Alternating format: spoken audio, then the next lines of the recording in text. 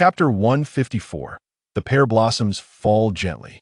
Within the opulent dining hall of Malfoy Manor, a grand table is adorned with a pristine white lace tablecloth. Silverware is meticulously arranged, and a white porcelain vase holds freshly picked roses. Draco sits joyfully beside Abraxas, gazing at the silhouette across from him. Jiang Fengyue sits elegantly opposite him, devoid of the sluggishness or weakness typical of one just awakening from slumber. A few stray strands of hair cascade down her cheeks, as if she has truly indulged in an exceptionally sweet and prolonged sleep. He and Abraxas playfully dote on each other, receiving gentle pats on the head from their father. Abraxas then turns to pinch Draco's cheek, inquiring whether he sustained any injuries while playing Quidditch.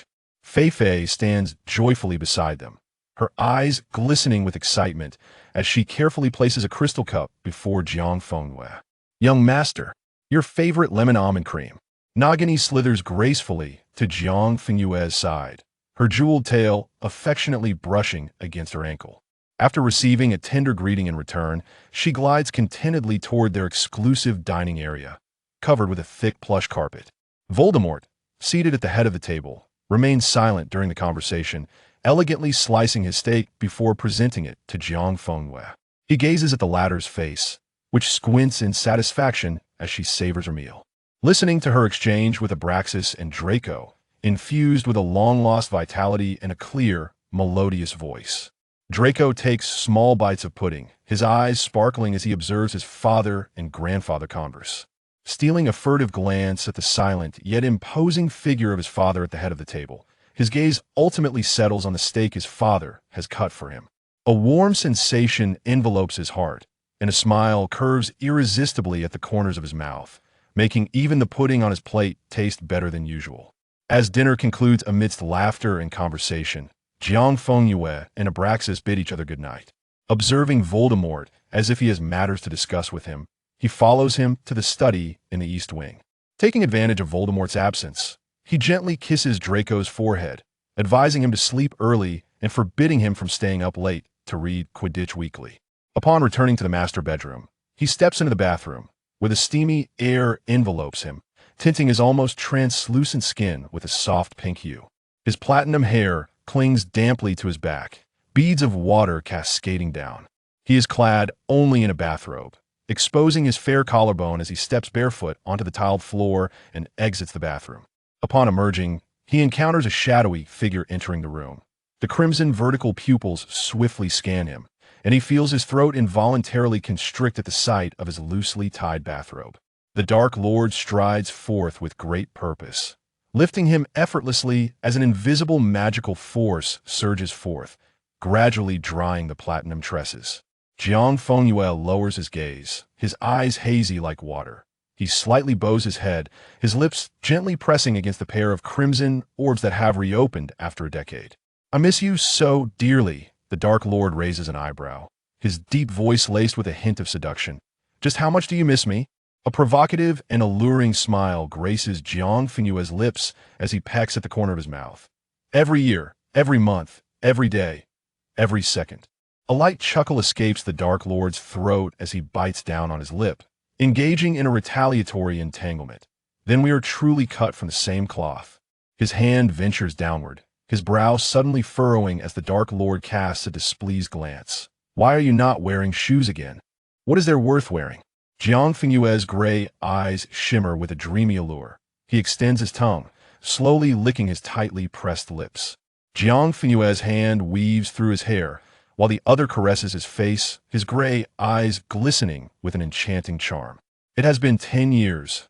I miss you so much." The Dark Lord's vertical pupils suddenly constrict as he tightens his embrace around Jiang Fengyue, drawing back the curtain and gently placing him within the velvet fabric.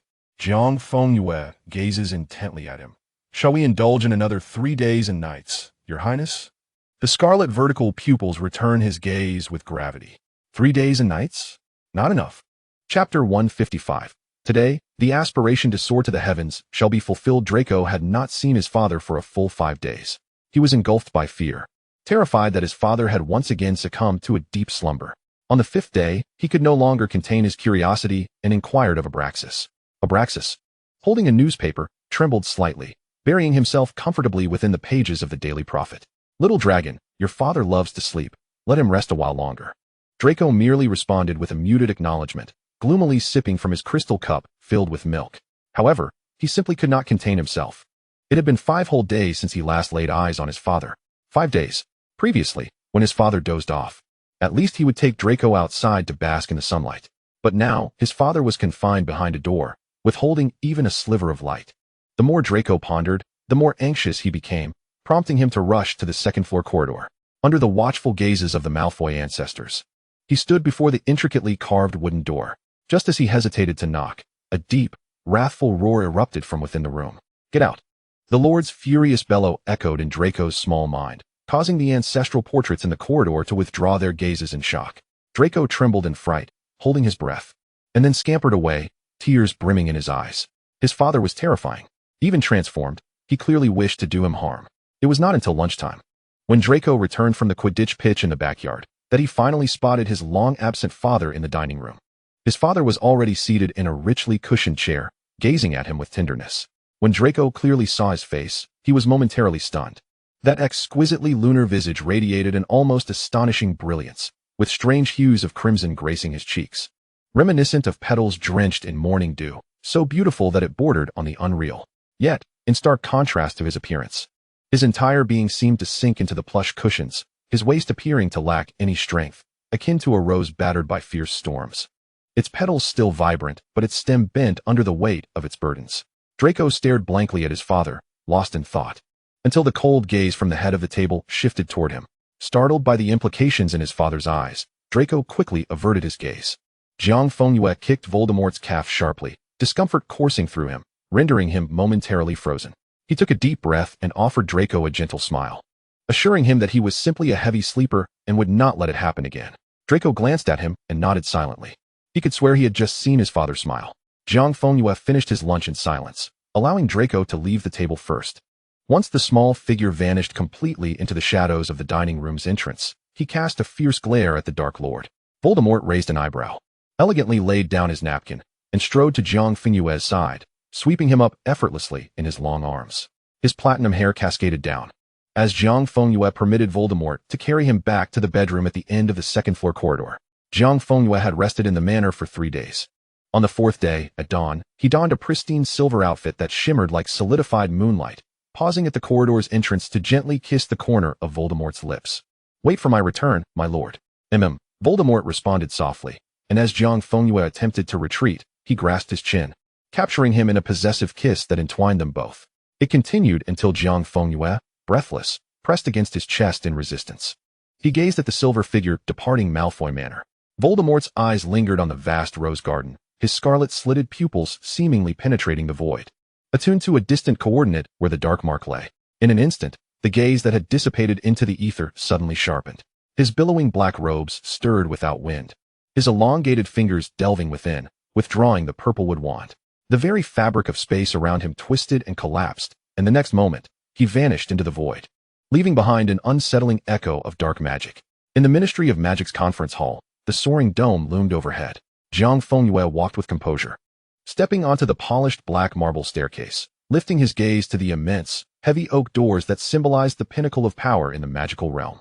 The next moment, those tightly shut massive doors slowly swung inward before him, as if unveiling the curtain of a grand drama. Inside, the highest-ranking circular chamber of the Ministry of Magic revealed itself, filled to the brim with top officials, members of the Wisengamot, and representatives from various sectors.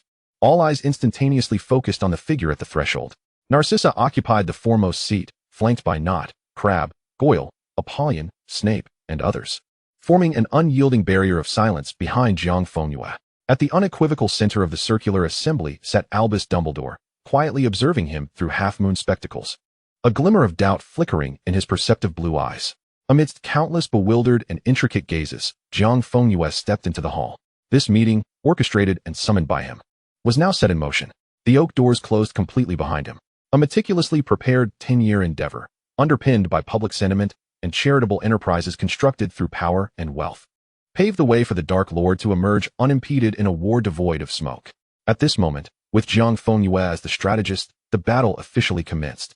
Simultaneously, on the other end of the battlefield, Deep within the Carpathian Mountains of Eastern Europe, a biting cold wind howled across the jagged black ridges. A dark silhouette materialized suddenly atop the highest peak, with indifferent crimson-slitted eyes surveying the vast landscape below. It finally fixated on a concealed family hidden beneath a magical barrier at the cliff's edge. In the next instant, the figure atop the mountain vanished without a trace. No one knew. This mountain, harboring a long-hidden traitorous family, was utterly erased in a spine-chilling silence, causing not a ripple in the world. The Barclay family, 37 members, exterminated. Unbeknownst to anyone, a staggering sum of 8 million galleons quietly flowed into a designated public account at Gringotts, unnoticed by the goblins as they checked the records. In the conference hall of the Voldemort Manor, aside from Abraxas, all scattered Death Eaters simultaneously felt a searing pain akin to a burning soul in their left arms. The dark mark, which had dulled for the past decade, suddenly erupted with blinding brilliance and irresistible summons. They abandoned whatever they were doing, responding to the call in the quickest, most chaotic manner, arriving at the Voldemort Manor conference hall. In the dim light, countless figures prostrated on the ground, filled with horror and reverence as they gazed up at the 9-tiered platform. Upon the throne, the scarlet-slitted eyes surveyed them disdainfully. The nightmare, absent for a whole decade, now sat before them once more. Silence. The Dark Lord's voice resonated slowly. It seems you have all fared well these past 10 years. A shudder rippled through the crowd, fear crashing down upon their souls like a heavy hammer, cold sweat instantly soaking their robes, droplets rolling to the floor. Countless thoughts clashed within their minds, yet none dared to utter even a whisper. But the Dark Lord fell silent again. An invisible magical pressure descended, pinning all the Death Eaters to the ground, rendering them helpless and unable to move. Just as this suffocating silence reached its zenith, one Death Eater, overwhelmed by fear, struck his forehead against the ground repeatedly, crying out, "Master, Master, we have not betrayed you. It was that little Malfoy. He acted in your name. We dared not disobey, Master." The wailing echoed like a boulder cast into stagnant waters, causing some to tremble, their heads bowed even lower, while others hesitated, stepping forward in trepidation to lend their voices. Yet, among them were those of profound contemplation who discerned the underlying truth, sinking to their knees, too fearful to utter a word. Upon the throne, the crimson slits of the Dark Lord's gaze swept over the tear-streaked faces of the accusers with indifferent disdain. Ah! A shrill, inhuman scream erupted abruptly, causing the few Death Eaters who had dared to speak to recoil violently, the dark mark writhing like a living entity, burrowing deep into their souls, frantically tearing and devouring. In the next moment, their wailing tongues transformed before the eyes of the onlookers into a handful of fine powder, their bodies silently disintegrating into the same dense gray dust. Those who had just moments ago wept and assigned blame utterly vanishing from the air, as though they had never existed. The entire hall fell into a deathly silence.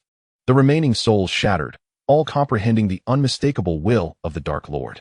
Within the confines of Malfoy Manor, the Dark Lord employed his thunderous methods to utterly crush any restless thoughts. In the Ministry of Magic's conference hall, Jiang Fengyue, clad in a flowing silver robe, engaged in a verbal duel with a multitude of scholars, orchestrating a battle of wits devoid of gunpowder. As he pinned Dumbledore and the entire ministry at the vortex of this confrontation, immovable, a piece of news, like a clap of thunder, was set in motion by an unseen puppeteer, igniting the entire wizarding world with a frenzied speed. The Dark Lord had returned and was to hold a wedding. Chapter 156. The Die is Cast. Wizards would never forget this day, reminiscent of insanity. The news spread like a plague, sweeping through the wizarding community at an unprecedented pace. Voldemort, a name symbolizing the indelible Dark Lord, resonated once more with the force of thunder after a decade of silence, instilling boundless terror and the resurgence of nightmares. A shuddering fear of the unknown that plunged the wizarding society into a maelstrom of chaos. Yet, before they could fully succumb to their fears, another extraordinary announcement left no room for dread to proliferate. A second thunderclap followed swiftly. The Dark Lord was to hold a wedding. A wedding? Who? With whom? The wizards of Diagon Alley exchanged bewildered glances, their lingering fear now overshadowed by deeper confusion. The magnitude of the news and its implications left them dizzy and disoriented. Just as the dust of this uncertainty had yet to settle, actions were already afoot. The publisher of the legendary tome, seemingly biding its time, unleashed a veritable storm of owls, countless parchments cascading like dense snowflakes across the sky of Diagon Alley, drifting above the astonished crowds. This heralded the long-awaited conclusion, anticipated for decades. Simultaneously, the machinery of the printing house roared day and night, swiftly dispatching copies of the book with the perfect ending to bookstores across the land. There was no respite, no pause. As the wizards of Diagon Alley stood in stunned silence, gazing at the falling parchments, Jiang Fengyue's meticulous orchestration of public opinion, cultivated over decades, detonated at this moment. The Daily Prophet and numerous magazine outlets simultaneously thrust their freshly inked front pages into the fray, with varied headlines conveying a singular message: the Dark Lord had returned, reborn for love. Between the lines, through twisted metaphors and obscure imagery, they masterfully distorted the terrifying symbol of the Dark Lord's reemergence into a grand and taboo return of love. But it was not yet over. With Veeder leading unseen forces from Nocturne Alley, they disguised themselves as tavern patrons, street vendors, and well-meaning passers-by, casting carefully crafted topics into the crowded streets. Do you think the mysterious figure will wage war again upon his return? I doubt it. He must consider his loved ones and children. Is he really going to have a wedding? Surely with that young Mr. Malfoy? They've been quite settled these past few years. This must be the wedding of the century, truly legendary. Interrogative sentences served as the best guide. Humans possess a herd mentality when bombarded by a cascade of momentous news. Their minds are often left in a state of bewilderment, instinctively following the crowd. One event led to another, tightening the noose. A decade of painstaking efforts transformed into an invisible hand, deftly manipulating the very nerves of the wizarding world. As Dumbledore and the attendees in the Ministry's conference hall strenuously resisted Jiang Fengyue's arguments, a figure burst into the hall, revealing the magnitude of this tidal wave. The thunder of the Dark Lord's resurrection echoed throughout the world. While Jiang Fengyue had them pinned in this seemingly inconsequential meeting, he had already taken decisive action, unleashing the torrent upon the public and irrevocably distorting and reshaping the identity of the Dark Lord. Except for Narcissa and a few others. All gazed in terror at the lone figure standing in the circular chamber. Jiang Fengyue nonchalantly adjusted his sleeves, offering an elegant smile to the gathering.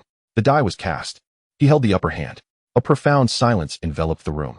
Narcissa rose gracefully, her heels clicking against the marble floor, prompting the Minister of Magic to depart first, with the others trailing behind, as if awakening from a dream, until only two figures remained in silent confrontation within the chamber. Dumbledore's azure eyes regarded Jiang Fengyue with calm scrutiny. There was no surprise, only a deep-seated weariness and a profound understanding. I knew 10 years ago that he would inevitably return, Dumbledore stated solemnly, yet I did not foresee the circumstances unfolding today. Jiang Fengyue lowered his gaze with a soft chuckle. You must have had your suspicions regarding the Horcruxes, yet without evidence, you could not be certain. He advanced a step closer. Thus, you sought his death, denying him any chance. To you, a soul fractured is destined eternally for darkness. Dumbledore abruptly rose, his brow furrowed. You knew everything, yet still. His words were abruptly interrupted as his azure pupils narrowed in shock, staring at the white fox below. No longer the mature figure from Godric's Hollow a decade prior. Only 3 swaying tails remained. In an instant, the white fox coalesced back into human form. Jiang Fengyue lifted his gaze to Dumbledore. You need not worry. He is now a complete soul. Silence. A profound stillness weighed heavily in the expansive conference hall, interrupted only by the fleeting shadows cast by birds outside the window. After a long pause, the greatest of the white wizards let out a long, heavy sigh. Even so, he needed to provide the public with an explanation. He needed to assure the wizarding community that there would be no further attacks or wars, relinquishing any notion of. Impossible, Jiang Fengyue interjected coldly, fixing his gaze upon him. That would be the greatest insult to him. I shall never consent. Dumbledore's brow furrowed. Mr. Malfoy, you are well aware of my intentions and concerns. I certainly am, Jiang Fengyue replied frostily, but I will not allow anyone to trample upon his dignity and pride. He fixed Dumbledore with a steady stare. You need not worry, Dumbledore. Jiang Fengyue declared, any threat to my life, any harm to my will, any destruction of all I hold dear, shall be the enemy of the Dark Lord. He stated matter-of-factly, as long as I am here, Dumbledore. With those words, he turned resolutely, not waiting for Dumbledore's response. Halfway down the path, as if recalling something, his gray eyes turned to the figure in purple robes at the center of the assembly, a slight smirk gracing his lips. Ah, Dumbledore, he teased.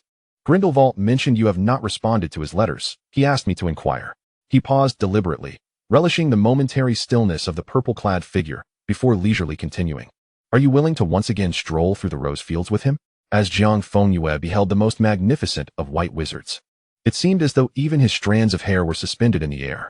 He spoke softly. Grindelwald has made a bargain with me, but this is his first time seeking my assistance. He turned and strode forward with purpose, his words cascading like feathers. The war has concluded, Dumbledore. Do not allow the long years ahead to be tarnished by the past. Those who love you, no matter their distance, will wish for your happiness. Just as he was about to cross the heavy threshold of the conference hall, Jiang Fengyue slowly turned back, the dying rays of the setting sun outlining his flawless silhouette. His smile breathtakingly beautiful. You once said that love is the greatest magic, the greatest white wizard. Believe in it. Chapter 157. To win one's heart. Within the warm corridor, sunlight filtered through the stained glass, casting dappled shadows. Draco, adorned in a luxurious dark green robe embroidered with intricate silver patterns, held his chin high, tightly clutching a delicate flower basket adorned with roses, his gaze demurely fixed on Fee. Fee, what do you think of this pose? Fee blinked hesitantly. Young master, typically. Flower girls are wizards under the age of 6. Draco furrowed his brow, unyieldingly retorting, then let us amend the rules. This is my father's wedding. How could he entrust such an important role to another? Just as he was about to further assert his absolute priority, he suddenly froze. At the entrance of the corridor, a tall, imposing figure clad in black materialized without warning, a pale hand slowly drawing a violet wand into the folds of his ample robe. Exuding an air of lingering bloodlust, Draco composed his expression, standing erect. Father. Voldemort cast a dispassionate glance at him, his steps unbroken. But when he noticed the flower basket in Draco's hand, he hesitated momentarily, a complex emotion flickering in his eyes. He halted, frowning. What year are you in at Hogwarts? How many O's can you attain? Draco cautiously lifted his gaze. Father, I have yet to attend Hogwarts. The Dark Lord closed his eyes, choosing to endure. Dismissing the older flower boy, he was about to proceed when he heard the boy's timid voice calling him back. Father, won't you go try on the attire? Voldemort turned, narrowing his crimson-slit pupils. Draco's voice grew softer. Father has had the outfit ready for some time. Voldemort paused, an eyebrow arching. And then he headed towards the spiral staircase. As the sun dipped lower, Jiang Fengyue stepped into the grand hall of Malfoy Manor. Momentarily taken aback at the sight of his son cradling a flower basket, petals fluttering to the carpet as he raised his small hand. Draco spoke earnestly. Fee, how does this pose look? Fee appeared conflicted. Young master, the pose is splendid, but... Jiang Fengyue observed Draco's serious demeanor, a smile unconsciously blossoming on his lips. Draco, with keen eyes, spotted him and eagerly approached, petals cascading to the ground. Dad, you're back. Jiang Fengyue ruffled his hair. What are you up to? Draco tightened his grip on the flower basket, pouting. Dad, Fee says I can't be your flower boy according to the rules. Is that true? But I want to be one. Won't I be laughed at? Then be one. Jiang Fengyue replied nonchalantly. If Malfoy desires it, then let us alter the rules. He pointed a finger at Draco's forehead. Laughed at? With your father and I standing there, no one in the world would dare to mock you. Draco nodded joyfully. And Jiang Fengyue spoke softly to him for a few moments before departing the sitting room. He traversed the second-floor corridor and pushed open the heavy, intricately carved wooden door, immediately spotting a familiar figure in a high-backed chair by the window. Voldemort had shed his heavy black cloak, donning only a finely crafted dark velvet morning gown. The fireplace illuminated his tall figure as he leafed through a tome of dark magic. Shadows danced beneath his lowered lashes, his expression focused yet distant. His crimson gaze flicked towards Jiang Fengyue. Jiang Fengyue removed his outer robe, kicked off his exquisite dragonhide boots, and padded barefoot across the thick carpet. Moving gracefully like a returning fox, he directly seized the book from Voldemort's hands and seated himself on his lap. The man instinctively wrapped an arm around his waist. What has captivated you so? Jiang Fengyue glanced at the obscure symbols, the dark 7 locks. Surely, our wedding need not involve this. Otherwise, Dumbledore might scream. Voldemort replied coolly. Just passing the time. He took the book from Jiang Fengyue's hands, closed it, and carelessly tossed it onto a nearby low table. His gaze resting on Jiang Fengyue's weary, yet beautiful features. He kissed his gray eyes, his breath brushing against his cheek. Draco mentioned you had the attire ready? Jiang Fengyue murmured. Ah, you know? The Dark Lord observed the blush creeping across his ears, a shy demeanor feigned with nonchalance. Unable to resist capturing his lips, gently nibbling. For how long have you prepared? Jiang Fengyue blinked. 10 years. He had never anticipated that it would take such a lengthy span to find Voldemort. From the moment he laid the groundwork a decade ago, this wedding emerged as a crucial element of his plan. During the long years of searching, the 2 dresses had been crafted at a measured pace, as he commissioned the goblins to weave intricate phoenix gold thread, while also scouring for the most resplendent magical gems along his journey to adorn them perfectly. Jiang Fengyue wrapped his arms around Voldemort's neck, smiling. Care to try it on? Your Highness? In response, he was met with a deeper kiss. The Dark Lord said nothing, effortlessly lifting him and turning towards the dressing room. Pearl-like petals danced in the chill breeze as they floated into the room. At last, Christmas had arrived, and this highly anticipated wedding was solemnly held at Malfoy Manor. All the wizards attending the wedding reminisced about this earth-shattering event, all expressing admiration, yet only 4 words could encapsulate the scene. So many people. The vast lawn of Malfoy Manor, capable of hosting the Quidditch World Cup, was astonishingly crowded, resembling a humble dwelling. The throngs of people surged like an unceasing tide of black, continuously flowing through the gilded main entrance. Every face was a tapestry of fear and uncontainable curiosity. This wedding had not sent out a single invitation. Jiang Fengyue and the Dark Lord declared that all in the wizarding world were welcome to the feast. Though the wizards feared the Dark Lord's reputation, the overwhelming tide of public opinion sparked their immense curiosity. Once Dumbledore himself committed to attending, the wizards hastily made their way to the wedding venue. Wow, this is the Dark Lord's wedding. How could one not attend?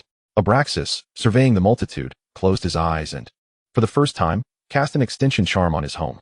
The entirety of Malfoy Manor transformed into a dreamlike magical celebration. The winter sky was gently painted by powerful magic, resembling diamonds and stars shimmering in the firmament, while a silver phoenix formed of magic soared through the heavens, its tail feathers shedding glistening motes of light. Countless crystal orbs floated in the air, each containing a blooming, everlasting rose. Entwined with an archway sculpted from a single block of moonlight crystal, adorned with evergreen vines blossoming with pristine white flowers, radiant and ethereal. The entire venue was suffused with crimson roses, while house elves scurried among the crowd, and banquet tables overflowed with translucent beverages and delectable dishes. Avery pinched not, murmuring, "How much did this cost? Has every wizard in Britain come?" Narcissa chuckled softly. Who else could afford such a wedding besides them? Snape pressed his hand to his forehead, murmuring, "There are so many people, I feel a bit dazed." Crabbe and Goyle, striving to maintain an adult demeanor, indulged in the feast. Albeit their efforts were evidently futile in the presence of their friends. Not closed his eyes, tears welling at the corners, pleading, "Could you refrain from pinching my waist, Epley? That area is of utmost importance to me." Familiar silhouettes traversed the bustling crowd, gradually approaching them. Sirius, champagne in hand, was followed closely by Regulus. As they made their way towards Narcissa, Narcissa raised an eyebrow in surprise. "You actually came?" Sirius shrugged. "Dumbledore is here, after all. Peace is hard-earned, and everyone is making an effort to uphold it." As Sirius had mentioned, Dumbledore, the greatest of white wizards, was indeed present, even sneaking bites of honeydukes from the long table. After he had consumed a dozen, Professor McGonagall finally apprehended him. As the initial awkwardness dissipated amidst the throngs of guests and the enchanting atmosphere, Malfoy Manor became engulfed in a dreamlike revelry. The crowd was overwhelmingly large, so large that any corner where someone led a cheer, danced, or even waved a wand to conjure small fireworks could instantly ignite a wave of enthusiasm across a vast area. George stood by the crystal pool, chattering with Harry about their newly developed wedding-exclusive fireworks. Fred shouted, "For love and peace," as a silver light shot skyward, bursting into countless comets trailing long tails. Harry laughed heartily, his emerald eyes sparkling. Their commotion attracted Draco, who frowned and pushed through a group of new friends, making his way over. "Weasley, when my father makes his entrance, you mustn't let this happen, understand?" Draco said earnestly, "Otherwise, my father's robes will get dusty." George grinned, throwing an arm around his shoulders. "That's inconsequential, little Malfoy. I hear you're going to be a flower boy?" Draco shot him a sidelong glance, lifting his chin imperiously. "No one but me can fulfill that role for my father." Fred leaned in from the other side. "Hey, if it's just you scattering flowers, won't the spectacle lack grandeur?" Ron chimed in, nodding vigorously. "Just look at how many people your family has today. A mere basket of flowers will be gone before it hits the doorstep." Harry chuckled as he patted Draco's shoulder, the force making Draco suspect he was being struck. "Malfoy, let us make it a grand affair." Harry's voice rang out distinctly amidst the clamor, pausing momentarily, his green eyes shimmering with earnestness as he declared, "I want to give him the best wedding." He did not mention a name, yet everyone understood whom he referred to and the reason behind his statement. The fleeting struggle in Draco's gray eyes vanished as he straightened his back and cleared his throat. "Since you all plead so earnestly, you must follow my lead, understood?" "Absolutely." Before he could finish, the twins' excited howls drowned him out, as a group of boys gathered, chattering animatedly. Meanwhile, in the tranquil chamber at the end of a serene corridor, before a grand floor-to-ceiling mirror, Jiang Fengyue sat gracefully in a velvet armchair, Feifei intricately weaving a priceless jewel chain into her moonlit platinum hair. Jiang Fengyue gazed quietly at her reflection, adorned in a pure white brocade robe, embroidered with phoenix gold threads and mithril silk crafted by fairies over years, embellished with white rose patterns. A dazzling array of jewels adorned the robe, the hem trailing on the ground, sprinkled with countless gemstones. their brilliance akin to stars crushed and scattered.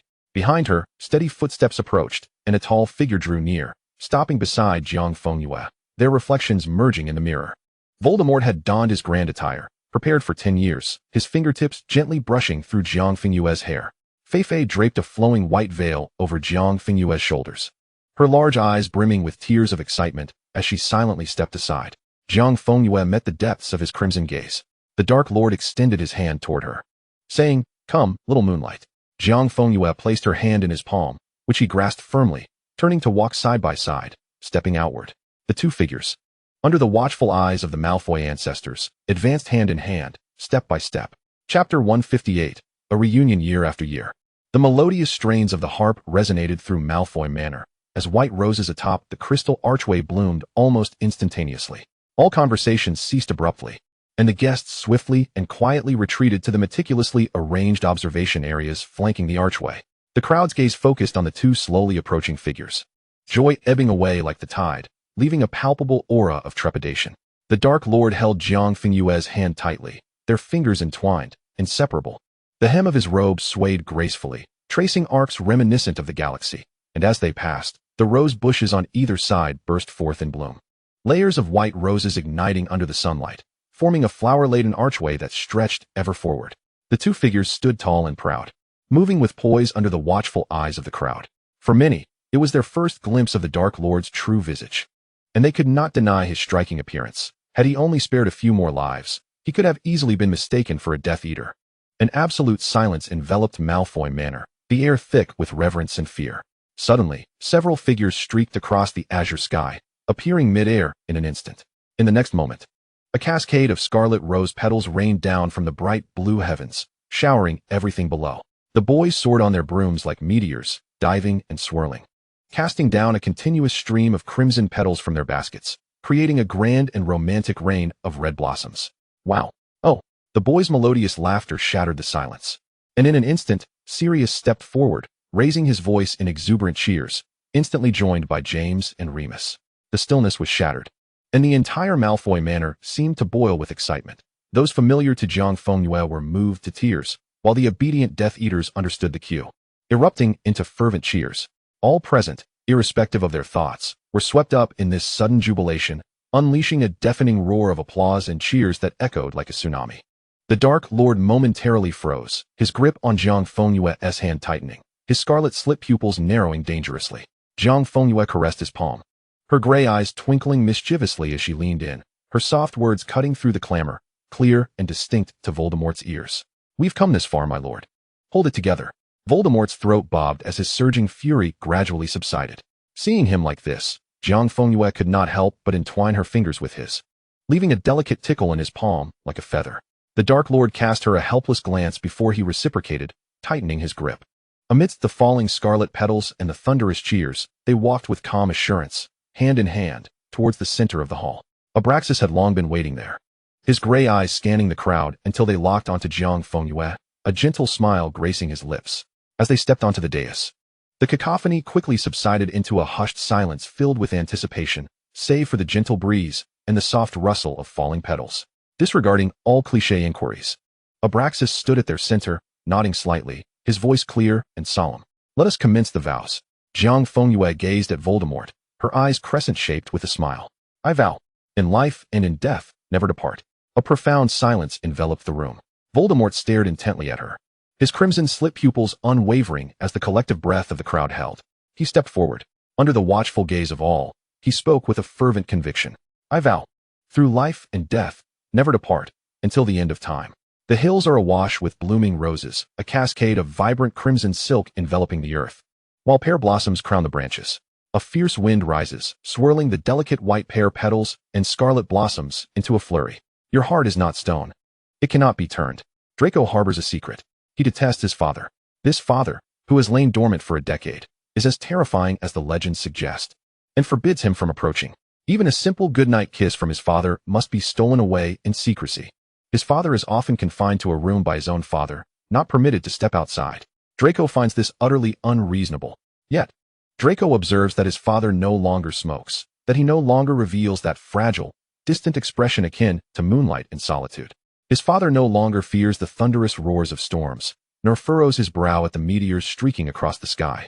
He has even come to delight in the sight of falling snow, as the snowflakes descend in a gentle cascade, like crushed clouds, enveloping the world in a pure, boundless shroud. Draco, with the aid of Abraxas, builds a snowman.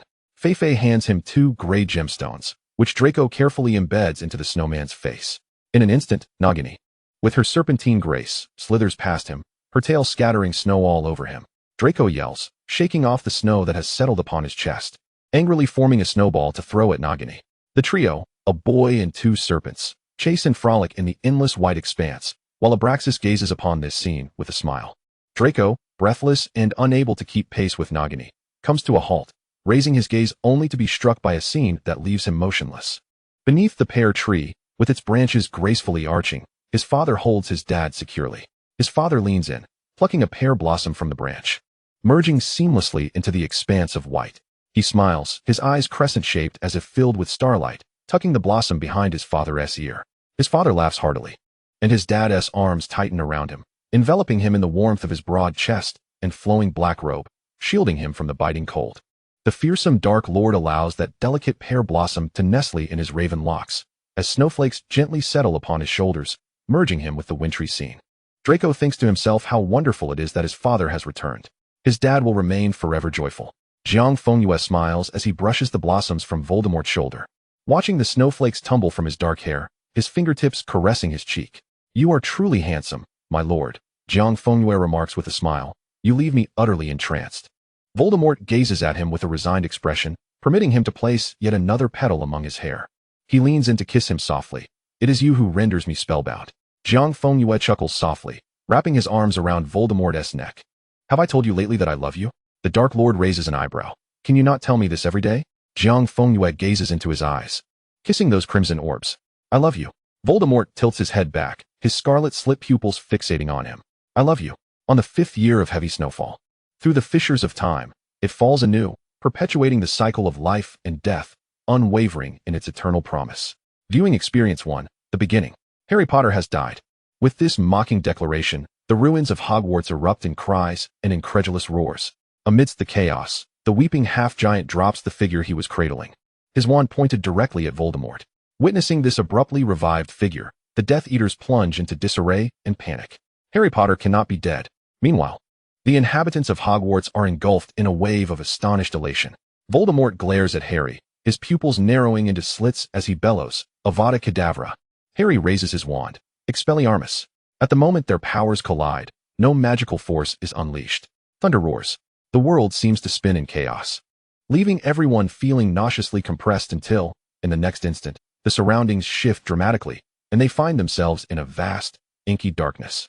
The Death Eaters and the Hogwarts crowd are divided, and the family of 3 returning to Malfoy Manor for breakfast stares in shock at the figure of Voldemort reappearing before them, fear evident in their eyes. "Where's this?" The group frantically surveys the room, but more swiftly, they raise their wands to face one another, just as the light is about to shoot towards each other. The magical energy fluctuates, and all magic is abruptly erased. A mechanical voice reverberates. "Fighting is prohibited within the viewing space. All participants must immediately take their assigned seats." "Who?" The crowd exchanges bewildered glances, only to see a colossal crystal screen materialize before them, its surface currently blank, while several chairs labeled with names are positioned behind them. What on earth is happening? Ron rushes behind Harry, warily eyeing the individuals opposite them. Voldemort squints, slightly tilting his head as a Death Eater steps forward to cast a spell at Harry Potter, but as the incantation gathers, the individual suddenly convulses and collapses to the ground, disintegrating into dust and fading away. The onlookers gasp in horror. They felt no magical energy. Yet a wizard has been reduced to mere powder. Professors McGonagall and others immediately step forward, shielding the children behind them, vigilantly surveying their surroundings. Once again, fighting is prohibited within the space. All individuals must take their assigned seats. In this moment of stillness, amidst the silence, Voldemort slowly begins to speak. "What are you?" The mechanical voice responds, "I am the echo of narrative whirlwind." Harry grips his wand tightly, cautiously asking, "What purpose do you have in bringing us here?" "You do not need to know. Now please sit down." The moment those words are uttered, everyone is compelled to sit in their designated chairs. Harry blinks, surveying the surroundings, and is astonished to find the seating arrangement intriguing. The entire space is divided into 2 rows, On the left sit the Death Eaters, with a single chair prominently placed at the front where Voldemort sits, his narrow slit pupils squinting as if deep in thought. On their side, the first row features Harry, Hermione, and Ron, followed by Professor McGonagall and others in succession. Unlike Voldemort's side, which has only one chair at the front, their row reveals 5 empty chairs, with more empty seats behind them. Malfoy, where are you going? Bellatrix's furious voice suddenly pierces the air, and everyone turns to see the Malfoy family attempting to approach Harry. Feeling all eyes upon them, including Voldemort's, the three pale in fear. Draco whispers, "Our names are on those chairs." As everyone focuses, they notice the 5 empty seats beside Harry, 3 of which have the Malfoy family's names glaringly inscribed. Oh, the Death Eaters glare at them, while the Hogwarts crowd looks on in disbelief. The mechanical voice echoes once more, "For an optimal viewing experience, seating assignments are correct. Please take your seats promptly." The Malfoy family hesitates no longer, quickly settling into their respective spots. Hermione eyes them warily. Something feels off. Ron scratched his head. It's only natural. Those 3 were the first to run off, sitting over there. What if they get gawked to death by a crowd? Hermione furrowed her brow. But why this position? My instincts tell me that this so-called viewing is likely connected to them in some way. Harry, equally puzzled, squinted at the brooding Draco beside him and murmured, "Let's take it one step at a time. After all, we cannot engage in magical combat here. Now, may we invite the other viewers to take their seats?" Other viewers? Before the crowd could voice their questions, the space rippled, and 2 figures suddenly materialized before the crystal screen. Everyone's eyes widened in astonishment. Dumbledore. Hogwarts erupted in a chorus of delighted cheers and quiet sobs, while the Death Eaters fell into a profound silence. Voldemort's grip on his wand tightening as he cast a malevolent glare at the newcomers. Dumbledore surveyed the throng, a flicker of surprise dawning in his cerulean eyes, as the golden-haired man beside him let out a cold chuckle, perplexed by the bizarre announcement. The mechanical voice echoed once more, "Please, outside personnel, take your seats." "I have a hypothesis," Dumbledore mused after a moment's contemplation. This was certainly more intriguing than the Triwizard Tournament. He and the golden-haired man moved to occupy the remaining 2 chairs in Harry's row, offering a gentle nod to the excited crowd while elucidating their circumstances. They had heard the mechanical voice at the Deathly Hallows and, for reasons unbeknownst to them, chose to attend this viewing. This revelation caused a slight despondency among the Hogwarts crowd, while the Death Eaters exhaled a collective sigh of relief. Harry gazed intently at Dumbledore, then embraced him tightly, his voice trembling. "It's so wonderful to see you." Before Dumbledore could respond, the man beside him forcefully pried Dumbledore from Harry's grasp, glaring at the boy. "Watch yourself, kid." Hermione, glancing at the name on his chair, gasped, "Grindelwald? You are Grindelwald." At this declaration, everyone except Voldemort cast incredulous glances at the golden-haired man. The legendary Grindelwald? How could he appear so close to Dumbledore when they were said to be rivals? Grindelwald let out a derisive laugh, while Dumbledore seemed oblivious to the multitude of curious stares, lost in thought as he regarded the crystal screen. "Please, the next batch of viewers, enter." The crowd paused, bewildered. Who else could possibly come? As if in answer, the space rippled again, and several figures appeared, instantly drawing out the air from the surroundings. James, Lily, Sirius, Snape, and others materialized in the air. "Mom, Dad, Godfather." Harry's voice cracked, tears streaming down his face as he rushed toward them. Sirius was struck as if by lightning, his gaze fixated on his young friend, hot tears streaming down his weathered cheeks. Lupin stumbled to his feet, his shoulders quaking uncontrollably. James looked at them, smiling. "I thought that voice was deceiving us. It's so wonderful to see you all again." Lily was already in tears, weeping as she tightly embraced Harry. Sirius, looking at James, trembled with emotion, but James laughed heartily and embraced him. "My dear Bigfoot, we are finally reunited." The members of the Order of the Phoenix fell into stunned silence, Molly covering her face as she wept, while Dumbledore looked upon them with profound compassion. Beside them, Snape gazed deeply at Lily, a tempest of emotions swirling in his eyes. Suddenly, he closed his eyes and walked to his seat in solitude. Voldemort observed the poignant reunion with a detached demeanor, a flicker of extreme disdain and malevolence crossing his features. "Everyone, please take your seats."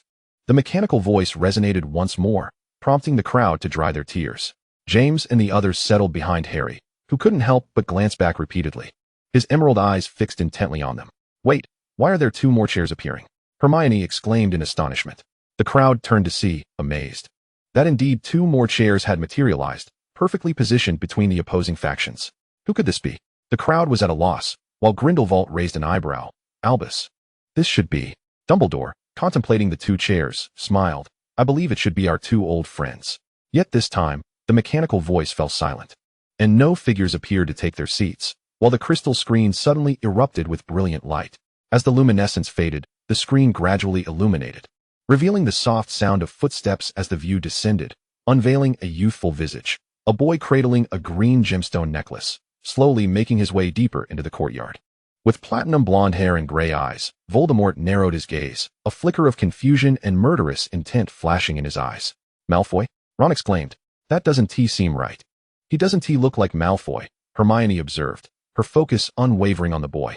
Draco stared in bewilderment at the figure on the screen, while Narcissa gripped Lucius's hand tightly, her intuition screaming that something was amiss. Harry shifted his gaze from his parents back to the screen, the boy's face striking him as eerily familiar. Suddenly, his eyes widened in realization. How strikingly similar he was to a 16-year-old Voldemort. As Draco approached slowly, he stepped on a twig, producing a soft crack, and a deep voice resonated from off-screen. Don't disturb your father. That voice. Everyone turned abruptly to the forefront of the Death Eaters, their pupils dilating in shock. Voldemort clutched his purple wand, his slitted gaze sweeping menacingly toward the screen. Draco nodded solemnly, and as his perspective drew closer, two figures appeared beneath the pear tree. A tall figure sat in a wicker chair, cradling a face as exquisite as the moon, a platinum-haired youth. The man's features were breathtakingly divine, his scarlet-slitted eyes suddenly darting toward the screen. Harry shot up, gasping Voldemort. Whether among the Death Eaters or the students and professors, everyone was left in a state of utter bewilderment. What the hell? A cacophony erupted, as the Death Eaters managed to suppress their voices under Voldemort's murderous glare, only daring to tremble in their thoughts. While Bella stared madly at the figure being held in the screen, the Hogwarts crowd, however, could no longer contain themselves. Is that Voldemort? Who is he holding? That boy is Draco Malfoy. How does he look so different from us? Wait, how was Voldemort ever this handsome? Cough, cough, he is actually quite dashing. Draco softly remarked. Father, Fifi said this is the necklace you love the most. The crowd was taken aback. Who? Father who?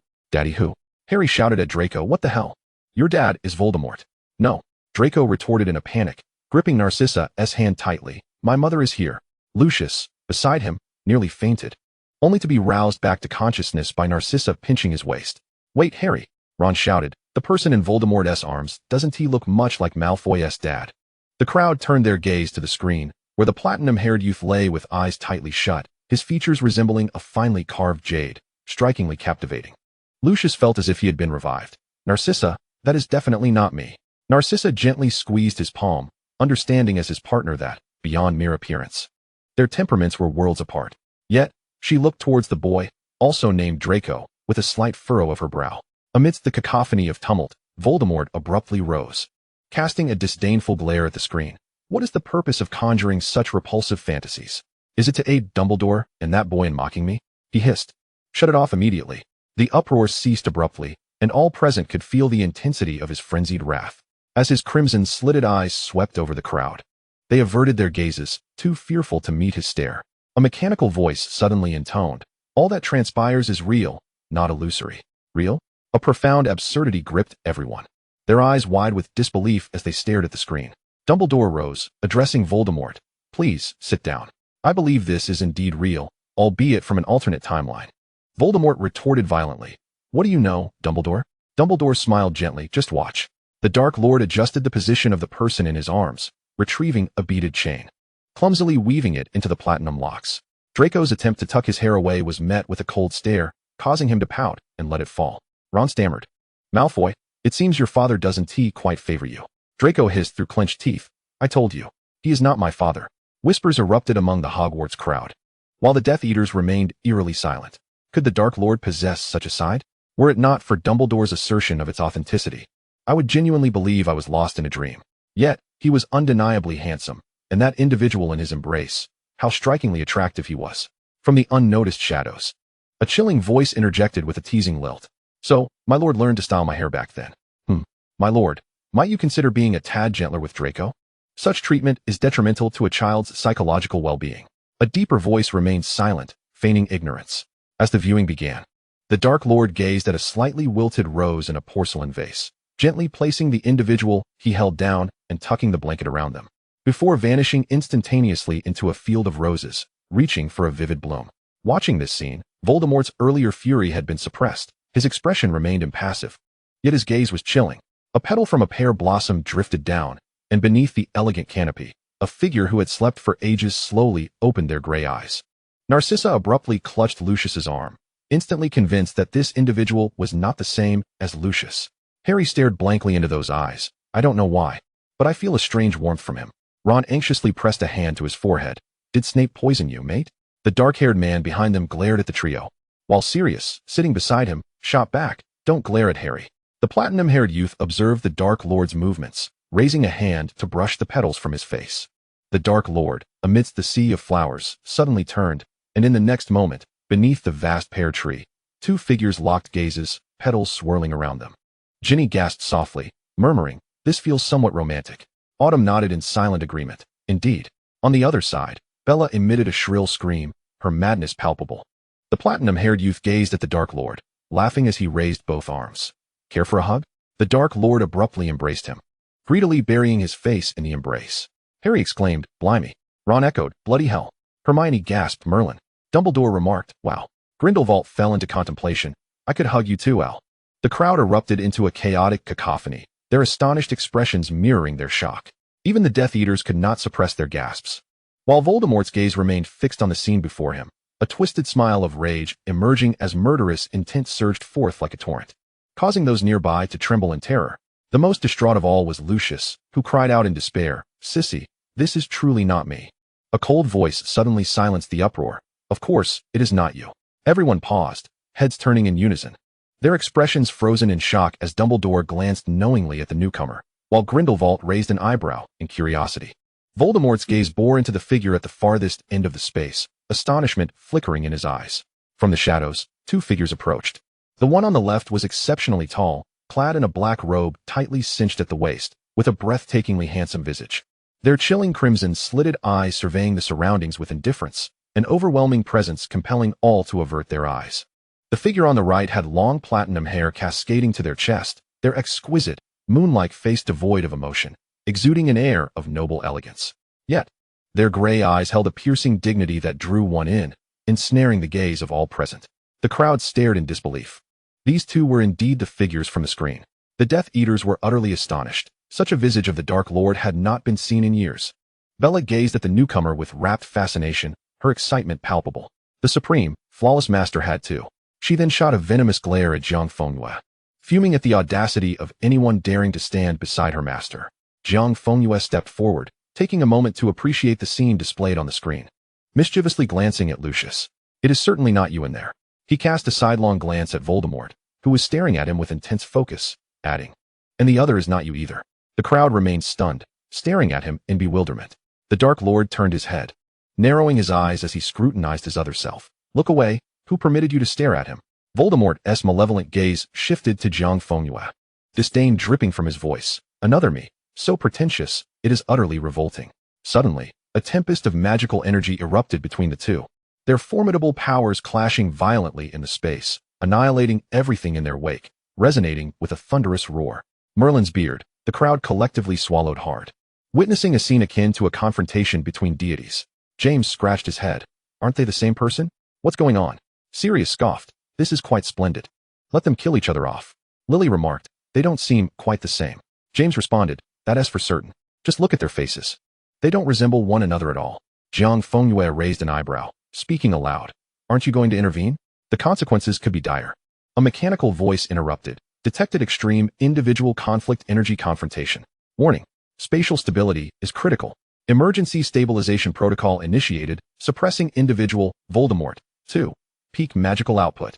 A force greater than before descended upon them, causing the remaining spectators to grunt in discomfort, while the Dark Lord's magical energy gradually dissipated. Jiang Fengyue observed this with a bemused smile. Dumbledore gently interjected, "It has been a long time, young Mr. Malfoy." Jiang Fengyue nodded at him, eyes fixed on the screen as he slowly spoke. "They do not comprehend. As the master of this space, might I elucidate?" The mechanical voice resumed. "Parallel world branch. An alternate life for all." Jiang Fengyue turned his head slightly. "You may call me Jiang Fengyue." He glanced at Lucius. "I believe you understand what this implies." The crowd gazed at him in rapt attention, Grindelwald unfazed, while Dumbledore smiled. "Indeed, it appears my hypothesis was correct." Voldemort's gaze coldly scrutinized his other self, a blend of violent possessiveness and caution flickering in his eyes, the shadows of his robes enveloping Jiang Fengyue. What are you, a high-dimensional artifact? An artificial intelligence? A foolish girl? Jiang Fengyue inquired curiously, raising his chin. Regardless of the circumstances, the entity that conceived you must surely have inscribed some form of robotic code into your very essence, correct? The assembly murmured. Each word is comprehensible, yet the meaning eludes us entirely. Jiang Fengyue lifted his gaze and continued.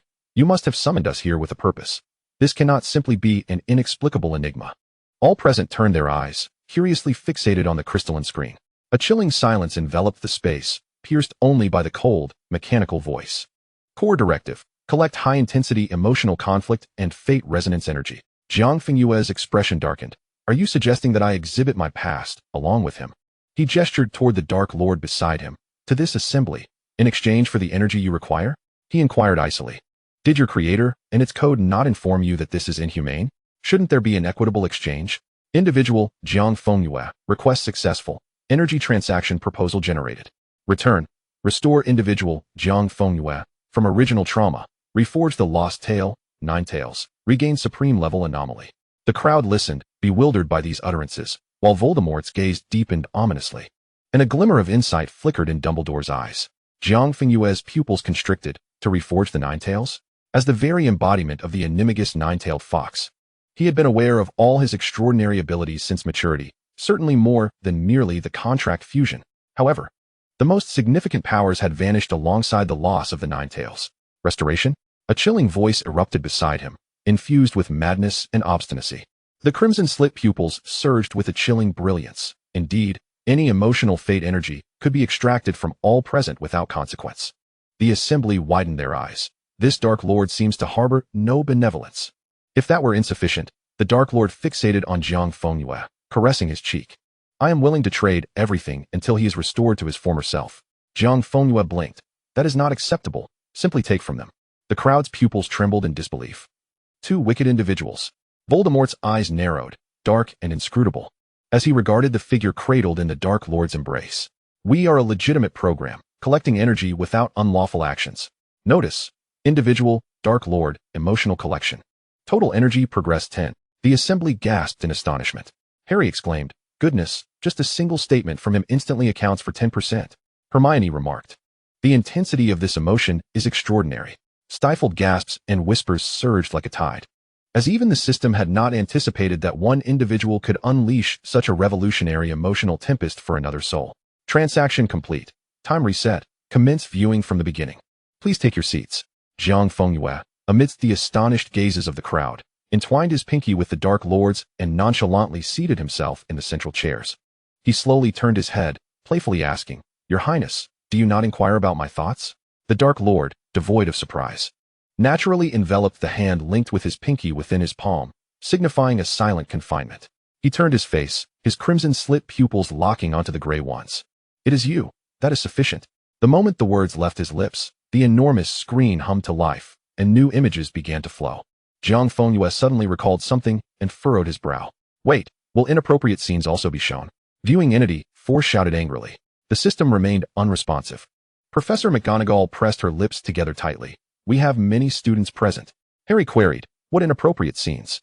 Are they truly inappropriate? James patted his shoulder. Hey, little sharp-headed one.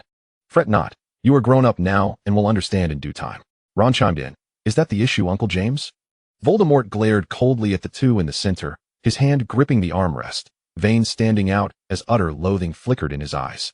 In the corridor, the ancestors of Malfoy gazed at the house elf entering the inner door, the elf sobbing as it approached the bed, where a pale arm emerged from the velvet, followed by a figure lazily leaning against the headboard, gray eyes sparkling with a brilliance akin to dawn. Draco paused, casting a furtive glance at the platinum figure in the center before lowering his gaze. The youth lazily sipped from a glass, only to suddenly cough violently, tears streaming down his cheeks, staining the corners of vivid crimson. Ginny muttered, Why does this feel somewhat familiar? Chio raised her hand silently. I understand.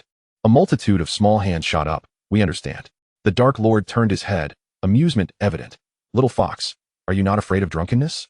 Jiang Fengyue chuckled at the memory, casting him a knowing glance.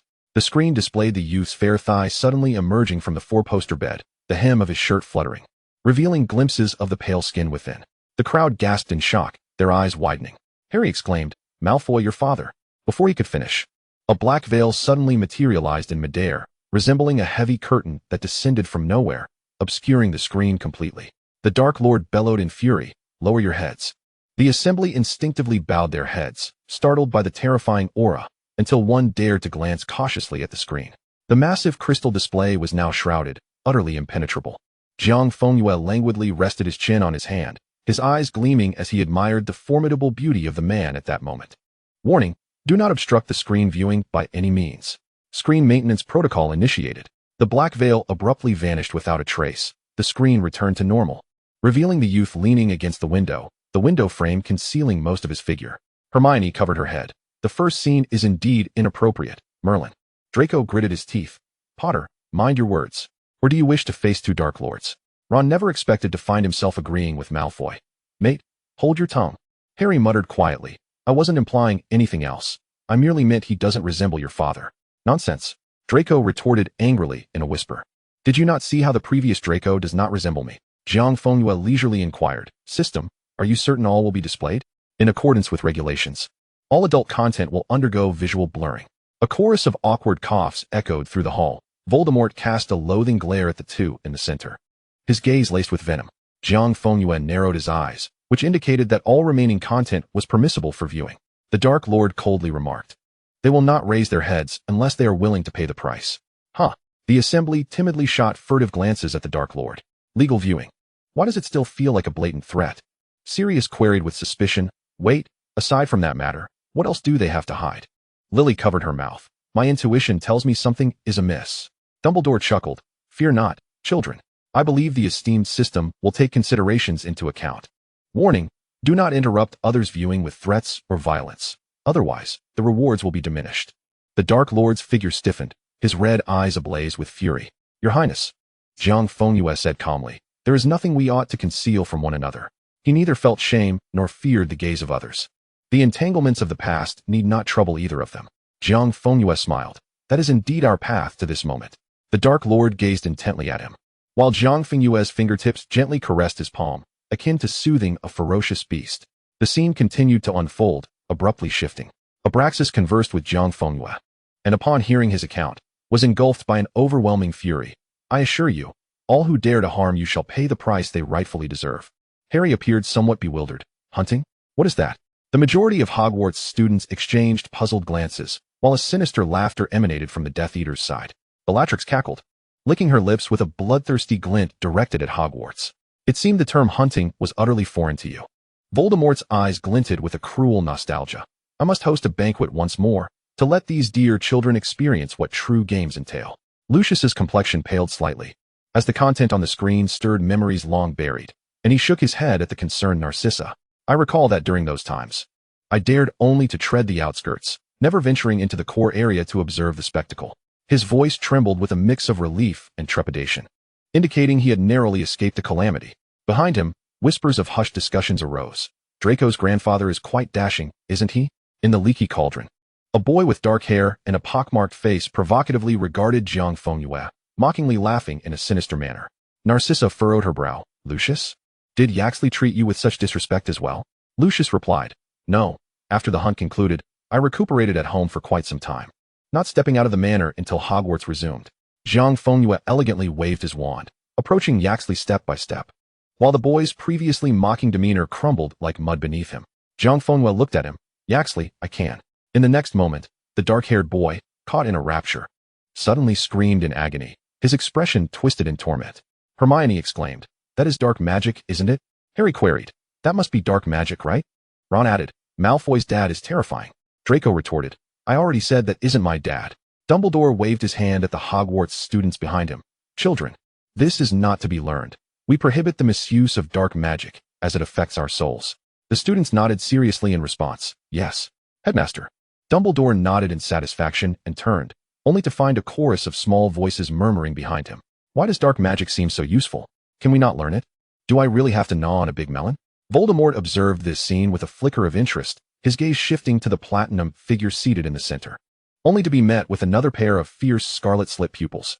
In Gringotts, Abraxas nervously regarded the boy before him, as Jiang Fengyue's lashes glistened with tears. An exquisitely fragile beauty. Abraxas smiled. When the master sees you, He will likely only administer a gentle punishment.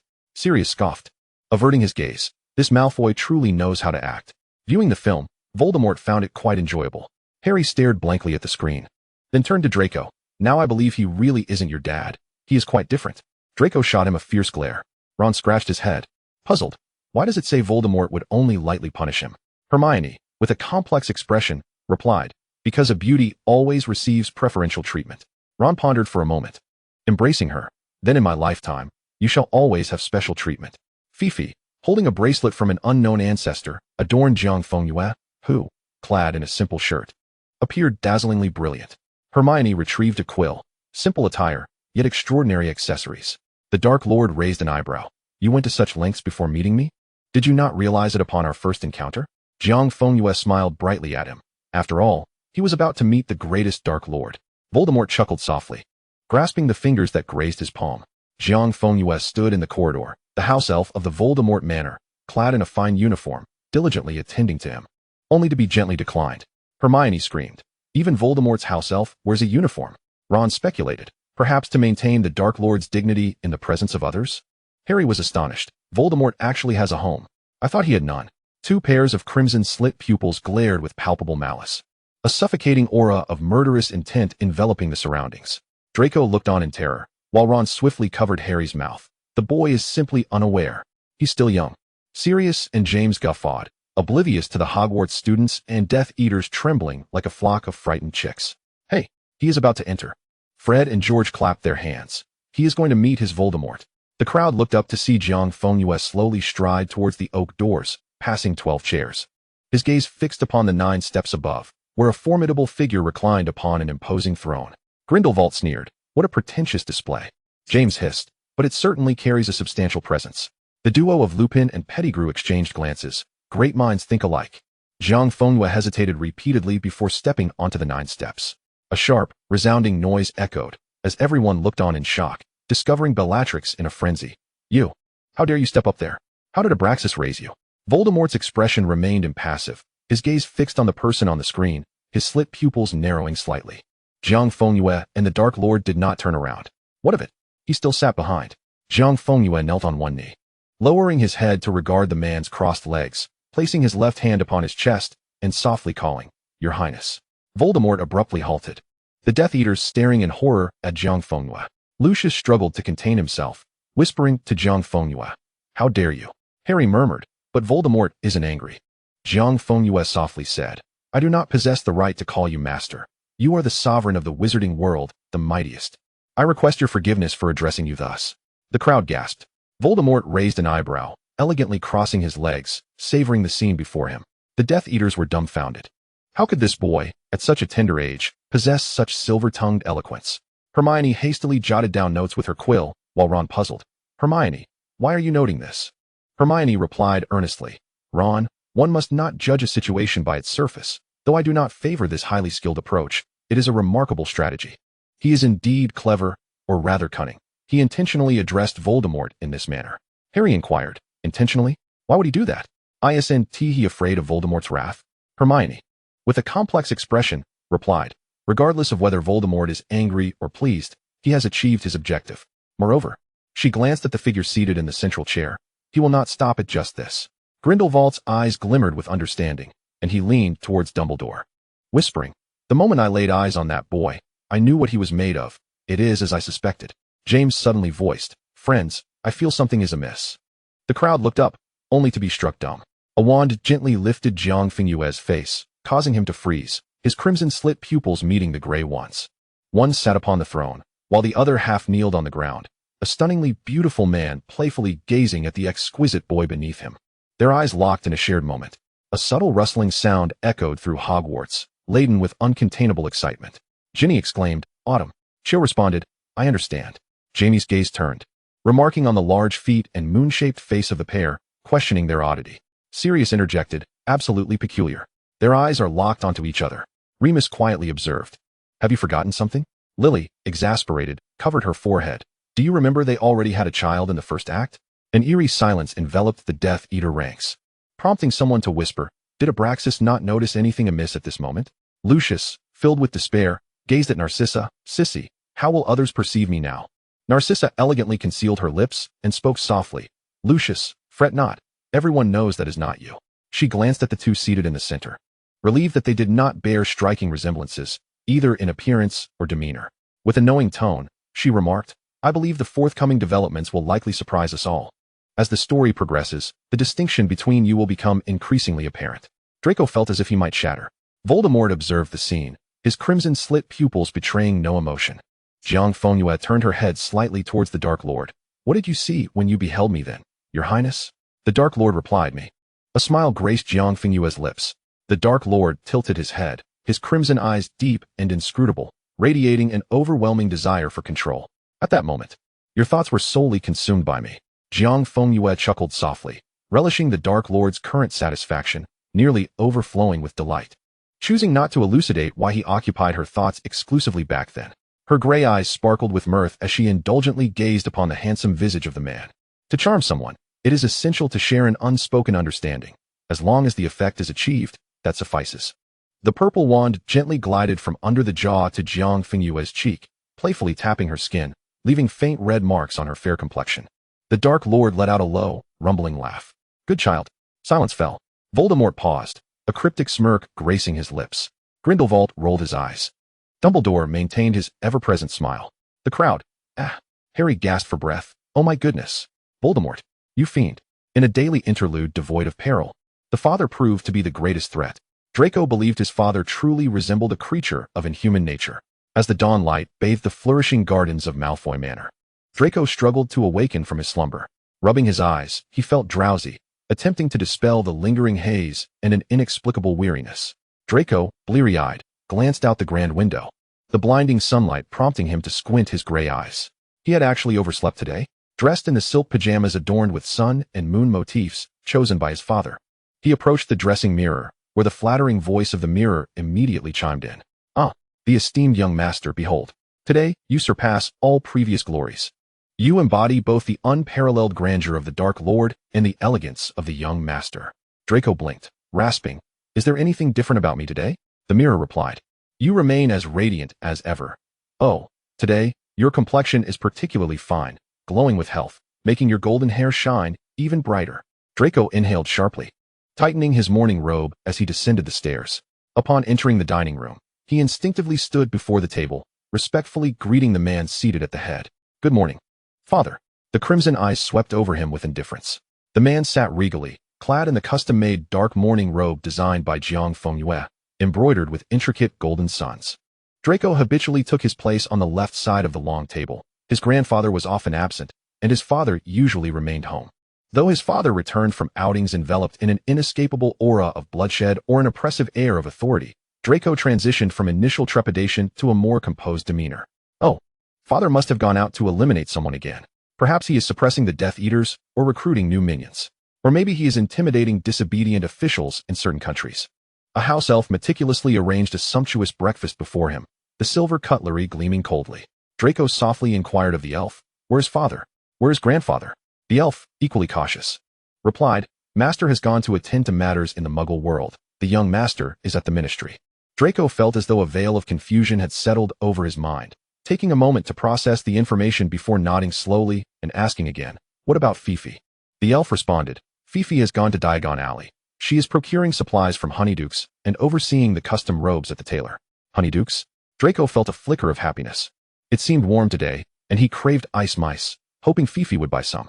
As breakfast was laid before him, his throat felt constricted, and he forced down a piece of strawberry bread, choking it down with an entire jug of water. One cup after another. The emptied crystal jug clinked softly on the table. This unusual behavior caught the attention of the Dark Lord, who was perusing reports submitted by the Death Eaters. He cast a sidelong glance at the small child, slightly taken aback. The Dark Lord noted the boy's distended belly and flushed cheeks before turning back to his documents with indifference. Draco was exceptionally well behaved today. The Dark Lord was satisfied. Though this little one often feigned seriousness in his presence, a 10-year-old child was hardly a threat, especially not to Voldemort. Once away from his gaze, the child transformed into a rambunctious imp. Over here, he would be engaging the house elf in Quidditch, while over there, he would be dragging Fifi through the estate, running wild. And every day without fail, he would sit at the grand piano downstairs at the appointed hour to play Bach. It was dreadful, the Dark Lord coldly assessed. Rising from the Eastern Wing study after completing a document, the Dark Lord stood before the grand window, gazing out at the resplendent sea of blooming roses, ablaze with color.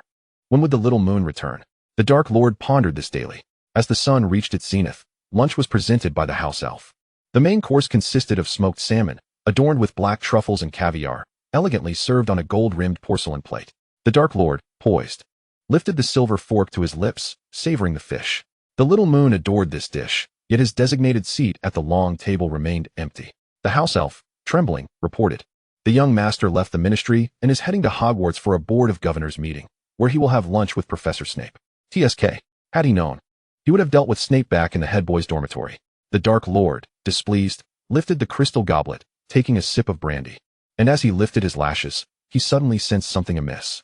The sunlight poured in generously through the window, illuminating the roses in the white porcelain vase, vibrant and luscious. Where was that little imp? The Dark Lord furrowed his brow ever so slightly. Where had the child's manners gone? What had Abraxas taught him?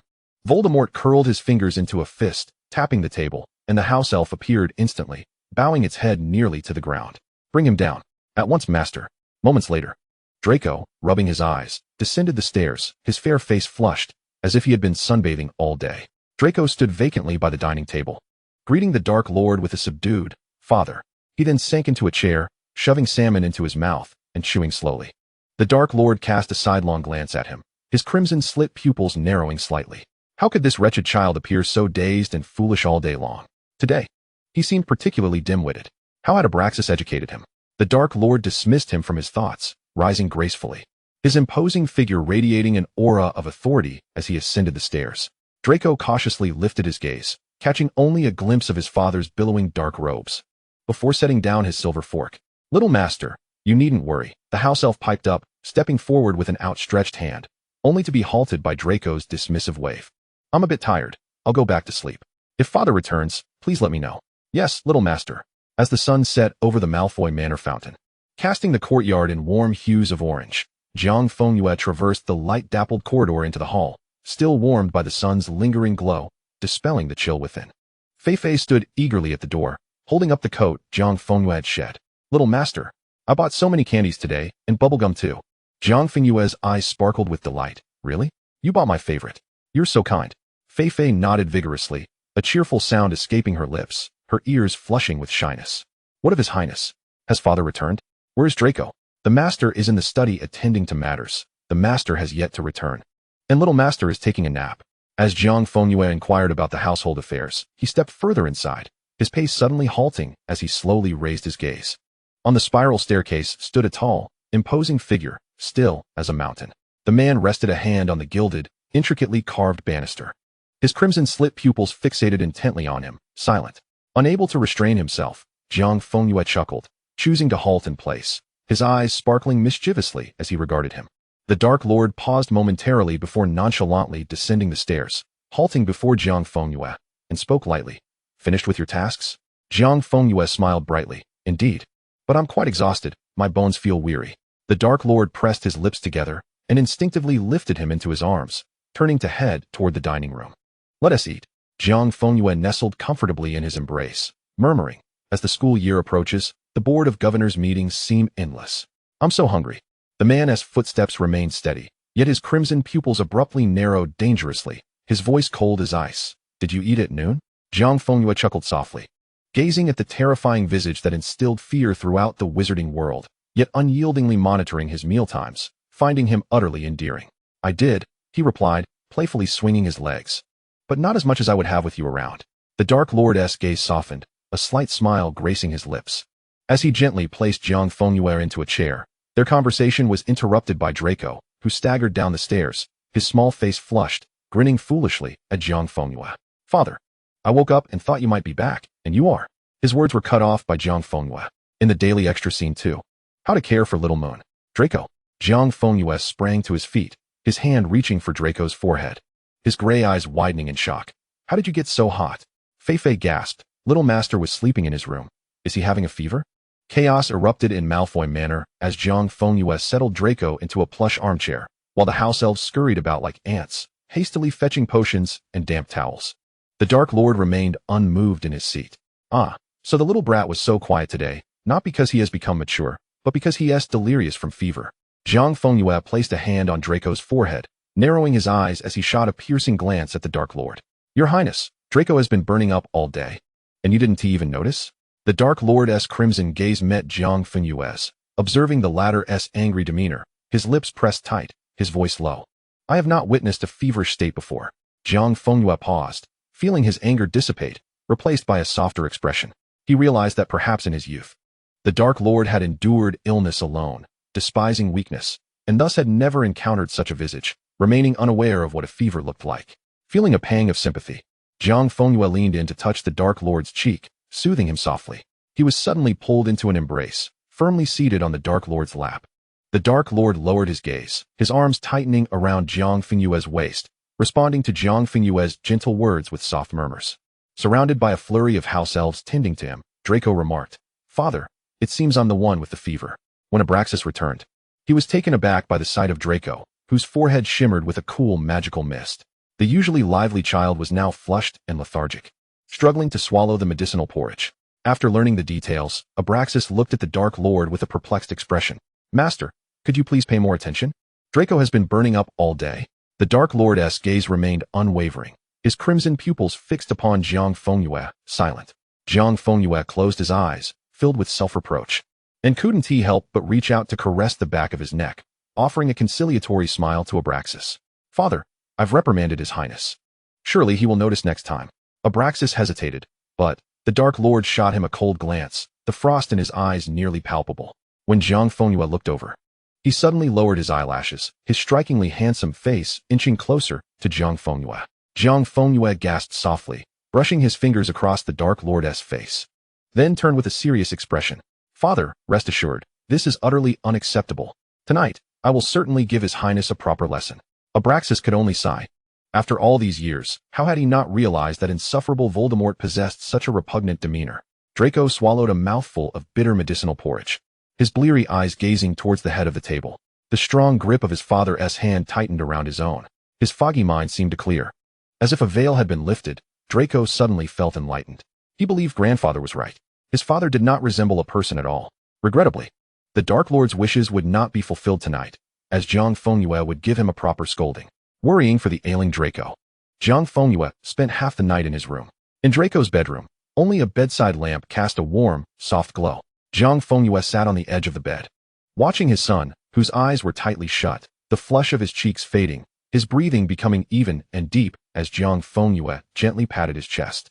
In the dark corner of the vast window, a tall figure sat deeply ensconced in a velvet armchair, legs crossed, shrouded in shadows like a formidable beast lying in wait. With only a pair of crimson slit pupils piercing through the darkness, fixated on the figure by the bed, the suffocating gaze lingered as Jiang Fengyue stayed with Draco.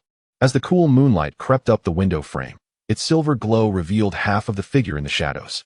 Jiang Fengyue brushed his fingers across Draco's forehead, feeling the temperature return to normal, and his expression softened. His fingers moved slightly, dimming the lamp's brightness further, blending it with the moonlight. He stood up quietly, but as he stepped back, he collided with a chest as solid as a fortress. A silent, muted barrier was quietly established around them. Jiang Fengyue turned his head and said, "Let us return, Your Highness." The Dark Lord lowered his gaze, his eyes brushing over the weariness etched between Jiang's brows, and lifted him into his arms. In the next moment, they found themselves in the depths of the bedroom on the second-floor corridor. Unlike his usual insatiable demands, the Dark Lord refrained tonight, as the one in his embrace was already utterly fatigued. As soon as he entered the bathing pool, he began to drift into slumber. The Dark Lord held him close, his broad chest pressed against Jiang's smooth back, their skins intimately touching. "Sleep," Voldemort murmured, "leave it to me." Jiang Fengyue drowsily responded with a soft murmur and pecked the corner of the man's lips before leaning against his shoulder, closing his eyes in trust. Voldemort used the water infused with rose petals to gently cleanse his beloved, and when his cool fingertips brushed against a certain spot, Jiang instinctively recoiled slightly, only to be tenderly drawn back by a pair of large hands. The ripples spread across the water as the Dark Lord carried the young man onto the marble surface, using his magic to dry the droplets on their bodies, meticulously combing through Jiang's platinum hair until it shone with a silky luster reminiscent of flowing moonlight. He gently laid his beloved in the velvet bedding, carefully tucking in the corners of the quilt. Only then did Voldemort lie down, his gaze lingering on Jiang for a considerable time before pulling him into his embrace. resting his chin atop the soft crown of Jiang's head as they both sank into a deep slumber. As the morning light spilled over the windowsill, the unusual warmth radiating from Jiang startled Voldemort awake. The young man's pale cheeks now carried a flush, beads of cold sweat forming at his brow.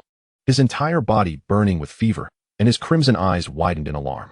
The entire Malfoy Manor, bathed in morning light, was engulfed in chaos. Poppy Pomfrey rushed in with potions, and the Dark Lord sat at the edge of the bed, half cradling Jiang Fengyue in his arms. Without lifting his eyelids, he extended his hand, and Pomfrey respectfully placed a crystal bowl in his grasp, setting another porcelain bowl containing honeyed sweets gently on the bedside table. Abraxas, draped in a starry morning robe, looked at the dazed Jiang Fengyue with concern. Jiang, who usually enjoyed robust health, found himself beset by a fierce fever, rendering him delirious. "Father, please return to rest. I have His Highness here," he said weakly, his voice sticky and faint. "Don't inform Draco, lest he worry." Abraxas had intended to stay, but Jiang coaxed him with gentle persuasion. Unable to resist, Abraxas glanced at the Dark Lord, feeling a tinge of relief as he departed with Pomfrey. Voldemort raised the potion to Jiang's lips, who sniffed and turned his face away, murmuring softly, "No. Be obedient," Voldemort replied in a deep tone. Jiang whimpered, "My bones ache." "Where does it hurt?" Voldemort furrowed his brow, setting down the bowl and using his powerful hands to probe gently.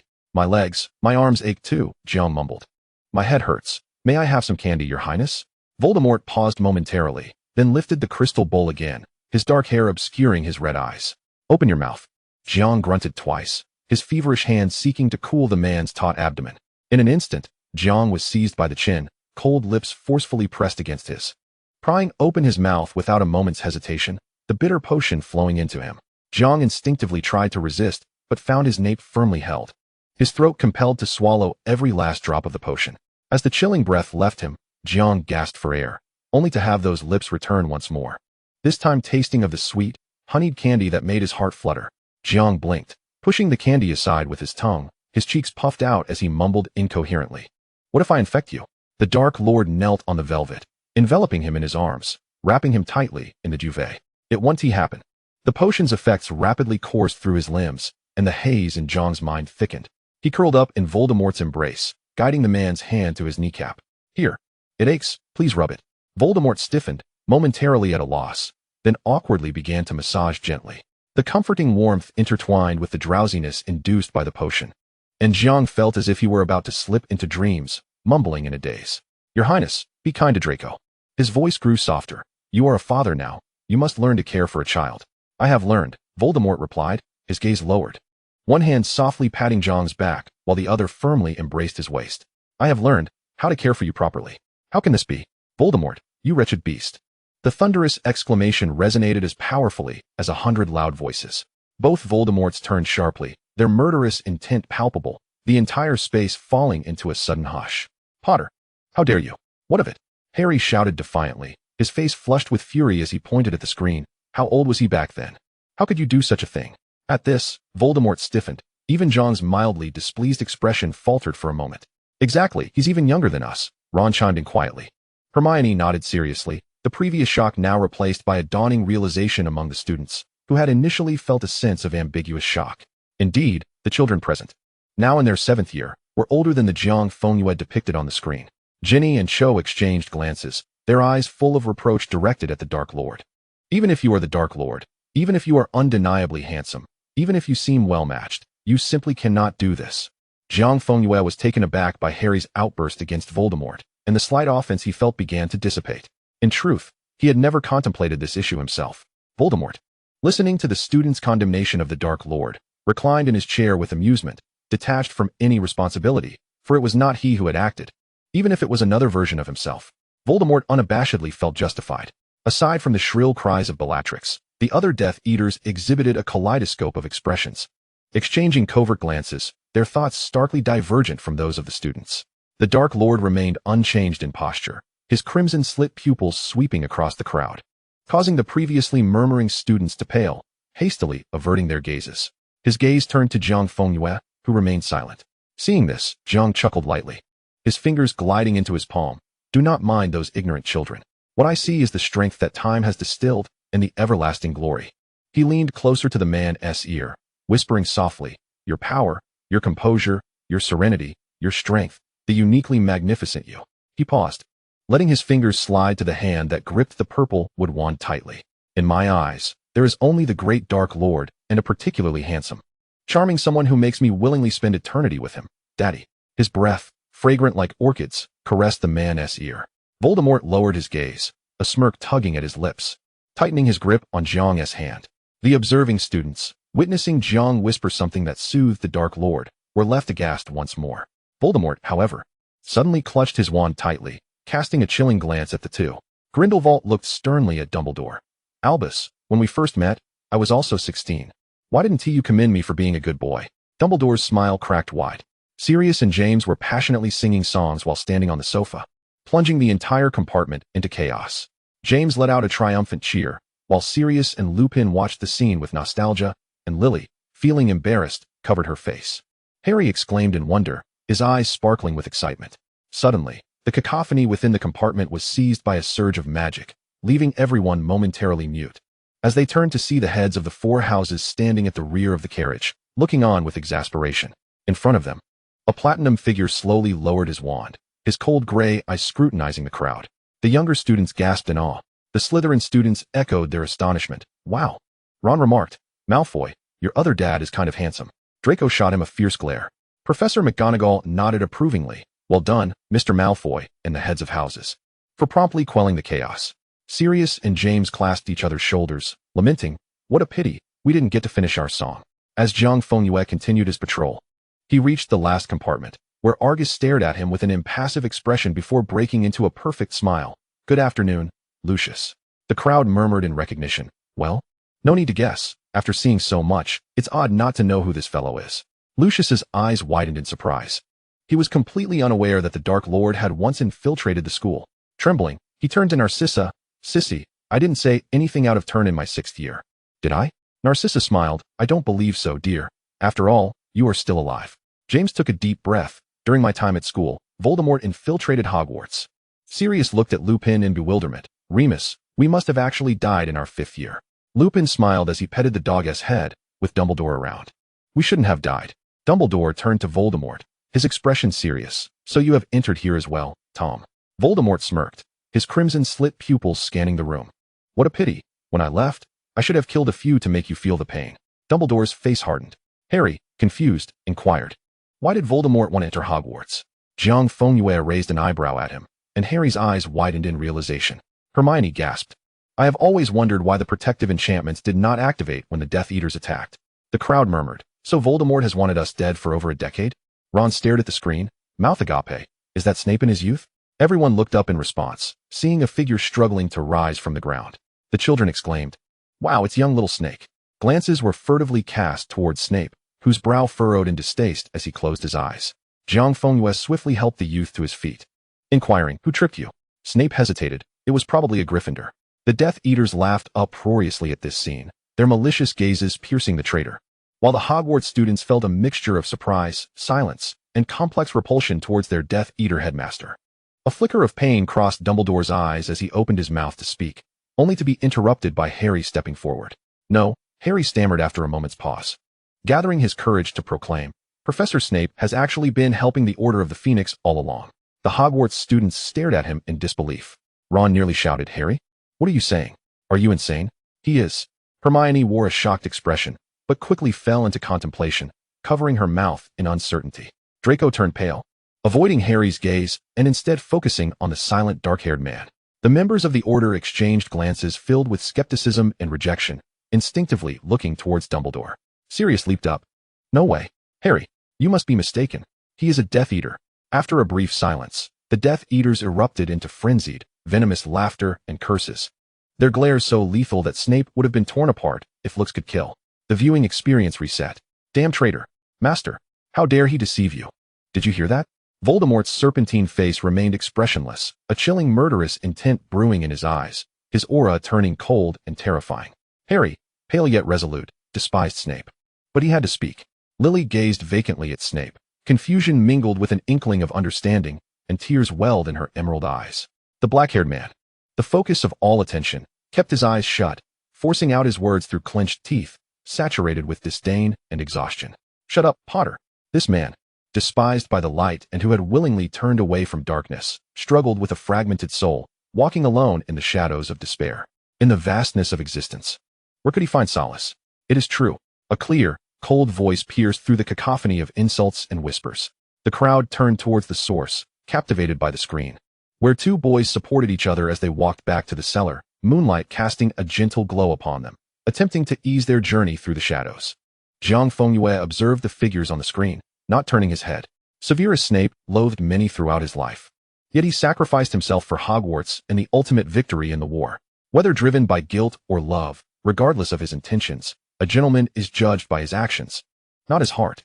He had committed grave errors, and he was all too aware of his transgressions.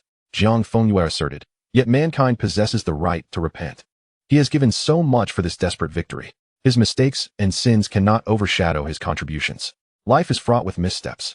But the most precious thing is the ability to turn back, the courage to atone, the heart to repent, and the resolve to bear it all, to start anew. Such a simple phrase, yet so arduous. However, some are able to achieve it. Dumbledore closed his eyes, a look of painful compassion etched across his brow. He recalled the dark-haired man standing before him in agony, speaking softly. Then what of my soul, Dumbledore? Draco stared at Snape, his stomach churning, feeling as though he might vomit. Memories of blood-soaked limbs on the dining table at home and the man pushing him away, casting the killing curse, converged into the shattered self he had become in the lavatory. He felt as if he would never see the dawn again, yet someone had lifted him from the darkness. Narcissa and Lucius clutched his hand tightly. Draco stared blankly towards the back of the compartment, where the man was being vilified. He recalled that year when he proudly declared before all the students, "Snape is the best professor here.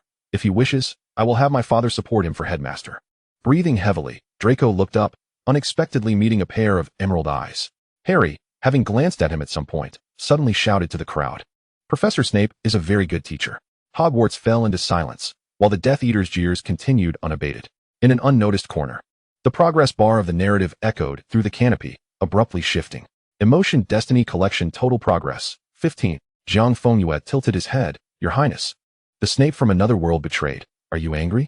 The Dark Lord crossed his legs elegantly, his red eyes sweeping over the distorted reflection of himself not far away. A sardonic smile curling at his lips. "Even my subjects cannot be controlled."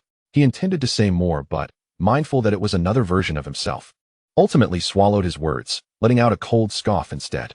He spoke softly, "Since Snape follows you, it is your will. I shall not interfere." Jiang Fengyue chuckled lightly, her hand naturally caressing the firm inner side of the man's arm. "Let us silence them, Your Highness, for this cacophony is quite disheartening." An irresistible surge of powerful magical pressure swept across the entire space, rendering the frenzied Death Eaters as if forcefully slammed into their seats. Their curses abruptly ceased, replaced by the creaking sound of bones being crushed, and all clamor was instantaneously extinguished. The inhabitants of Hogwarts found themselves equally immobilized, beads of sweat quickly soaking their brows. Grindelwald lazily propped himself on his elbows, while Dumbledore's gaze sharpened slightly, a gentle yet formidable magic quietly shielding those behind him. The children gasped for breath, fearfully gazing at the man in the black robe seated at the center. Voldemort let out a cold sneer, unleashing a similar torrent of magical pressure, causing the Death Eaters to recoil as if granted a reprieve, retreating to their positions, their faces ashen, too terrified to look up. The atmosphere was suffocatingly silent. Jiang Fengyue turned her head and gently addressed the crowd. "Let us continue the viewing. No noise is permitted." Ron huddled against Hermione's shoulder, whispering, though he smiles, "I can't help but feel terrified." Harry silently hugged himself. Jiang Fengyue pushed open the door to the dormitory, feeling compelled to glance towards the window, where a ghostly shadow was cast, a pair of eyes staring hauntingly at him. Ginny remarked, "Is it a ghost?" Qiuzhang added, "It must be a male ghost." Harry mused, "So, this is what a ghost looks like." Jiang Fengyue pressed his wand against Ager's forehead, gently stating, "Shall I reduce you to mere chunks of flesh under my hand?" His voice sharpened. "Tell me, what task did the Dark Lord assign you?" "I might as well kneel before him once more, Ager, if it means your demise will be at my hands." Harry raised his hand. "I support." The crowd from Hogwarts raised their hands in unison. "Support." The Death Eaters glared fiercely at them. "Master, eliminate this little Malfoy." The two Dark Lords suddenly turned their heads, their crimson-slit pupils casting a chilling gaze upon the Death Eaters, one squinting with an inscrutable expression, the other's eyes a frozen abyss of murderous intent. The Death Eater murmured, "How dare you?" Jiang Fengyue raised an eyebrow. "It's either all or nothing." Voldemort's brow arched slightly. a flicker of excitement igniting in his slit pupils. Hermione paused, fixating on the figure on the screen, slowly lowering her quill. Sirius let out a low whistle. Fred and George exchanged a glance, their bright eyes bursting with fervent excitement, their gazes towards Jiang Fengyue filled with admiration and approval. Fred declared, "Explosions are art. Mediocrity is a sin." George grinned. He truly understands the essence. The dark-haired man chuckled softly. "What if the Dark Lord finds out? I shall kneel only beneath the throne, offering my loyalty atop the power of truth. But what if he wishes to kill you? A single misstep on the chessboard, willingly accepted." Voldemort suddenly laughed, the sound piercing through the silence with an unsettling clarity. His interest peaked as he regarded the platinum figure in the central seat, defiantly locking eyes with another pair of crimson orbs. "Move forward without regret," came the command. Hermione's expression was complex. He clearly deduced that was Voldemort. Yet he dares to act so recklessly. "It's simply," Ron murmured, "two madmen." Harry muttered, "No wonder that Voldemort would." Their confrontation reminded him of Voldemort's obsession and madness, and he felt in extreme danger.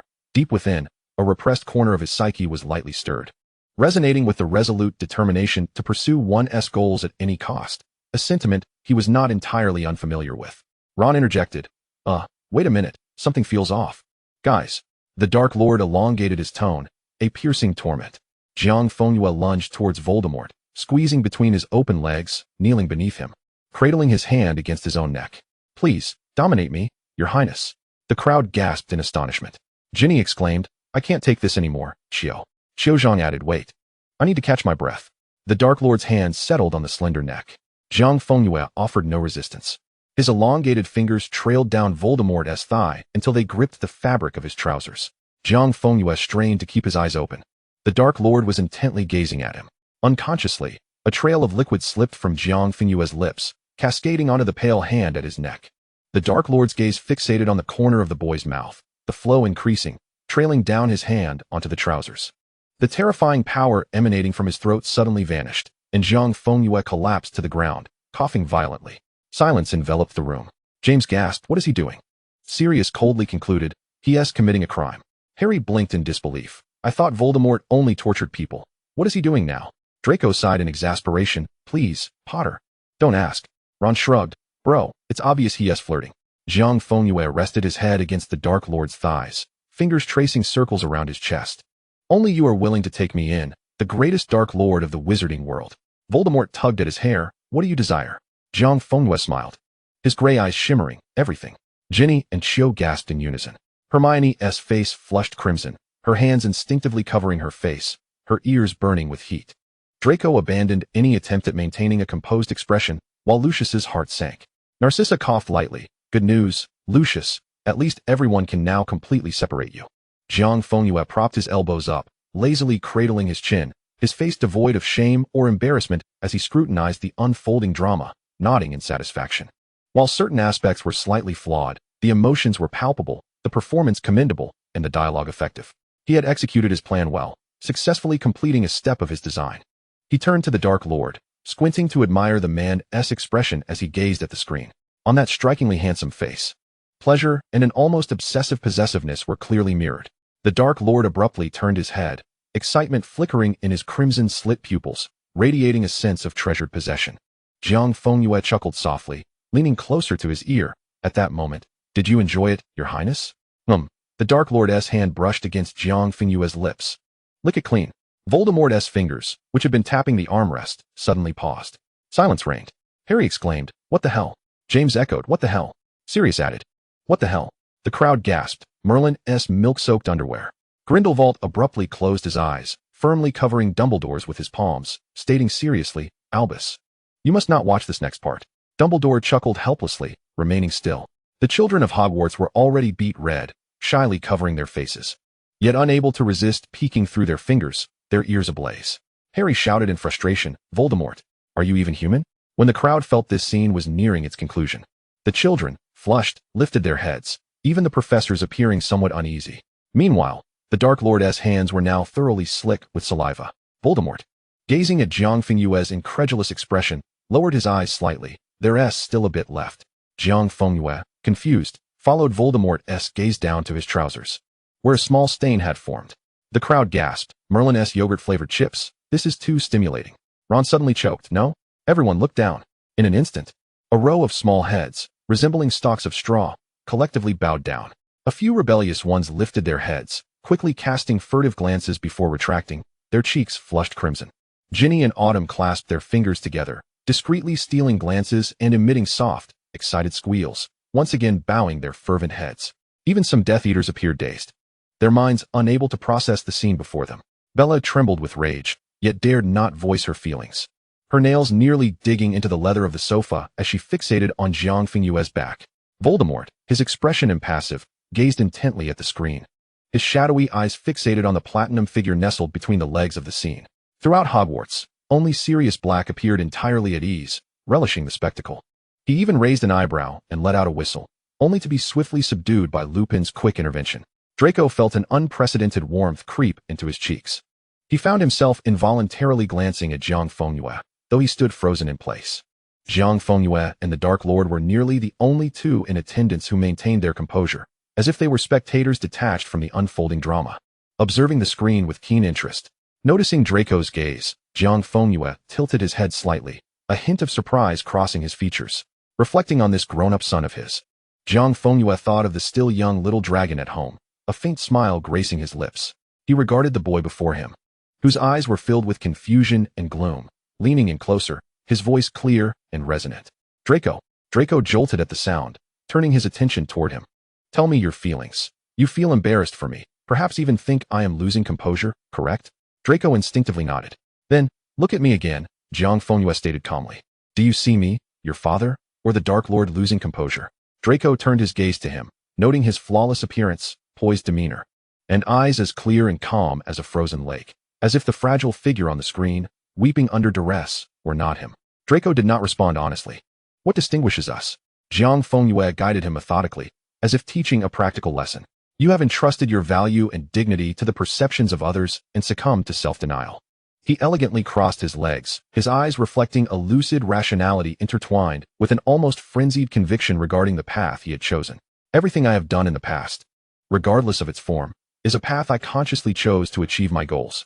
I am fully aware of the costs involved and accept all consequences. This is a testament to my will, courage, and strategy, a part of my life. Wherein lies the disgrace? Draco stared at him, captivated by the elegance and authority exuded by the man before him. Jiang Fengyue continued. The fact that I now stand shoulder to shoulder with His Highness is the most compelling proof of all past choices. Disgrace? Humiliation? Jiang Fengyue chuckled softly. I have already stated my intent. I desire everything, by any means necessary. Extending his hand, his fingertips, as cool as jade, gently touched Draco's forehead. The Dark Lord cast a detached glance, an aura of pressure accompanying him. True wielders of power do not adhere to rules, they create them. They do not shy away from scrutiny, they compel it. Draco, Jiang Fengyue's fingertip brushed against his brow. I have never shied away from the path I have traversed, no matter how muddied it may be, nor do I harbor regrets. He gazed tenderly at the now-grown boy before him. It is all in the past, little dragon. Do not allow those moments, which you cannot revisit, to dominate your future. Draco gazed at him, his tumultuous stomach settling slightly. Jiang Fengyue's fingers gently glided along the boy's taut jaw, offering a soothing pat. Rules are inscribed by the strong. Shame compels the weak to look back. Jiang Fengyue lowered his gaze. I have ascended to the pinnacle. In a supplementary excerpt, I must tell my father, Draco thought. The lavish and raucous atmosphere of his 11th birthday celebration had just dissipated when a letter from Hogwarts arrived. He cradled the letter like a fledgling bird, striving to maintain an air of solemnity, though his excitement was unmistakable. Father, look, a letter from Hogwarts. Jiang Fengyue, reclining in a wicker chair, straightened up, a smile breaking across his icy countenance. Excellent. Tomorrow, I shall take you to Diagon Alley. Do you wish for the latest model of the Nimbus series? Yes. Meanwhile, the Dark Lord set aside his tome of dark magic, glancing at Draco with barely perceptible furrowed brows. What was this little brat so excited about? It would be a true marvel if he did not receive an acceptance letter from Hogwarts, being the progeny of the moon and himself. Draco maintained this elation until the school year commenced. Within the expansive grounds of Malfoy Manor, he expended all his energy, day by day coaxing Pansy to be his bat for practice, even sitting at the Steinway grand piano daily, switching from Bach to Mozart.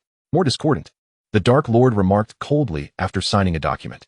As the Dark Lord silently anticipated Dumbledore to whisk Draco away, the first month passed, and finally, Hogwarts opened its doors. From the moment Draco boarded the steam train, Countless incredulous, fearful, or curious gazes followed him like shadows as he entered the great hall with the throng. The silence grew even more oppressive when Professor McGonagall called his name, holding the sorting hat aloft. All eyes seemed glued to him, marveling at his face, only to be unable to suppress whispers that erupted. Draco ascended the steps amid the throng's scrutiny. Unsurprisingly, before the tattered hat even brushed against his head, it shrieked, "Slytherin!" A tumultuous cheer erupted from the Slytherin table, where the seventh-year prefect and Quidditch captain graciously cleared the central seat for this first-year newcomer. Draco walked over with measured grace, seated himself elegantly, his heart nearly bursting with joy. How splendid! No need to dread being sorted into another house and facing Father's wrath. Seated at the center of the long table, Draco maintained an air of restraint and aloofness, nodding in acknowledgement to each upperclassman who approached to greet him. The gazes within the hall, whether awed or inquisitive, subtly converged on this spot.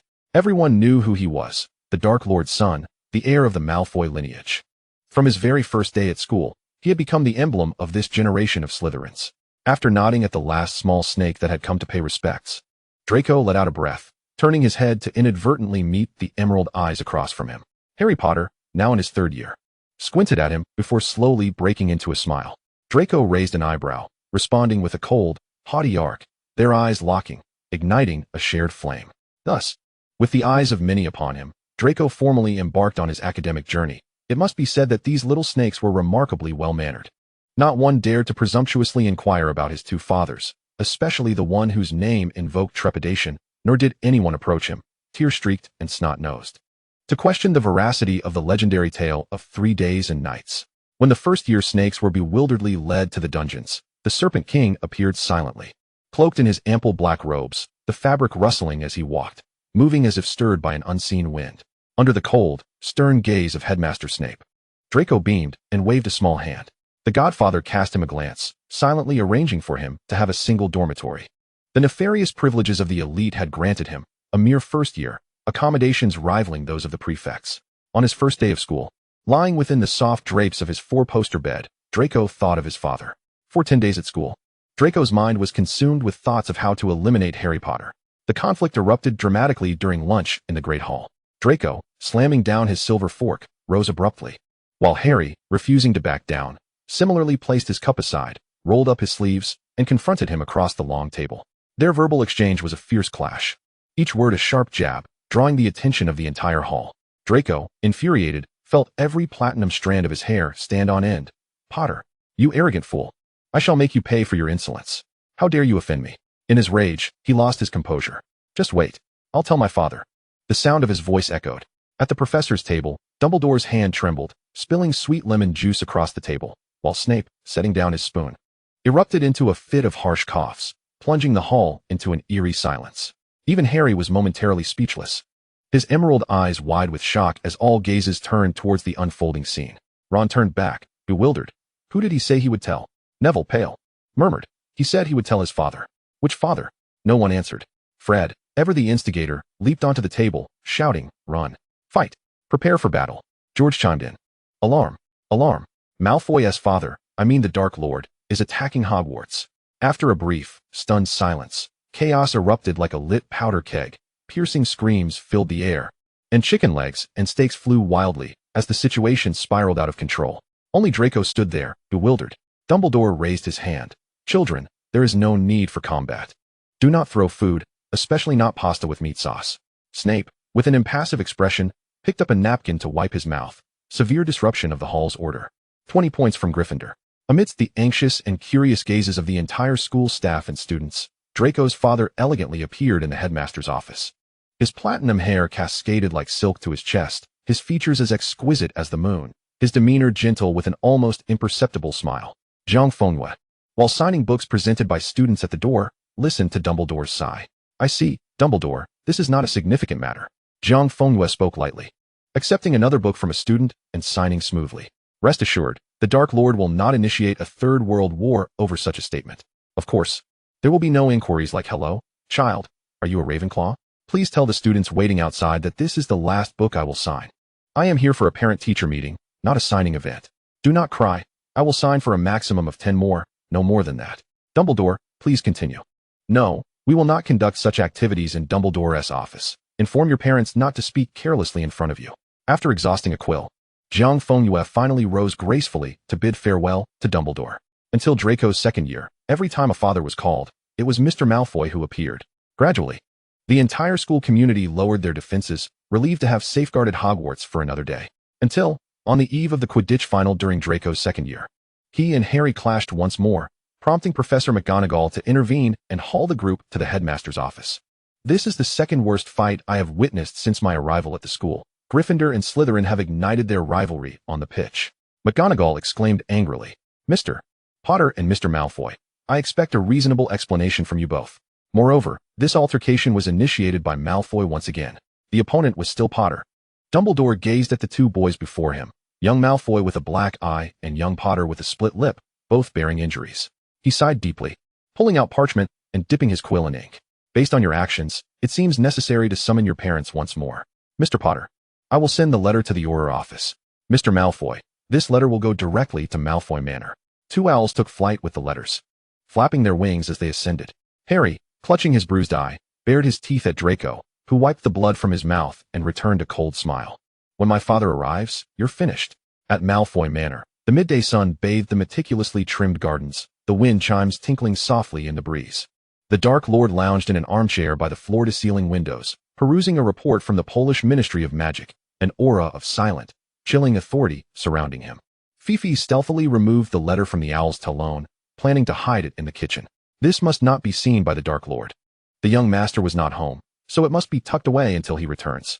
As Fifi tiptoed towards the kitchen, just as she was about to turn down the corridor, a low, icy voice froze her in place. What do you have in your hand? The young master's secret could not be kept any longer. Oh no, the little master was in trouble. Fifi stiffly turned around, bowing deeply and raising the letter above her head, her voice barely a whisper. A letter from Hogwarts, my lord. The Dark Lord narrowed his crimson slit-like eyes. Hand it over. Daily Extra 4, a lesson. In the headmaster's office, an overwhelming crowd filled the space, as students from both Slytherin and Gryffindor crammed inside, forcing Dumbledore to cast an expansion charm to accommodate everyone. The brawl had erupted on the Quidditch pitch, and by the time Professor McGonagall arrived, many students were already engaged in fierce tussles, with magical sparks flying, and a few youngsters even wielding brooms to swat at one another. The office door opened repeatedly, parents entering with expressions of embarrassment, anger, or concern. The chaos in the headmaster's office was palpable. Even Dumbledore's smile faltered. No, we do not condone violence as a solution. Mr. Wood, please put down your wand. Of course, such incidents must be discouraged. Mrs. Zabini, please refrain from tugging on Blaze's ear. The office remained tumultuous, with the clear divide between Slytherin and Gryffindor students at the forefront, Draco crossing his arms as he locked eyes with Harry. They stared at each other for an eternity before Harry finally averted his gaze. Beside him, Hermione had singed hair and red eyes, while Ron was berating Buster, only to be reprimanded by Molly and Arthur from behind. Amidst it all, Molly was the busiest, trying to chastise Ron while distinguishing between Fred and George, who were busy smacking others with brooms and placing snails on people's backs, all while comforting a frightened Ginny. The office door swung open once more, and James burst in, clad in aura robes, followed closely by a smiling Sirius. He practically jogged to Harry's side. Hey, little pointy fork, how is it going? Did you fare well? Let Dad take a look. His voice rose sharply as he noticed Harry's condition. Harry had a bruise near his eye, his collar was torn, and his shirt was rolled up, revealing bruises on his waist and chest. They hit you? James exclaimed in anger, immediately spinning to confront Draco, who was equally disheveled. Was it you, Malfoy? Who else would dare to touch Harry? Little brat. After so many years of bickering with my Harry, he still cannot settle down even after entering Hogwarts. Next time you write, I swear I'll toss you into the backyard to feed the goblins. Calm down, James. Sirius sauntered forward leisurely. Our little Harry will not come to harm. He cast a glance at Draco. Boy, what has Malfoy taught you? Snape sneered. Positioning himself in front of Draco, his voice elongated. The two Aurors are quite impressive, making such a ruckus in Hogwarts and threatening a student. Truly remarkable. Sirius shot him a glare and was about to advance when Harry discreetly tugged at his sleeve. Godfather, don't get physical, otherwise I'll lose points again tomorrow. James took a step forward, rolling up his sleeves in anger. Where's Malfoy? Why hasn't he arrived yet? This time, I must teach him a lesson. He has been led astray by his father. Hearing this, Draco cast him a sidelong glance. Uncle Potter, you boast. I've asked my father. And you've always been the one to be taught a lesson by him. James and Sirius simultaneously inhaled sharply. Huh, nonsense. The past is the past, and the present is the present. You see, when he arrives, I will certainly give him a proper lesson. You little brat, just wait, I'll show you some colors. A lesson? A deep voice suddenly resonated, and the chaotic office fell into an immediate silence. James froze, and everyone turned stiffly towards the source of the voice. The enormous oak door of the office creaked open, and a wave of cold air surged in, causing the flames in the fireplace to shrink dramatically. Flickering in a ghostly blue, all the portraits of former headmasters on the walls opened their eyes simultaneously, and Dumbledore sprang to his feet, his azure gaze sharpening as it fixated on the doorway. A tall, commanding figure stepped in, clad in a black robe cinched at the waist. Exuding an aura of chilling beauty, his crimson-slit pupils sweeping across the frightened faces in the room, finally landing on James. The Dark Lord spoke softly. Who do you wish to teach a lesson? An eerie silence enveloped the room. Everyone fell into an immediate hush. Molly tightly embraced a few children, while James and Sirius's expressions changed dramatically, stepping protectively in front of Harry as Gryffindor descended into an absolute stillness. The Slytherin parents, recovering from their shock, hastily knelt before the Dark Lord with their children, avoiding eye contact. Draco stared at the man who had just arrived, his gray eyes widening in disbelief. Father, why is it Lord Father? It's over. In the profound silence, Dumbledore broke the tension, his blue eyes flickering with uncertainty. It was merely a jest. We were waiting for you and Mr. Malfoy. He inquired, where's Mr. Malfoy?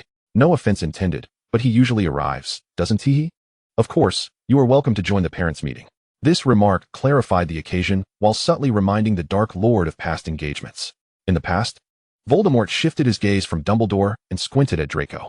Do you often have your father running around for these trivial matters you stir up at Hogwarts? Draco fidgeted with his clothing. Lord Father, I don't want to. Upon hearing this, the parents in the office exchanged glances, their previous fear mingling with an odd, incredulous absurdity. Though intimidating, there was inexplicably an air of humanity. Dumbledore lightly coughed. It's not often, very rarely. Let us sit down and discuss.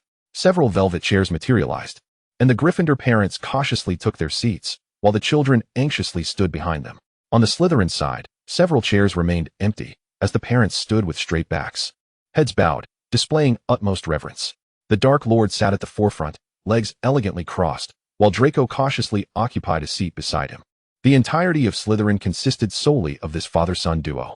Snape observed this scene, his forehead twitching slightly, as he stealthily shifted closer to Professor McGonagall, pretending to study the portraits on the wall to distance himself. Dumbledore, seated at the expansive desk, smiled at the gathered crowd. Let us convene a parents' council regarding this incident. This time, it will be initiated by Mr. Malfoy and Mr. Potter, who will lead their respective houses in a mixed battle, which has indeed been quite spirited. Sirius whistled, his face beaming with pride. James secretly shot Harry a thumbs up. Well done, pointy fork, leading the house. Have you turned out like this? You're no different from your father back in the day. Harry proudly high-fived him. Molly shot James a disapproving glare, tenderly tending to Ron's still bleeding nose. Spirited? Dumbledore. The children have been harmed. Look at our poor little Ron. His nose is almost crooked. James seemed to suddenly remember his purpose for being there. Straightening up and saying sternly, our Harry is well-behaved and adorable. He never instigates trouble. It must have been that little Malfoy who started it. Every time he comes to our house, he makes Harry upset. Daily extra 5 lunchtime. Dumbledore, Mr. Potter, regarding the matter. Potter, if you cannot manage your mouth, I can silence it. The Dark Lord slowly lifted his gaze, casually regarding him, and the icy pressure instantly quelled all noise. My son, what he has done or not done is for me to inquire. Voldemort spoke coolly, his indifference towering above the others. My son, when did it become your place to meddle and speculate? The entire office fell silent again. James's face flushed with anger as he opened his mouth. But under the gaze of those crimson-slit pupils, he found himself at a loss for words, only able to gasp for breath. Everyone, indeed, behind every troublesome child, there must be an extraordinary parent. Draco, who had been keeping his head down, heard his father's words and immediately lifted his chin with pride, defiantly looking at Harry across the room. In the next moment, the Dark Lord's gaze shifted to the split on Draco's lip, narrowing dangerously. What was the result? Draco shivered, mumbling, I didn't lose, Lord Father. Harry's eyes widened, and he opened his mouth to retort, glancing at the Dark Lord, hesitating to speak. Didn't he lose? The Dark Lord said in a low voice. You should only know victory. Draco stiffened. Yes, Lord Father. Dumbledore interjected. I believe we should not propagate such a victory at all costs ideology, as it does not benefit the development of children and may lead to further incidents. The Dark Lord didn't even lift an eyebrow, his tone indifferent. That is your concern, Dumbledore, not mine. The conversation came to a standstill due to a particularly domineering and unreasonable parent, as silence enveloped the room. Dumbledore sighed, preparing to speak when a cool voice broke the impasse. "It seems I am late." Everyone turned towards the sound. Jiang Fengyue stood at the door, seemingly having hurried from an important engagement, his silver robe embroidered with intricate, luxurious patterns, his platinum hair cascading down, gray eyes scanning the room, landing precisely on the Dark Lord and Draco. The Slytherin crowd instinctively knelt before him, and those in the room felt as if they might weep with relief. Merlin be praised. Finally, someone who can communicate has arrived. The effect was immediate. The Dark Lord, who had previously been lounging, straightened slightly. His red eyes firmly locked onto the newcomer. Draco raised his head abruptly, his eyes sparkling, almost on the verge of tears. "Oh, father, you finally came." As Jiang Fengyue gracefully strode into the room and settled beside the Dark Lord, her voice softened. "Your Highness, perhaps you should temper your demeanor. Your imposing presence has frightened the children." The gathering murmured in agreement. Indeed, it is not only the children who feel intimidated. He offered a slight nod to Dumbledore, his posture elegant and beyond reproach. "I apologize for the delay. I have gathered some insights. It appears there have been minor frictions among the children prior to their Quidditch match. The fervor of youth often boils over, and in the name of their respective houses, the children have indeed exhibited some inappropriate behavior. While the methods employed may be debatable, the intent was not malicious. As this afternoon they are to compete fairly on the field." He downplayed the situation, asserting his authority as he did so. Jiang Fengyue crossed her legs, her gaze drifting towards Gryffindor. "Ladies and gentlemen, if Draco has erred, he must bear the consequences. That is indisputable." Turning to her son, she advised, "Draco, remain composed in the face of adversity. Appeal to reason rather than emotion." "Understood, father," Draco replied softly, feeling a sense of relief at his father's presence and defense. Shifting her tone, Jiang Fengyue continued, "However, I firmly believe that Draco did not instigate this matter unilaterally. Surely the enthusiasm of Gryffindor has played a significant role as well." The Gryffindors exchanged glances. James smirked, but ultimately refrained from comment. No child present had remained untouched by the scuffle. All were equally culpable, and no one could shirk responsibility. Jiang Fengyue looked at Harry. "I trust the children have recognized their mistakes, have they not?" Harry paused, blushing as he met Jiang Fengyue's gaze. "Yes, sir. We should not have acted in such a manner." Draco stole a glance at his father, but quickly lowered his head under the weight of his father's gaze. "Yes. We should not have behaved that way." The Slytherin children nodded in agreement, eager not to appear tardy in their acknowledgement. Ron, holding his nose, chimed in, "All right. It was indeed all of us who participated in the fray." The other young lions followed suit in admitting their wrongs. Professor McGonagall softened her demeanor, and Dumbledore nodded approvingly. "Excellent. Children, recognizing one's errors is the first step towards correction. I trust that next time you will contemplate the consequences beforehand. Now, shall we discuss the responsibilities stemming from this incident?" All involved students would engage in appropriate labor, assisting Professor Sprout in organizing the greenhouse for a week. He glanced at Draco and Harry. As for Mr. Potter and Mr. Malfoy, being the two principal instigators, their time will be extended to 1 month. What do you think? Parents? Not a problem. James quickly interjected, eager to prevent any complications, and the Gryffindor parents collectively exhaled in relief, considering it a minor issue. The Slytherin parents nodded in agreement. "We concur." Jiang Fengyue smiled and nodded as well. All eyes, both subtly and overtly, once again fell upon the Dark Lord. He raised an eyebrow. "Very well." The tension in the office dissipated entirely. Even the portraits on the walls seemed to sigh in collective relief. Just as Dumbledore was about to announce the conclusion of this arduous parent meeting with a smile, James quietly raised his hand. "The Quidditch finals are this afternoon, right, Headmaster?" he said with a grin, wrapping his arm around Harry. "Since we're here, may I watch Harry's match?" Sirius similarly embraced Harry. "Hey, our Harry is sure to catch the golden snitch. We can't miss such an exhilarating spectacle." Molly let out a squeal, embracing Ron and planting a resounding kiss on his forehead. "My little Ron is the keeper, and Fred and George are the beaters. Mommy hasn't seen you play yet." The atmosphere in the office shifted to one of anticipation for the children's match. Dumbledore maintained his smile. "Of course, any parents wishing to stay for the match are welcome. However, it is getting late. Perhaps we should move to the Great Hall for lunch?" This proposal received unanimous approval, save for one discontented Dark Lord. As the others gradually departed the office, Draco discreetly tugged at Jiang Fengyue's sleeve, his eyes sparkling with excitement. Jiang Fengyue winked at him, then extended her hand, linking her pinky with the Dark Lord's. The crimson-slit pupils regarded her, and she gently shook his pinky. "Let us stay and watch, Your Highness." The Dark Lord inquired. "You wish to see?" Jiang Fengyue replied with a smile. "Indeed, It has been quite some time since you've witnessed Draco play Quidditch. The Dark Lord, who had spent countless hours in the East Wing study, hearing Draco's exuberant cries from outside while playing Quidditch, nodded in acquiescence as he looked at her. Interlude 6, Afternoon Break. In the Hogwarts Great Hall, a profound silence reigned, unprecedented since its establishment. The 4 long tables were hushed, countless eyes wide with astonishment, fixed upon the center of the Slytherin table. At that moment, a significant portion of the Slytherin table was vacated, occupied only by 3 individuals. The little snakes, already meticulous in their dining etiquette, exhibited an even more impeccable demeanor in the presence of their parents. With not a sound of silver forks clinking against porcelain plates to be heard, their fear of the Dark Lord was deeply ingrained. However, his presence as Draco's parent instilled a sense of pride and superiority, simultaneously invoking tension and an underlying delight. The trio at the center of the table seemed oblivious to the multitude of gazes. Even Draco was entirely unaware. He was busy feeding the basilisk, which glanced at him disdainfully, rejecting the broccoli on the silver fork and instead snatching a lamb chop from his plate. Jiang Fengyue, composed, brought a piece of steak to her mouth, paused briefly, then cut another piece and offered it to the Dark Lord's lips, smiling. Your Highness, do try this. It is quite delectable. The Dark Lord shot her a sidelong glance. Is it so unappetizing that you do not wish for a second bite? Jiang Fengyue raised an eyebrow in surprise. How did you know? He met her gaze, nodded, and swallowed the piece of steak, stating blandly, because every time you encounter something distasteful, you insist I try a bite as well. This had become a recurring pattern, and he found himself unwittingly ensnared each time. Jiang Fengyue chuckled softly, but truly, it is quite unpalatable. I do not wish to eat it. The Dark Lord paused, then seamlessly swapped his steak with the one on her plate. The entire exchange unfolded fluidly amidst the eerie stillness of the hall.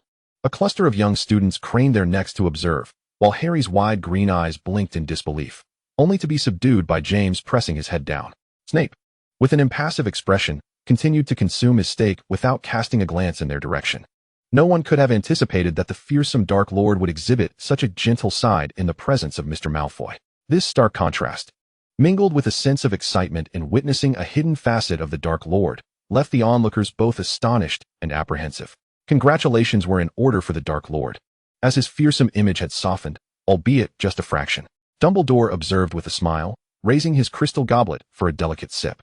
During the afternoon break, with the Quidditch match still some time away, most of the children returned to their dormitories to rest.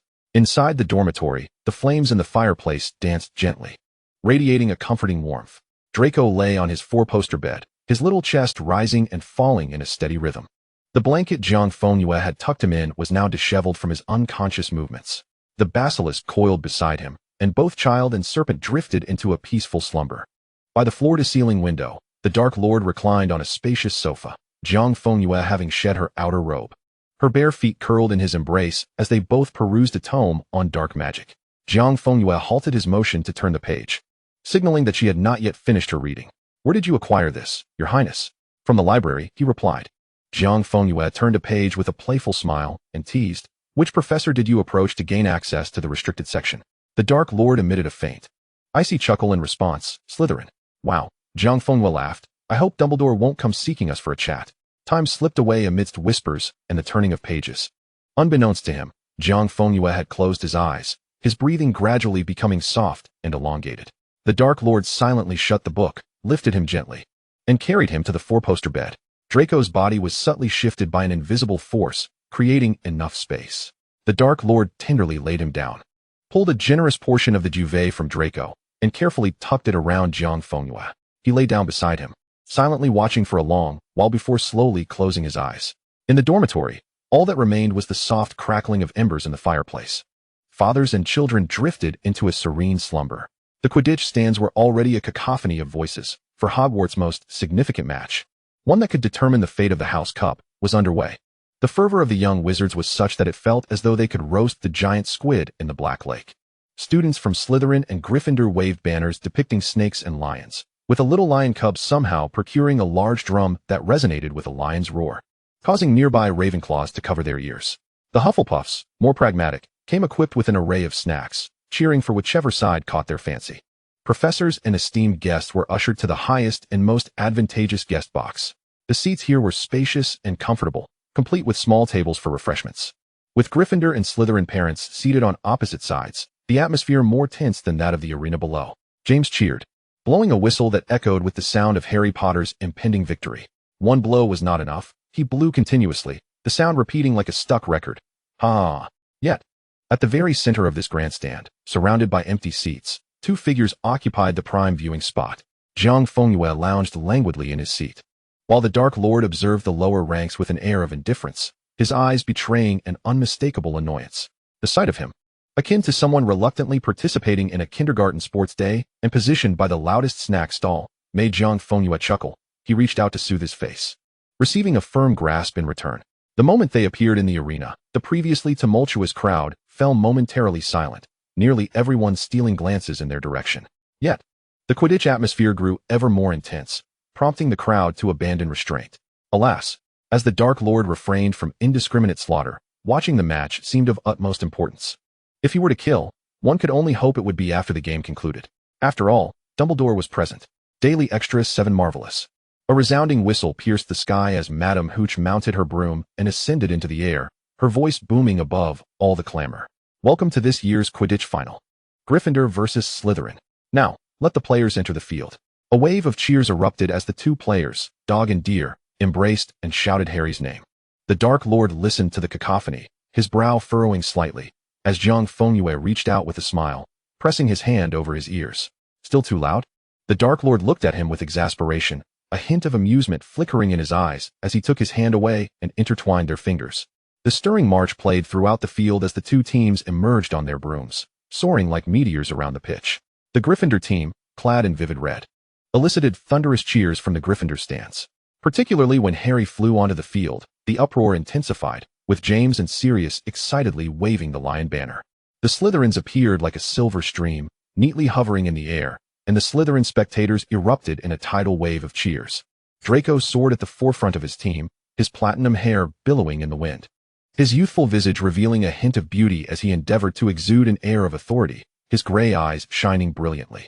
He scanned the crowd, ultimately locking onto the two figures in that empty space. Upon seeing Jiang Fengyue's smile, he raised his hand and applauded for him alone. Draco instantly straightened, pride and excitement illuminating his face. Jiang Fengyue, watching Draco in the air, tilted his head and pointed towards his son. Your Highness, look, little dragon's up there. The Dark Lord followed his gaze, observing the little cub flitting about like in Malfoy Manor. Listening to the gentle words of his companion, he raised his hand, giving a perfunctory clap, considering it a task accomplished. He then crossed his legs, his gaze calm and unperturbed amidst the overwhelming noise. Hey, Malfoy! Draco turned at the sound, facing Harry, whose emerald eyes were fixed intently upon him. Harry smiled. Shall we have a little competition? Draco replied coolly, we are already competing. Harry grinned. This time, I will catch the golden snitch. Draco raised an eyebrow, smirking. Then let's see, Savior.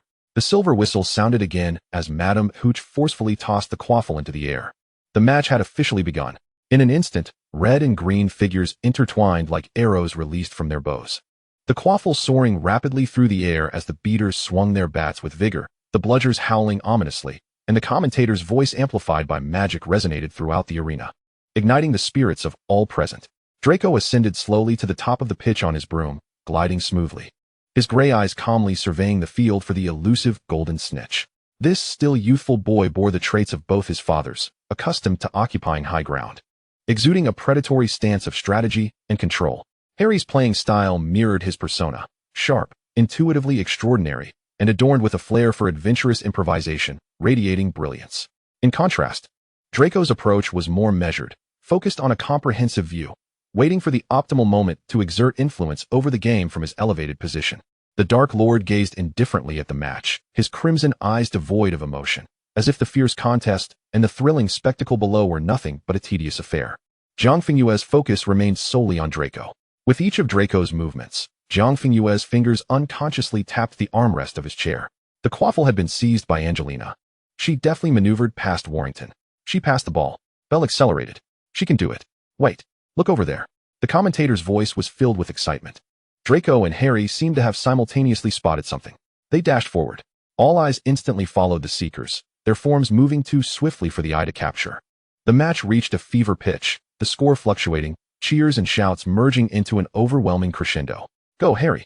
Catch it, Draco. At this most critical moment, the Dark Lord, utterly disinterested in the match, slowly raised his head, his gaze drifting over to Draco. Then, it gradually shifted towards Harry Potter. Dumbledore's blue eyes on the guest box suddenly sharpened, his fingers resting on the armrest tightening slightly. Yet, in the next moment, the Dark Lord's gaze lightly drifted away, returning to Jiang Fengyue as if nothing else in the stadium besides him could pique his interest. Dumbledore observed the two, his tense posture gradually relaxing. In the lofty heights, the wind howled as Harry and Draco raced side by side, their gazes fixated solely on the flickering glimmer of gold.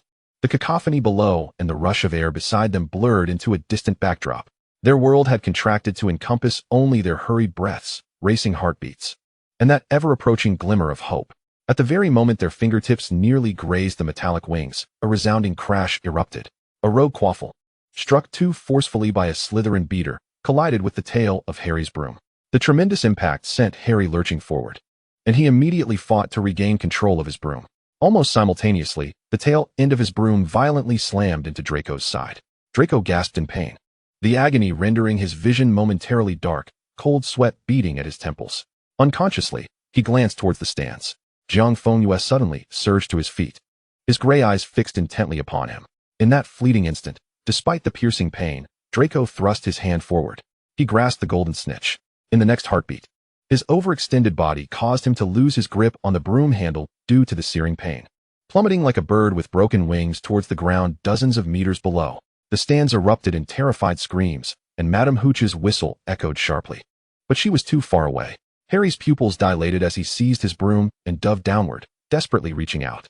Draco. The professors drew their wands.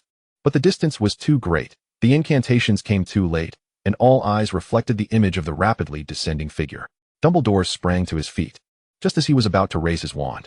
An invisible, yet overwhelmingly potent force of magic enveloped the entire arena below. As Draco descended, merely 3 meters from the ground, it was as if an unseen hand had perfectly caught him, cushioning his fall and gently placing him upon the emerald grass. Without even stirring the dust, the entire sequence transpired in a flash, almost like a dream.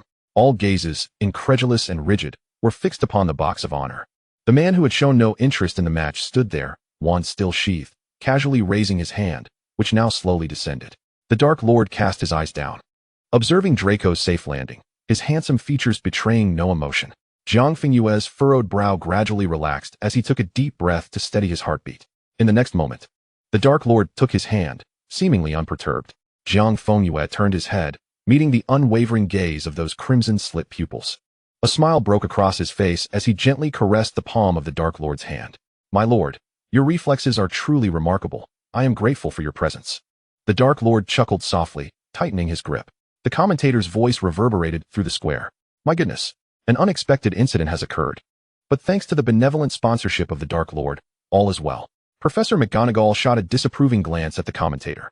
Draco stood up, appearing somewhat injured. It seemed he was holding something. Gasping for breath, Draco rose, his gaze locked onto the platinum figure in the stands, slowly raising his hand. Draco Malfoy has captured the golden snitch. Slytherin wins the championship.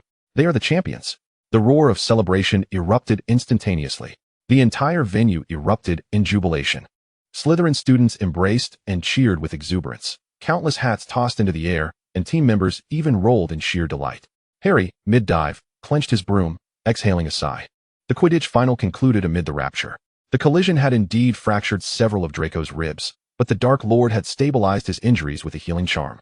And Jiang Fengyue naturally intended to take Draco back to Malfoy Manor for proper recovery. The atmosphere within Slytherin was nearly euphoric, as the Quidditch Championship guaranteed their supremacy in this year's House Cup. Every Slytherin face bore expressions of pride and joy. Most delighted of all was the Dark Lord. That evening, in the opulent chamber, candlelight bathed the room in a sultry glow. The Dark Lord reclined against the headboard, his crimson-slit pupils fixed upon the figure slowly entering. His little moon gracefully settled upon him, a faint blush gracing her cheeks. Her cool voice now laced with alluring silkiness. She rewarded him with an exceedingly proactive, even indulgent gesture, resulting in a night so exquisite it defied description. In the viewing hall of the Phantom Theater, the crystal screen continuously played the scenes, and it must be noted that the viewing room was very accommodating. After one of the younger Badgers expressed hunger, a small table appeared before each seat. Grindelwald was the first to order a glass of red wine, and as the narrative swirled, a crystal goblet filled with deep crimson liquid appeared before him, freshly uncorked. Oh, this was quite remarkable. Compared to the Death Eater's standard fare of steak, lamb chops, and champagne, Hogwarts was simply dazzling. The little snake elegantly raised his hand, a serving of French escargot. The snails must be alive, and do not substitute with scallop meat. 2 portions of French filet mignon, 1 for this rustic Gryffindor beside me, medium rare. And another bottle of 65 Lafite, thank you. The little lion retorted. Who are you calling rustic? Just pretending. In the next moment, their table was adorned with a dazzling array of gilded porcelain plates. The little lion conceded. I admit you have some skill. Ron raised his hand. A Coke, burger, and fries combo. Thank you. Autumn ordered a meat sauce pasta, along with a side of Westlake vinegar fish. Autumn turned to Ginny. You should try this. The fish is fantastic. Various aromas filled the air, while Bella cautiously inquired about the empty table of Voldemort, who remained expressionless, his gaze fixed on the screen. Voldemort had not eaten a thing. Jiang Fengyue sampled a piece of pistachio rose mousse cake, raising an eyebrow, and scooped a piece toward the Dark Lord's mouth. My lord, do try this. It's not sweet at all. The Dark Lord set down his knife, inclined his head in acceptance, and swallowed. Jiang Fengyue grinned. Delicious, right? I did not deceive you this time. I know. Jiang Fengyue was somewhat surprised. How can you tell if what I offer you is delicious or not? The Dark Lord gently swirled his crystal goblet, savoring the flying moutai Jiang Fengyue had chosen, his expression unchanged. If it's good, your eyes will sparkle. Voldemort discreetly glanced at the two, a hint of disdain flickering in his crimson pupils. Avery shyly remarked, Is that gentleman truly as beautiful as the legends say? I have heard he is so handsome he resembles a deity. Ginny, pale, spat out a piece of fish. Had someone told me a day ago that the Dark Lord was as handsome as a god, I would have thought they were mad. Hermione lifted her gaze, scrutinizing Voldemort, nodding slightly. I endorse that legend. There is no falsehood. Harry mumbled as he swallowed his burger. He looked decent at 16. But back then, he was no good. Jiang Fengyue. Indeed, like a dark deity emerging from shadows, yet also akin to the resplendent Apollo. Wow. The Dark Lord paused, curling his fingers, icy eyes glinting with intensity. Jiang Fengyue smirked, utterly mesmerizing. The children exclaimed, Wow. The Death Eaters paused, their expressions complex, filled with unspoken words. Ron gazed at the central seat, where the Dark Lord was steadily consuming the food Jiang Fengyue offered him. He turned his head seriously. Why do I feel as if this Voldemort is utterly enchanted? A group of young wizards echoed in agreement. Hermione furrowed her brows, glancing questioningly at the two. I am genuinely curious about what transpired between them and that brutal Voldemort. This segment was modified. It is not mere filler. He appeared as handsome as a dark deity. A suppressed, trembling voice reverberated through the headmaster's dormitory. A pale hand leisurely turned the pages of a hefty tome, while Jiang Fengyue lay prostrate on the ground, drenched in sweat. His platinum hair cascaded messily, and the magic within him surged under the pressure. Each movement of his power igniting tiny electric sparks that crackled along his nerves, spreading from his spine throughout his body, nearly overwhelming him. Struggling to control his magic, he repeatedly uttered the blasphemous words of the Great Hall. The Dark Lord did nothing but unleash a fraction of his unfathomable power, relentlessly suppressing Jiang Fengyue's own. He resembled the resplendent, multi-eyed deity Apollo. His magic, driven by fear, surged chaotically, the prickling sensation of ants crawling over every inch of him. Sweat trickling down his pale cheeks and dripping to the ground. How many times had it been? Jiang Fengyue felt somewhat disoriented. He could not recall. Yet the Dark Lord did not call for a halt, and he could only repeat himself time and again.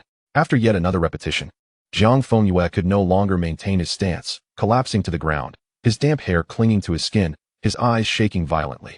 The Dark Lord, however, still did not lower his gaze, as if the trembling figure at his feet were merely inconsequential dust. Jiang Fengyue opened his eyes and saw the black robes hanging at the edge of his vision, which, in his daze, had become a dark spot in his reverie. He extended his hand and grasped it tightly. Voldemort's eyes remained unwavering, indifferent to the tugging sensation from below. You leave me spellbound.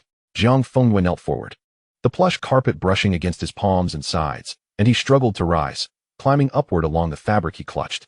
He bore the pain as he leaned against Voldemort's intertwined legs, lifting his slightly sweaty face, his lips nearly bleeding, his body trembling slightly, revealing collarbones that gleamed like pearls.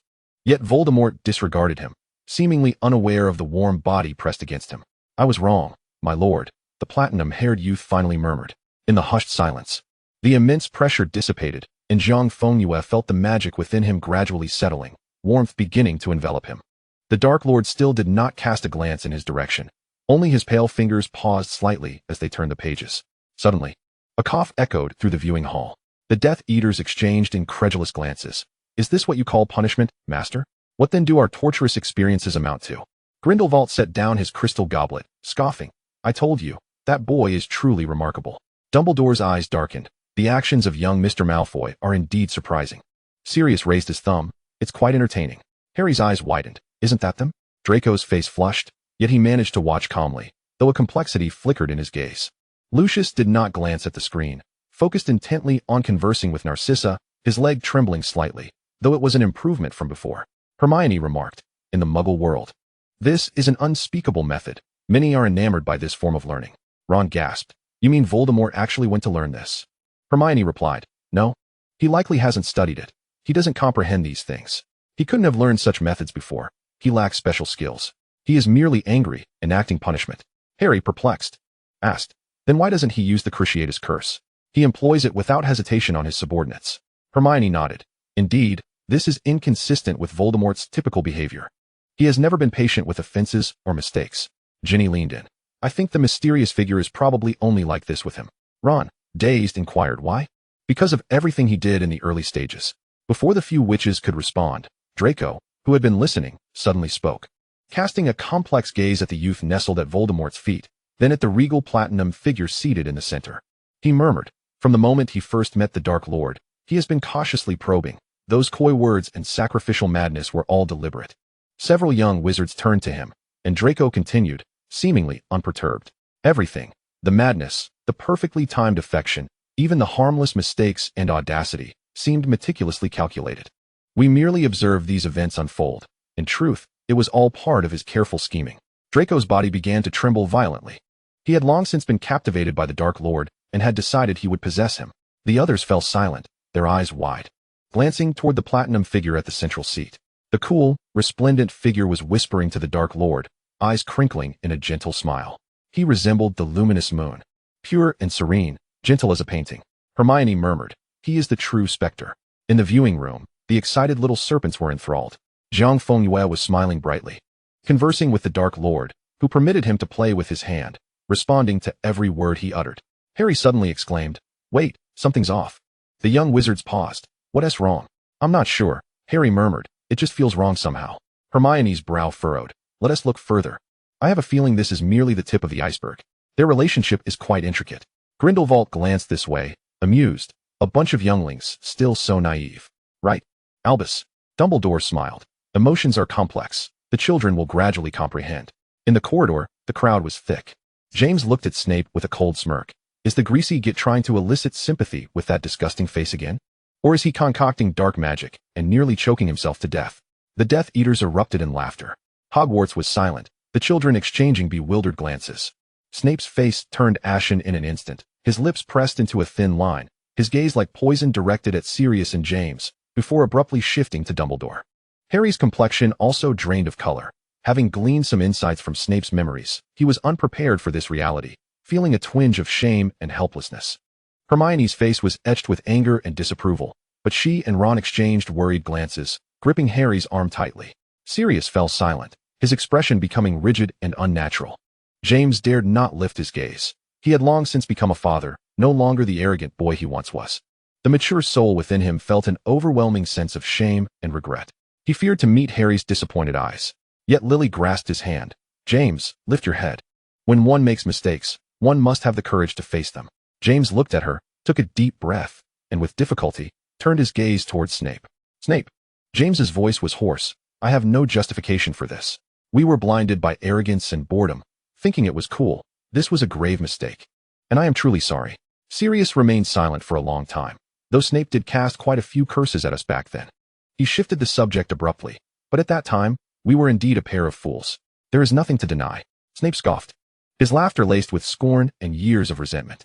What a heartfelt confession. Potter, Black, he said. Spare me your cheap self-pity. We were engaged in mutual brawls, bitter rivals. Fools. Do not attempt to cast yourselves as the sole bullies while relegating me to the status of a pitiable creature in need of your compassion. The losses I endured at your hands were far from insignificant. He regarded the two with a cold gaze, his head held high. Severus Snape did not need, nor would he ever accept, a belated, pitying apology from his enemies. To proclaim oneself a pure victim was, for him, yet another affront. His pride would not allow anyone to look down upon him, in any manner. The entire viewing hall fell into a profound silence, save for the sounds emanating from the screen. Enough, Potter. A seventh-year Slytherin stepped forward. Who gave you the right to harm a Slytherin? James sneered. Avery. You have no authority to lecture me on behalf of Slytherin. In an instant, they launched another attack on Snape, but just as it seemed perilous, a figure stepped protectively in front of him. The corridor descended into a hushed stillness, all eyes turning to the back. Jiang Fengyue calmly shielded Snape, and immediately, the scattered Slytherins gathered behind him. The house banner, the emblem of Slytherin, fluttered as the platinum-haired youth observed the individuals in front of him with a chilling gaze. If Avery lacks the qualifications, then what of me? The little snakes exclaimed in awe. Wow. Harry was taken aback, while Hermione remarked, he holds such high esteem within Slytherin? Ron's jaw dropped. Merlin. Slytherin can be this united? A flicker of appreciation crossed Voldemort's eyes, quickly replaced by displeasure at Jiang Fenyue's motivations, his gaze growing colder. Snape's body stiffened, a myriad of complex emotions flashing in his eyes. Who gave you the audacity to provoke Slytherin? Who permitted you to question me? Sirius roared. You damn Malfoy. He was struck hard by a silencing curse, while James found himself suspended upside down in the air. A scream erupted from the seventh-year Gryffindors, only to be forcefully subdued by magical pressure, kneeling on the ground. I have spoken. Who allowed you to question me, Gryffindor? Sirius muttered. Damn. James, can we not let this go? The little snakes cried out excitedly, their sparkling eyes fixated on the platinum figure in the center. Why isn't he our head? Not just the little snakes, but wizards from the other two houses also cheered. The little lions felt a mix of exhilaration and embarrassment, their spirits soaring. Harry watched in bewilderment as his father and godfather were beaten in another timeline, yet his body inexplicably began to heat up. He jabbered at Draco. Isn't your other dad incredibly handsome? Draco offered no rebuttal, his mouth slightly agape as he gazed at the figure beside him, a sudden fervor igniting in his eyes. Ron whispered, if I cheer now, will the other Gryffindors kill me? Hermione, astonished, remarked, he can perform nonverbal spells even as a student. That requires a revolutionary understanding of theoretical knowledge and magical manipulation. Lucius observed this scene, attempting to maintain composure. It seems he has not brought shame to the Malfoy family. Narcissa lightly covered her lips with a handkerchief, teasingly saying, no need for self-doubt, Lucius. Who gave you the audacity to offend the head of Slytherin? Narcissa's voice was icy as she raised her wand. The Slytherins all stood defiantly, wands pointed outward. The little snakes gasped, oxygen. Where's my oxygen? Draco exclaimed, Mom. You're so cool. Lucius replied, little dragon, that's not you. Narcissa chuckled softly. Mother also reminisces about her student days, but unfortunately, there were no opportunities for conflict back then. Unlike her, as the two houses clashed entirely, Jiang Fengyue turned his head. You are not permitted to strike. In the next moment, a massive silver shield appeared before all the Slytherins, shattering the spells launched by Gryffindor. Cease. Everyone stop. Professor McGonagall stormed in, the corridor falling silent enough to hear a pin drop. As the Gryffindor students were apprehended, Jiang Fengyue bowed gracefully. I regret causing you trouble. But no one from Slytherin participated in the conflict aside from myself. I adhere to the rules and willingly accept the punishment. The little snakes cried out, Ah, head. Head. I will follow you to the death. Even Death Eaters offered light applause and admiration.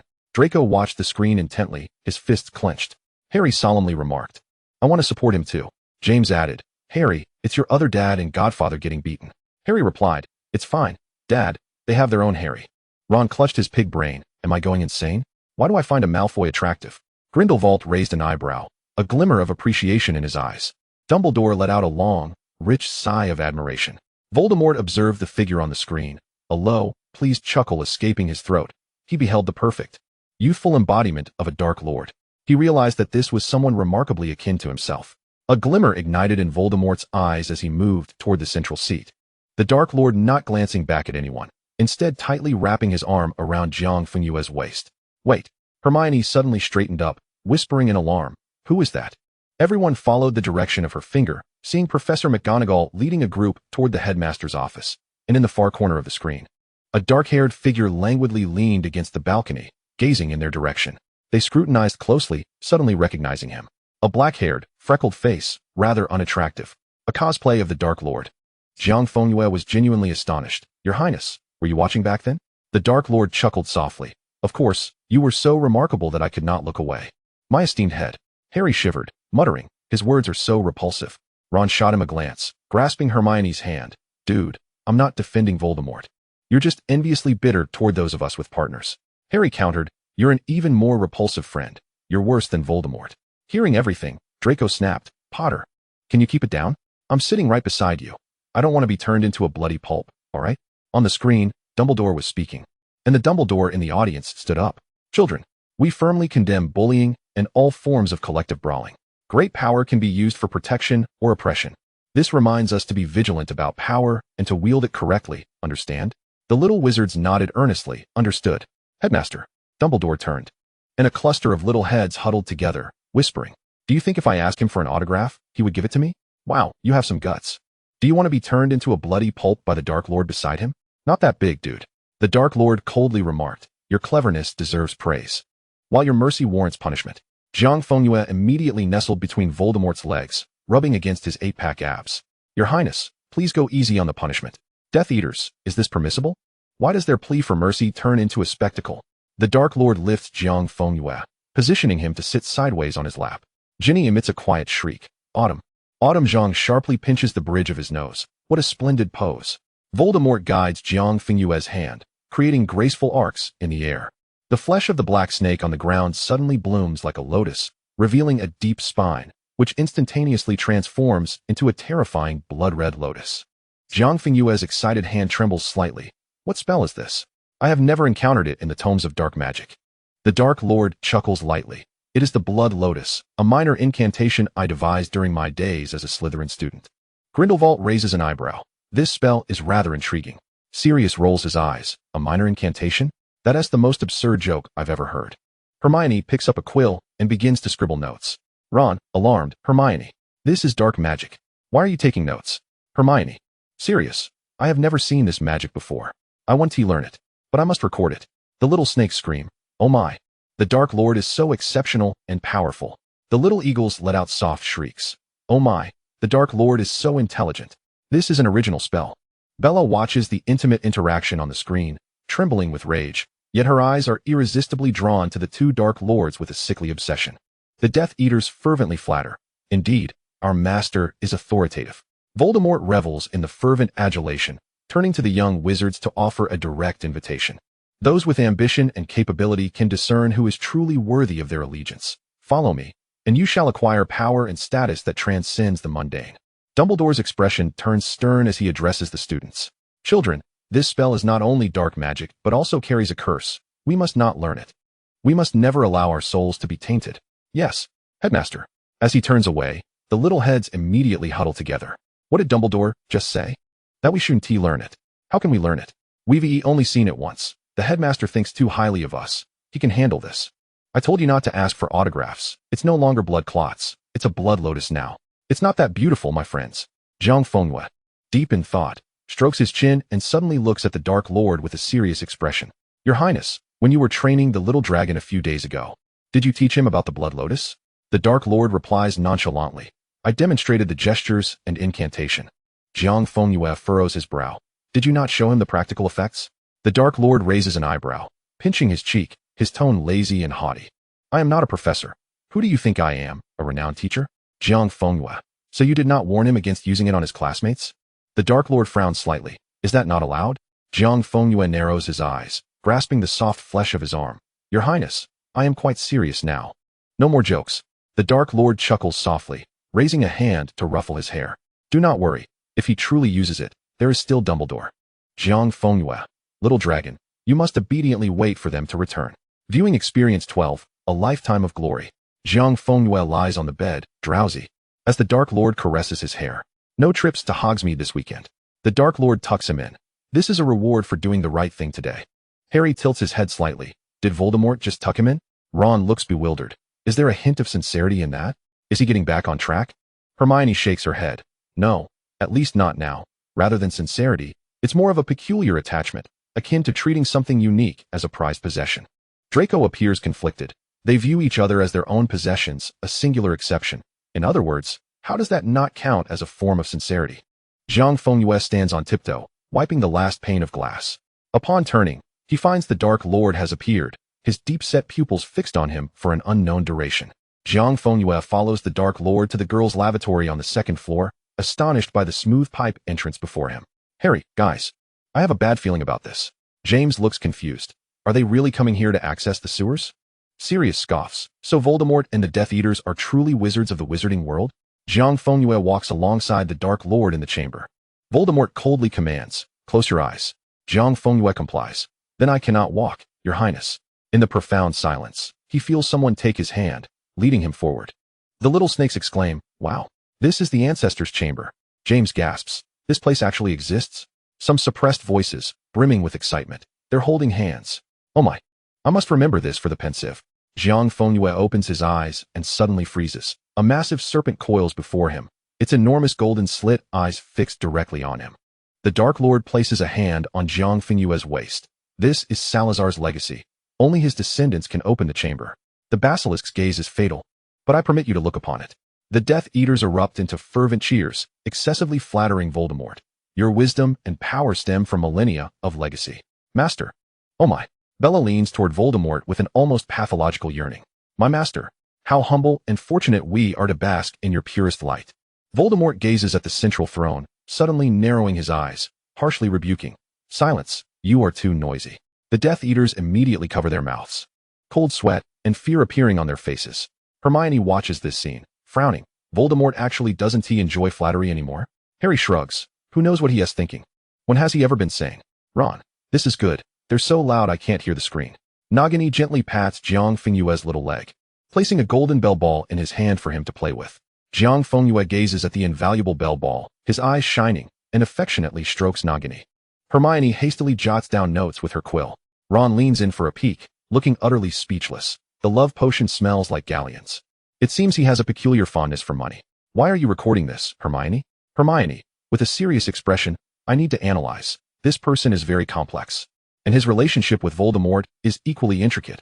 I need to understand more. Ron, feeling wronged. How can you remember another man's affairs so clearly? Hermione pats his head. No unreasonable tantrums, little Ronnie. A group of little heads whisper conspiratorially. If I give him a bit of gold, will he give me an autograph? Ahem, I wouldn't mind if he touched me. Such a large piece of gold. Are you planning to mortgage your toad as collateral? My friend. Using gold to entertain snakes? Do they still lack pets? They probably don't lack pets, but rather pet food. Jiang Fengyue looks down to see a small black snake coiled around his wrist. The Dark Lord. It will temporarily obey your command at my behest. It will be your trump card, a small reward. Dumbledore's azure eyes narrow slightly. Voldemort gave him this? Grindelwald sneers. He claims it's a reward, but in truth, it's a shackle. This boy is quite cunning. Dumbledore glances at him meaningfully, a slight smile playing on his lips. Harry, wow. Congratulations to another Harry for not having to engage in a deathly struggle with the basilisk. The parents of the savior, along with his godfather and the fluffy professor, exchanged concerned glances. Deathly struggle? What struggle? Harry, feeling the warmth of his family's concern, blushed and offered a quiet reassurance with a hint of explanation. Jiang Fengyue lifted his gaze, his expressive eyes shimmering like the rippling light of the moon. Thank you, Your Highness, I truly adore it. The Dark Lord narrowed his eyes, suddenly gripping his neck and pulling him closer. Do not provoke me, naughty child. Ginny, Cho Chang. And a nearby circle of young witches had already screamed, oblivious to those around them, and even Jiang Fengyue turned in surprise to observe the commotion. Ginny incessantly murmured, good child, naughty child, good child. Cho Chang, awesome. Harry, ugh. Draco looked at him in terror, desperately inching away. Ron, Harry, I support you. But remember, you're all alone behind you. Sirius rolled his eyes. Malfoy hasn't he done anything, yet this Voldemort is in a tizzy. Lucius abruptly turned around, gritting his teeth. Black, can you clarify? There are many Malfoys here. Grindelwald pondered for a moment and glanced at Dumbledore. In your eyes? From the moment you first saw me, I could never be considered a good child, could I? Hence, you were unwilling to call me before. Dumbledore attempted to intervene. Gellert. Don't. Grindelwald replied solemnly. Then call me a naughty child. I am willing to forgive you for the me of 16. Dumbledore's expression remained serene. The remaining group of silver-green figures chattered. Did you remember the route? Yes, but we can't speak Parseltongue to get in. Is it truly impossible for this to become a must-visit attraction? I will lodge a complaint at the headmaster's suggestion box. The Death Eater area fell into silence. Everyone secretly glancing at the two seated in the center, then subtly looking towards Voldemort's silhouette, no one daring to speak. Jiang Fengyue listened to the ruckus behind him, playing with the flesh of the Dark Lord's palm, his gray eyes sparkling like bright moonlight. It seems that the illustrious reputation of Lord Voldemort shall be dragged down by me. The Dark Lord allowed him to play with his hand, responding casually, sweet as honey. Jiang Fengyue poked his chest playfully, teasing, they all think you lack self-control. The Dark Lord captured his hand in return, gently kissing the tips of his jade-like fingers. Chuckling softly, "You are the one who has tempted me." Viewing body 13, the target of many. A howling letter hovered above a Ravenclaw boy. Countless reprimands spewing from a man's mouth. The little boy curled up in his seat, trembling as he endured the torrent of scolding and threats. Harry suddenly widened his eyes. This person looked so familiar. Hermione furrowed her brow, trying to sift through her memories. Neville, however, let out a scream. His face as pale as a sheet. Little Barty Crouch. The crowd erupted in chaos, realizing that this was the chief accomplice in Voldemort's resurrection. Hermione frowned deeply. Was he scolded by old Barty?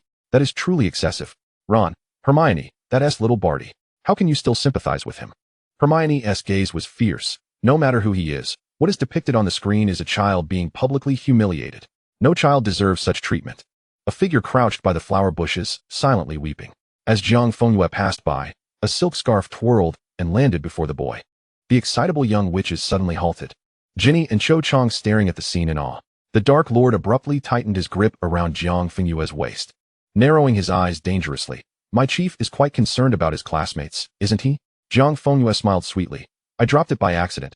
I had no idea. The Dark Lord chuckled softly, playfully pinching the soft flesh at his waist, causing Jiang Fengyue to shiver sensitively. Voldemort observed their actions with darkened eyes, fingers tapping rhythmically on the armrest. The room of requirement. Lupin and Peter were busy writing essays when a large dog dashed over to James. What are you looking at? James. James was closely examining the Marauder's map. Tom Riddle? Who is that? Dumbledore straightened up, while Grindelwald yawned. Harry suddenly gasped, Dad. I have a feeling that my other dad and godfather might be in serious trouble. Why? James questioned, puzzled. Does this Tom? His words were abruptly cut off. As the Hogwarts crowd stared in terror ahead, two invisible pressures suddenly descended, instantly enveloping the entire area. Two pairs of crimson-slit pupils lifted from the shadows, coldly gazing in their direction, their eyes betraying unmasked fury and murderous intent. The Death Eater's seating fell into a deathly silence. Even Bella cowered in fear. Jiang Fengyue turned to the crowd with a smile. Shall we forget this scene, shall we? The crowd stared at him stiffly, the silence plunging into an eerie stillness. Jiang Fengyue turned back, his hand gently sliding down the Dark Lord's chest, his lips brushing against his ear, like soft whispers between lovers. After a moment, one pair of crimson-slit pupils slowly shifted, returning their focus to the person beside him. Snape murmured, another letter arrived last night, marked with his father's personal seal. Fool. Jiang Fengyue replied nonchalantly. Has everything been instructed? Not quietly stated. Slytherin stands with you, Chief. Narcissa questioned. How has he offended you so much? What could compel you to issue a command for the house? Among the Death Eaters, one individual stiffened, gazing complexly at the central seat. Harry asked in confusion, what is a house command? Draco glanced at him and explained. The Slytherin head is not present in every generation. Only those who are recognized by all can hold the title. He directed his gaze towards Jiang Fengyue. Commands issued by the head must be obeyed by all within the house. Jiang Fengyue replied coolly, to offend me by attempting to reduce the sacred 28 pure-blood families to 27. The little snakes. Who has angered our chief? Until now, I have never seen our elegant and composed chief so furious. James rubbed Sirius's arm. Brother, it can't be us, right? Severus. Prepare a sufficient amount of white fresh essence and brew another batch of bone regeneration potion. This afternoon, we shall host a fine gathering. A hand abruptly presented a silk handkerchief before Jiang Fengyue. Jiang Fengyue stared in astonishment at the boy who appeared before him. Sirius crossed his arms. White fresh. Bone regeneration? What does he intend to do? No one responded, but Snape furrowed his brow, darkly observing another version of himself on the screen. Seated at the center of the Slytherin table. Jiang Fengyue, what is your name? The boy abruptly looked up, his voice rising with excitement. Barty. Barty Crouch. Senior. Jiang Fengyue struggled to suppress his distorted surprise. After 5 o'clock, I can teach you in the library. The Dark Lord's grip around Jiang Fengyue's waist suddenly tightened. His crimson-slit pupils fixated on him unblinkingly. Jiang Fengyue whispered softly, his fingers trailing up the man's form, then playfully covering him, contentedly rubbing against his muscular chest. Do not be angry later, Your Highness. Anger is detrimental to one's health. He stated earnestly. If you harm your health, I shall be heartbroken. After saying this, he rubbed his chest again, utterly satisfied. The Dark Lord grasped his hand, their gaze locking. Jiang Fengyue chuckled lightly. Your Highness, what can showing them do? The first segment of the viewing has concluded. A break will now be taken. Everyone may order refreshments or attend to personal needs. During the waiting period, the screen will soon showcase exciting previews. The sound of a narrative echo reverberated, and as the last word fell, Eager little hands shot up to place their orders.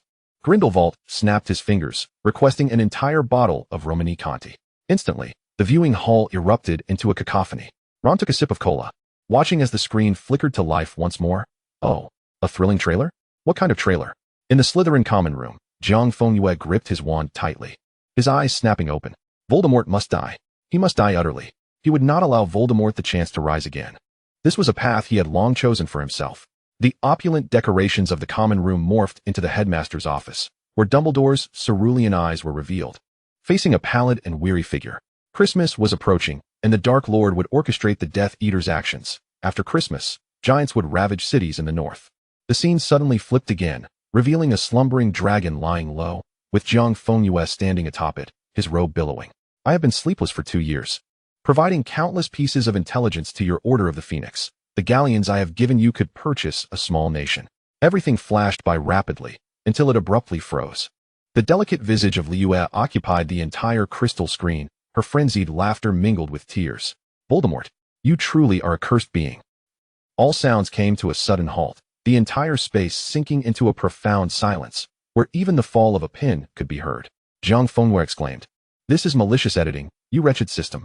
The Dark Lord's indifferent crimson eyes constricted to pinpoints at the final scene, his hand tightening around Jiang Fengyue's waist in an unmistakably possessive and protective manner.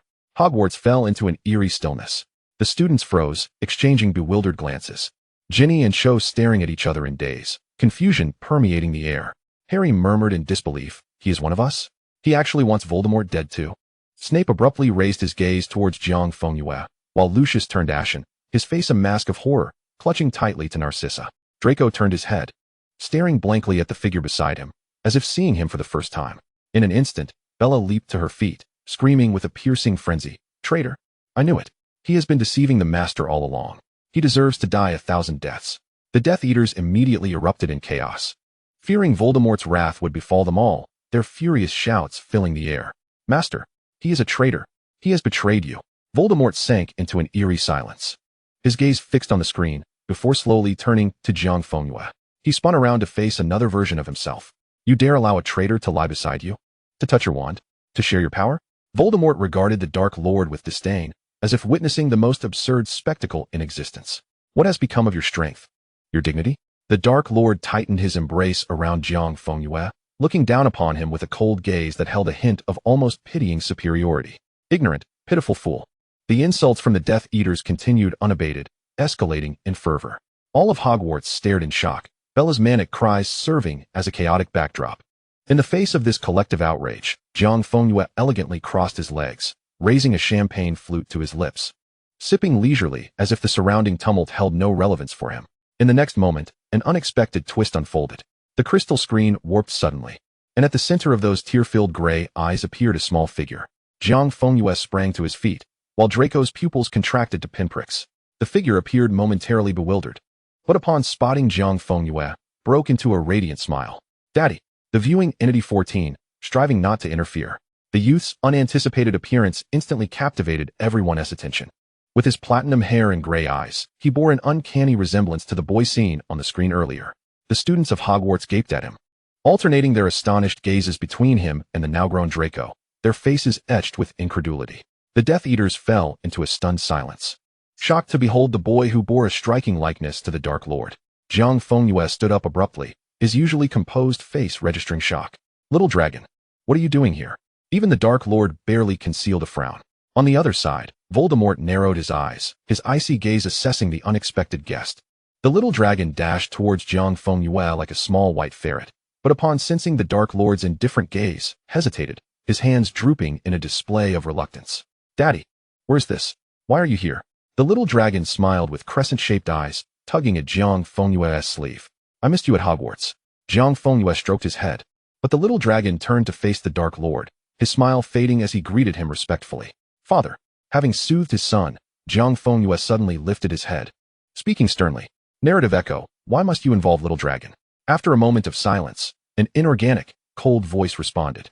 "Draco Malfoy's pivotal moment has arrived. I forcibly halted the progression of fate and completed the observational sample." Jiang Fengyue gazed at Little Dragon sharply. "What were you doing before you came here?" Little Dragon cast a furtive glance at the Dark Lord, cautiously replying, I was arguing with Potter, but I didn't lose. Father. He looked confused. I was about to use Blood Lotus on him when I found myself here for no reason. What? Harry jumped up, followed by Ron and Hermione. What were you planning to do to another me, Harry? Jiang Fengyue frowned, while the Dark Lord slowly turned, his red eyes narrowing. An invisible pressure radiating like a tidal wave. Who allowed you to yell at my son? Harry, Ron, and Hermione instantly fell silent, the Death Eaters instinctively shrinking back. Everyone thought, all right, you two have the final say. A chair materialized in the central seating area, and Little Dragon sat down beside Jiang Fengyue, cautiously scanning the surroundings. When his gaze fell upon another pair of similarly crimson, yet maliciously foreign vertical pupils, he trembled and immediately turned back to Jiang Fengyue. Daddy, where exactly is this? Who are they? Jiang Fengyue rubbed his temples, explaining succinctly, while Little Dragon stared in astonishment, hesitating for a moment before whispering, so. Who is that person who looks so much like father? He is quite scary. The Dark Lord tilted his head slightly, replying coolly, you need not know. Oh. Little Dragon obediently lowered his head, but soon felt 4 intense stares upon him. Cautiously looking over, he discovered 4 individuals staring intently at him. Little Dragon blinked. Aunt. You're here too. Narcissa paused, gazing at him, noticing the slight resemblance to Draco from his childhood, a flicker of warmth appearing in her eyes as she nodded reassuringly. Little Dragon glanced at the man in the middle, fully aware of his identity. He turned his attention to the person closest to him, a youth resembling him but several years older, who now looked at him with a complex expression. Little Dragon nodded at him, his youthful visage taking on a solemnity as he addressed his elder self in a clear and reserved tone. Hello. Draco stared at him in a daze, softly replying, hello. Little Dragon then turned to meet the gaze of those emerald eyes, locking eyes for a moment before slowly smirking with a noble-like mockery. Another me. You should be able to handle Potter when you grow up, right? Harry, you little brat. Do you believe that while your 2 fathers are not paying attention, I could sneak up and give you a good thrashing? Draco, upon hearing this childish aspiration, let out a self-deprecating smile and lowered his gaze. The crystal screen suddenly illuminated. Replaying the scene once more.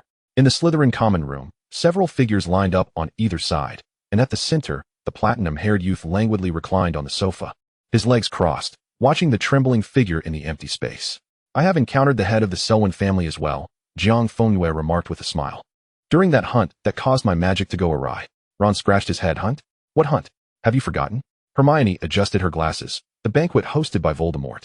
It seems that the killing curse is closely tied to Selwyn. Jiang Fengyue stepped toward Vite, raising a hand to gently press on his shoulder. In the next moment, Vite uncontrollably knelt down. Snape informed me that you have been secretly sending letters. Jiang Fengyue's voice suddenly turned cold. Even with conflicting interests, one should not think of killing me. A commotion erupted in Hogwarts, and while the Death Eaters were somewhat surprised, they quickly comprehended the situation. The young snakes turned pale, their eyes gradually freezing over. It is prohibited for fairies to participate or interfere with the Muggle system in any form. Jiang Fengyue coldly surveyed the person beneath him. Attempting to kill me to make Malfoy lose his heir and swallow this financial lifeline? How greedy and foolish can one be? Lucius immediately tightened his grip on his serpent-headed wand, rage flickering in his eyes. Selwyn, how dare you harbor such thoughts? Draco also clenched his fists, his expression dark, while Narcissa elegantly lowered her gaze. The 3 of them coldly stared into a shadowy corner occupied by the Death Eaters. Ron assisted Hermione in adding ink, and she wrote rapidly. Her words brimmed with excitement and barely concealed enthusiasm. It's remarkable how swiftly one can integrate such information into a coherent narrative. This information processing speed is truly astonishing. He is indeed formidable. Rest assured, I will not kill you, Jiang Fengyue gently whispered to his lover, twisting his wrist. I will only inflict a slight, little pain. Shattered. Ah! The anguished cries instantly filled the common room. The young snakes, cool, dashing, incredibly awesome chief. The little lions, what on earth? Sirius let out a playful whistle. The little badgers and little eagles. Wait, isn't this a form of vigilante justice? Is there no one in Slytherin to oversee this? The young snakes cast them a sidelong glance. The chief's orders are absolute. Dumbledore frowned, looking at Jiang Fengyue disapprovingly. Mr. Malfoy, even if the circumstances warrant it, Hogwarts is a sanctuary for students, not a place for executing vigilante justice. The Dark Lord scoffed. While Jiang Fengyue did not turn back, Little Long turned his head, seriously stating, Rest assured, Headmaster, we will try to refrain from such actions in Hogwarts in the future. Dumbledore struggled to maintain a smile, a vein twitching on his forehead. Professor McGonagall stood up, her lips pressed tightly together. Children, you must never use dark magic against your classmates, nor engage in violence within the school. Do you understand? Understood, Professor. McGonagall nodded in satisfaction. Harry nudged Draco's arm. Draco turned his head, raising an eyebrow in inquiry. Malfoy, could you tell that little one next to you to convey the situation here to me? Draco was momentarily taken aback, then slowly crossed his arms, elongating his signature aristocratic tone. Oh, Potter, is this how you plead for assistance? I should really knock some sense into you. Veet's legs were bloodied and mangled, sprawled on the ground like a dead fish, twitching incessantly. Snape approached with a pale face, pouring 2 vials of invigorating potion down Veet's throat. The young snakes. The headmaster handles this matter with such ease. Snape lifted his head, darkly observing the scene on the screen, his expression complex. Jiang Fengyue elegantly crushed the fractured bones beneath his feet, listening to the agonized wails as he leaned in close to Veet's ear. Does it hurt, child? Lucius felt the same pain that day, believing that those elders would protect him, only to find himself in agony as well. How could I possibly let someone off so easily? He softly murmured. See you at the next hunt, Veet, and your father too. Lucius was momentarily taken aback, then silently continued to observe the screen, his grip on the serpent-headed wand turning white with tension. A group of Death Eaters fell into a hushed silence. Clearly aware of who would be unfortunate in the next hunt, the answer was evident. Fred called out to those around him. Come, it's time to place bets. Guess whether Selwyn will survive the hunt. The odds are astonishing. George collected gold galleons one by one with a crystal cup. 1 silver sickles to start. No risk. No reward. Come one, come all. Molly shouted. No gambling in the school. Fred George. Especially not this. Fred George Mom. Next time for sure. Snape, with a pale face, approached, sprinkling white fresh essence over Veet's mangled flesh and pouring bone-replenishing potion into his mouth. James, this Snape is clearly in cahoots with him. Sirius, I told you he's not simple. Trust me. Snape shot them a fierce glare, while Lily discreetly pinched James. Not. Jiang Fengyue turned his head. I trust you can ensure that this matter remains locked within the throats of all Slytherins, correct? Not nodded earnestly.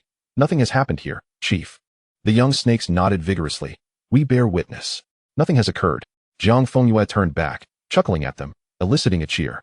The students from the other 3 houses remarked. Who says Slytherin isn't united? They're extremely united when it comes to wrongdoing. Jiang Fengyue smiled slightly, methodically issuing orders before turning away indifferently. His bloodied shoes left a trail of crimson footprints on the ground as everyone watched his figure until it disappeared at the end of the corridor. Everyone immediately complied with the orders and fulfilled their duties. Betrayal and transgression, blood debts must be repaid in blood. By the king's decree, it is to the death. The Dark Lord gazed intently at the screen, the crimson-slitted pupils seeming to flicker with flames.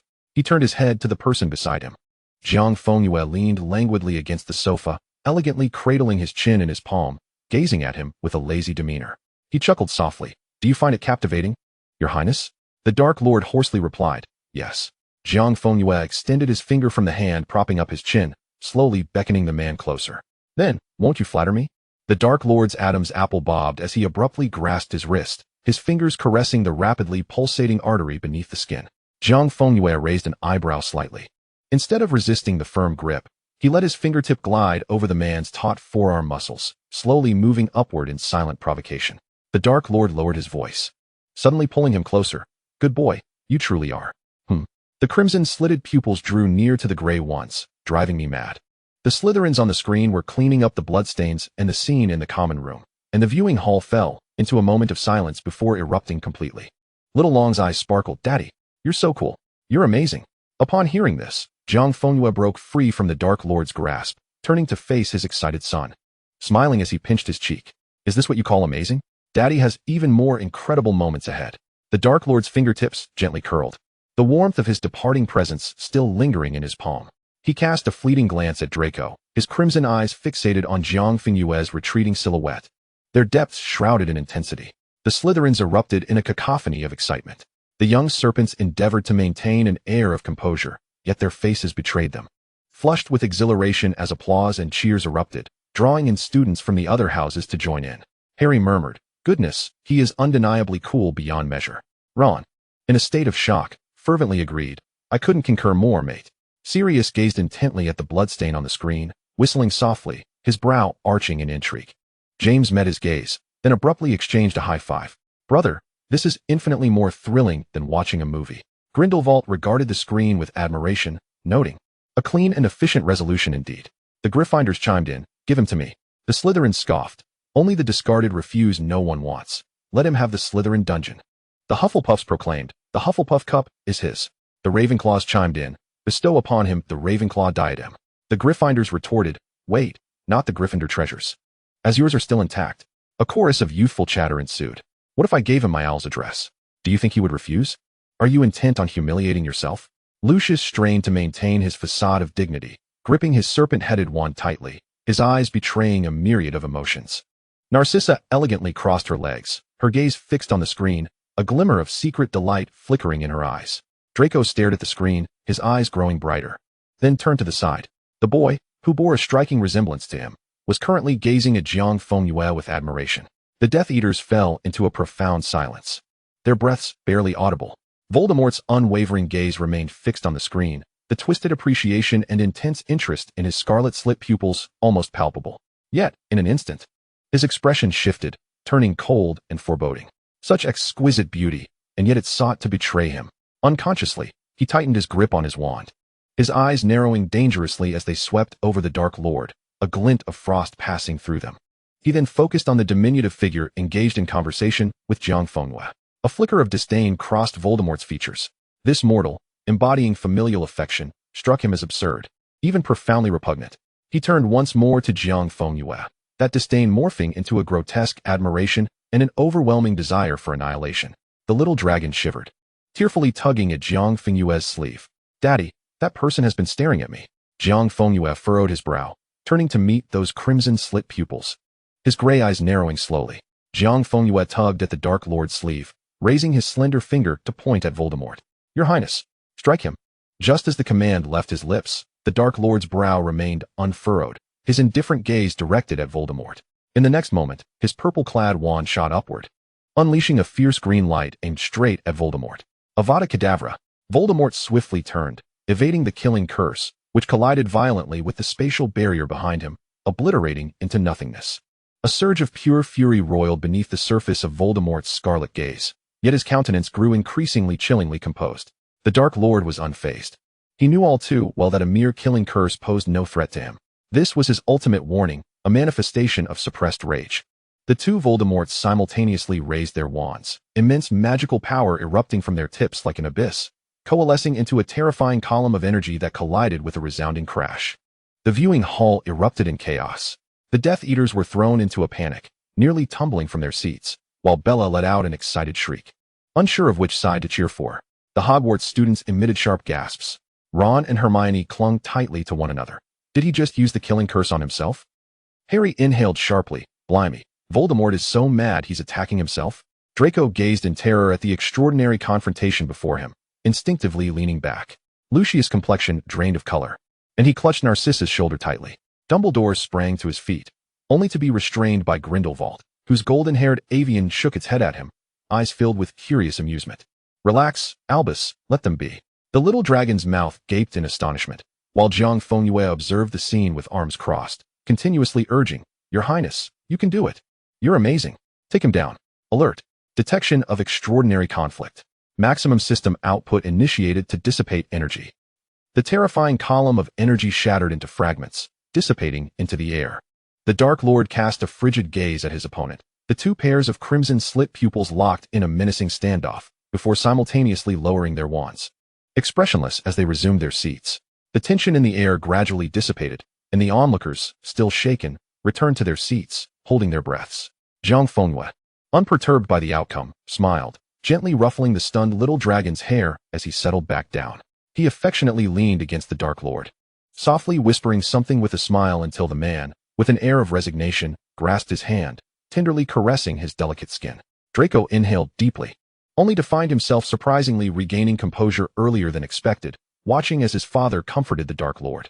Hesitating momentarily, he asked, How old are you? 12 or 13? Aren't you afraid? At this question, all eyes turned towards him. The little dragon replied, Father has always been like this. I'm used to it. He occasionally goes out to kill. The crowd reacted. Harry let out a dry laugh. No wonder he's Voldemort's son.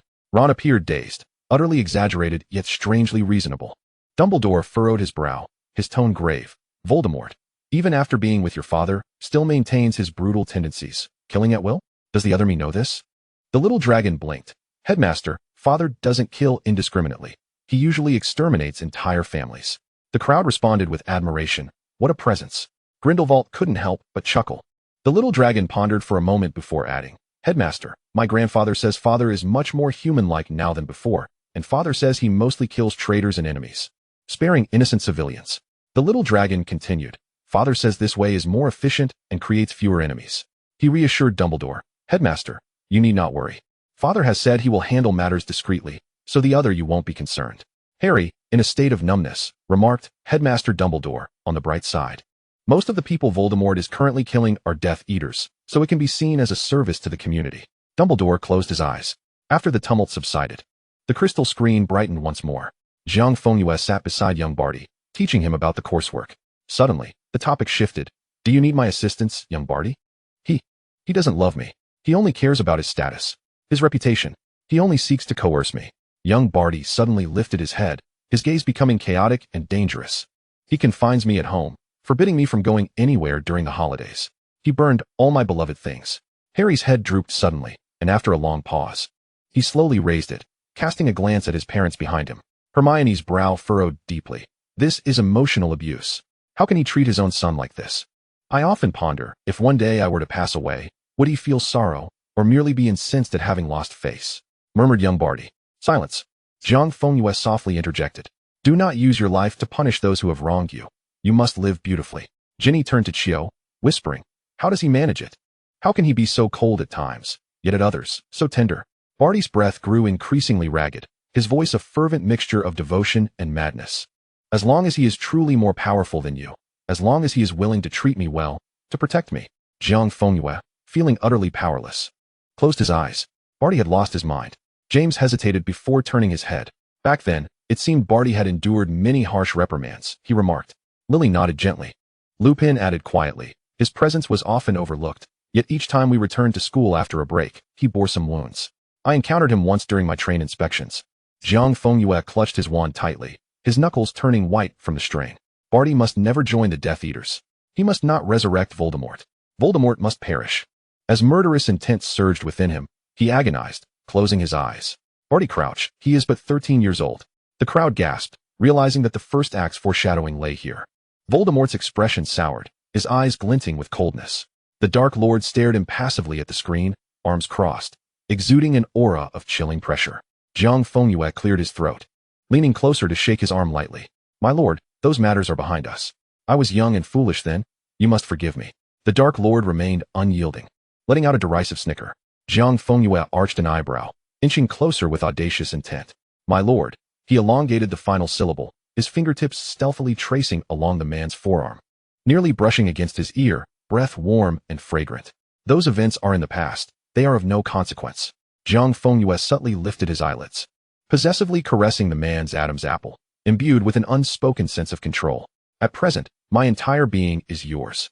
His voice lowered, laced with an intimacy only they could comprehend. I have been entirely conquered by you. The Dark Lord's Adam's apple involuntarily moved beneath his touch. He playfully rested his chin on the Dark Lord's shoulder, batting his eyelashes. You must forgive me. The Dark Lord turned his head, raising the arm not ensnared, fingers gripping Jiang Fengyue's chin with a deliberate softness. Cunning words and flattery, he intoned, stroking Jiang Fengyue's chin, his voice a low rasp. When we return, you shall be punished. Jiang Fengyue chuckled lightly, licking his lips. Then the punishment ought to be quite severe. Only Voldemort could hear these exchanges. His expression darkened, glaring venomously at the Dark Lord, then fixing his gaze on Jiang Fengyue's retreating figure, his countenance growing even more grim. Such betrayal. They have all been revealed. How could they simply let it go? This is a disgrace to the Dark Lord. Jiang Fengyue was engaged in a cheerful conversation with the Dark Lord when he suddenly paused, a realization striking him. He turned to Xiaolong. Xiaolong, there will be certain scenes you must not witness, understand? Jiang Fengyue fixed his gaze intently on the boy before him, his voice barely above a whisper. What did you say, Barty? The boy's voice trembled with excitement. Please, grant me an audience with the Dark Lord. Silence. Bellatrix let out a sharp, mocking laugh, her eyes brimming with disdain and delight. You wish to meet the Master? How fortunate that those in your world have already perished. Good riddance. The Death Eaters exchanged glances, erupting in laughter and derisive jeers. Dumbledore sighed heavily, closing his eyes in sorrow. Jiang Fengyue's gaze turned icy. Barty, 5 o'clock by the Black Lake. We shall meet, agreed? Barty bowed excitedly. Jiang Fengyue observed his retreating figure, sitting in silence for a moment, while Snape placed his silver spoon down, waiting quietly for orders. Severus, prepare some white fresh and bone regeneration potions, along with ample stimulating and blood replenishment drafts. I shall require them by noon. The Death Eaters hissed, their eyes glimmering with anticipation for the forthcoming bloody spectacle. Harry involuntarily clasped his hands together. He wouldn't be intending to kill Barty, would he? Draco hesitated. He probably wouldn't. He might just plan to frighten Barty. Hermione furrowed her brow, shaking her head. No, that would be far too simplistic. It would be difficult to conclude at Hogwarts, and sooner or later, as long as the Dark Lord desires, he will still accept Barty. Hey, why is our platinum serpent wandering alone? Jiang Fengyue calmly turned, yet an oppressive aura brewed around him. James and Sirius lounged lazily, observing him. James approached slowly, whispering in his ear as if they were lovers sharing secrets. Are you off to find your Tom Riddle? The crowd murmured. It seems someone might soon meet their end. James and Sirius covered their eyes. After a brief silence, Hogwarts erupted in cheers. Wow! The Gryffindors waved their hands frantically. James Potter, you are my hero. The Hufflepuffs and Ravens covered their faces, shoulders shaking with laughter. Are those two truly so brave? Harry gasped, glancing at Xiaolong. I should exist in that child's world, right? Xiaolong looked at him quizzically and nodded. Harry sighed in relief, beaming at James. Don't worry, Dad. You and Godfather are still alive. In stark contrast were the Death Eaters, each face pale with fear, yearning to shrink into their robes. As anticipated, in the next moment, two icy, terrifying auras erupted, abruptly halting the previously raucous cheers, leaving behind an eerie silence where one could hear a pin drop. The crimson-slitted pupils stared coldly at the screen, as if the surrounding clamor was but the buzzing of flies. The two Dark Lords remained resolutely turned away. In the suffocating silence, Jiang Fengyue slowly turned, smiling at the crowd. The Lord's amnesia technique works quite well, doesn't it? He paused, feigning an expression of apology. However, his methods tend to lack restraint, easily turning one into a fool. His gray eyes scanned the most boisterous area. Everyone, would you like to experience it firsthand? The room fell silent, save for the small snakes that had remained quiet throughout, their eyes sparkling with anticipation. Even threats can be so elegant. The chief is so handsome. James regained consciousness amidst a sharp headache, finding himself tightly bound to a cold stone pillar, with Sirius equally ensnared beside him. The doors swung open violently, and Lupin and Peter were thrown in, locking them to the pillars. Jiang Fengyue reached out, tugging at James' hair, gently saying, Do you know? I am in a rather foul mood right now. Wait for me to return, James. Snape curled his lip in amusement. Xiaolong cheered, Daddy is so handsome. The little snakes chimed in, The chief is magnificent. James exclaimed, Surely, this need not be shown. Sirius added, Kids, this isn't really me, you know? This isn't me. Harry covered his face, his shoulders shaking. Dad, I'm really worried about you. This time, it wasn't just Hogwarts, without the Dark Lord's suppression. Even the Death Eaters burst into laughter. James lamented indignantly, We are the ones locked in the little black room. You are being excessively cruel. Sirius cried out. What about your compassion, children? Where is your compassion? Voldemort let out a mocking laugh, his eyes betraying an unrestrained delight. The Dark Lord raised an eyebrow slightly and turned to his companion, jesting, My chief has chosen not to eliminate them? It seems I am not valued enough. Jiang Fengyue lazily lifted his gaze to glance at him, his gray eyes shimmering with an almost innocent light, his voice soft and gentle. But I am a good person. Your Highness, I have always abided by the law and possess a kind heart. How could I possibly engage in such actions? He smiled sweetly as he leaned against his arm. I am quite afraid of blood. The bystanders murmured, This man is utterly shameless. Amused, the Dark Lord chuckled softly and playfully pinched the soft flesh at his waist. Here you go, all highly concentrated, Snape declared, producing a multitude of glass vials. Jiang Fengyue expressed his gratitude and turned to leave, only to be halted by Snape's call. Do you require my assistance? It seems you may struggle with the potion intended for young Barty on your own, correct? Jiang Fengyue remained silent for a moment before suddenly smiling. No? These are all for my use. What? Young Nagini exclaimed sharply. The little dragon seized Jiang Fengyue's sleeve, eyes filled with panic. Father, what are you planning? Why use potions? Whispers erupted around them. Hermione suddenly had an epiphany, murmuring in a daze, I understand now. At the very least, tell me why. Snape lowered his head, resting his forehead against the shoulder of the person before him. Do not make me worry. Voldemort furrowed his brow, his eyes narrowing dangerously, but before he could turn away, Jiang Fengyue grasped his hand, giving him a reassuring wink as their fingers intertwined gently. The Dark Lord held his chin, his voice low, laced with both admiration and displeasure. You always so effortlessly seize the affections of others. Meanwhile, Snape froze, his gaze fixed intently on the scene before him, his lips pressed into a pale line. Ron's expression contorted slightly, although I can't believe it. Seeing old Snape like this feels surreal. Hermione's voice was soft, yet resonated within the ears of all present. That Snape and he are truly friends. Then I shall take action, Snape suddenly proclaimed. If you do it, the Dark Lord will find out. I shall eliminate him. Let me handle it. Harry gasped, muttering to himself, I must be dreaming. I can't believe I just witnessed Snape willingly commit murder for another. It was not shocking to see Snape kill. It was his restraint that astonished Harry. Ron appeared to be on the verge of asphyxiation. He actually has friends. Did Snape poison me? Hermione's expression was complex. That gentleman saved Snape. Not only defending him in public, but also sheltering him behind the scenes, ushering him into the true heart of Slytherin, granting him unprecedented respect and status. She paused, her voice trembling with emotion. In his darkest hour, when he most needed help, he encountered the finest of individuals who pulled him from the mire. On the screen, the platinum-haired youth, exuding an uncharacteristic steadiness and gentleness for his age, gently caressed Snape's face, whispering words of comfort. Hermione softly remarked, that was not charity. It was a refreshing breeze across frozen earth, a radiant moonlight. Professor Snape regarded him as a lifelong confidant, even willing to bear the weight of sin for him. A sentiment entirely reasonable. The little dragon turned his head, beaming at the silent, dark-haired man beside him, his voice filled with unwavering trust and affection. Godfather, you are truly wonderful. Snape was momentarily taken aback, gazing at this unfamiliar yet familiar child, his eyes stiffly shifting to the person beside him. A complex scrutiny hidden deep within. The viewing body remarked, the moon above. Snape bellowed, let young Barty perish, or suffer grievous harm. Jiang Fengyue's voice was gentle. I wish to as well, Severus. But Barty is only 13. Had it been his future self, I would have done anything. Jiang Fengyue's eyes sparkled like two clear moonlit springs as he tenderly brushed Snape's face. I am older than him. I am older than all of you. The experiences I have endured surpass those of you children combined. If climbing higher means sacrificing an innocent 13-year-old child to pave my way, then so be it. He suddenly smiled, a breathtaking beauty amidst the interplay of light and shadow. That is my inadequacy. A moment of silence enveloped the scene, leaving only the delicate visage on the screen, graced with a gentle smile amidst the light and shadow. Harry stared blankly at this scene, his face slightly flushed. Dumbledore's azure eyes sparkled brightly as he smiled and applauded. Hermione's gaze flickered, regarding Jiang Fengyue's back with near reverence. Draco's hands began to tremble, his gaze shifting nervously to the side, where his younger self looked up at the figure beside him with utter admiration. The little dragon noticed his gaze and offered him a friendly smile, a tangle of emotions stirring within him. Snape stood frozen, as if transformed into a cold statue. His eyes fixed on the screen, his lips devoid of color. Ginny's eyelashes fluttered. Autumn, we have misunderstood all along. Autumn lowered her eyes. I understand.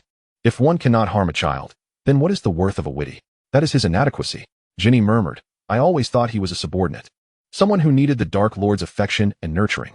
Autumn said softly. A man's true maturity and allure lie in his ability to resolve issues. Hiss.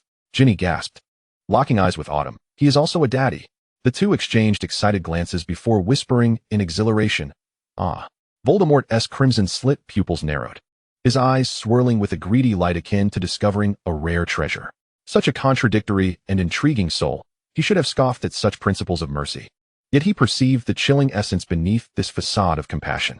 It was the pride of a top predator, elevating oneself to a higher dimension, this absolute self-control, this extreme cruelty to oneself in pursuit of a goal, the swift assessment of the situation, the decisive action, the instant formulation of a superior plan, all executed with speed, precision, and ferocity, evoking a sense of familiarity and admiration within him.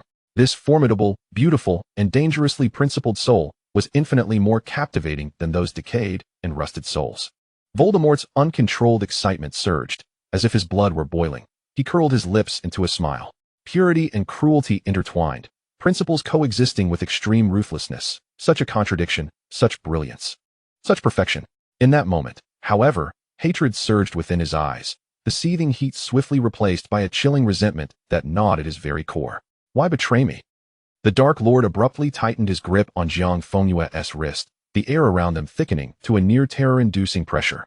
His scarlet gaze fixed violently upon those gray eyes. Who permitted you to harbor such thoughts? Your life, your body, you belong to me. How dare you endanger yourself for that insignificant insect? Jiang Fengyue met his chilling visage with a soft smile, raising his hand to caress his cheek. Is that so? Jiang Fengyue leaned closer, their faces mere inches apart, but I clearly see you are utterly captivated by me. The Dark Lord stared at him for a long moment before suddenly pulling his hand to his lips, almost reverently kissing his knuckles, only to then punishingly nip at the soft flesh of his fingertip. The scarlet vertical pupils fixed their gaze upon him, swirling with unabashed, twisted pride and profound infatuation. Jiang Fengyue's smile deepened at the corners of his lips, concealed beneath the expansive embrace of the armchair. The finger that lingered by the Dark Lord's lips suddenly exerted its strength, brushing against his sharp fangs and gliding over the tender flesh within his mouth. Until a sharp sting registered, the fingertip was sliced open, and the droplets of blood that emerged were entirely consumed by the Dark Lord's tongue, swallowed down his throat. Jiang Fengyue let out a soft chuckle, his voice laced with a husky desire and an air of nonchalance. Your Highness, you are truly delightful. Will the Dark Lord not forgive you this time? Snape's voice diminished to a whisper. Perhaps he harbors a modicum of sincerity towards you. Jiang Fengyue replied with a laugh. Snape, those in power do not possess true sincerity. They perpetually hold dominion. Moreover, this is the Dark Lord we speak of. He can retract his gifts at any moment. When he cherishes you, you are the moon in the sky. When he detests you, you become mere dust upon the earth. Never harbor expectations from one who gazes down upon you. A profound silence enveloped the viewing chamber. Hermione stared at the screen, fervently taking notes. Ron, astonished, asked, You are recording this too, Hermione? She replied solemnly, It makes perfect sense. Jiang Fengyue remarked, In the future, should any of you encounter misfortune, be it you, not Narcissa, Goyle, Crabbe, or even Apollyon, regardless of my involvement, I would exert every effort to rescue you. The young snakes gazed at the screen, instinctively straightening their spines. Snape's figure trembled beneath his black robes, and Narcissa halted her movements. The Death Eaters concealed in the shadows suddenly stiffened, releasing a mocking scoff. Jiang Fengyue caressed his head, stating, Humans are like this. The human heart is devoid of reason, especially considering that the Dark Lord lacks a heart altogether.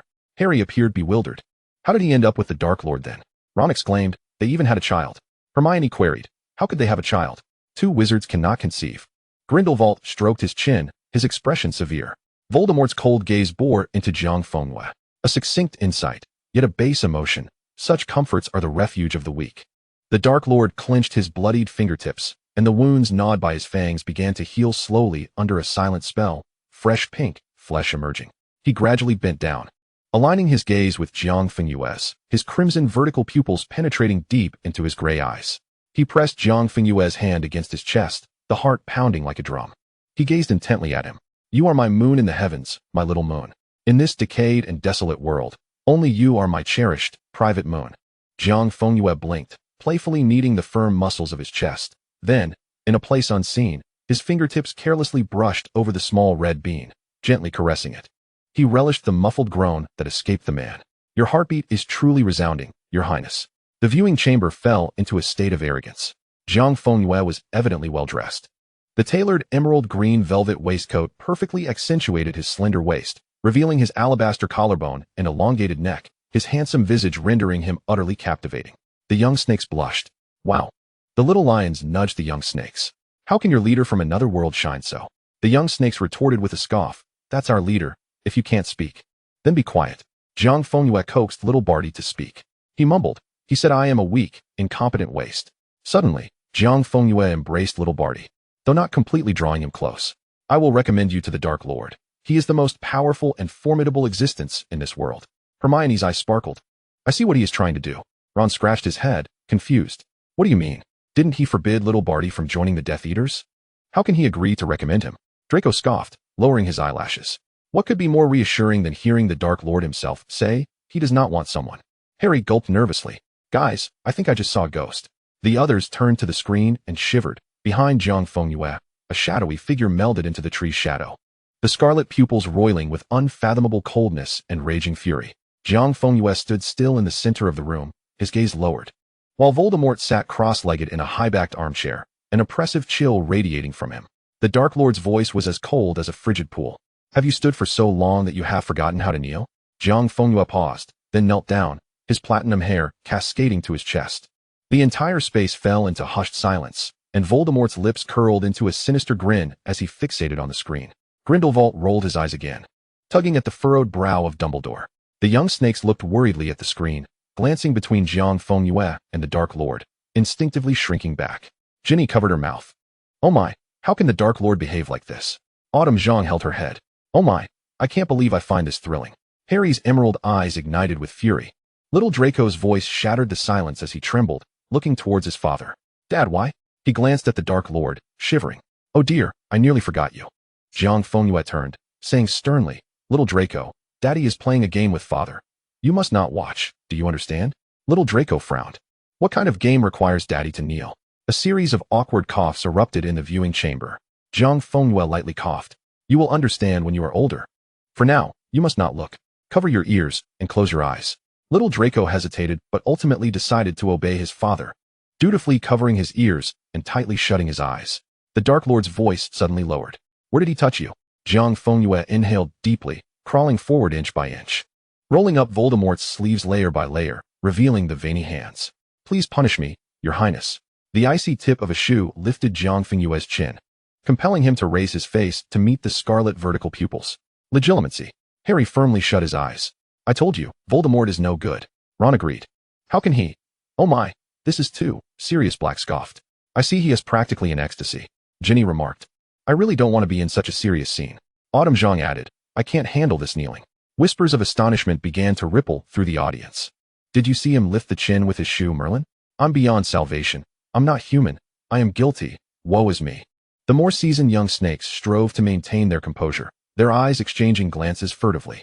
Lucius's complexion was paler than his hair, despairing as he looked at Narcissa. Narcissa, how many more blows must I endure? Do not fret. Everyone is aware this is not you. Narcissa reassured him, gently patting his hand. I must admit, that gentleman's psychological fortitude is truly remarkable. All eyes were glued to the screen. Jiang Fengyue's chin forcibly positioned upon the shoe's tip, the legitimacy still ongoing. A chilling presence enveloped the entire space in an instant. A collective shiver swept through the audience as their gazes turned in unison towards the central seat. The Dark Lord's expression was as frigid as ice, poised to rise, yet someone gently held him back.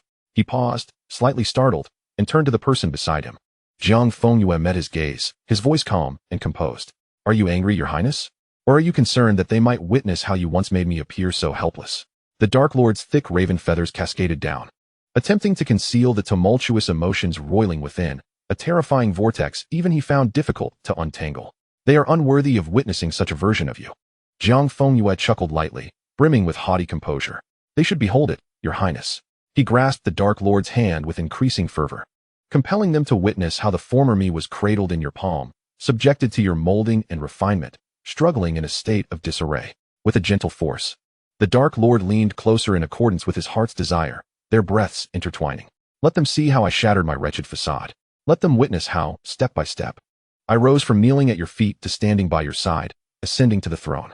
Let them recognize who it is that shares power with you, who ventures into the abyss alongside you.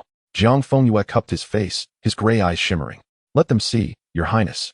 For this is the path of my most resplendent glory. Enough. A low roar erupted, crimson slits in the Dark Lord's eyes locking onto him, revealing that my indulgence had led you to forget who you truly belong to. Before the words faded, a sharp pain coursed through Jiang Fengyue's neck as a serpentine constrictor, forged from pure magic, tightened around his throat, a chain of the same arcane essence extending from it. The other end was firmly ensnared in the Dark Lord's pale fingers, which curled inward with a sinister intent. Jiang Fengyue's eyes widened in shock as the cold serpent constricted violently, a terrifying noose relentlessly compressing his windpipe and trachea.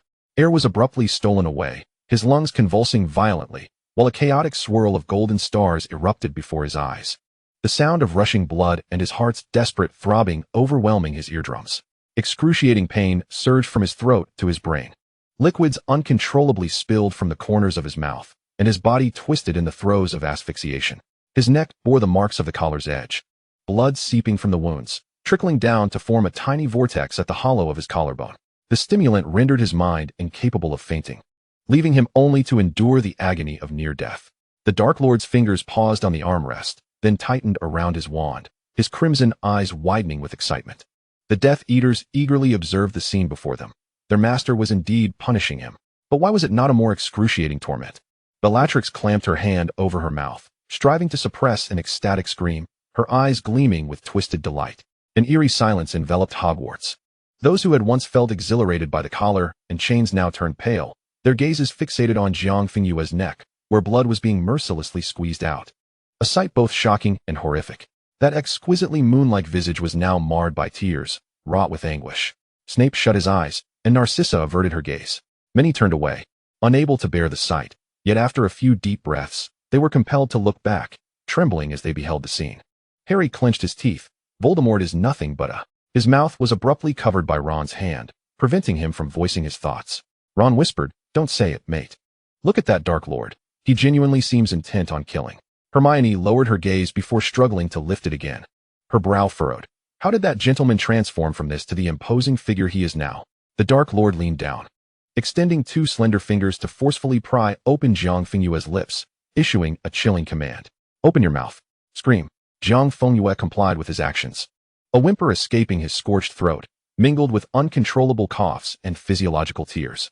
The muffled, soft sounds of his whimpers resonated through the screening room, laced with the tremor of Jiang Fengyue's deliberate provocation of the Dark Lord, echoing in the hushed auditorium. Harry's face flushed crimson, while Ron quickly withdrew his hand from Harry's mouth to cover his own ears. Grindelwald had already prepared earplugs, also covering Dumbledore's ears. Sirius abruptly turned away, muttering a curse under his breath. The crowd instinctively covered their ears, their faces flushed with an unnatural hue. Voldemort slowly turned his head, his vertical pupils glimmering with crimson light, causing the Death Eaters to shudder and hastily follow suit, covering their ears in fear of further sounds. Amidst the profound silence, a pair of gray eyes discreetly opened. They froze in place as the suppressed, yet tender, tremulous voice wafted through the hall, interspersed with intermittent gasps of pain, filled with Jiang Fengyue's intentional seduction, captivating and soul-stealing. The Death Eaters turned pale, desperately covering their ears, too terrified to listen or look. The Hogwarts crowd bowed their heads, hands clasped over their ears, yet occasionally stealing glances, their eyes irresistibly drawn to that moon-like, tear-streaked face. Sirius briefly lifted his eyelids, only to slam them shut again. Veins bulging.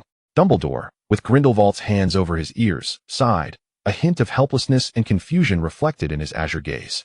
Harry's cheeks burned, desperately covering his ears. And when he noticed Draco beside him not doing the same, he elbowed him sharply, forcing him to comply. Only a few young witches at Hogwarts dared to listen intently, tears of sympathy glistening in their eyes, their faces and ears flushed, yet their eyes glued to the screen. Thick droplets of blood fell steadily onto the cold ground, blooming like winter plum blossoms. Jiang Fengyue gazed intently at the swaying line between the two. Enough. Jiang Fengyue trembled as he raised a hand, almost pleadingly, resting it upon Voldemort's hand. His tongue brushed against the fingertips, obediently tracing the distinct knuckles. Voldemort's actions faltered momentarily. The crimson slits of his eyes lowered, focusing on Jiang Fengyue's face, drenched in sweat and tears, now flushed with a hue of red, his gray eyes clouded by pain. The hand gripping the chain gradually loosened. A rush of air flooded into Jiang Fengyue's throat, and he gasped greedily, yet painfully. Voldemort let out a pleased chuckle, his fingers idly stroking his wand. A collective sigh of relief swept through the onlookers, for the scene had indeed been heart-wrenching, their concern for Jiang Fengyue mingling with an involuntary blush. Ginny gasped. He truly knows how to play his cards. Autumn remarked, "I see it now." He allowed Voldemort to vent his frustrations, and then deliberately sought to placate him in that manner. Ron covered his ears, exclaiming, "I think I understand too." Hermione nodded gently. His strategy is brilliant. Even in a position of disadvantage and turmoil, he remains in control of the situation. Harry clenched his jaw. Someone like Voldemort, this is far too dangerous. If he truly... Hermione shook her head with conviction. He would not act without assurance. He is acutely aware of the rhythm and psychology of the other party. There is no room for error. Harry muttered, "Madman." He strained to lift his face, tears streaming down as he cried, "Your Highness, look at me once more, please." He nuzzled against Voldemort's hand, sobbing. "It is not like that, Your Highness, just one more glance, please." Voldemort regarded him coldly, his fingers caressing the chain, which swayed slightly with his motion. The serpent's body brushing against Jiang Fengyue's neck. "Look up," Voldemort commanded. Harry's ears burned, and he murmured, "Well, at least he isn't suffering excruciating torment." Hermione's brow furrowed. Emotional manipulation? It feels more like a game. He is feigning weakness while guiding the other's emotions. It's all too complex. Ginny clasped Autumn Zhang's hand tightly, exclaiming, "He truly understands." "Oh my." Grindelwald applauded with a knowing smirk, a retreat as a means of advancement, feigning weakness while exerting control, quite intriguing. The little snakes stared blankly at the figures on the screen, their cheeks flushing. One small head blushed. The chief's pouting is quite charming. Is this the chief's strategy? To be adaptable and resilient. I shall learn from this. Do you think he wants my address? There must be a mirror, right? If not, I can lend you one. Voldemort's fingers, caressing the cold chains, hesitated ever so slightly. It dawned on him. So he approaches others to recruit talent? In his eyes, he is indeed the most powerful and significant. This realization washed over him like a peculiar warmth, dissipating the fury that had taken residence in his heart. The satisfaction of being appeased visibly relaxing his once enraged features. Voldemort slowly wound the chain around his palm, gazing down at the person beneath him, who was still softly gasping for breath, like a small beast that had survived a calamity, cautiously lifting tear-soaked lashes to glance at him, devoid of grievance. Only a pleading hope. A faint smile curled Voldemort's lips as he tightened his grip, causing Jiang Fengyue to lurch forward uncontrollably, pitifully leaning against his leg. Voldemort leaned down, reaching out to wipe away the tear that had just rolled down. For me, Voldemort murmured. Jiang Fengyue lowered his eyes, choking back sobs. For you, my lord. Only for you. I shall do it solely for you.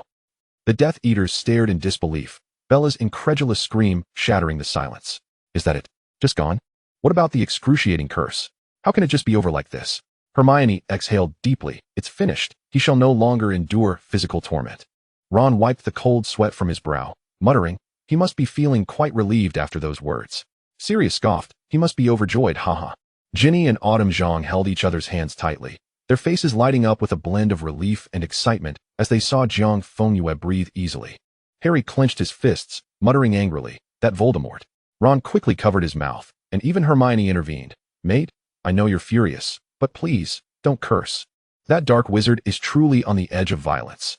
Get up off the ground. Kneel properly, Voldemort said flatly. Jiang Fengyue straightened his upper body, placing his hands on his knees. Speak, where did you err? Voldemort's cold voice pierced through. You should not have touched others. To whom do you belong? Voldemort inquired indifferently. I belong to you. Jiang Fengyue felt dizzy, lowering his eyes, forcing the words through clenched teeth. Whom should your eyes behold? Voldemort continued to probe. I only gaze upon you. Jiang Fengyue's long lashes glistened with tears. Whose hands may touch your body? Only yours may touch me. Whose voice should your ears heed? Voldemort's voice, laced with a husky breath, chuckled softly. I shall heed only your will. Jiang Fengyue's fingers tightened slightly, all noted by Voldemort's keen gaze. Your trembling, your tears. All your reactions, who controls them? I am controlled solely by you. Jiang Fengyue shut his eyes, summoning the last of his strength to respond. The entire viewing hall fell into a profound silence. They understood. Grindelwald shook his head in disbelief, unable to help but glance at Dumbledore after hearing everything.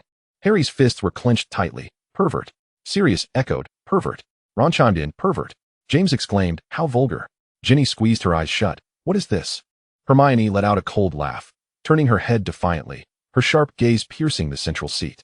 Jiang Fengyue sat with legs crossed, a calm demeanor as he observed the screen, while beside him, the Dark Lord leaned back, arms crossed, his crimson-slit pupils heavy, dark hair swaying before his eyes, obscuring any discernible emotion.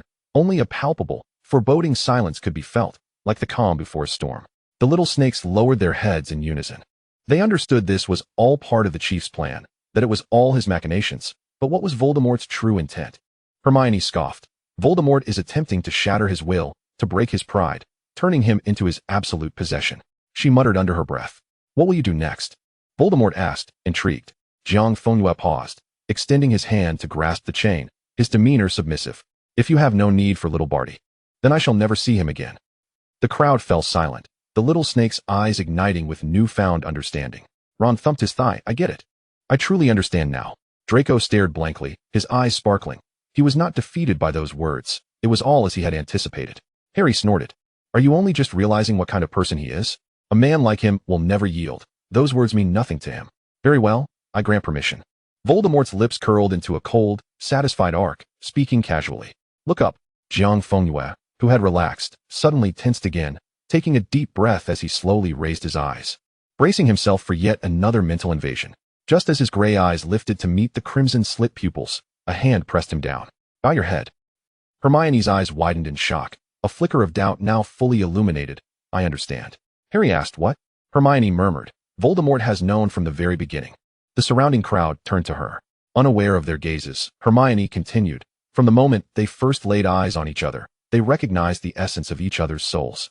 Upon encountering Voldemort, he instantly overturned all plans. He had met someone who excited and thrilled him, prompting him to ascend the stairs. And Voldemort, from the start, had known he was purposefully luring him in. She glanced around at the bewildered or horrified faces, attempting to elucidate this extraordinary relationship. Like a top-tier predator encountering an equally mad existence, he wished to see what this audacious soul intended and how far it could go. He chose to observe. Thus, Voldemort allowing Nagini to slither over his hand was a test. The charade in the prefect's dormitory was also a test, and this included the present moment and even the future. Hermione's tone grew increasingly complex. This was their unspoken, continuous dance of mutual testing and gameplay. She raised her gaze, her expression intricate as she looked at the screen. Jiang Fengyue knelt in disarray at Voldemort's feet, his neck tightly constricted by the tail of a serpent, the chain swaying gently with his breaths. Voldemort sat in his chair, looking down imperiously at him. Yet, the kneeling figure's eyes burned with a simmering, thunderous ambition and disdain. The seated figure's eyes glimmered with unabashed interest and a twisted satisfaction at discovering a rare treasure. Jiang Fengyue treaded carefully, meticulously plotting, while the Dark Lord observed with keen insight, intrigued by the traps Jiang Fengyue had painstakingly laid. The Dark Lord was confident he could shatter the traps at any moment. Yet before doing so, he wished to savor the peril of the storm. Until one day, the Dark Lord resolved to drag Jiang Fengyue into the abyss alongside him. This seduction was, in truth, a tacit dance between them. Hermione murmured, "They are both prey and hunters, entwined in their mutual downfall." Voldemort's icy killing intent pierced through Hermione. This mudblood dared to dissect the great Dark Lord, but he ultimately restrained himself. He fixated intently on the figure kneeling on the screen, blood trickling down Jiang Fengyue's neck. In Voldemort's eyes, a savage killing intent and a twisted possessiveness gleamed. The Death Eaters remained utterly silent, their expressions laden with disbelief. Countless pairs of eyes exchanged furtive glances behind Voldemort, realizing that their master favored not the obedient, kneeling supplicants, but those who dared to challenge him with cunning audacity. The Death Eaters shared knowing looks. "Hey buddy, why not test the waters with the master? Are you kidding?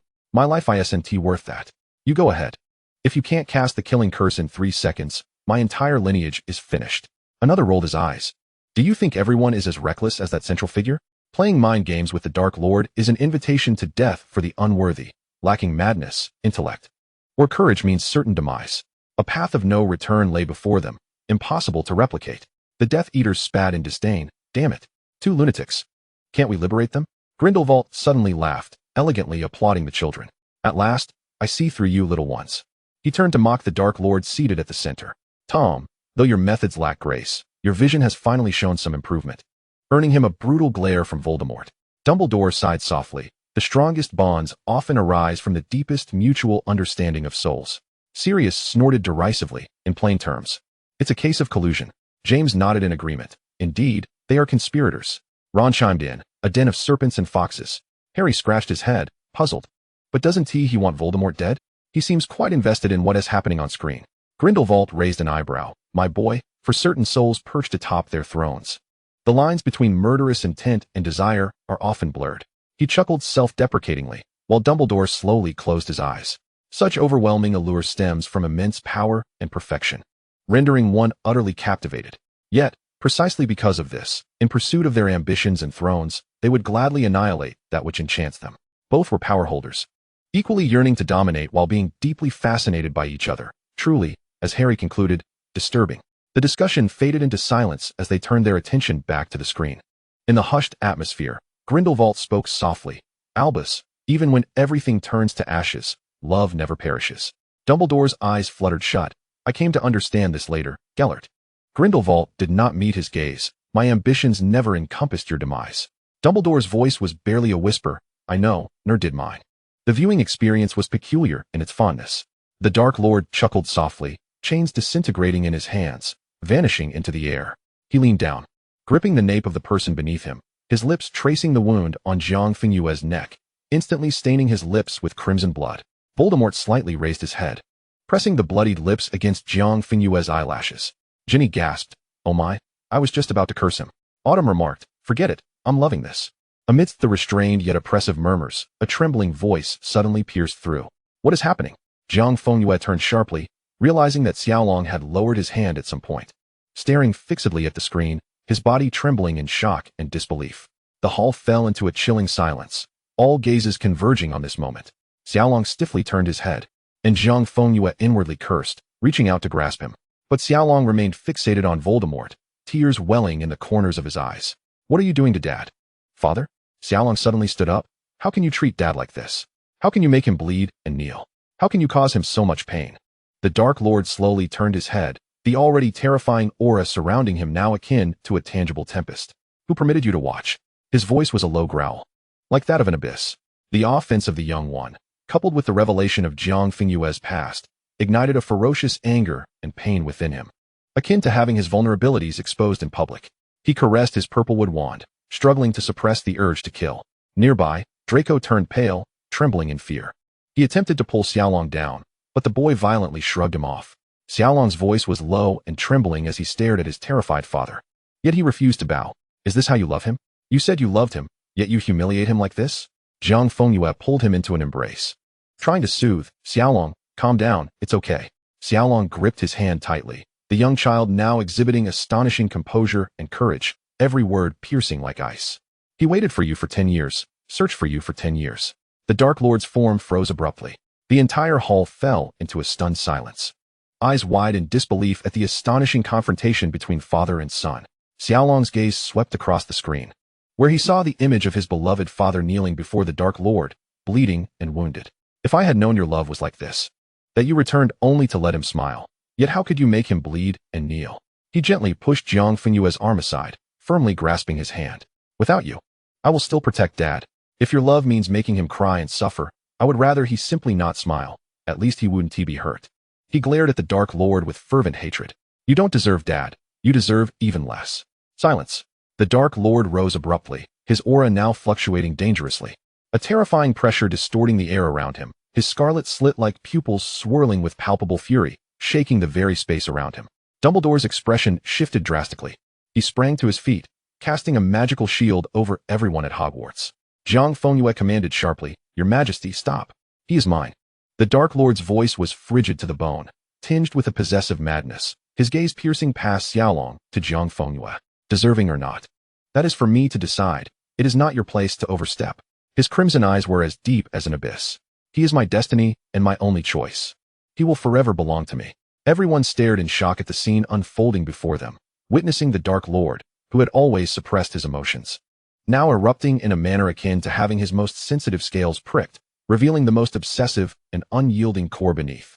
Enough, Jiang Fengyue spoke, slightly turning to sever Draco's gaze at the Dark Lord, shielding his son from the chaotic and violent pressure emanating from Voldemort. He faced the Dark Lord, extending his hand. The Dark Lord pressed his lips tightly together, his jaw clenched, and in an instant, he grasped Jiang Fenyue's hand firmly. Calm down, Your Majesty, he soothed. You know, we chose each other together. From the very beginning, it has always been so. He discreetly caressed the palm of the man's hand, offering comfort and intimacy. I am here, and I will never leave you. The Dark Lord's restless energy began to settle, the turbulent magic calming as if soothed by an invisible hand. Jiang Fengyue gazed at him softly. I need you, Your Majesty. Let them not gaze upon us, all right? I only wish for you to look at me. The Dark Lord uttered not a word. He slowly turned his head, his crimson-slitted eyes sweeping over the gathered crowd, an overwhelming aura of dread descending upon them all. Heads bowed in submission, countless necks forced downwards. Dumbledore settled back with a sense of assurance, while Grindelwald raised an intrigued eyebrow, his gaze flickering with surprise at Jiang Fengyue. Voldemort squinted, his dark gaze fixed upon the platinum figure. Jiang Fengyue firmly restrained the young dragon, compelling him to sit, wiping away the tears from the boy's eyes. Observing his expression, he realized reason would not suffice in this moment. The young dragon was unlike Draco. He was too young, his emotions too raw to comprehend the situation. Taking a deep breath, Jiang Fengyue leaned down and spoke quickly in a hushed tone. Little dragon, things are not as you perceive. In truth, it is something your father enjoys, something I desire. The young dragon abruptly lifted his head, his tear-filled eyes searching Jiang Fenyue's. You like that? He bit his lip, murmuring. Yes, father likes that.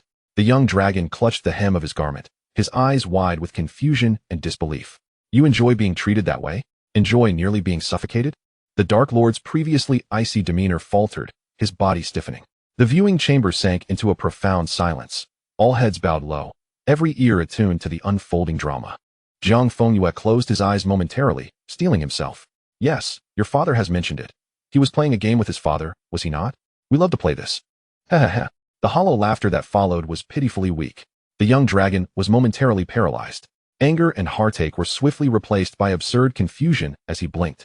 Blurting out, "So, did my father truly imprison you in that room for 5 days and nights without allowing anyone to disturb you? Was that also part of the game?" He regarded Jiang Fengyue earnestly, a hint of skepticism in his gaze. "Do you truly enjoy that?"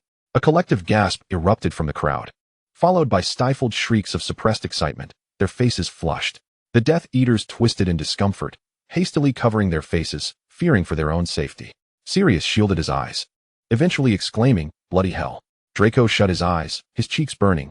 What does the other me have to say about this? Snape averted his gaze sharply, his lips twitching as if to spew venom, but he ultimately restrained himself. Harry choked, succumbing to a fit of coughs, while Draco hesitated before firmly patting his back.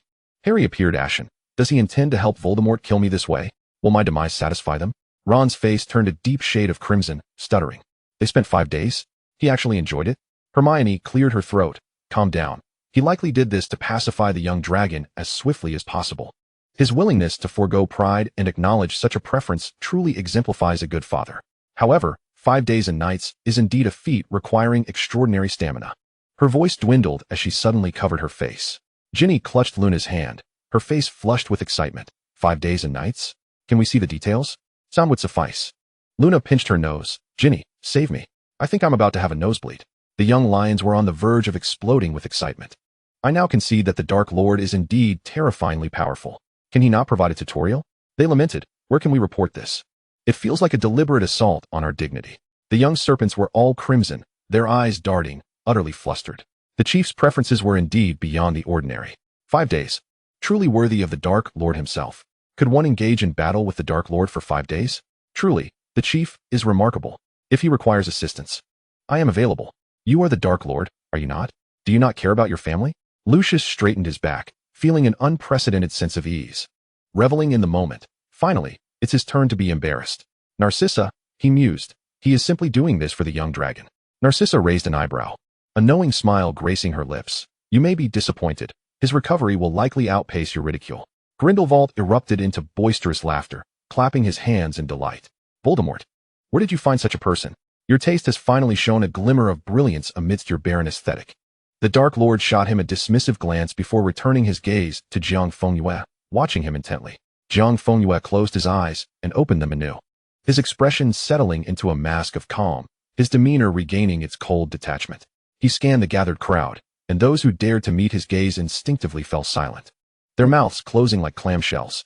The young dragon blinked, the pain and anger dissipating as he lowered his head, perplexed yet aware that he may have misspoken. He tugged at Jiang Fengyue's sleeve, murmuring, I'm sorry, father, I should not have shouted like that, nor made you uncomfortable. Taking a deep breath, the lingering fear caused his calves to tremble. He faced the Dark Lord with a solemn expression, attempting to straighten his posture. I apologize, my Lord Father. I should not have questioned you. The Dark Lord merely cast a fleeting glance at him before refocusing on Jiang Fengyue, relieved at not being reprimanded. The young dragon exhaled softly. Jiang Fengyue affectionately ruffled his son's hair, then raised his eyes to address the entire hall. His gaze, as frigid as a frozen lake, swept through the assembly, enveloping them in a silent pressure. The previously whispering crowd fell utterly still as he spoke, his voice cold yet steady, each word crystal clear. Ladies and gentlemen, do you find my family matters amusing? Silence reigned. Jiang Fengyue surveyed the hushed hall, his expression devoid of warmth as he withdrew his gaze. Voldemort caressed his wand, narrowing his eyes as he scrutinized Jiang Fengyue's retreating form. Hermione picked up a quill. Merlin, to maintain such composure in this excruciating predicament. Swiftly mastering the situation is truly terrifying. Ron scratched his head. What do you mean? Hermione replied, her expression complex. He opted for the quickest, most direct, and effective method to comfort the young dragon, decisively sacrificing his pride to achieve his aim, and swiftly reclaiming control. Harry shoved Draco's hand away. Although I was already aware of his nature, it remains astonishing. Ron slapped his thigh. Why be so euphemistic? It's just that his audacity is beyond imagination. The crystal screen continued to display, and Snape rushed into the room, trembling as he applied medicine to Jiang Fengyue. Harry found himself at a loss for words. Snape won't be lingering outside forever, will he? Ron chimed in. He hasn't heard everything, has he? A profound silence enveloped the group, a fleeting moment of sympathy captured in an image. Snape shot them a fierce glare. The small dragon quietly observed the screen, occasionally furrowing his brow in concern, yet refraining from voicing any further questions. Jiang Fengyue languidly reclined in his chair, his posture relaxed, and his gaze calmly fixed ahead. After a while, he curled his lips into a smirk and lazily spoke. "Your Highness, are you not weary from staring at me?" The Dark Lord let out a low chuckle, infused with a dangerous intimacy that only they could comprehend, leisurely countering. "Do you truly not find it enjoyable, little moon?" Jiang Fengyue steadfastly avoided his gaze. "Not at all." The Dark Lord replied with a husky laugh. "Then who is it that clutches my hand and insists I tighten my grip around your neck?" Jiang Fengyue paused, finally turning his head, his gray eyes shimmering like misty waters. "Allow me to remind you, Your Highness, it was you who eagerly grasped my neck first. I do not deny it. Initially, I was overly enthusiastic," the Dark Lord admitted, drawing closer, his crimson-slit pupils narrowing playfully. "But who is it that always begs me to exert more pressure while strangling you?" Jiang Fengyue narrowed his eyes, scrutinizing the exquisite visage mere inches away, where the frost of his slit pupils now concealed a turbulent depth. The Dark Lord leaned in, hidden from view by the grand chair, nibbling at his earlobe with a teasing bite, neither too harsh nor too gentle. "Tell me, does it feel good, my obedient darling?" Jiang Fengyue closed his eyes. This teasing whisper, heard countless times within the canopy of their four-poster bed, now re-emerged in this public setting, both impeccably dressed and sitting upright, creating a scene of stark contradiction. Jiang Fengyue's languid composure was almost shattered in an instant, sending a shudder of madness coursing down his spine. He opened his eyes and suddenly grasped the Dark Lord's collar, their breaths mingling, their voices barely above a whisper. "Your Highness, are you contemplating something?" The Dark Lord lowered his gaze, his voice gravelly with a chuckle. "Are you not, in fact, looking forward to what I might think?" Their eyes locked, ablaze with a desire and understanding that could only be unveiled in each other's presence. The Dark Lord raised an eyebrow dangerously, while Jiang Fengyue's lips curled into a smile. He released the grip on his collar, lightly tapping his lips with his fingertips, and languidly remarked, "Do not rush, Your Highness. I shall make you feel as if you are in ecstasy." Scene transition, James's dream. Mosaic noise. A soft murmur of confusion arose. Harry questioned, "Why is there a mosaic? Is the screen broken?" Ron squinted. "I can only see a little bit of the background. Is this the prefect's bathroom?" Hermione speculated. "Is he taking a bath?" The group groaned in unison. "What a nuisance. The system can't show anything but mosaics. It might as well delete everything." Jiang Fengyue pushed open the bathroom door, but his steps abruptly halted. "Severus, what brings you here?" Snape immediately lowered his gaze, unable to meet the sight of those pale ankles and skin, muttering, "As long as I submit the information I organized for Narcissa this week, it's sufficient." Jiang Fengyue climbed onto the bed, enveloping himself in the velvet fabric. "Tell little Barty to study diligently and escape from his father." Snape observed his drowsy demeanor and quietly closed the door. The Dark Lord narrowed his eyes, menacingly tightening his grip on Jiang Fengyue's wrist. Just as he was about to turn away, Jiang Fengyue tugged at the hem of his garment. "Your Highness, are you attempting to intimidate someone?" Jiang Fengyue smiled sweetly at him. "Back then, you didn't help me heal, leaving me in pain for quite some time. Who is it you are threatening now?" The Dark Lord hesitated, lowering his gaze as he leaned closer, his enchanting face mere inches from Jiang Fengyue. Lil Barty saw Snape suddenly look up. "Snape, can I meet him?" Snape abruptly interrupted, his voice rising sharply. "You foolish, wretched, cowardly idiot. Do you think you can just join anyone? The Fatherly Love Club?" The Hogwarts crowd murmured, psychological trauma rearing its head. Ron remarked, "He sounds honest now." Sirius added, "What should I do? My hands are itching to move." Lil Barty trembled at the scolding. "I just wanted to." "Just wanted?" Snape scoffed. "Your wants come at a tremendous cost to him. Do you have any idea what sacrifices he made to keep your soul clean? What resolve he held to do these things?" Snape seethed. "He is treated like an object. Like a dog, punished and marked." Harry swallowed hard. "He looks like he wants to kill Lil Barty." Ron whispered, "He resembles a protective mother hen." Snape shot them both a fierce glare. Hermione sighed. "He must have been terrified after being outside for so long, only to rush in and find someone bleeding on the floor." Ginny and Cho whispered, "I just shipped them for a second, just 1 second." Snape coldly declared, "Grow up. Go to France or some other country. Just stop making foolish mistakes." Lil Barty, dazed, murmured, "Study hard." He struggled to stand, and a deliberately subdued voice echoed in his ear. "Merlin, I think you might need a bit of help." Ron pointed at the limping boy above. "What does that big idiot think he is doing?" Draco sneered, "Looking for death." Harry casually remarked, "In the past, I would have worried. Now I only know he will likely be in for a rough time with that gentleman." James silently raised his hand. What about the other me? Hurry and eat, my poor little Lucius baby." Apollyon forcefully brought a steaming spoonful of smoked salmon to Jiang Fengyue's lips. Jiang Fengyue, resigned, swallowed a bite. Harry flushed. Sirius commented, "How can he eat when someone feeds him?" The little snake's eyes lit up, chattering, "I want to feed the chief too. Jealousy is turning me dark. What are you all babbling about? I want to be smoked salmon. I want to enter the chief's warm belly." James interjected, "He.s. eating now, what about me? Study hard, Lil Barty. Learn to grasp all the principles of magic." He ruffled Lil Barty's hair. "Go to France, Ireland, Germany. Anywhere in the world, live your own life." Lil Barty gazed at his retreating figure, a shadow limping out to persuade him, wiping away a tear. "You're right. I must prove my worth. I must repay my senior." Harry remarked, "Is this child lacking in common sense?" Sirius scoffed, "He has become a dog." Ron gasped, "What? He turned into you?" Sirius retorted, "Hermione, how do you tolerate him?"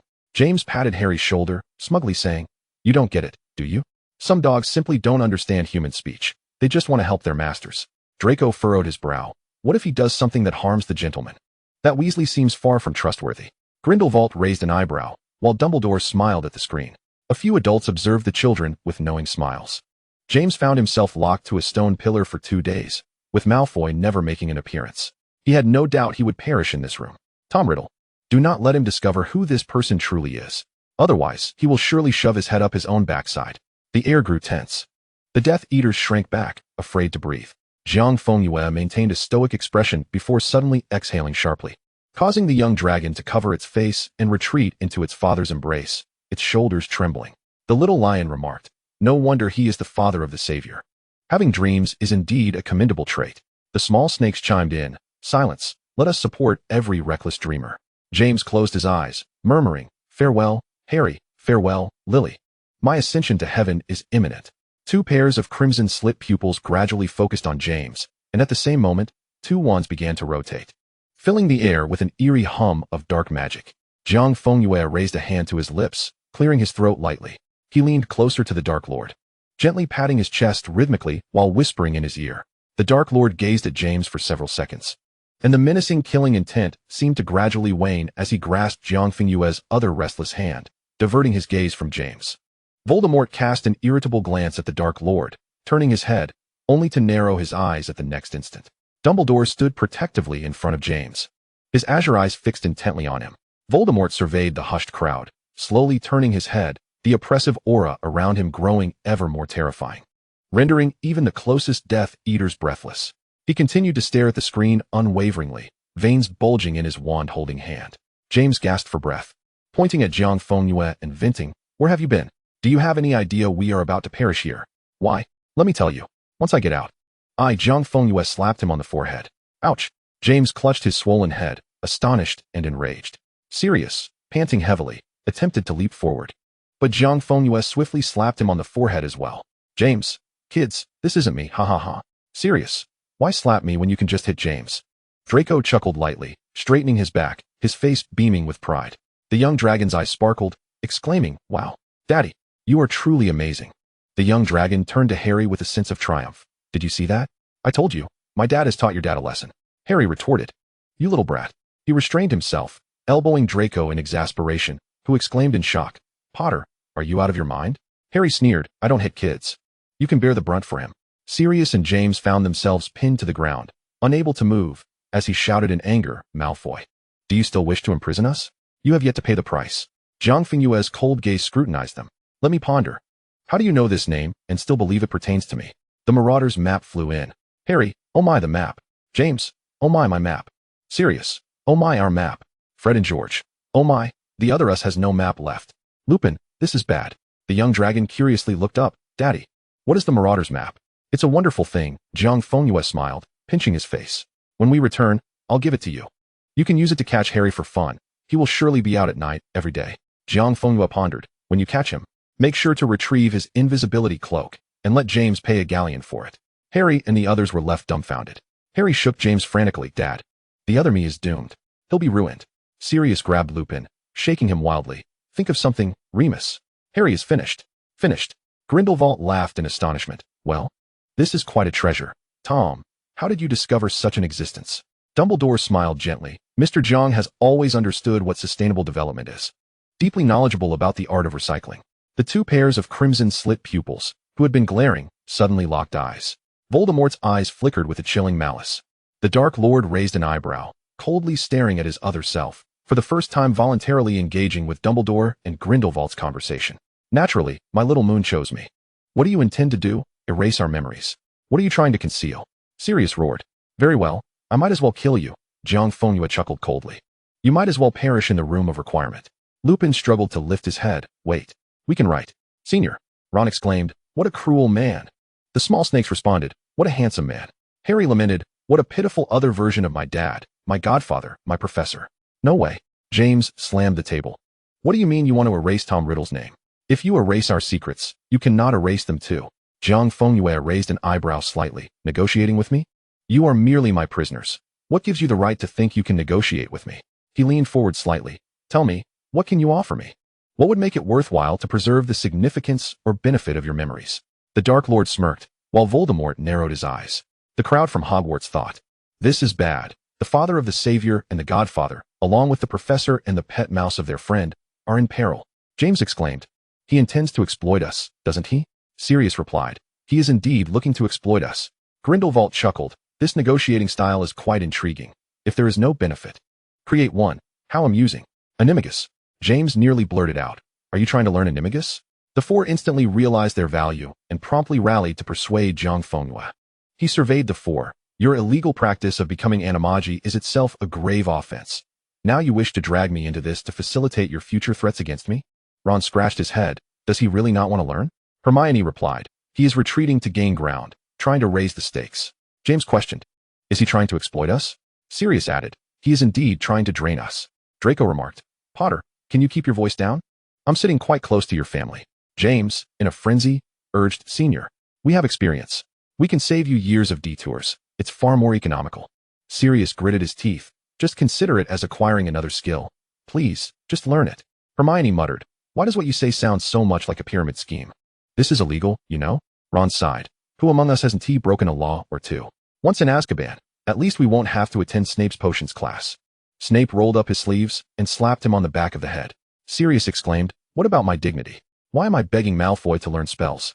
The large black dog growled, I have never begged anyone in my life. Jiang Fengyue turned to him. I can choose not to give the Marauder's map to the young dragon to catch Harry. Sirius pleaded, I beg you. Jiang Fengyue smiled, it's too late. Let this version of you learn what exploitation truly means. Sirius closed his eyes, helplessly leaning against James's neck, while James shut his eyes, resting against Lily's neck, resembling a nestling. Lily, have we sinned, allowing them to encounter this man? Lily smiled gently, sleep now. It's time to rest, all right? Jiang Fengyue furrowed his brow, as if genuinely reluctant, and sighed helplessly, all right. The faces of the four erupted in ecstatic joy. However, Jiang Fengyue quickly shifted his tone. One animagus is not enough. Each of you must agree to an additional condition. The small snakes exclaimed, wow. The chief is quite adept at negotiation. Hogwarts crowd. Why does it feel like something sinister? Lupin, I find it difficult to muster a smile. Sirius, filled with indignation. Scoundrels. Capitalists. Children, let us overthrow capitalism. James, with a resigned smile. Why must I be born in the same era as you? Merlin, forsake me. Jiang Fengyue turned his head. Who claims I am a capitalist? He cast a disdainful gaze upon the assembly, his crimson vertical pupils silently surveying the crowd behind him. Jiang Fengyue grinned. I am a proponent of Dark Lordism. Viewing Body 26, Indulgence. The crystal screen incessantly displayed scenes. Thank you, Frank. Jiang Fengyue accepted the mandrake leaf. My thesis on the elixir of life requires just one more component for submission. I appreciate your assistance. Frank shrugged. You helped me select a birthday gift for Alice. She was overjoyed. It is I who should be thanking you. Harry was taken aback. James and the others sat up straight, while Dumbledore's eyes fluttered shut. Among the crowd of Hogwarts, a boy's eyes glimmered with crimson. Members of the Order of the Phoenix exchanged glances, and finally, Harry tugged at Draco, who frowned in response. Harry leaned in to whisper a few words. Draco was momentarily taken aback, discreetly glancing at Neville before drawing Little Long into a hushed conversation. Little Long blinked, tugging at Jiang Fengyue's sleeve. Daddy, is this person on the screen your friend? Is he well? Jiang Fengyue glanced at him, and only when the latter nervously twisted his sleeve did he proclaim loudly, he is a friend of Daddy. He chuckled. He is living quite well with his wife, Alice. They even brought their son to bless you on your 11th birthday party. Have you forgotten? Little Long beamed, and the crowd at Hogwarts erupted in laughter. The boy rubbed his eyes, inhaling sharply, and laughed heartily. With the leaf in his mouth, Jiang Fengyue faced the gaze of the Slytherins, gesturing to the collar around his neck. Characters floated in the air. The matter of little Barty greatly angered him. The punishment from the collar yesterday was particularly severe, and he forbade me to converse with anyone for the next month. Death Eaters. How dare he secretly let the master take the blame? He's learned something, but still feels doomed. Harry. I have no doubt that scoundrel would indeed do such a thing. Little serpents. The authority of the Dark Lord. Little lions. The reputation of Voldemort. Jiang Fengyue elegantly picked up a silver fork, cautiously swallowing with the leaf in his mouth, slicing the food into tiny morsels with his knife and fork, deftly maneuvering the food to one side with his tongue, avoiding the leaf pressed beneath. His cheek bulged slightly. The entire motion imbued with a clumsiness and focus starkly different from his usual cold demeanor. Harry flushed, prodding his fingers. Draco cleared his throat softly, covering his lips, while Narcissa smiled gently. Little Long exclaimed, his eyes sparkling as he gazed at Jiang Fengyue, reflecting a hue different from usual. Little lions. He somewhat resembles an adorable hamster. Little eagles. Ahem, he seems quite suitable for nurturing. Little badger raised his thumb. Eating looks truly delightful. Ginny grabbed Autumn Zhang, silently shrieking, shaking her shoulder vigorously. I'll be a mommy fan for a moment. Little serpents. The invincible spiral explosion, super adorable chief. Mommy. I feel I've encountered a fated match. Let us buy a daydream spell from the Weasleys. I'm feeling better. Probably even the Dark Lord has never seen the chief eat like this, right? The Dark Lord gazed at the screen, raven feathers descending, leisurely extending a finger to poke at Jiang Fengyue's face. He leaned toward Jiang Fengyue's ear. Chief, when you feed me, you're equally adorable. Jiang Fengyue, upon hearing this, seriously recalled. Does your mouth swell like this when filled? Quite adorable. The Dark Lord gently pinched his cheek. Jiang Fengyue huffed softly. But I have never managed to eat it all. The Dark Lord gazed at his lips. Little Moon has endeavored to hold on to a bit. I forgive you. Forgive me? Jiang Fengyue raised an eyebrow. He seized the Dark Lord's mischievous finger, ready to counterattack, but paused upon seeing the vertical pupils.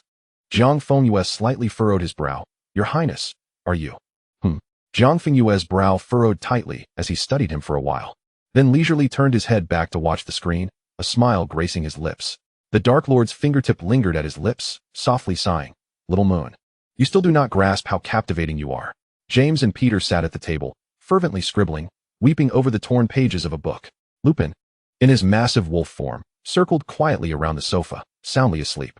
Jiang Fengyue languidly reclined in an armchair, while Sirius hung his head, allowing Jiang Fengyue to stroke him, shivering slightly when touched on the ears. Jiang Fengyue's hand scratched his chin, and Sirius comfortably tilted his head back, purring softly. Hogwarts fell into silence. And then Narcissa burst into laughter, completely unleashing the floodgates. Draco snorted in amusement. Little Long looked astonished at Sirius, then tightly clung to his father's arm, warily watching Sirius. Ginny chuckled. Actually, this isn't too bad for a moment of shipping. Autumn Zhang. Isn't this person-animal relationship inappropriate? Not even a rotten persimmon is allowed to pass. Sirius. Sirius would have preferred to poke out his own eyes. James pointed at the screen in surprise. Bro, how did you become his dog? Ron sighed. What have they done to you? Hermione. Sirius. I must say, those in the Order of the Phoenix should never get too cozy with him. He'll only treat you like a pet. Sirius. I'll be cautious. That is not me. The crowd stared at him in astonishment. Is there a difference? That is another you. Another me is certainly to confuse him, to lower his guard. Sirius grew increasingly assertive. He must have his own rhythm. Grindelwald and Dumbledore chirped. I told you that kid is no simpleton. How he collects dogs along the way. Dumbledore smiled calmly. Gellert. Let us try to refrain from referring to others as dogs. It's rather impolite. Little Serpents pondered seriously. If I turn into a dog, will the chief pet me? I must say, little brother, you finally contemplated something earnestly. Little Eagles looked at them, speechless. Is it possible he doesn't like dogs?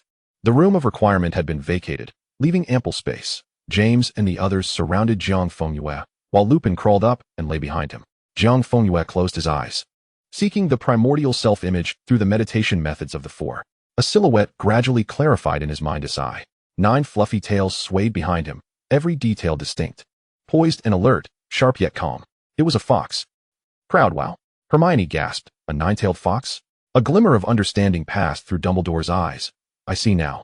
Little Long excitedly clung to his father's arm, beaming. Daddy, your animagus form is so beautiful. Can I see it? Jiang Fengyue chuckled, pinching his face. But before he could speak, the Dark Lord cast a faint glance. No. Little Long's eyes widened, chattering excitedly, then drooping in disappointment. Viewing body 27. What's the matter? Jiang Fengyue leaned back comfortably, the massive wolf head of Lupin nuzzling close, his warm body enveloping him securely, furry and cozy. The remaining 3 followed suit, moving to his side, snuggling into the werewolf's belly. In an instant, within the center of the room of requirement, a Slytherin and 3 Gryffindors found themselves ensnared in the embrace of a savage werewolf. Remus paused momentarily, then smiled gently. Harry's emerald eyes widened, a surge of complex emotions flooding his heart. He had never anticipated that Remus in his werewolf form could be so docile. Ron munched on chips, remarking, "Remus looks quite comfortable." James rubbed his eyes, exclaiming, "Bigfoot, pinch me, am I seeing things?" Sirius regarded the scene with a mixture of complexity, ultimately breaking into an awkward yet genuine smile. It seems that Remus from another world is faring rather well. The Dark Lord's aura momentarily shifted to one of icy sharpness, his slit pupils dangerously fixed on the screen. Jiang Fengyue leaned closer to him, a sweet smile gracing his face. "Feeling down again, Your Highness?" The Dark Lord's oppressive demeanor faltered for a moment. His slit pupils met Jiang Fengyue's sparkling eyes, and he let out a barely perceptible snort. He reached out, pinching his cheek. "We'll settle this later." Snape produced a glass vial and handed it to Jiang Fengyue, an improved version of the Wolf's Bane potion. "The formula has been adjusted. Here, give it to that werewolf." Jiang Fengyue raised an eyebrow. "Why don't you ask me who that werewolf is?" Snape regarded him with a curious glance. "Whatever it is, it will be useful to you. I will support whatever you wish to do." Snape firmly shook his head, and, to Jiang Fengyue's astonishment, suddenly leaned in and embraced him. "I despise them, but this hatred is my own burden, not yours. It does not mean you must sacrifice something for me." The Dark Lord, whose ire had just been soothed, once again turned cold. He caressed his wand before wrapping his arm around Jiang Fengyue's waist. Jiang Fengyue was taken aback, turning his head to see the Dark Lord's gaze lowered, his dark hair cascading down, unable to conceal the turbulent emotions swirling in his slit pupils. Jiang Fengyue gently furrowed his brow and reached up to caress his face, his fingers softly brushing the corners of his eyes, tenderly soothing him in a low voice. Harry remarked, I still miss him scolding me." Ron added, "Close your eyes when it gets dark." The little snakes chattered excitedly. "Did you see that? This is the bond of Slytherin. Where's the pen? Bring me a pen. This should be recorded in the annals of Slytherin history. Authority, breaking norms, restraint, depth." Snape did not avert his gaze. He stared intently at the scene on the screen, his lips pressed tightly together. Little Draco glanced back at his godfather, stealing a look at his father being tenderly soothed, then tugged at Draco's sleeve. The latter turned back, puzzled, and little Draco whispered a few words to him. Draco nodded and turned to Snape, whispering, "Professor, the child wants me to tell you." He paused for a moment, as if the weight of the words had gently struck him. "Godfather, you are truly wonderful. Father once told me that you are his rarest friend, one of the greatest fortunes in his life. To encounter a true friend is like a tree that remains evergreen, unyielding in the face of storms." Sirius howled with excitement. "I absolutely must finish singing the mermaid's song from last time. No one can stop me." The 4 of them suddenly froze, and Jiang Fengyue did not lift his gaze. "It seems my intervention has left you dissatisfied, has it?" No. James instinctively shielded his head. "It's Sirius, he said it." Jiang Fengyue pointed his wand at Sirius. "Come here." Not wanting to be punished, Sirius begrudgingly transformed into a large dog and lay beside him, resigned to being petted by those around him. Harry quipped, completely at his mercy. Ron chimed in, totally turned into his dog. James reassured, "Bro, it's fine. I won't laugh at you, he." Sirius retorted. Snape laughed without restraint. "It seems Black has finally found his suitable master." Narcissa could not help but elegantly cover half her face with a fan, giggling softly. Sirius grumbled for a while, observing the laughter of the crowd, and, in a fit of exasperation, settled comfortably in his chair, lifting his eyelids slightly. "What's wrong with being a dog? It's good to be one. I love it. Life is full of twists and turns, riddled with scars. Life can be summed up in 3 words. And what the entire assembly ought to be grateful for is that from the very beginning until now, the Dark Lord has been brooding silently, while Jiang Fengyue has been gently soothing him. Upon sensing something amiss, Jiang Fengyue decisively cradled his face in both hands, his tone as sweet as honey, successfully capturing the focus of the scarlet slit pupils solely on his visage, perfectly missing the screen with the dog. Jiang Fengyue grasped the chain of the pocket watch, and as Snape placed his hand atop it, in the next moment, the world spun, leaving Snape momentarily stunned in place. Before them sprawled an expanse of unparalleled opulence. The little lion exclaimed, "Wow, how did the Malfoy family become so extravagant?" The little badgers gasped softly, "Am I seeing things? Is that an entire Quidditch pitch behind?" Harry exclaimed, "Whoa, How is this Malfoy house so different from the one I've been to? Ron added, when we went. It was all gloomy. This is truly remarkable. Draco stared at the screen, his chin not raised in pride, nor did he display any haughty demeanor. His gray eyes held only a complex calmness and desolation. Fei set down a small cake. Little master, Fei missed you so much. Sob, sob, sob. You have finally returned. Jiang Fengyue waved his wand in the air. What are you crying about? Your master is back. Fei stood frozen. Glancing between Jiang Fengyue and the words on the screen, her face suddenly reflecting a terror, as if the sky were collapsing. The little master has gone mute. The little master has gone mute. I must go find the master. Sob, sob, sob. Little Draco's eyes brightened. It's Fei. When I return, I must tell her I saw things from before. Fei? Draco repeated instinctively, confusion filling his gray eyes. He was certain that there was no house elf by that name in Malfoy Manor. The Malfoy family turned to look, furrowing their brows at the screen. Then glancing at little Draco. Lucius's brow immediately furrowed, his sharp gaze sweeping the screen, disapprovingly regarding little Draco.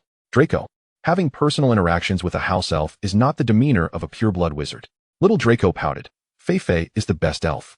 The three exchanged glances, with Narcissa thoughtfully observing the screen before looking back at little Draco. A tall figure appeared in the foyer, Abraxas's gaze precisely locking onto Jiang Fengyue. His magical detection spell enveloping him entirely, a look of increased gravity crossing his brow. He suddenly leaned in, his gloved fingers forcefully gripping Jiang Fengyue's chin. Jiang Fengyue obediently opened his mouth, revealing the green mandrake leaves within. Qiuzhang coughed. Ahem, that is a bit much. Ginny interjected. Qiu, this is a father-son moment. Qiuzhang poked her finger. So what? Ginny replied. Ahem, then I'll do it too. Snape, standing ahead of them, twitched his lips, pretending he had heard nothing. The Dark Lord, who had been watching the screen with a sense of amusement, suddenly turned cold at Bella's shrill cries. Disgusting. Disgusting. A deliberate seductress. That vile vixen. His crimson-slit pupils shot her a glance, devoid of warmth. Bella felt as though her throat were being constricted, her body trembling as she abruptly covered her mouth, daring not to utter a single sound. Only when Voldemort turned his gaze did she cautiously lift her eyes, piercing the figure of Jiang Fengyue with a venomous glare. The Dark Lord's face remained cradled in Jiang Fengyue's palms, on the verge of turning, yet firmly held in place by the person before him. Jiang Fengyue narrowed his eyes, commanding, You are forbidden to look at anyone else, Your Highness. The Dark Lord's voice dripped with menace, that insufferable one. I care not. Jiang Fengyue interjected, his tone softening. You may only gaze upon me, Your Highness. With eyelashes as dark as crow feathers casting shadows. They concealed a singular reflection of crimson, slitted pupils. His hands, restless, encircled Jiang Fengyue's waist, drawing him into his domain. Voldemort's icy gaze fixated upon the central seat, an oppressive aura enveloping him like a chilling frost. The viewing hall fell into a momentary silence, soon erupting into hushed, excited gasps and discussions. Harry pointed with 2 fingers. Malfoy, your other father speaks so beautifully. Draco snorted, his cheeks flushed, as he wrapped an arm around Little Long's shoulders. Kid, you've never heard it before, have you? Little Long, blushing, replied. Little Eagle Little Badger chimed in. I admit your chief is somewhat charming. The little snakes bobbed their heads in unison. I'm now praying to Jesus and beseeching Merlin. I beg you, Dark Lord, do not cast a forgetting spell upon us. Does the chief truly not desire my owl address? Just consider it feeding the chickens, tickle tickle. Heaven help me. In my next life, I wish to become a figure like the Dark Lord, with untold wealth, and I would gladly serve as the chief's devoted admirer. The little lions scratched their heads, seriously brainstorming. Must one be so handsome? Isn't it acceptable to be amusing? Indeed, what if your chief's heart aches from laughter? Thinking he has fallen in love with you? It's not difficult. Another Dark Lord has already discarded his own visage, so you could replicate his current appearance. A little snake shot him a disdainful glance. You have something stuck in your teeth. Ron scratched his head. No, do you really not care? He pointed at the central seat. Serpents, your chief has been cradling your master's face for nearly 10 minutes. I feel they are about to kiss any moment. In such a public space, in this grand hall, Ginny delivered a forceful elbow to his head. Shut up. Do not disturb them. Autumn rubbed Ginny's elbow. Silence. Do not disturb us. Ding. Thank you all for watching. A lounge has been prepared for everyone. Minors, please ensure you are accompanied by your parents. After enjoying the exciting previews, the dining hall is fully prepared, and everyone is free to proceed to dine or to the lounge. Harry's eyes lit up. There's a dining hall. Excellent. Let us see the previews. Ron lamented, can we take a break? I feel like my hemorrhoids are about to flare up again. Amid the murmurs of the crowd, the crystal screen flickered back to life. Little Barty trudged through the swirling snow, entering a black edifice spiraling upwards. The massive iron doors swung open, and little Barty trembled uncontrollably. He stared at the figure before him, who coldly addressed him. "You are the student personally brought by Dumbledore?" The scene abruptly shifted to Jiang Fengyue, who regarded Dumbledore with a casual tone. "Grindelwald desires your reply. I believe this information is sufficient to compel you to unseal this letter and respond." The headmaster's office morphed once more into a prison cell. Jiang Fengyue twisted into a smile. "Have you not sought him out for all these years? Or is it that you are unable to?" He cackled madly. "Neither. It is he who does not want you." A sickly delight ignited in his gaze. "You have broken Dumbledore's heart, haven't you?" The moment his deranged words fell, the screen spun again, fading into silence. Grindelwald gazed at Dumbledore, smiling. "You were 18, I was merely 16. Do you still enjoy afternoon naps? Back then, you lay in the hay with me, nestled in my arms." Everything descended into silent darkness, culminating in silver words appearing on the black screen. "Aside from me, is there anyone else who loves you, Dumbledore?" Deathly silence enveloped the space. All present were rendered speechless, staring in awe at the scene. Grindelwald's lips curled in delight, while Dumbledore's azure eyes widened in disbelief. Ron's chips clattered to the ground. Hermione's note-taking hand froze, and Harry's pupils quivered violently. Even the Death Eaters were taken aback, their mouths agape. Voldemort was paralyzed. Voldemort, incredulous, gazed at the screen, then abruptly shifted his gaze towards Hogwarts. Then back at the screen, and once more to Hogwarts. Voldemort felt nauseated. "How revolting, you two." His voice suddenly rose, laced with a twisted joy and mockery as he uncovered a shocking secret. "Dumbledore, did you defeat him and imprison him, only to indulge in a gilded cage?" Grindelwald cast a calm glance at him, then at the central seat, mocking. "Are you consumed by jealousy?" Their exchange of insults shattered the silence. And amidst the back-and-forth jibes between Voldemort and Grindelwald, everyone began to chatter. The Death Eaters muttered. "So all three legendary wizards who could obliterate us are married. Is that it? Good news, brothers, we get to live another day." Harry, dazed, questioned, "Am I going insane? Did Snape poison me with a potion?" Draco murmured, vacant-eyed. "I really should sleep." Lupin nestled in Sirius's neck, Sirius in James's, and James in Lily's, with Lily barely holding up. "Merlin's love life." Hermione exclaimed. "What about the history of magic? Where's the book? This segment is not documented. Should we add it? This is a little lion. Don't tell me the history of wizards is going to change. I still need my newts," interjected a little eagle. "Merlin, I'm so shocked. Can we eat now?" voiced a little badger. The chief's laughter was rather uncomfortable. "What happened?" asked a little snake. The buzz of chatter filled the air as two figures from the central seat slowly rose, capturing everyone's attention. Jiang Fengyue whispered a few words to Little Long before turning to Draco and Harry. "Draco, Harry, could you take care of Little Long for the night?" Draco responded, "Huh?" Harry echoed, "Sure." The space fell eerily silent again, all eyes fixed upon them. The Dark Lord stood with arms crossed, expressionless, exuding a terrifying low pressure, while Jiang Fengyue remained unperturbed, his cold gaze sweeping over the assembly. As their eyes met, everyone quickly lowered their heads, unwilling to meet his gaze. Little Long hesitated. "Aren't we dining, Father?" "Father dear." Jiang Fengyue smiled gently. "No need. Tonight you shall enjoy your time with yourself and Harry, regardless of whom you sleep with tonight. Be obedient and do not disturb them, understood?" Little Long obediently nodded, watching as his father gripped his other father's wrist, heading towards the emerging corridor. Once the two figures vanished from sight, the space erupted once more. Ron's chips fell again, his expression one of confusion. "Why are they in such a hurry?" Sirius remarked coldly, "Indeed, in a hurry." As these words left his lips, the space fell silent for a moment, then erupted in chaos. The Death Eaters instinctively shrank back, lowering their presence. Before them, Voldemort gazed at the empty corridor, his eyes narrowing, waves of confusion swirling within. Ginny clutched Autumn, along with a group of young witches, squealing and stamping their feet in excitement.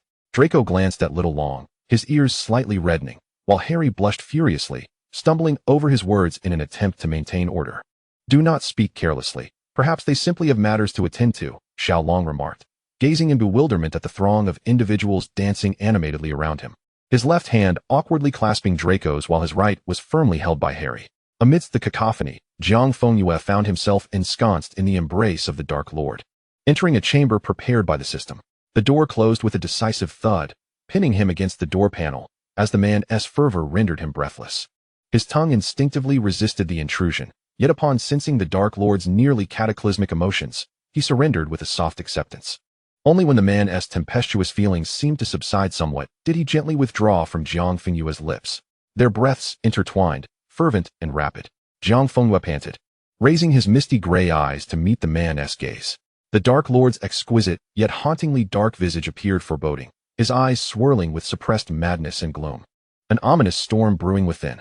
In a low, gravelly voice, the Dark Lord declared, "You belong to me alone."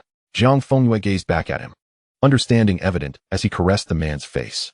He grasped the Dark Lord's sleeve and, step by step, moved towards the opulent four-poster bed at the center. As the curtains were drawn back, he pulled the Dark Lord into the sumptuous velvet, enveloped instantly by the chillingly familiar scent. Jiang Fengyue observed the scarlet slits of the man's eyes, which revealed an unmasked madness and a possessive desire that seemed ready to consume him. He chuckled softly, tenderly kissing the man's eyes. "My lord, I shall always be yours." He sought the man's hand, which was then firmly clasped in return, their fingers intertwining. Leaning close to the Dark Lord's ear, he whispered softly, his breath fragrant as he offered himself. "Tonight, my lord, you may indulge in whatever you desire." Amid the flickering orange flames of the silver candelabra, heavy velvet drapes cascaded from the arched ceiling. The air thick with a piercing scent and an indescribable essence that wove an invisible web, enveloping every breath.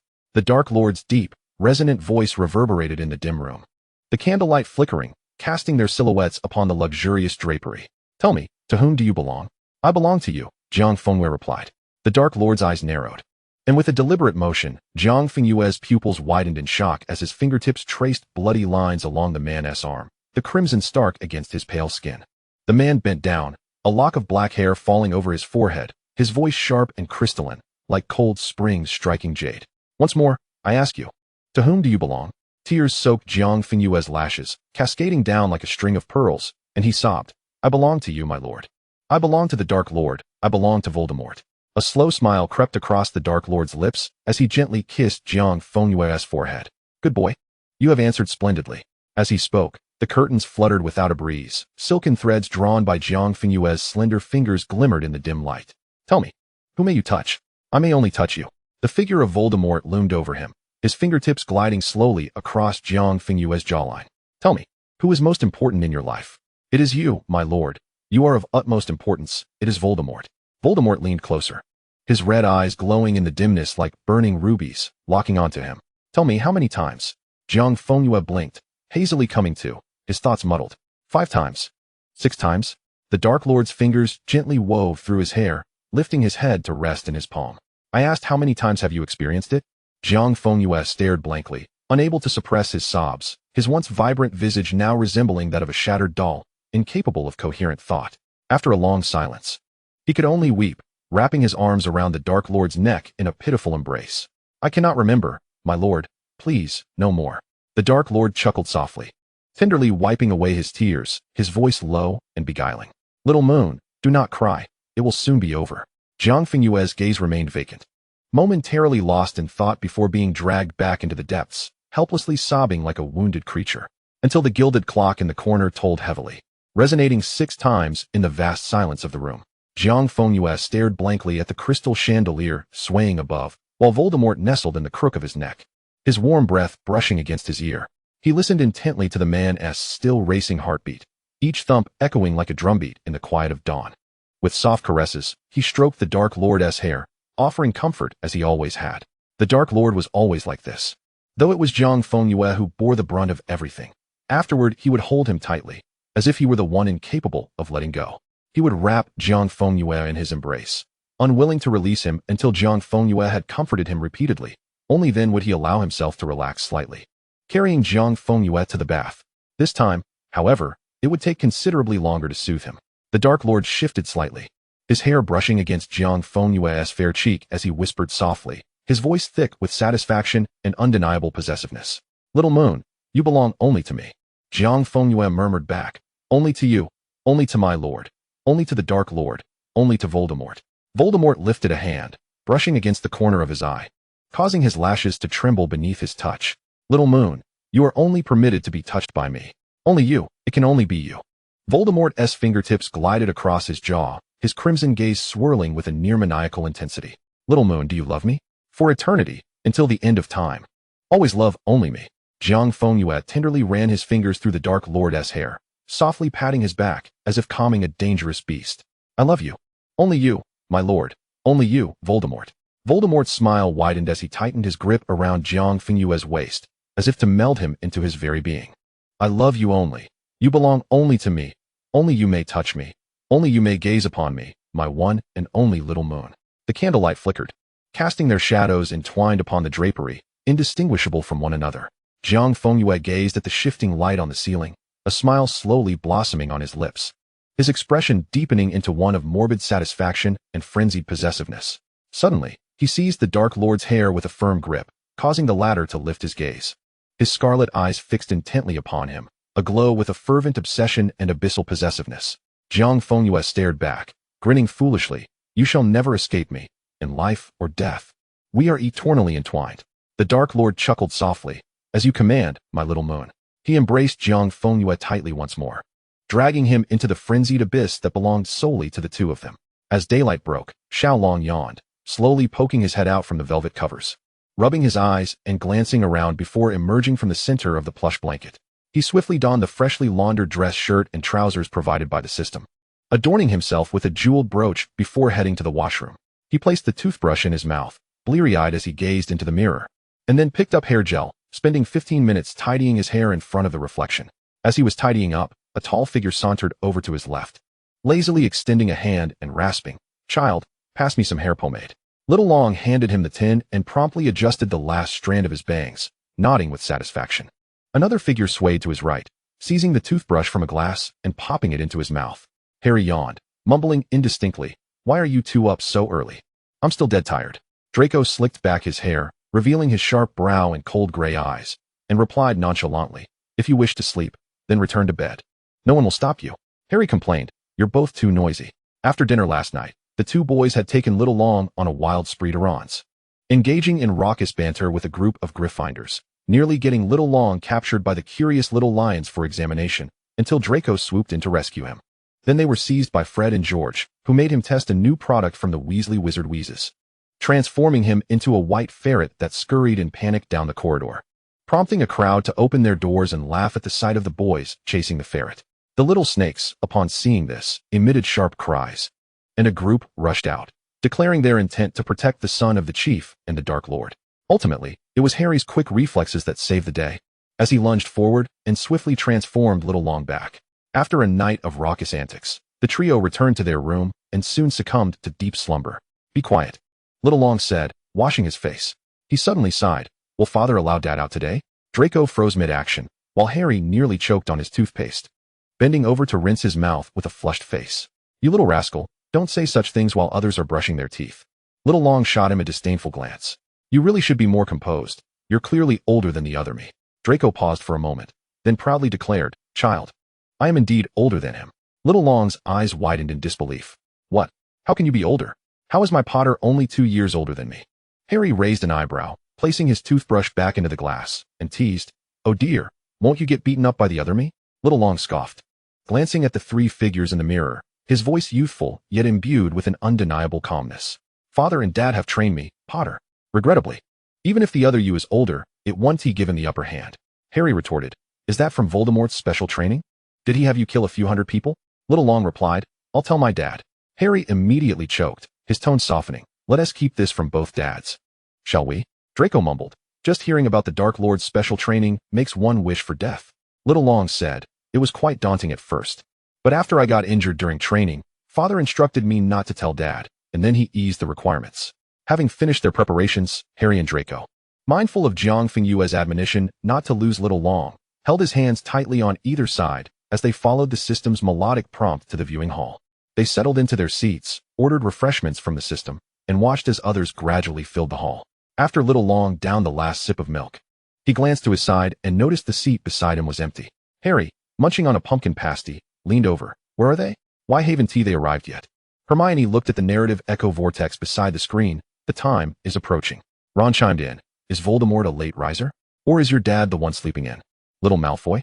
Little Long shot him a sidelong glance, preparing to retort when a mechanical voice rang out. "Participants yet to enter, please take your seats promptly."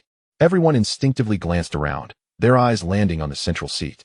As whispers began to stir, the sound of deliberate footsteps echoed from the depths of the corridor. The once boisterous atmosphere fell into silence as all stared at the tall figure entering with measured grace. The Dark Lord strode in, exuding an air of calm authority. His expression inscrutable, an overwhelming presence enveloping the room, cradling someone in his arms. Jiang Fengyue, neatly attired, nestled in his embrace. His face buried in the cold curve of his neck, breathing steadily, eyes closed, an aura of serene vulnerability contrasting with his typically aloof demeanor. The Dark Lord cast a cursory glance over the audience, none daring to return his gaze. His eyes lingered on Voldemort for a moment, and upon catching the cruel glint in those red orbs, he smirked, his expression laced with pity and an air of superiority. In the ensuing silence, he sank into the sofa, with Jiang Fengyue still fast asleep against his chest.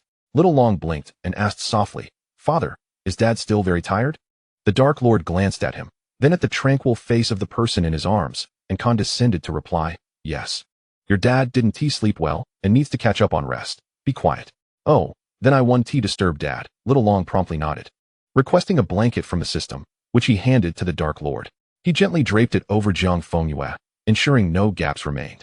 The audience finally snapped out of their stupor, yet no one dared to speak loudly. Harry rubbed his pants. "So when you say not well rested, do you mean it literally, or?" Draco covered his face, his ears flushing red. "Are you an idiot, Potter? Just shut up." Sirius rolled his eyes, growing increasingly agitated, and suddenly slammed his head against James's neck, forcibly pressing Remus down against him. Grindelwald and Dumbledore whispered to each other, "That wretched Tom is getting too cocky." Dumbledore nodded with concern. Though youthful vigor may be on his side, he should still exercise moderation. Grindelwald narrowed his eyes, fixing his gaze on him, causing Dumbledore to feel the heat of his stare, a vein throbbing at his temple. The little snakes chirped quietly. Truly the chief. Even the Dark Lord must cater to him and hold him. The chief looks so lovely when he sleeps, they cooed. "Silence. Don't disturb the chief's slumber." Ginny's eyes were fixated on the central seat, excitedly whispering, "Aw." Autumn stared, unblinking, without uttering a word. Ginny asked, "Why aren't you excited, Autumn?" Autumn shook her head. "I am thrilled. It's just..." "What?" "It's quite strange. Just watching them makes me feel happiness." Jiang Fengyue, having arranged himself, stepped down the last tier of the spiral staircase. He lifted his gaze to see the strikingly handsome man seated with legs elegantly crossed. His crimson-slit pupils gazed back at him. Jiang Fengyue stepped forward gracefully, bowing slightly, his soft and sticky voice spilling from his lips, "Your Highness." The Dark Lord raised a hand to cover Jiang Fengyue's ears, while his other hand gently patted his back. Harry huffed, "So this is what Voldemort enjoys hearing." Draco furrowed his brow.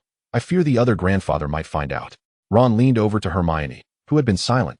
"Don't you want to watch, Hermione?" Hermione shook her head. "No, I've just been pondering the words of a narrative echo vortex."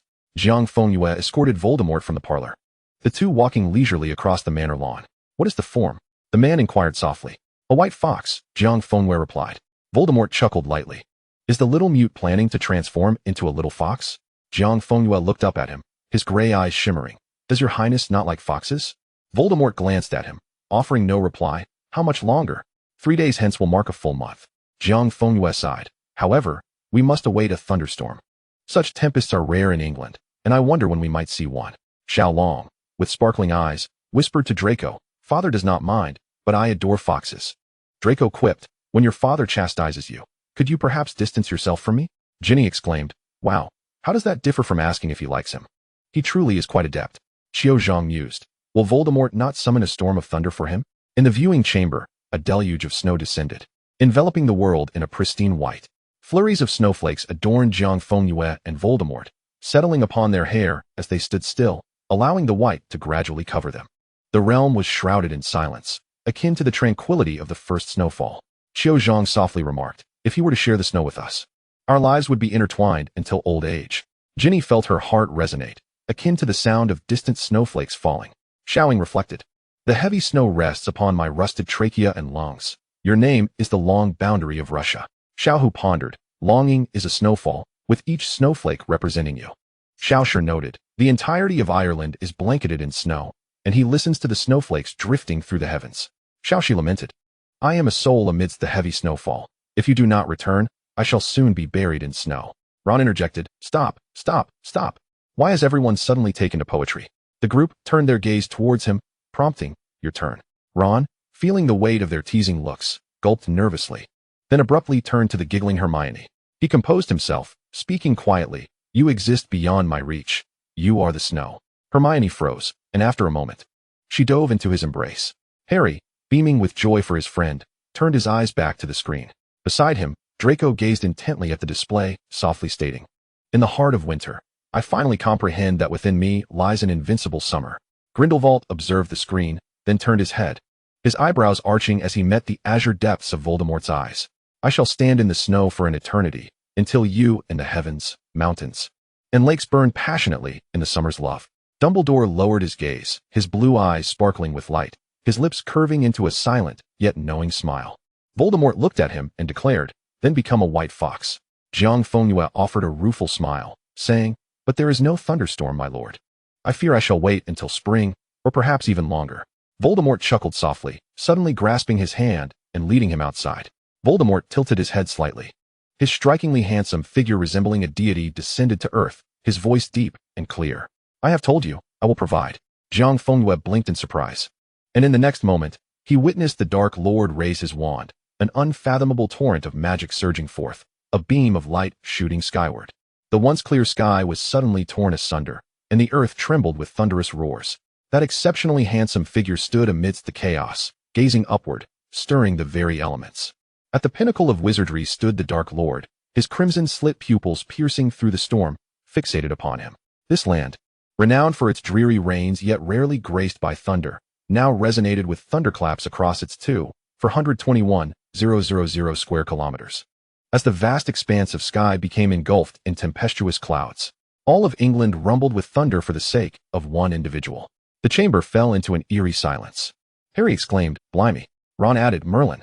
Sirius questioned, "Has he gone mad?" Draco remarked, "The Dark Lord has summoned a storm just for this thunder?" Hermione's eyes widened, trembling. "What power Voldemort wields." Ginny squealed, "Ah, ha ha ha, he is amazing." Xiao Zhang gasped, "He has stirred the very heavens for his master?" The two exchanged glances while the surrounding young witches looked at one another in astonishment, their mouths agape, speechless with excitement. The Death Eaters stood dumbfounded, exchanging bewildered glances. "What now? Should we applaud? At least the lightning isn't striking me. I feel like I've spent my whole life hesitating, only to find myself in dire straits. Realizing I not only lack food, but have also chosen the wrong master. Being Jiang Fengyue's pet might be a tad more comfortable. At least that master might spare us from random slaughter. I yearn for a better life. Merlin, do you hear me?" Bellatrix gasped, her eyes a mixture of madness, ecstasy, and jealousy, glaring at the platinum figure on the screen, her voice twisting into an incoherent whisper. The young lions were astir, caught between shock and an inexplicable admiration. "I admit, Voldemort is somewhat impressive. Are we all right in another world? Can the Dark Lord blow up the potions classroom?" The little snakes chattered excitedly in hushed tones. "Is the Dark Lord truly that powerful? Do Death Eaters still recruit? I mean, in that world. The chief is impressive. I repent. I shall never utter such nonsense again. Had I known he was this formidable, I wouldn't have made such a fuss." Xiao Long gazed in astonishment at the screen, slowly turning his head to see Jiang Fengyue, who was peacefully asleep in the Dark Lord's embrace. Xiao Long lowered his eyes, mumbling softly, and Draco furrowed his brow slightly, inquiring, "What are you saying, child?" Xiao Long looked at himself, leaning closer to whisper, "Father used to despise thunder, but after he returned, he no longer fears it." A tinge of disappointment crossed his face. It turns out it was because Father had already given him a unique thunder. Draco exclaimed, "What are you disheartened about, may I ask?" Xiao Long hesitated, stammering. "When Father was away, I often thought, if only I could replace him and make Dad happy, but I shall never surpass Father." Draco covered his mouth in shock. "Oh dear, such words could lead to your demise." After a pause, he awkwardly attempted to console him, "Do not despair. There are but a handful of individuals in the world who could contend with the Dark Lord. It is not solely your inadequacy. In due course, you will surely be able to hold your own against him." Xiao Long replied, "Your consolation is rather painful." Meanwhile, the Dark Lord, cradling Jiang Fengyue as if detached from the world around him, cast a fleeting glance with his crimson-slit pupils at the imaginative young one. Suppressing his anger with a barely audible chuckle, and tightened his embrace around Jiang Fengyue's waist. Jiang Fengyue gasped, instinctively shivering as his newly formed fluffy ears twitched. In the vast pit, the Platinum Boy's form had vanished, replaced by a small, wet white figure, a fox cub, barely larger than a domestic cat. Its fluffy fur soaked through with cold rainwater, clung tightly to its tiny body, and 9 equally drenched tails languidly wrapped around it. The little fox lay weakly on its side, its gray eyes unfocused as it gazed at the sky, instinctively reaching out its paw to grasp its tail, which was larger than its own body, only to struggle and collapse onto the ground, resembling a pitiful cotton candy. Voldemort's fingers paused against the armrest. A playful glint in his eyes as he regarded the screen's small fox cub. The entire viewing chamber erupted into an uncontrollable stir. Little Long let out a gasp. Abruptly turning his head to gaze at the peacefully slumbering Jiang Fengyue, his eyes sparkling with exuberance. The Dark Lord cast a sidelong glance at him, drawing Jiang Fengyue closer into his embrace. Harry's emerald eyes gleamed like precious gemstones. "Oh my, I wish I could just ruffle his hair." Draco replied. "Do refrain from provoking two Dark Lords, will you, Potter?" Harry's expression turned serious. Two Voldemorts could very well be worth a battle. Draco shot him a speechless look, his cheeks reddening as he turned his gaze back to the screen, while even Narcissa let out a soft gasp. Lucius glanced at the screen, clearing his throat softly. Sirius remarked, "I find myself wanting to tease Lupin," only to be abruptly silenced as Remus pinched his mouth shut. Snape regarded the screen with complex emotions, dryly stating, "Far more pleasing than Potter's." Hermione's eyes sparkled with affection, yet her brow furrowed slightly. "Just transformed into Ninetales? Why is that?" The young witches of Hogwarts were utterly enthralled. Ginny clutched her chest. "I can't take it anymore. I want to nurture him. Mother won't allow him to get wet." Autumn Jean lamented, "My daddy has suddenly turned into my baby. I can't bear it," sobbing into my handkerchief. Hogwarts students whispered amongst themselves, "That little fox is adorable, alas." I am enraptured. My word, being a Dark Lord is delightful. I wish to be one too. Damn that foot fetish. I yearn to stuff that pink paw in my mouth. The little snakes, dazed, supported their bewildered heads. "Establish it quickly, the Chief Fluff Protection Association. Get the pen. Draw swiftly." One little snake covered its pig brain. "What to do? I want to steal." "Fear not, it's a sure thing. Did we not agree to refrain from discussing such nonsense? One matter at a time. Aren't we still alive?" Amidst the clamor, the pampered Dark Lord gazed at Jiang Fengyue's sleeping visage, his expression radiating kindness and gentleness as he restrained himself. He tenderly patted Jiang Fengyue's back. Observing the 9 tails of the little fox on the screen, his eyes lowered as he quietly contemplated the face of the one in his arms. He cupped Jiang Fengyue's ear, his fingertips brushing through a strand of hair that became entwined around his finger. The thunderous sounds from the screen continued to rumble, while the commotion behind them showed no signs of abating. He comforted the one in his embrace, who was soundly asleep. The special episode of Chi-Chi, the Sea of Roses. A Rolls-Royce silver spur glided smoothly along the road. With the window rolled down, Jiang Fengyue casually rested his left hand on the windowsill, while his right hand deftly controlled the steering wheel. He turned his head slightly, gazing at the man beside him, who was resting with his eyes closed, a faint smile gracing his lips. It was the day for routine inspections of the Muggle world, and Abraxas had spent the previous days accompanying Draco, only to twist his waist carelessly, leaving Jiang Fengyue to handle the task. Before his departure, the Dark Lord had fixed his unwavering gaze on Jiang Fengyue's back. With a sigh, Jiang Fengyue turned and took him along.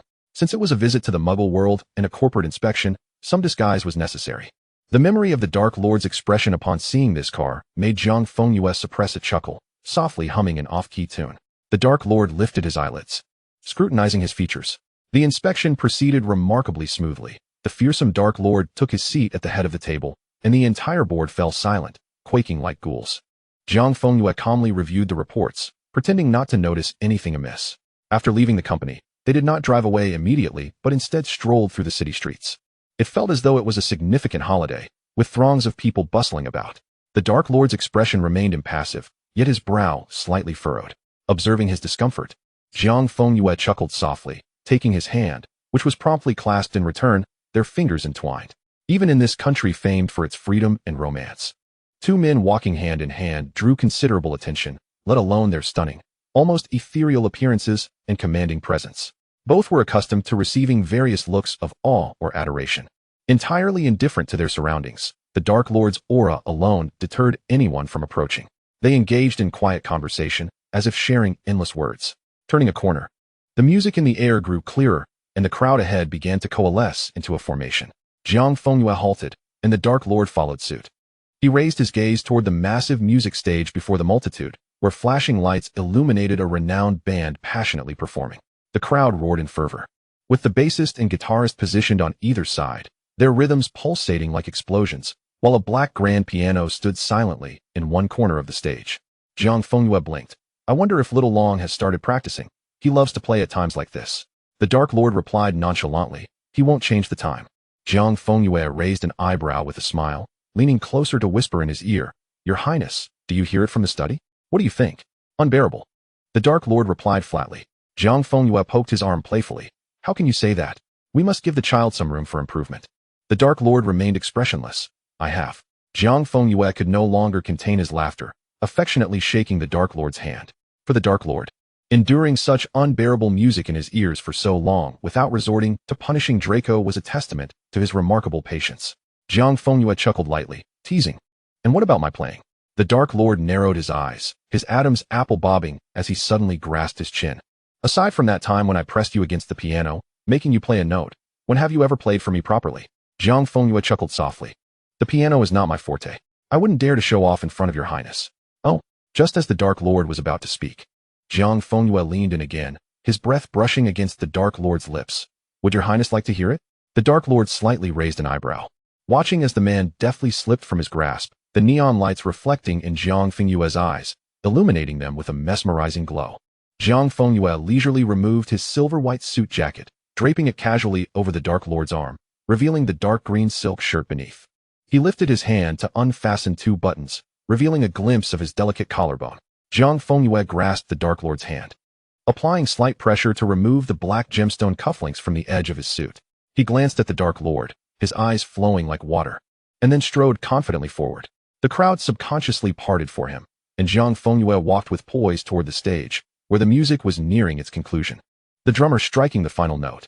The band, momentarily stunned by the sudden appearance of this handsome man, forgot to question him as he made his way to the center. Jiang Fengyue leaned in to whisper a few words to the lead singer, then swiftly glanced toward the Dark Lord. A playful glimmer in his eyes, as if a fleeting light had passed. The lead singer followed his gaze, instinctively flinching before bursting into laughter, leaving his position. Jiang Fengyue did not approach the piano. Instead, he suddenly picked up a nearby electric guitar, effortlessly slinging the strap over his shoulder. Gasps erupted from the audience.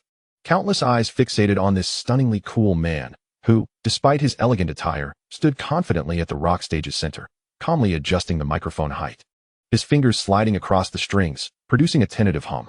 The beat surged, like a heartbeat growing more urgent, and countless arms rose in unison, the crowd roaring. Jiang Fengyue's gaze locked onto the Dark Lord below. Amidst the sea of people, the man stood like an isolated island, his crimson-slit pupils fixed unwaveringly on him. His gaze burning with intensity that felt as though it could pierce through flesh. His true mastery had never been the piano. Jiang Fengyue let out a light chuckle, his fingertips swiftly gliding across the guitar strings, producing a sharp, resonant buzz that erupted through the amplifier. The frenzied rock music exploded in an instant, engulfing the entire venue in a tsunami of roaring applause. Voldemort stood at the edge of the vast crowd, his gaze intensely tracking the figure on stage.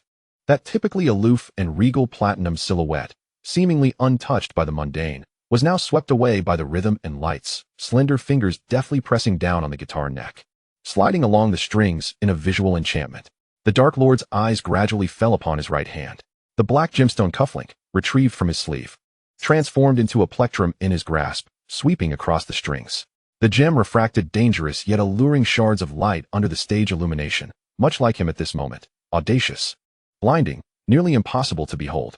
Jiang Fengyue leaned back slightly, the dark green shirt billowing in the wind, revealing a slender waistline, while his swan-like neck arched gracefully. Platinum hair billowing in the air. The lights danced over his brows, collarbones, and fingertips, as the black gemstone cufflink twirled in his hand. He grasped the joystick and turned it halfway, then abruptly brought it down, the dazzling plectrum plucking the guitar strings, sending tremors of sound surging through the audience like a tidal wave. Suddenly, he lifted his gaze, penetrating the surging crowd, amidst the chaotic music and deafening sound waves. Locking eyes with Voldemort's scarlet depths, the frenetic music continued to thunder throughout the world. Yet between them, only a silent exchange remained. In this cacophony of madness, it felt as though only the two of them existed. The plectrum is the heart of a guitarist, as the black gemstone cufflink strummed the strings. The Dark Lord's heart resonated in harmony with his. In this realm where no one recognized them, where no one knew where they hailed from or what identities they bore, across the sea of humanity, only each other's outlines were reflected in their eyes. The final chord silenced all sounds, leaving only the lingering vibrations suspended in the air. The deafening cheers and whistles nearly overturned the heavens. Jiang Fengyue slowly lifted the black gemstone cufflink, raising his gaze towards the man below who had been watching him intently. He suddenly lowered his head, biting the cufflink gently between his lips, then raised his chin, offering the man a smile that was audacious to the point of being flamboyant. Voldemort remained motionless, his slitted pupils roiling with dark tides, fixated on the figure on stage, like a light trapped in an abyss. The fateful chord resonated. Our souls entwined in an everlasting melody. In the entire world, only he composed his song. In the silent, desolate valley, roses bloomed silently in abundance, swaying gently in the breeze, shedding delicate petals.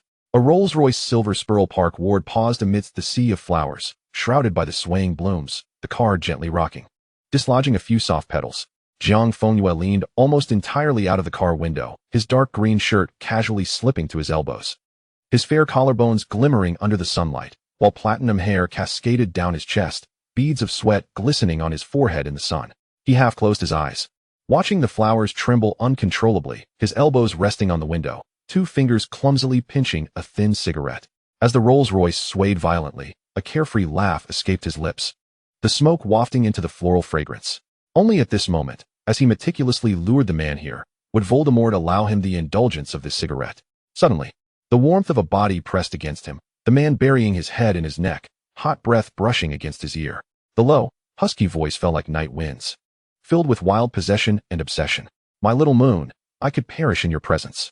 Jiang Fengyue's eyes glimmered with a hint of crimson, his gaze shimmering as he glanced at him, his brows and eyes tinged with allure. No, you must live to properly kill me. He turned his face, letting the smoke drift into Voldemort's mouth. The spicy essence intertwined between them, the smoke lingering. Voldemort chuckled, biting his lip, growing ever more brazen. Jiang Fengyue's previously carefree exclamations gradually morphed into whimpers akin to a young beast. He instinctively reached back, only to be tightly grasped by Voldemort, their fingers entwined. The entire sea of flowers blurred into a mosaic of colors, the rose branches swaying frantically, as if trembling in a storm, layers of crimson, deep purple, and pink roses undulated like waves, the Rolls-Royce swaying amidst the blossoms, stirring countless fluttering petals, scattering like rays of light. The cigarette but slipped from his fingers unnoticed. Vanishing silently, he stared blankly at the vibrant floral sea before him, the clusters of roses swaying in his wavering vision. A brilliantly red rose danced before his eyes. Jiang Fengyue reached out, his fingertips brushing against it, but Voldemort's sudden motion caused it to veer away. A hand reached over him, plucking the trembling flower, gently placing it behind Jiang Fengyue's ear. The flower nestled in his hair, swaying rhythmically yet never falling. The Dark Lord bit his ear, whispering softly, like a brand. My dearest little moon, never leave me. I will love you for all eternity. Jiang Fengyue released a soft, almost laughter-like murmur from his throat, a pledge of sorts, eternally. As dusk settled gently, the shadows of the flowers swayed, enveloping them in a realm of vibrant, yet hidden splendor. Jiang Fengyue furrowed her brows, a vague thought swirling in her mind, hinting at a potential benefit. However, in her current form as a mere 9-tailed fox cub, she was unable to discern its nature. She would have to wait until the fox matured. Suddenly, Fred sprang to his feet. Attention, classmates. We have a prize guessing game. Can anyone guess what the benefit is? Those who answer correctly, whether students or teachers, shall receive half the prize. George picked up a tin can. All it takes is 1 silver sickle to participate. Don't miss out. Molly shouted. Fred, George, I have told you repeatedly not to engage in gambling. Fred and George protested. Mom, this is not gambling. It's a prize guessing game. Harry scratched his head and poked the little dragon, who looked at him quizzically. After stammering for a while, Harry finally asked, Are you really your father's offspring? The little dragon nodded, then shook its head vigorously. Not quite right. Ron leaned in. Is your dad's ability to give birth? Otherwise, how did he produce you? Grindelwald perked up his ears. The little dragon paused, glanced back at the Dark Lord and Jiang Fengyue, lowered its eyes, and suddenly rubbed them. Unwilling to engage with them any further, Hermione requested several books from the system, but the system remained unresponsive, providing her with none. The girl frowned, gazing intently at the slumbering figure. Then let's administer a powerful dose, Jiang Fengyue said, raising her gaze. From this moment forth, the Malfoy family's financial channels with Muggles would be entirely severed, demanding the repayment of Selwyn's debts along with compounded interest. This would serve to clarify to the wizarding world the consequences of provoking the Malfoys. As long as he remained alive, the Dark Lord would not intervene. Jiang Fengyue scoffed. I shall ensure Selwyn meets his end here. The Dark Lord's fingers, which had been combing through Jiang Fengyue's hair, halted momentarily. His palm opened, cradling Jiang Fengyue's head, adjusting her position as he prepared for the unfolding drama, as if what was to transpire was not a massacre, but a waltz offered by a lover. Voldemort leaned slightly forward, a glint of greed flashing in his eyes. Quite remarkable. An entity possessing a brilliant intellect and ruthless methods was far more exquisite than those foolish beings who merely grovel and scheme. Ron chuckled. Well, at least they are poor. Hermione, with her quill in hand, swiftly began to write, her eyes sparkling, imposing sanctions from an economic perspective, while ruthless is highly efficient. The rapid strategic deployment and tenacity displayed is truly awe-inspiring. Ginny exclaimed, oh my, the contrast is striking. Just moments ago, they were so adorable. Autumn chimed in. I like this even more, hee. The little snakes did not gasp this time. Instead, they frowned, each requesting paper and pens from the system. While the little eagles had already immersed themselves in note-taking. Have you noted it down? Copy it for me. Selwyn is done for. Such cruelty is unparalleled. The chief is formidable, akin to a seasoned warrior. If only my father possessed even half of the chief's thunderous methods. Lucius's face turned ashen as he gazed at the youth on the screen, exuding an entirely different aura, absorbing those cold commands. And hearing the phrase that warned the wizarding world of the consequences of incurring the Malfoy family's wrath. The suppressed emotions, long held at bay, suddenly felt somewhat exhilarating. The little dragon proudly raised its head, and Draco mirrored the gesture, their platinum locks gleaming brightly, nearly blinding Harry. Selwyn, the head of the family, knelt before the Dark Lord, lamenting his plight. Master, Supreme Master, the Malfoys have resorted to the most despicable means. Voldemort nonchalantly observed the whimpering figure below. You fool. With your pathetic methods and laughable stupidity, you have led your family to ruin. He slowly descended the steps, indifferent, and commanded, return to where you came from. Do not taint tonight's banquet with your repugnant wails. Selwyn screamed with all his might. Master, Abraxas's son is nothing but a bastard. Utterly revolting. He is. Voldemort gazed down upon the filthy wretch. He is one I personally chose. I accept both the good and the bad. What are you to even have a say? The little dragon coolly scrutinized the screen, while Draco crossed his arms, lifting his chin. Harry scoffed. Does he dare to insult? His master is a scoundrel himself. Ron covered Harry's mouth, and Draco's poised demeanor faltered as he rushed over to help, together displaying their bond. Draco exclaimed in horror. I'm not finished living yet. Let me live for several hundred more years. Potter. Ginny sneered. Well, I approve of the domineering Dark Lord's deep affection. Autumn whispered. How dare you insult the master? You're done for. The little snakes maintained their regal composure. What of the killing curse from the Dark Lord? Selwyn is still of use. I have no need for him. What of the killing curse? Ah, be quiet, otherwise. Professor Dumbledore will come to lecture us. Oh, don't say that. Professor Dumbledore has a good temper. As they watched the events unfold, Voldemort gazed at the screen, tucking the blanket around Jiang Fengyue. In the next moment, a Death Eater suddenly collapsed to the ground, releasing a heart-wrenching wail. Lying there with his spine nearly bent to the point of breaking, Jiang Fengyue, nestled in Voldemort's arms, furrowed her brow, instinctively clutching his garments. Voldemort abruptly lowered his gaze, gently covering her ears. In an instant, the wail ceased completely. The mouth was agape, yet all sound was stifled. Voldemort narrowed his eyes, coldly observing the Dark Lord, twirling his wand in his hand without intervening, watching Jiang Fengyue with a flicker of something unusual in his gaze. All that belonged to him should be safeguarded, yet Voldemort's eyes reflected confusion and curiosity. Everyone was startled by the agonizing wail.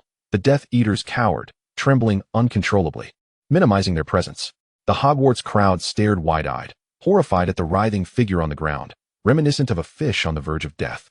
The sound of swallowing audible in the profound silence. Alert! Spell removal warning. Voldemort, one person. The writhing figure suddenly collapsed onto the ground, convulsing violently, and moments later, lay utterly still. The entire space fell into complete silence. Everyone stiffly gazed at the central seat, where the Dark Lord gently patted Jiang Fengyue's back, tenderly adjusting her blanket. Such an extreme contrast, such casual cruelty mingled with the eeriness of the scene. Dumbledore regarded the central seat with a complex expression, slowly exhaling. I understand the fervent desire to protect one's loved ones, but Grindelwald lazily propped his head up, watching the scene with interest. At least there is some restraint. This young man has made some progress. I cannot deny that Tom's essence has indeed transformed. He has shifted from indiscriminate terror to highly targeted protection. Dumbledore's voice remained steady, yet carried weight. For the sake of Mr. Jiang, he has restrained his killing and desires.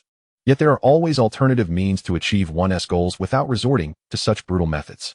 Grindelwald replied lazily, what does it matter? After all, he hasn't gone astray. His voice trailed off as he noticed Dumbledore's narrowed eyes. He swallowed hard, cheerfully attempting to charm him while continuously berating Voldemort. The little snakes huddled their shoulders, secretly cradling their heads. The Hogwarts crowd, pale-faced, found it strangely not too difficult to accept. Sirius mumbled, "Killing Death Eaters is fine." Ron muttered. He didn't even utter the incantation. That's an unforgivable curse. Hermione's brow furrowed. That's not just any cruciatus curse. He deliberately timed it before the system's removal, using its maximum power. He's already dead. A silent, wandless, unforgivable curse. Harry's emotions were profoundly intricate. He suddenly turned his head to the side, noticing Draco beside him, whose hand trembled incessantly, his complexion nearly translucent. After a moment's contemplation, Harry struck him sharply, eliciting an astonished and indignant outburst from the latter. Draco coldly regarded the lifeless body on the ground, his expression devoid of emotion as he turned his gaze back to the screen. He closed his eyes briefly, attempting to steady his tumultuous feelings and observing Harry's calm demeanor. A flicker of astonishment crossed his eyes. "Aren't you frightened by this?" The others around them glanced at Draco, scrutinizing him from head to toe. "Child, how do you possess such audacity?" Ron clapped his hands together. "Surely, Voldemort doesn't make you witness this daily, does he? Goodness. The bloody hellish training of the Dark Lord's offspring." Draco shot him a quizzical look. "Of course not. Father abhors having the house sullied. He would never engage in such actions at home." Noticing the pallor on everyone's faces, he recalled how Jiang Fengyue usually comforted him and softened his tone. "Do not be afraid. Nothing will happen. Father does not kill indiscriminately." Harry interjected. "Please, speak normally." Hermione inquired. "Aren't you the least bit afraid?" Draco tilted his head slightly, his gaze heavy. "Those who provoke Father deserve to perish." Silence enveloped the group. They stared at him, their throats constricted, unable to utter a single word. Draco pondered for a moment before continuing. "Currently, Father primarily eliminates those who defy him, and it is categorized. Generally, he does not make things exceedingly unpleasant. There are very few who dare to challenge Father, and he typically does not take action himself." Draco added. The Hogwarts crowd's lips twitched, and Ron scratched his head, tentatively asking, "What is the most extreme consequence of provoking your father?" "Taking Father's money." Draco replied earnestly. "Entire families would be annihilated. Even worms would be cleaved in two, and egg yolks would be shaken apart." The crowd responded. "Noted." Dumbledore sighed. Draco looked at him, covering his mouth and whispering, "Headmaster, I was merely joking. Please do not take it seriously. Our family has reformed." The crowd, "We hardly believe you." The Dark Lord remained motionless, casting a sidelong glance at Draco, a hint of satisfaction gleaming in his eyes. Jiang Fengyue stood before the dressing mirror, adorned in an exquisitely luxurious silver robe, the hem embellished with thorned roses in full bloom, a serpent necklace coiling around his neck, and his platinum hair intricately braided, secured with a glimmering emerald clasp. The Malfoy patriarch donned a splendid dark green robe, wielding a serpent-headed cane, while Snape, draped in a jet-black robe, appeared even more imposing and solitary. All three were resplendently attired, a striking resemblance in their grandeur. Harry gaped in awe, his cheeks flushed. "So many beautiful jewels, they're dazzling my eyes." The young lions exclaimed, "Is that really Snape?" The young serpent exclaimed with unbridled excitement, "Such a handsome headmaster, such a dashing father, such an impressive dean." Lily stared at the screen in a daze, and James leaned over, concerned. "What's wrong, Lily?" Lily shook her head, softly replying, "Nothing. It's just that everything is so wonderful. It seems Snape is being well taken care of there." Jiang Fengyue navigated through a throng of greeting Slytherin students, making his way towards a corner where his companions awaited. He glanced at the boy beside Narcissa, raising an eyebrow slightly. "Is this your brother, Narcissa?" The boy, who bore a resemblance to Sirius, stepped forward. "Pleased to meet you, Lucius. I am Regulus Black." Harry was taken aback. "That's Regulus." Narcissa paused, opening her fan to cover half her face. Sirius observed the screen with a stoic expression, his eyes heavy. After a moment, he seemed to scoff, a mixture of derision and self-mockery. Viewing body 34, no food allowed. Jiang Fengyue swiftly turned, his gray eyes sharply focusing on the figure entering through the door. The Dark Lord approached, clad in pure black robes, the edges of his cloak swirling silently with each step, Nagini slithering alongside him. Everyone in the hall bowed deeply, their heads lowered to the utmost limit. The Dark Lord proceeded calmly through the crowd towards the throne atop the 9 steps. He addressed the assembly with casual indifference. "Rise. Everyone. There's no need for formality, be at ease." Harry glanced at Ron and then at Draco, whispering, "What a performance." Grindelwald rolled his eyes. "Indeed, a performance." Ginny remarked, "Nevertheless, that face." Autumn interjected, "Authority, such authority." The Death Eaters cheered loudly. The young serpents gushed in admiration. The Dark Lord's presence is so majestic, so powerful, so oppressive. Voldemort narrowed his eyes, casting a satisfied glance at the young serpents. Jiang Fengyue and Abraxas walked steadily down the 9 steps, slightly bowing to Voldemort as a gesture of respect. Jiang Fengyue trailed half a step behind his father, his braided hair adorned with a clasp, shimmering like emeralds. Voldemort's gaze was fixed on the youth at the bottom of the steps, teasingly asking, "Why aren't you coming up to pay your respects, young Malfoy?" Jiang Fengyue, perceiving the man's playful intent, confidently retrieved the top champagne glass from the pyramid. Amidst the astonished gazes of the crowd, he turned and ascended the 9 steps. Harry murmured softly, "This is for the dead." Ron, confused, asked, "What happened the last time someone went up to pay their respects?" Hermione cleared her throat, covering her face. Sirius remarked, "Surely, Voldemort wouldn't repeat that, would he?" James stroked his chin, seriously stating, "There should be something new this time." Harry chuckled, "I'm not anticipating anything at all." Ginny, Autumn, and the young serpents chirped, "Super-duper explosive spiral ball, we can't wait." Draco sensed impending trouble. "I have a feeling grandfather has caught on to something." Jiang Fengyue, holding a glass of champagne, stepped forward towards Voldemort, about to kneel. When he heard Voldemort's calm voice, "Stand up, you are not to kneel in front of outsiders. The king grants clemency." Voldemort paused slightly, glancing towards the central seat, a knowing smile gracing his lips, revealing no surprise. The young Malfoy exhaled softly. He did not wish to witness his father kneeling. Harry's eyes widened. "What?" Ron exclaimed, "Huh? The Death Eaters? What does this mean, my lord?" Ginny covered her mouth, before the gathered crowd. "I want you to retain your dignity, beloved." Autumn spoke passionately. "I have said it before, I shall not evade, I shall do this. I choose to love, even if it must be heard against all odds, and I shall love even harder, so you may understand." Grindelwald scoffed, wearing an expression of understanding. Dumbledore nodded slightly, gently stating, "When one begins to care about another's stance, the emotional connection has already begun to take root, even if those involved may not yet realize it." Sirius mused, "Is it not so? Voldemort actually does not relish the act of others kneeling before him?" Hermione gazed at the screen, pausing her quill, thoughtfully declaring, "No. He simply does not allow him to kneel." The group paused in confusion. "What does that mean?" Hermione fixed her gaze on the screen. "Voldemort has relentlessly pursued absolute power and control, standing solitary at the pinnacle of authority, looking down upon all, and in this moment, he has discovered a soul that resonates with him. What he possesses is merely what has been demonstrated thus far, a resolute, thunderous approach. And the cunning to orchestrate elaborate schemes, coupled with a frenzied flame within his soul, a relentless obsession that spares no means to achieve his ends. Trampling upon rules to rewrite order with unwavering resolve.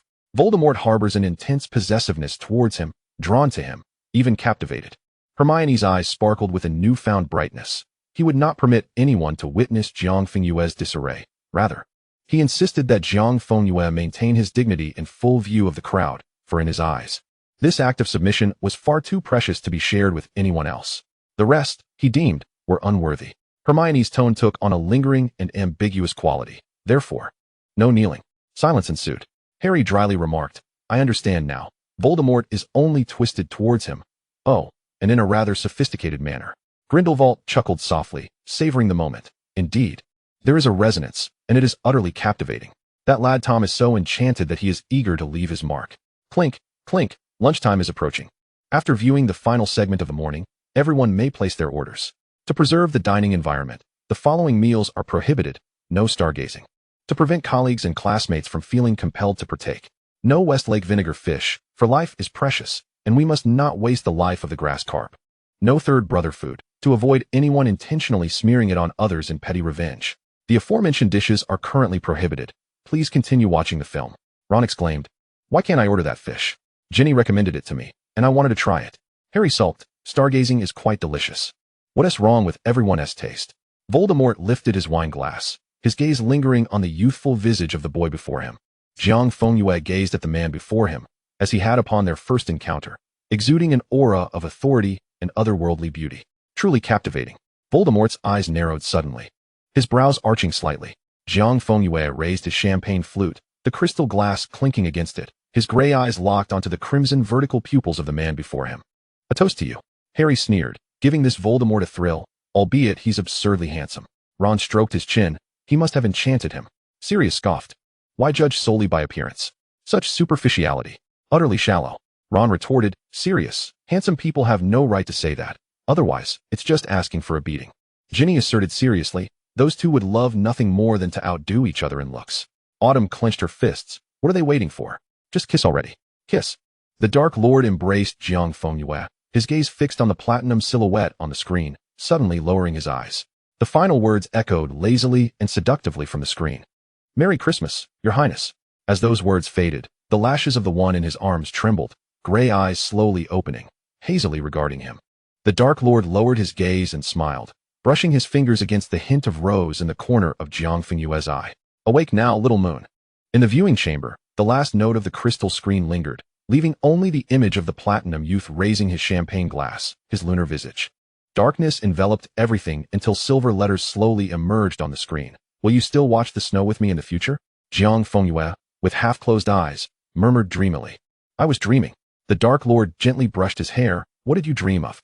"I dreamed of my father and little Long sitting at the dining table. I dreamt of Nagini and the basilisk rummaging through the gifts beneath the Christmas tree, and Fei bringing out the roasted chicken." Jiang Fengyue gazed into the red eyes, murmuring as he beheld his reflection. The Dark Lord smiled slightly. "And what else?" "I asked you, will you still watch the snow with me in the future?" The Dark Lord's voice deepened with tenderness. How did I respond?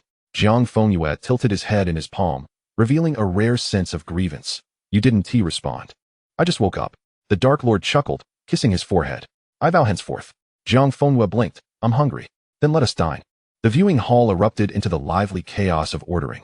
And it was a marvel how the narrative echo could simultaneously address the demands of so many without a hint of stalling. Little Long, having spent the night with Draco and Harry, could not resist the allure of Harry's happy meal after Draco's spirited arguments at dinner. Little Long savored a sip of his fizzy drink, reveling in the delight. Jiang Fengyue found himself seated, a blanket draped over his knees, hesitantly perusing the menu provided by the system, while the Dark Lord, legs crossed, caressed his wand, awaiting Jiang Fengyue's order. "How about seafood risotto, Your Highness?" Jiang Fengyue hesitated. "This burgundy red wine braised beef looks delightful too." He glanced at the menu. Turning the page, the white sturgeon caviar crab tart seems to have a layered taste. And this white truffle pasta also looks delectable. He furrowed his brow. Flipping to another page, his eyes suddenly brightening. "Is there Buddha jumps over the wall?" "This mixed rice is exceptional, and the clear soup with swallow's nest is delicious too. But it's from the Chengfu banquet in Beijing. Crab roe noodles. Ah, crabs are plump and delicious this season. Once you crack them open, golden oil flows."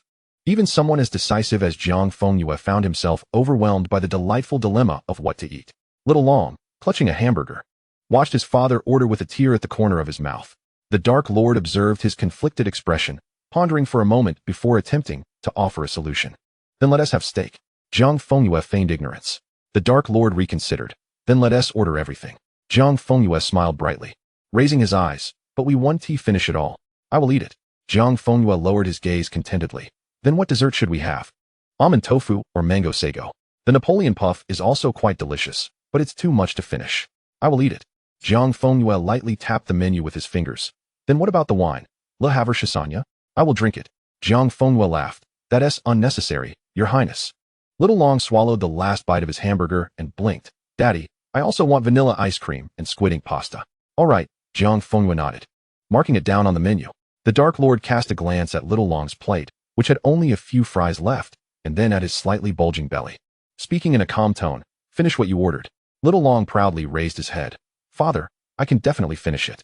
He then whispered to Jiang Fengyue, "Daddy, if you can't finish it, I can help." Jiang Fengyue looked at him with amusement, taking a napkin to wipe the ketchup from the corner of his mouth. Nearby, Harry finished the last piece of bacon pizza, happily downing the last sip of sparkling water to fill the final crevice. Draco sliced his steak and glanced at him.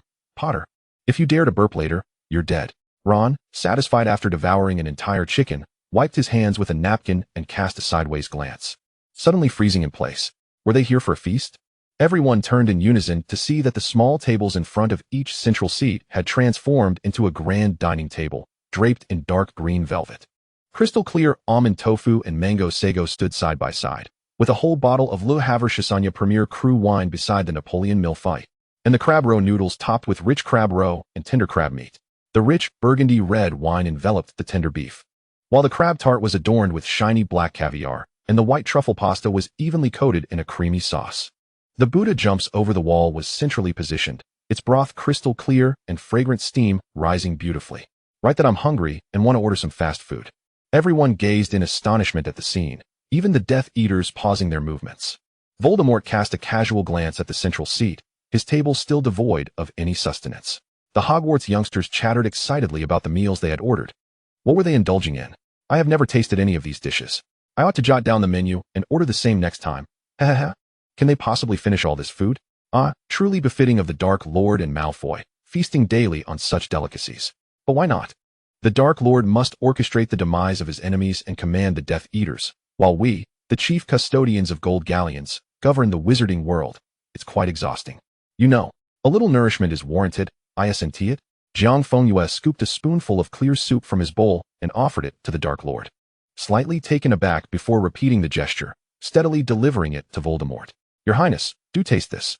The Dark Lord lowered his chin, accepting the offering with ease. Not bad. And the red wine braised beef? Jiang Fengyue inquired, a slight frown creasing his brow. It appears the hue is off. Voldemort picked up a silver fork, spearing a small piece and naturally extending it toward Jiang Fengyue's lips. Jiang Fengyue obediently leaned forward, just as he was about to take a bite. The man's wrist slightly shifted backward. Jiang Fengyue paused, observing the playful glint in his crimson eyes, his brow arching as he straightened up leisurely, parting his lips slightly. His tongue tantalizingly visible, gray eyes half closed, silently gazing at him.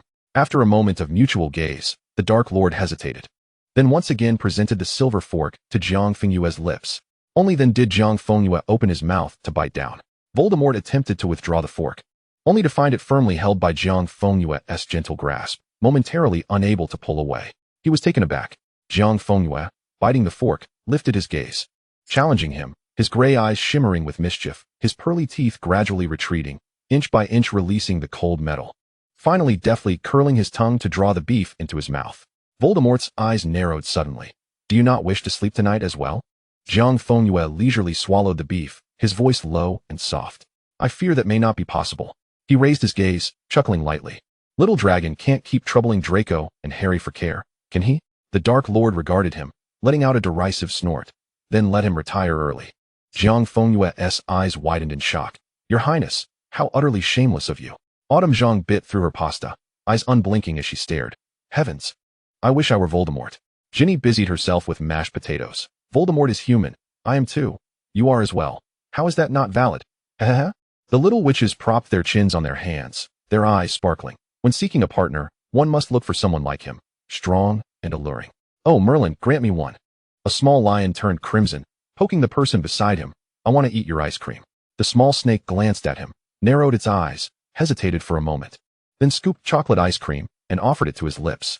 The little lion let out a playful growl, opening wide to bite down, shyly winking at him. The small snake retorted, if your eyes are sick, go get them treated. The little lion scoffed, abruptly scooping a large spoonful of chocolate ice cream and forcefully stuffing it into the small snake's mouth, smearing it all over his lips. Seizing the moment while the small snake was stunned, he quickly discarded the spoon and shoved the boy's neck down, his expression fierce. Stop eating rubbish. Exercise some restraint. Don't eat anymore. Little Dragon finished the last bite of vanilla ice cream, ignoring the surrounding clamor, and turned to Jiang Fengyue. Daddy, I've finished. I can help you with what you can't finish.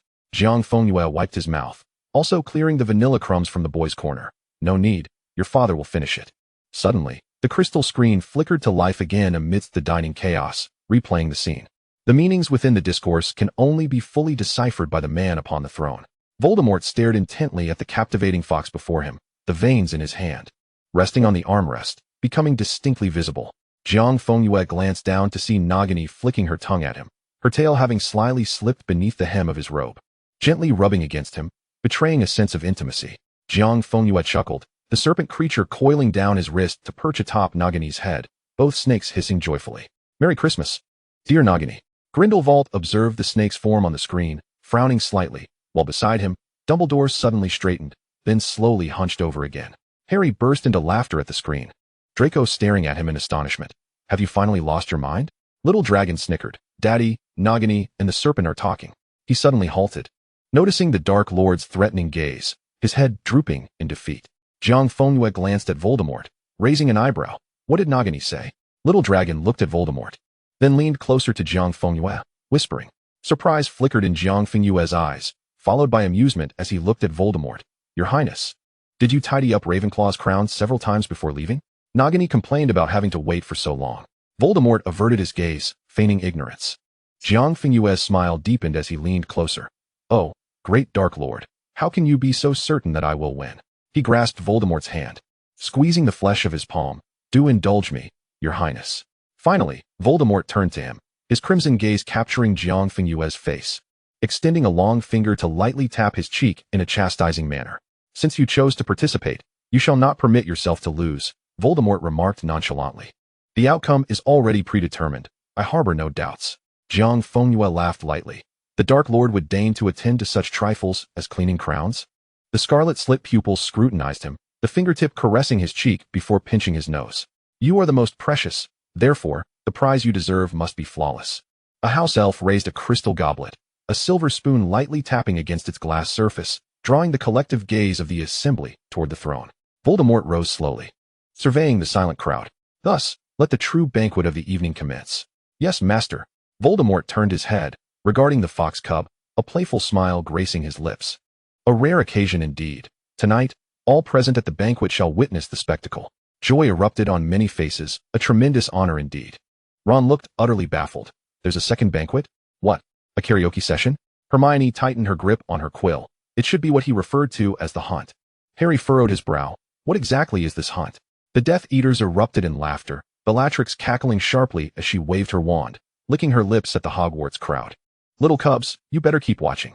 Voldemort glanced at the Hogwarts crowd, scoffing softly, his gaze then drifting back to the central seat, before returning to the crystal screen. A flicker of anticipation flashing in his eyes. Dumbledore's warm smile faded, his azure eyes coldly scrutinizing them. Voldemort slightly raised his right hand, the purple-hued wand tapping the air. Instantly, the atmosphere warped, and all were transported into a primordial and eerie jungle, towering ancient trees entwined. At the jungle's edge, a black stone platform rose abruptly, upon which a throne of black stone loomed ominously, flanked by 12 stone chairs arranged in a line. The Dark Lord was already seated upon the throne, reclining against the armrest, a gaze of condescension, while the 12 heads of noble families sat in silence, solemnly guarding their sovereign. Harry exclaimed, he really did manage to hold back after all this time. Ron remarked, though he had previously occupied the throne. I can't believe he truly considers himself a king. It's such a thrill, I want that too. Hermione's hand danced across her notebook. Voldemort has constructed a symbolic system, distorting the order of dominion, a tyrannical despot. Ron pouted. Are you praising him? Hermione, weakly pressing her forehead, remarked, individuals like you are a rarity. Only 4 in 1,000. Am I really that remarkable? He replied, grinning. Hermione shook her head, gesturing towards the pig's brain before her, 250 each. Sirius, taken aback, responded, is it because of my looks? He turned seriously, meeting James's gaze. They exchanged a knowing glance and abruptly clasped hands, exclaiming, by Jove, we are truly kindred spirits. Suddenly, a piercing laughter shattered the air as Bella sauntered in, her hips swaying, a hefty magical chain gripped tightly in her hand. At the other end of the chain, a long line of figures, dragged through the muck, resembled refuse being towed. Bella swung the chain fiercely, hurling the entangled individuals to the ground. Dozens of figures curled up in the mire, their frantic screams erupting like the mournful cries of wild beasts, a chilling sound. Bella's laughter rang out, sharp and unrestrained, mingling with the howls from the screen. The viewing hall fell into a profound silence. Draco's face turned pale, yet he steadied himself, maintaining his composure. Lucius's complexion slightly paled. The only hunt he had participated in during his youth was fraught with filth and blood, leaving him nauseous for days. Narcissa, staring at Bella's image on the screen, caressed the handle of her fan with an impassive expression. Harry abruptly rose, his green eyes ablaze with fury as he glared across the room. Scum. Bella regarded him, her face lowering, erupting into a grotesque laugh directed at him. Ron's face turned ashen. How can she drag people around like cattle? Sirius had already unleashed a furious curse. Bellatrix, you lunatic. Curse be you. Little Draco leaned into Jiang Fengyue, clutching his arm. Daddy. With a hint of trepidation, he asked, is it going to be terrifying next? Very terrifying, Jiang Fengyue replied. Ruffling his hair, many will perish. The Dark Lord raised a finger, silencing the space. All insults and the mad laughter of the Death Eaters were instantly consumed. Little Draco swallowed hard. Then can I not watch? May I look away? The Dark Lord cast a cold glance, and Jiang Fengyue smiled, shaking his head. No, little Draco. You must watch. Harry froze, and the Hogwarts crowd behind him fell into stunned silence. The Death Eaters exchanged puzzled glances. Voldemort's gaze fixed on him, his eyes enigmatic.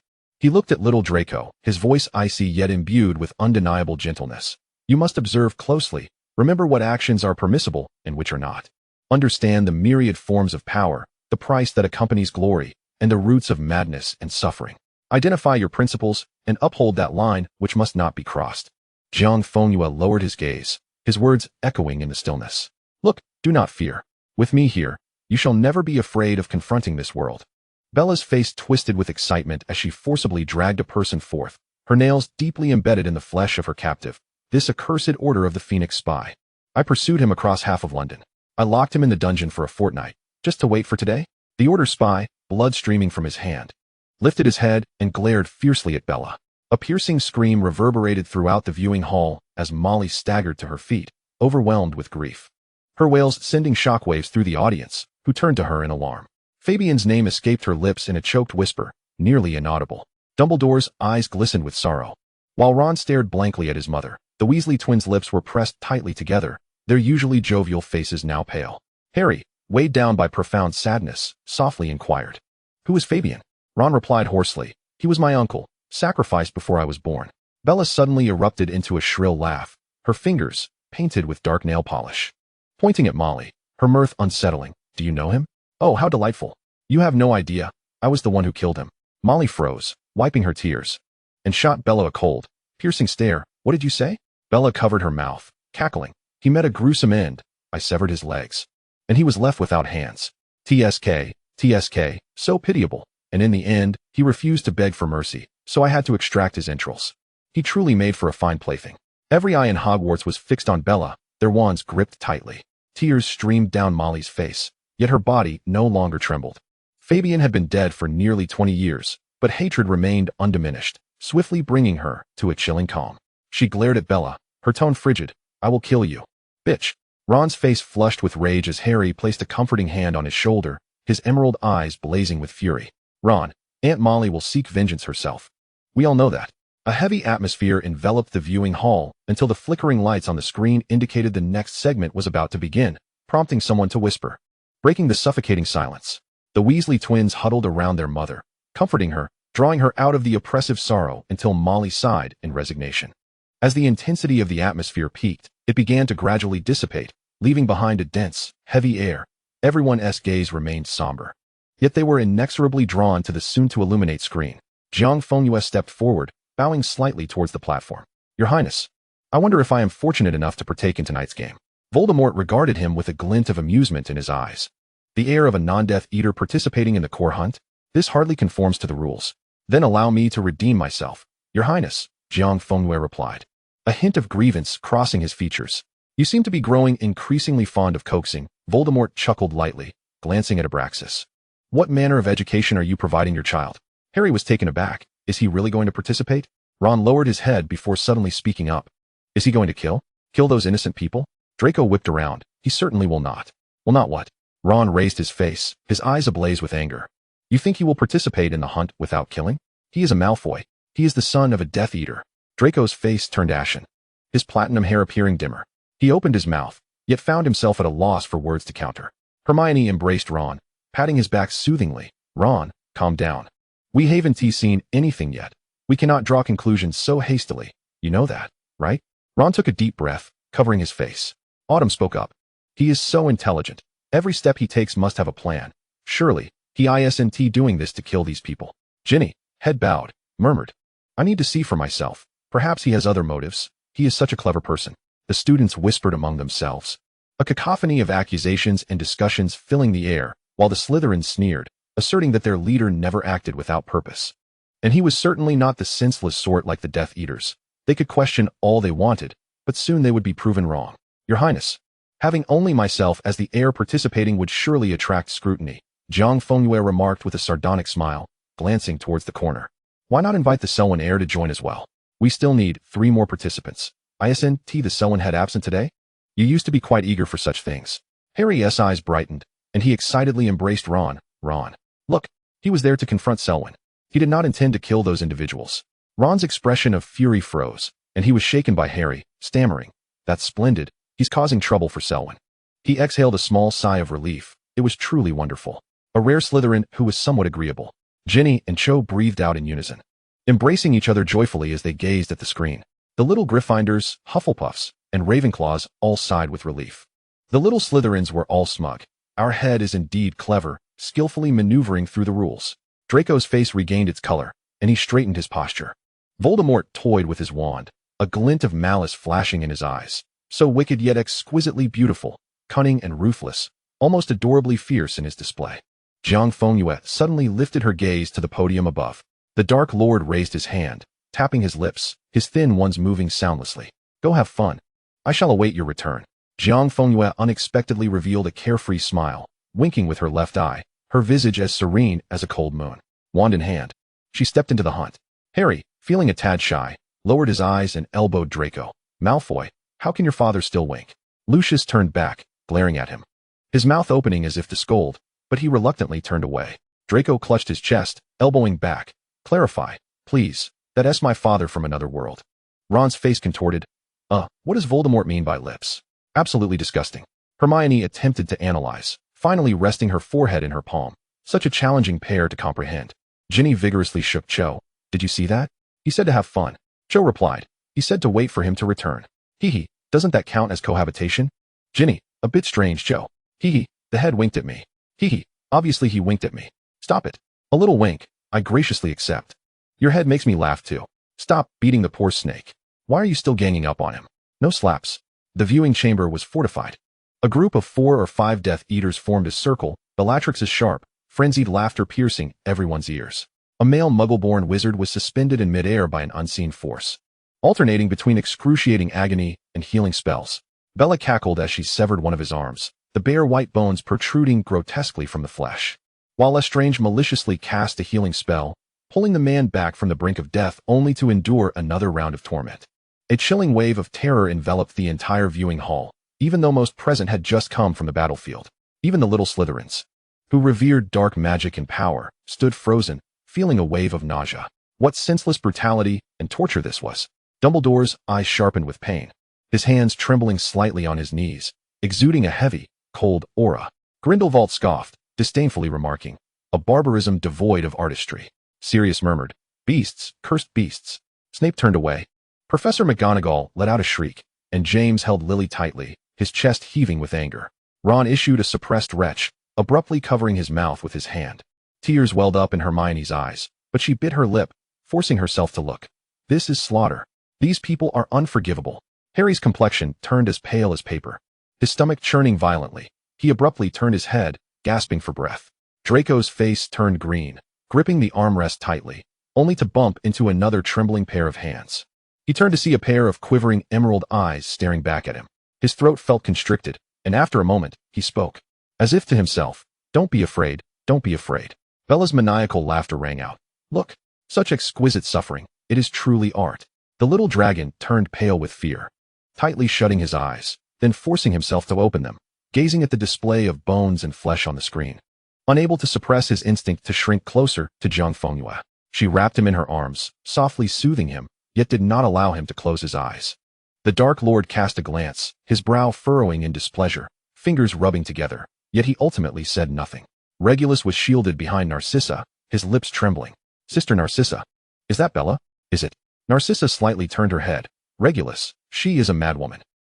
Bella suddenly leaped up, bouncing in place, shrieking frantically. Narcissa, how can you call me a madwoman? Harry covered his ears. Damn, whose kettle exploded? He glared at Bella. Disgust writ large in his eyes. Why does Voldemort have a horn as a subordinate? And a lunatic at that?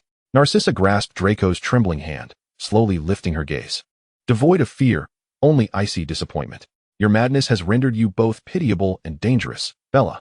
Her voice trembled slightly, yet remained firm. You can no longer distinguish between slaughter and purpose. Narcissa tugged at her lips.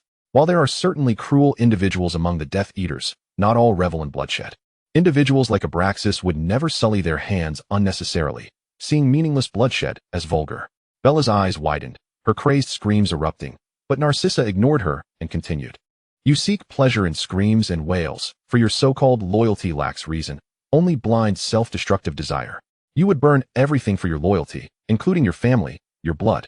Sirius crossed his arms, coldly observing Bella. Narcissa rose to her feet, staring directly at her. The pride of the Black family lies in wielding power, not being enslaved by it. You. Bella trembled with rage, her wand already raised, yet it was of no use. Warning, dispel, Bellatrix, one individual's magic. The Death Eaters watched the scene with amusement, while those from Hogwarts gazed coldly at Bella. Amidst her hissing sounds, a voice abruptly shattered the frozen air. The little dragon looked sparklingly at Narcissa. Godmother, what you said was truly wonderful.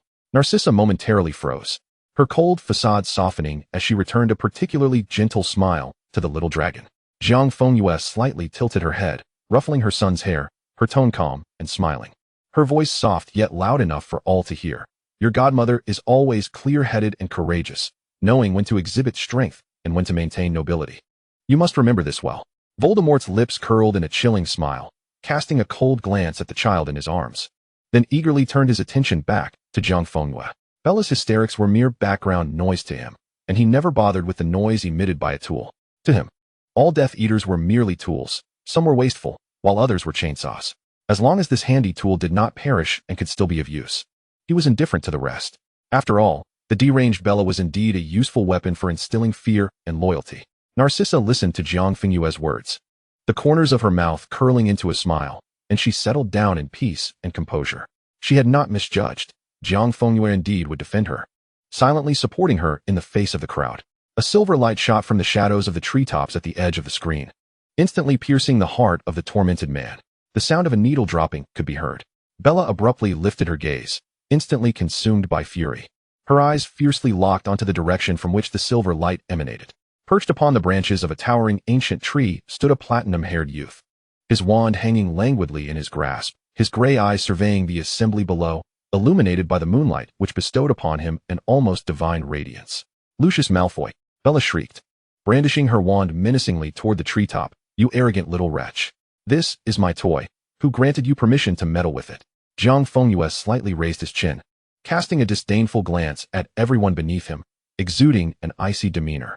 If you wish to kill, then do so. What is the matter? If you do not comprehend, then perish. Utterly presumptuous. Amidst the profound silence, the sovereign seated upon the high platform paused in his rhythmic drumming of fingers against the armrest, a faint smirk curling at the corners of his lips. The visage of the Dark Lord on the screen mirrored this very expression. Voldemort leaned forward, the curve of his lips widening. The entire viewing hall fell into a sudden hush, the inhabitants of Hogwarts staring in rapt attention at the figure on the screen. Witnessing the demise of the man who had finally met his end, their gazes slowly shifting towards the platinum figure in the central seat. He is killed. Yet, the extreme brutality had ceased, and that wizard was finally dead. Soft sobs and quiet cheers erupted throughout Hogwarts. Draco inhaled deeply, gradually burying his face in his hands. Harry covered his face. This is beyond wonderful. Ron let out a sigh of relief, slumping in his chair. I never imagined I would one day express gratitude to Malfoy for taking a life. Hermione's tears flowed anew as she leaned against Ron's shoulder, weeping, comforted by his gentle embrace. Sirius closed his eyes, smacking his lips after a moment. Damn, how can this Malfoy be so agreeable? James wrapped his arms around Lily, grinning. I second that, mate. Snape regarded the screen, a rigid smile tugging at the corners of his mouth. Dumbledore let out a slow sigh. Yet admiration glimmered in his eyes, an incredibly challenging yet resolute decision. Sometimes, to take a life is to show mercy. Grindelwald broke into a boisterous laugh, elegantly applauding. The little serpents had already risen in high spirits, clutching their companions as they began to scream. Did you see that? Our leader, ours. No. How do you know he is ours? Oh, what a coincidence, you're eating ice cream. Our leader enjoys ice cream too. Yes, from Slytherin. Who asked? May I inquire? Astonished gasps and discussions erupted among the students. Though terrifying, he could have chosen to ignore it. He is truly benevolent. My eyes are about to burst into tears. I think I understand why those Slytherins idolize him so much now. The little lions, teary-eyed, grasped the sleeves of the little snakes, wiping their noses with a loud sniff. Your leader is such a good person. He is truly charming. The ecstatic little snake stared despondently at its sleeve, then desperately rubbed the fabric against its face. Damn stupid lion. I might as well kill you for the sake of ridding the wizarding world of evil. The little dragon exclaimed, wrapping its arms around Jiang Fengyue's eyes sparkling as if they contained stars. Daddy, you look so handsome. How can you be so wonderful? Of course, I am your father, Jiang Fengyue replied with a smile. The Dark Lord silently encircled Jiang Fengyue's waist, observing him as he instructed the little dragon, saying nothing. Jiang Fengyue pinched the little dragon's cheek, his voice gentle yet weighted with gravity. Remember, little dragon, strength lies not in killing, but in the courage to sever. I will kill you. Bella screamed hysterically, lunging toward the treetop. Jiang Fengyue slightly tilted his head as her killing curse whizzed past him, crashing into the trunk behind him and exploding into a shower of charred splinters. Ablaxe suddenly stood, his gray eyes burning with wrathful intent. Sit down, Ub. The Dark Lord spoke coolly, his gaze fixed on the standoff, assuring, nothing will happen while I am present.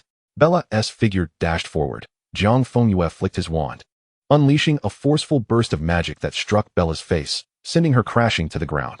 Her body slammed heavily against the earth, and the platinum figure vanished from the tree. In the next instant, dragonhide boots crushed down upon Bella's chest, his wand aimed directly at her eyes, causing her to spit out a mouthful of blood. In an instant, the Death Eater, responsible for numerous deaths, was held firmly in place by the frost-like visage of the youth, trapped in mud and blood, unable to move. Delightful, Ron exclaimed. This is exhilarating. Sirius cheered. I am utterly thrilled, Harry remarked, though Voldemort is a bit disgusting. Bella transformed into a boiling kettle once more, incredulously staring at the screen, her hand trembling as she pointed at the central seat. You, how dare you touch me with your filthy foot? Coming into contact with you is akin to being tainted by a source of pollution. I must take our leader to be checked for infection. The little snake secretly muttered.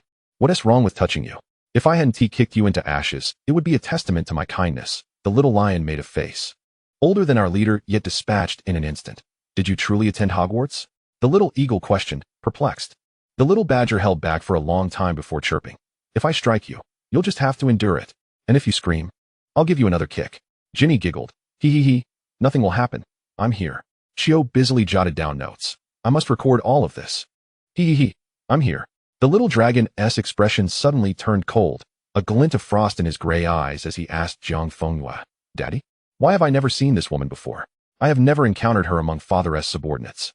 At this revelation, all eyes turned to him. Even Bella fell silent, gazing at the central seat with hopeful anticipation. Jiang Fengyue pondered for a moment. I do not know. I only remember that her husband, Lestrange, was killed by me, while she managed to escape severely injured. Lestrange trembled suddenly, gazing at him in terror. Harry and the others erupted in applause. Well done. Good kill, good hit. Jiang Fengyue turned to the Dark Lord. My lord, did you kill her? The Dark Lord slightly nodded. Yes.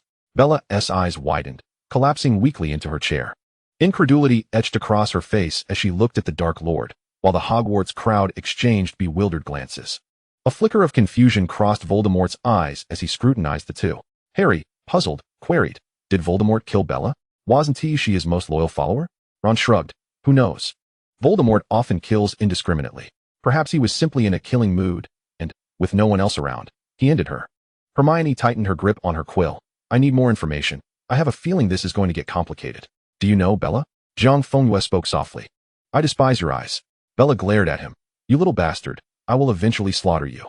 No, the platinum youth interrupted. I shall first pluck out your repugnant eyes before I kill you. He leaned closer, his wand slowly descending, causing Bella's eyeballs to quiver uncontrollably. How dare you? How dare you use such eyes, so vile, to gaze upon me? Jiang Fengyue restrained the rest of his words, his typically indifferent eyes now ablaze with a disturbing fervor. Towards this madwoman beneath him, who sought to covet all that belonged to him. A ferocity resembling annihilation erupted in his gaze. The onlookers murmured, it seems there's another lunatic here. Voldemort's laughter erupted from his throat, quickly contorting into an expression of unbridled rage.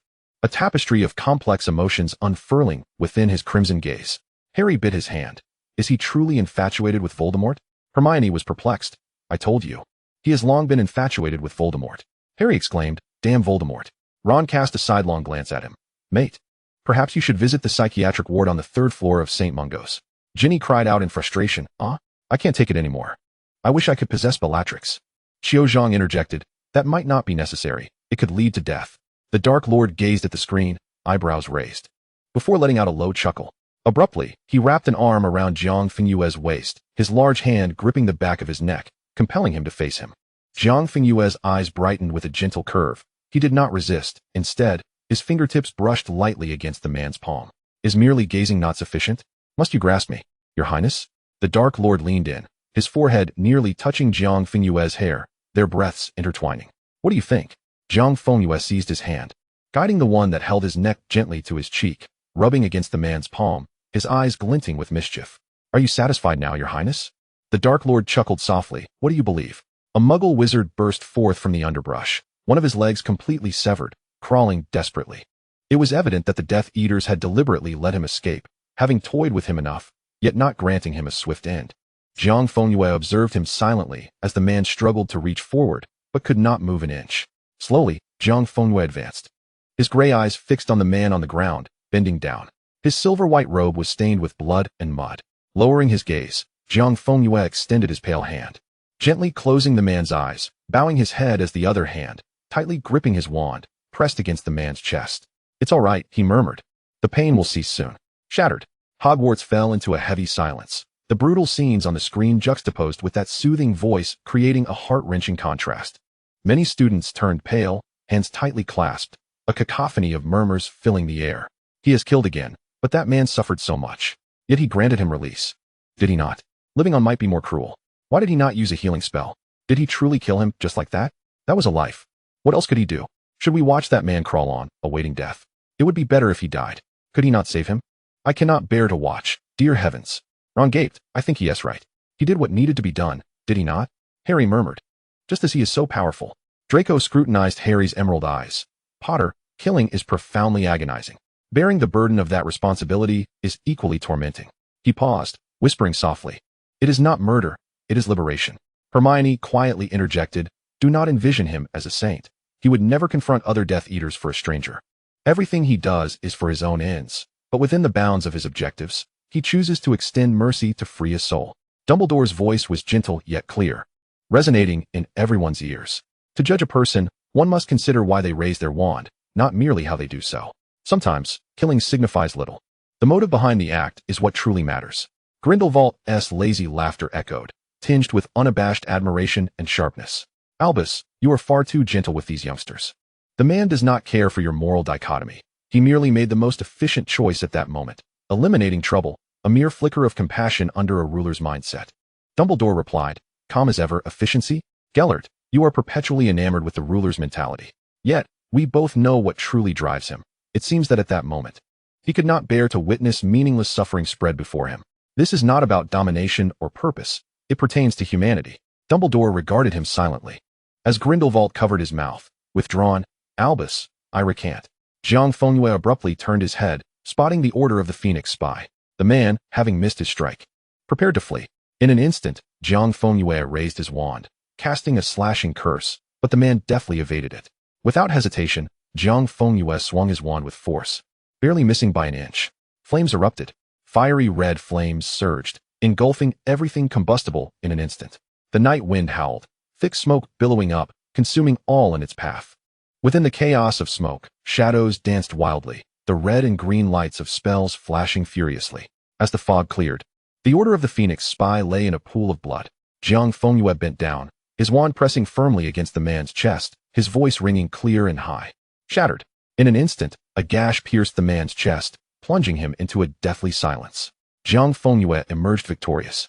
The Dark Lord crossed his legs, satisfaction gleaming in his eyes, elegantly raising his hand to lightly clap twice. Silence. The entire space fell still as everyone at Hogwarts stared at the screen, gradually shifting their gazes to the central seat. Bellatrix's sharp laughter erupted suddenly, as she stood, pointing at the Hogwarts crowd, laughing uproariously. My goodness, how delightful. That world. It was he who killed your brother, your uncle. He was the one who slaughtered the members of the Order of the Phoenix. Ha! How utterly amusing. She glared viciously at Molly. You must avenge him, you wretch. Molly, unable to stand, witnessed the scene of her brother's death. Tears streamed down her face. Desperately trying to rise with her hands gripping the armrest, her mouth opening and closing in vain, unable to produce a sound. After a moment, she let out a primal wail, collapsing backward, supported tightly by the Weasley twins.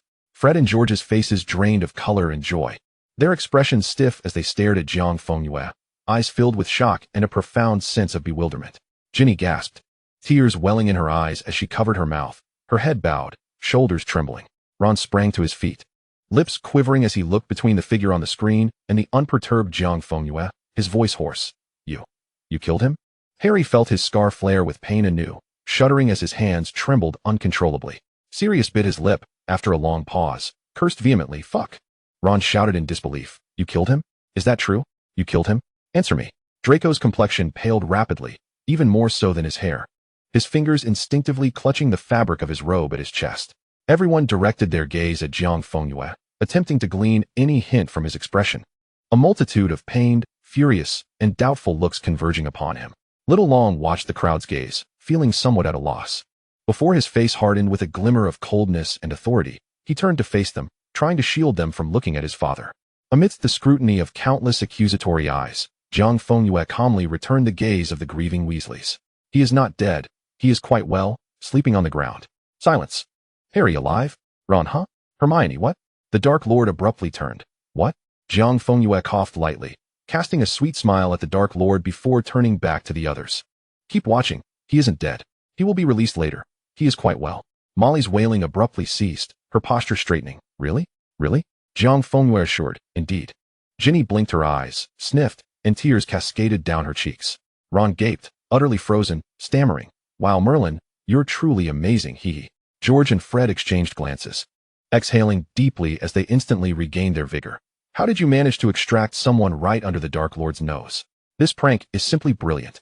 Harry chuckled. Malfoy, I knew your father wouldn't do this. Draco beamed. Of course, my other father wouldn't. The entire Hogwarts erupted into cheers, a wave of relief resonating throughout the viewing hall, as the little snakes reveled in their triumph. Wait, how did you know our chief actually saved that Weasley-esque uncle? Our chief's antics are nothing short of Merlin-esque whimsy. Remarkable indeed. Jiang Fengyue cast a silent glance at them, which immediately ignited another round of shrieks. A cold chuckle from beside her made Jiang Fengyue stiffen, but she quickly approached the man with a beaming smile.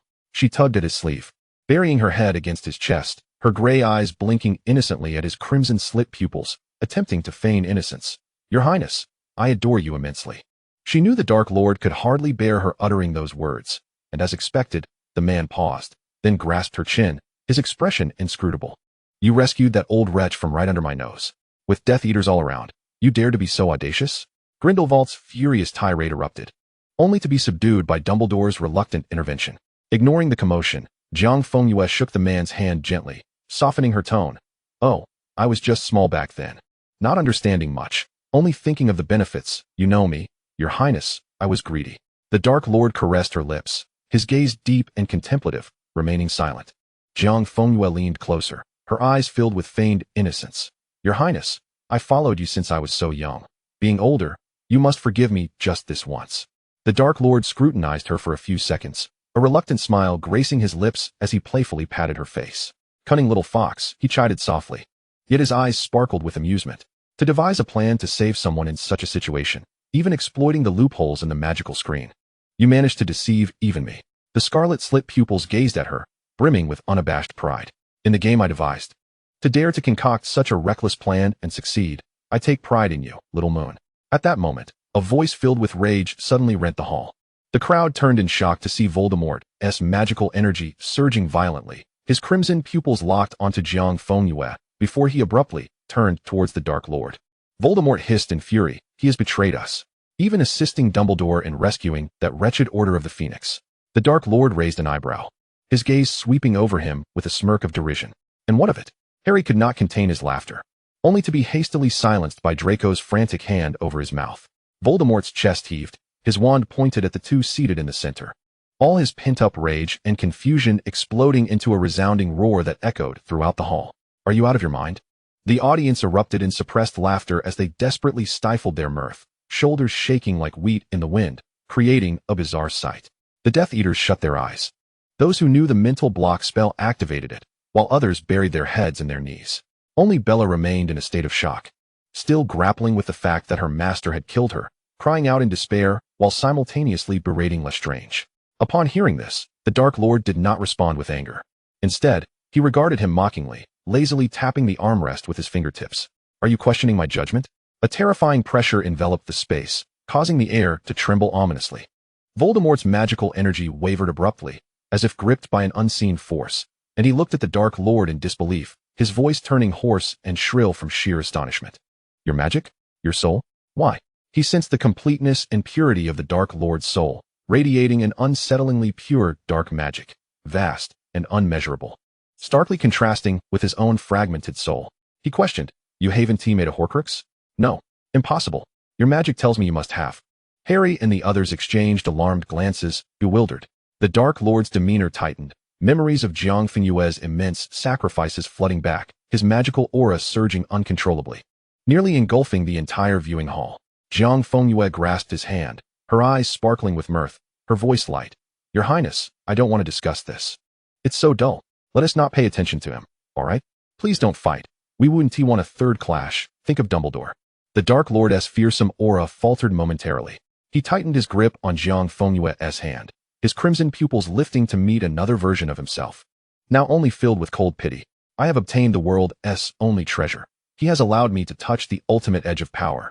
Voldemort's pupils constricted, unable to comprehend what this treasure was, yet distinctly sensing the profound confidence in the Dark Lord's words. He instinctively turned to Jiang Fengyue, then abruptly shifted his gaze back, a wave of inexplicable anxiety washing over him, as if he were barred from a revelation. Tell me, he hissed, what is it? The Dark Lord merely cast him a dispassionate glance before fully turning away, enveloping Jiang Fengyue tighter in his embrace, caressing her hand as his red gaze lowered. Jiang Fengyue nestled against his shoulder, whispering sweet nothings to him, leaving Voldemort standing there, chest heaving, his eyes reflecting an unprecedented confusion and frustration. The audience stared in stunned silence, utterly baffled. Harry, Ron, and Hermione exchanged bewildered looks, their faces marked with confusion. Treasure? What powerful magical artifact could it be? Hermione frowned slightly, her gaze settling on Jiang Fengyue, laced with curiosity. The ultimate edge of power? Sounds impressive. What treasure is it? Is it expensive? What does ultimate mean? I don't know. Ask Uncle Pumpkin. Dumbledore nodded knowingly, having grasped the situation entirely. Grindelwald scoffed, lamenting, what a foolish yet incredibly fortunate fellow. The crystal screen now displayed the trembling faces of Weasley and Selwyn. What do you intend to do? Weasley bellowed. We have 2 people. How pitiful. The Selwyn of the Sacred 28, he mused. I bet you can't even scrape together 100 galleons now, can you? Truly heart-wrenching for those who hear it. Selwyn regained his composure, glaring at him venomously. Even in my decline, I am still the head of my family. Do you wish to invite the wrath of Selwyn? With over 120 members from both the direct and collateral branches, Selwyn would stop at nothing to hunt him down. Sometimes. I truly question whether you two are simpletons, he mocked. Always so eager to employ your minuscule brains, and then committing earth-shattering blunders. Jiang Fengyue raised his wand. A crimson radiance hurtling towards Vitor, the heart-wrenching wails shattering the tranquility of the night sky, dark red flesh unfurling like the petals of a blood lotus. The Dark Lord delicately tilted his chin, unmasked delight gleaming in his eyes. The incantation was one he had meticulously imparted, its intricate timbre echoing in his mind as he recited it repeatedly. All present should have recognized whose progeny this was. The Death Eaters gasped in shock. Had their master deemed him yours? Let us mourn for another realm, and pray they do not speak ill of Jiang Fengyue. Xiaolong's face paled, anxiously glancing at Harry, realizing the devastating power of the Blood Lotus had nearly been unleashed upon him. Harry retched, exclaiming, Ugh! How vile the magic he employs against them. Ugh! And to think he's his child. Ugh, ugh, ugh. Ron cringed, ugh. How can such horror be inflicted upon a human? Ugh. Yet it possesses a ghastly beauty. Ugh. It seems so convenient for dismembering chickens. Ugh, ugh, ugh. Hermione's quill danced rapidly across her notebook, her complexion paling yet her gaze sharp. The spell is executed flawlessly, the control over its spread and velocity remarkably precise, manifesting a wholly different effect upon a human, even accompanied by a curse. Pausing, she added, Ron, it cannot be applied to food, as this dark magic carries a curse. Ron replied, understood. Ugh, ugh, ugh, ugh, ugh. A chorus of retching filled Hogwarts as flesh was methodically peeled away, exposing sinew and bone in an utterly unsettling display. Ginny exclaimed, ugh. Doesn't he find it disgusting? Ugh. That is his child, he. The master is the child of the Dark Lord, he. Ugh, ugh. Ugh. Xiaozhong remarked. The master's psychological fortitude is truly remarkable, ugh. He. The Dark Lord treats the master like a baby, he. Harry stifled a gag, turning back with a puzzled expression, retorting, who raises a child on the bed? I told you he is a cursed creature. Ginny smacked him. What do you know? Voldemort only treats our master this way. His uniqueness, his indulgence, his nurturing are all exclusive to him. So what? He only raises the master. Xiaozhong lightly hit him as well. Exactly. An exclusive edition. One of a kind. Harry, don't speak recklessly.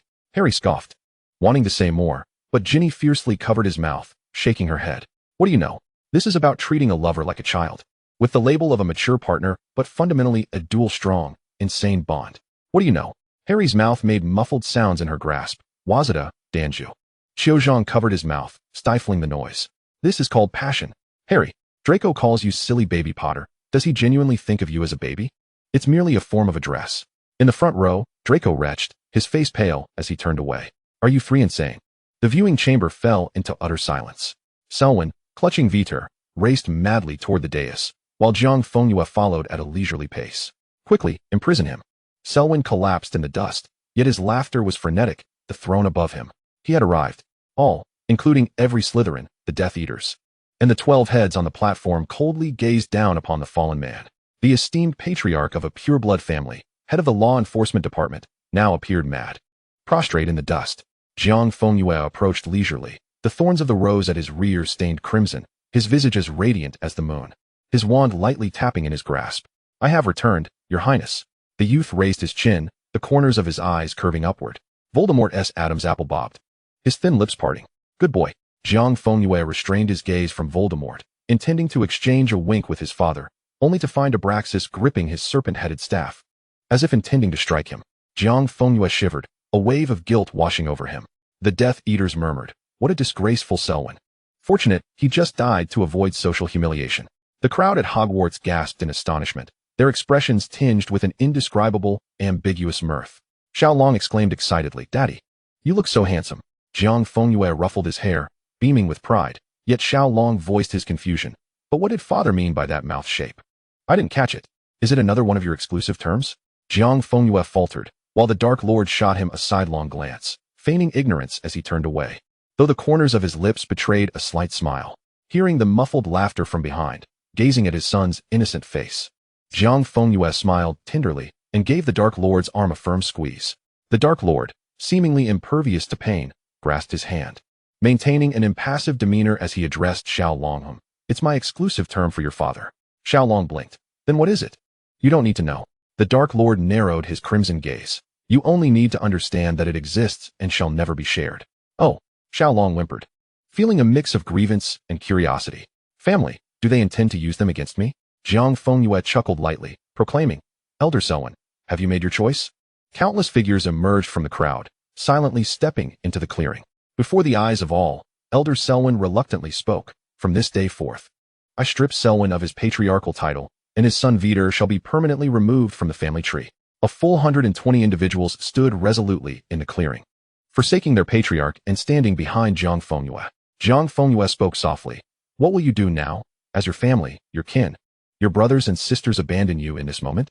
The title of patriarch has been stripped, and the Selwyn surname no longer belongs to you. Jiang Fengyue lamented. What do you possess to contend with me? The viewing hall was engulfed in complete silence. Voldemort, his thoughts disturbed by the Dark Lord's words, felt a rekindling of fervor as he gazed at the figure on the screen, his restless emotions replaced by a new, fiery intensity.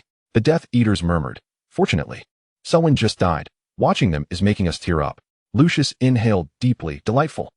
Draco trembled, overwhelmed by the profound shock and education, gazing at Jiang Fengyue with admiration and excitement, only to meet Xiaolong's vigilant eyes. Xiaolong cautiously shifted closer to Jiang Fengyue. I know my daddy is incredibly handsome. Yes, my daddy is this handsome. Draco scoffed. Is this brat crazy? Draco turned to Harry, stating seriously, Tonight, let us tell another my daddy and keep Xiaolong safe. We should give him a beating. Harry stroked his chin, replying seriously, He hasn't provoked me today. I'll think about it. Ron crossed his arms tightly, turning to Ginny. Ginny, if it were me, my dear family, my beloved sister would never abandon me, right? Ginny patted his head. Don't worry, little Ronnie. If the master wanted to seal our vault, he would discover it is devoid of a single galleon. Ron murmured, If he laughs at my poverty, will he give me something? Hermione's quill was nearly capturing the essence of the moment. Psychological warfare and financial strikes are such efficient and thorough forms of revenge. Sirius exclaimed softly, This person is truly remarkable. James remarked, So handsome. The two suddenly high-fived, shouting, Incredibly handsome. Dumbledore's gaze grew deep and worried as he perceived the methods of the person before him, recognizing a rising force capable of stirring the entire magical world, possessing both intellect and abilities that were extraordinarily formidable. He sighed softly. Grindelwald clapped his hands. Beautiful strategy, sufficiently venomous, sufficiently ruthless, and elegantly executed. Jiang Fengyue declared, How about this? I offer you a chance. Among you, one may live. Jiang Fengyue directed his gaze at Selwyn. You may choose. Jiang Fengyue gazed at him, while Shura lowered his gaze. Do you desire your son's life, or do you wish to preserve your own? I choose myself. I shall live. Let me live. Selwyn fawned. Young Malfoy, I have made my choice. I shall live. I shall live. Unrepentant, Jiang Fengyue indifferently waved his wand. Lifting the curse on Veeder, Snape stepped forward, administering the invigorating potion and stimulant into Veeder's mouth. In an instant, Veeder wailed and lunged at him, biting fiercely into his flesh. Selwyn's anguished shriek echoed. The once scorned, the colleagues, and the younger generation now surrounded him, reveling in his most grotesque form. Jiang Fengyue looked at him with indifference, his thin lips parting slightly. After being forsaken by everyone, your only remaining son has been abandoned by you. The entire viewing hall fell into a profound silence, soon shattered by suppressed hisses. Voldemort chuckled softly, unconsciously stroking his wand. His slit pupils fixated on the figure on the screen, excitedly shrinking into a thin line. Death Eaters, Level 1 alert. This one must not be provoked. Hermione, to kill the heart. Harry, to kill the pig heart. Ron, shrimp heart. Sirius, no, chase and kill, right? He exchanged a glance with James, and then abruptly embraced Lupin. We must not provoke him. Harry poked Draco. Your other dad is quite ruthless. Had he aided Voldemort, I shudder to think. Draco pondered, whispering. He would never assist.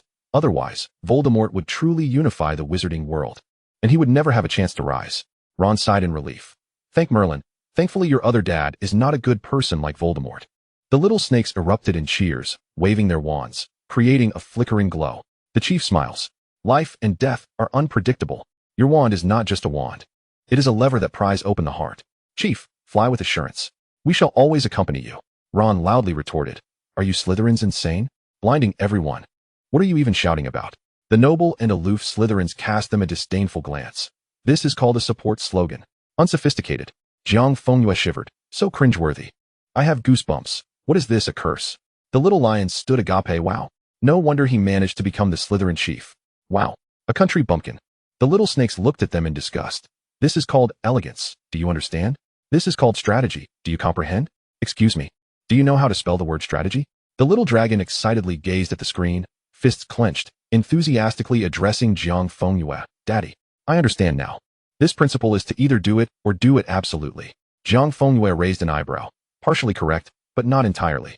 He looked at the innocent face of the little dragon, gesturing to the Dark Lord. My lord, come. Teach your son. The Dark Lord lazily lifted his gaze, his crimson slit pupils gleaming with amusement. This principle is called, your father is the truth. Viewing body 43 Dumbledore, say something.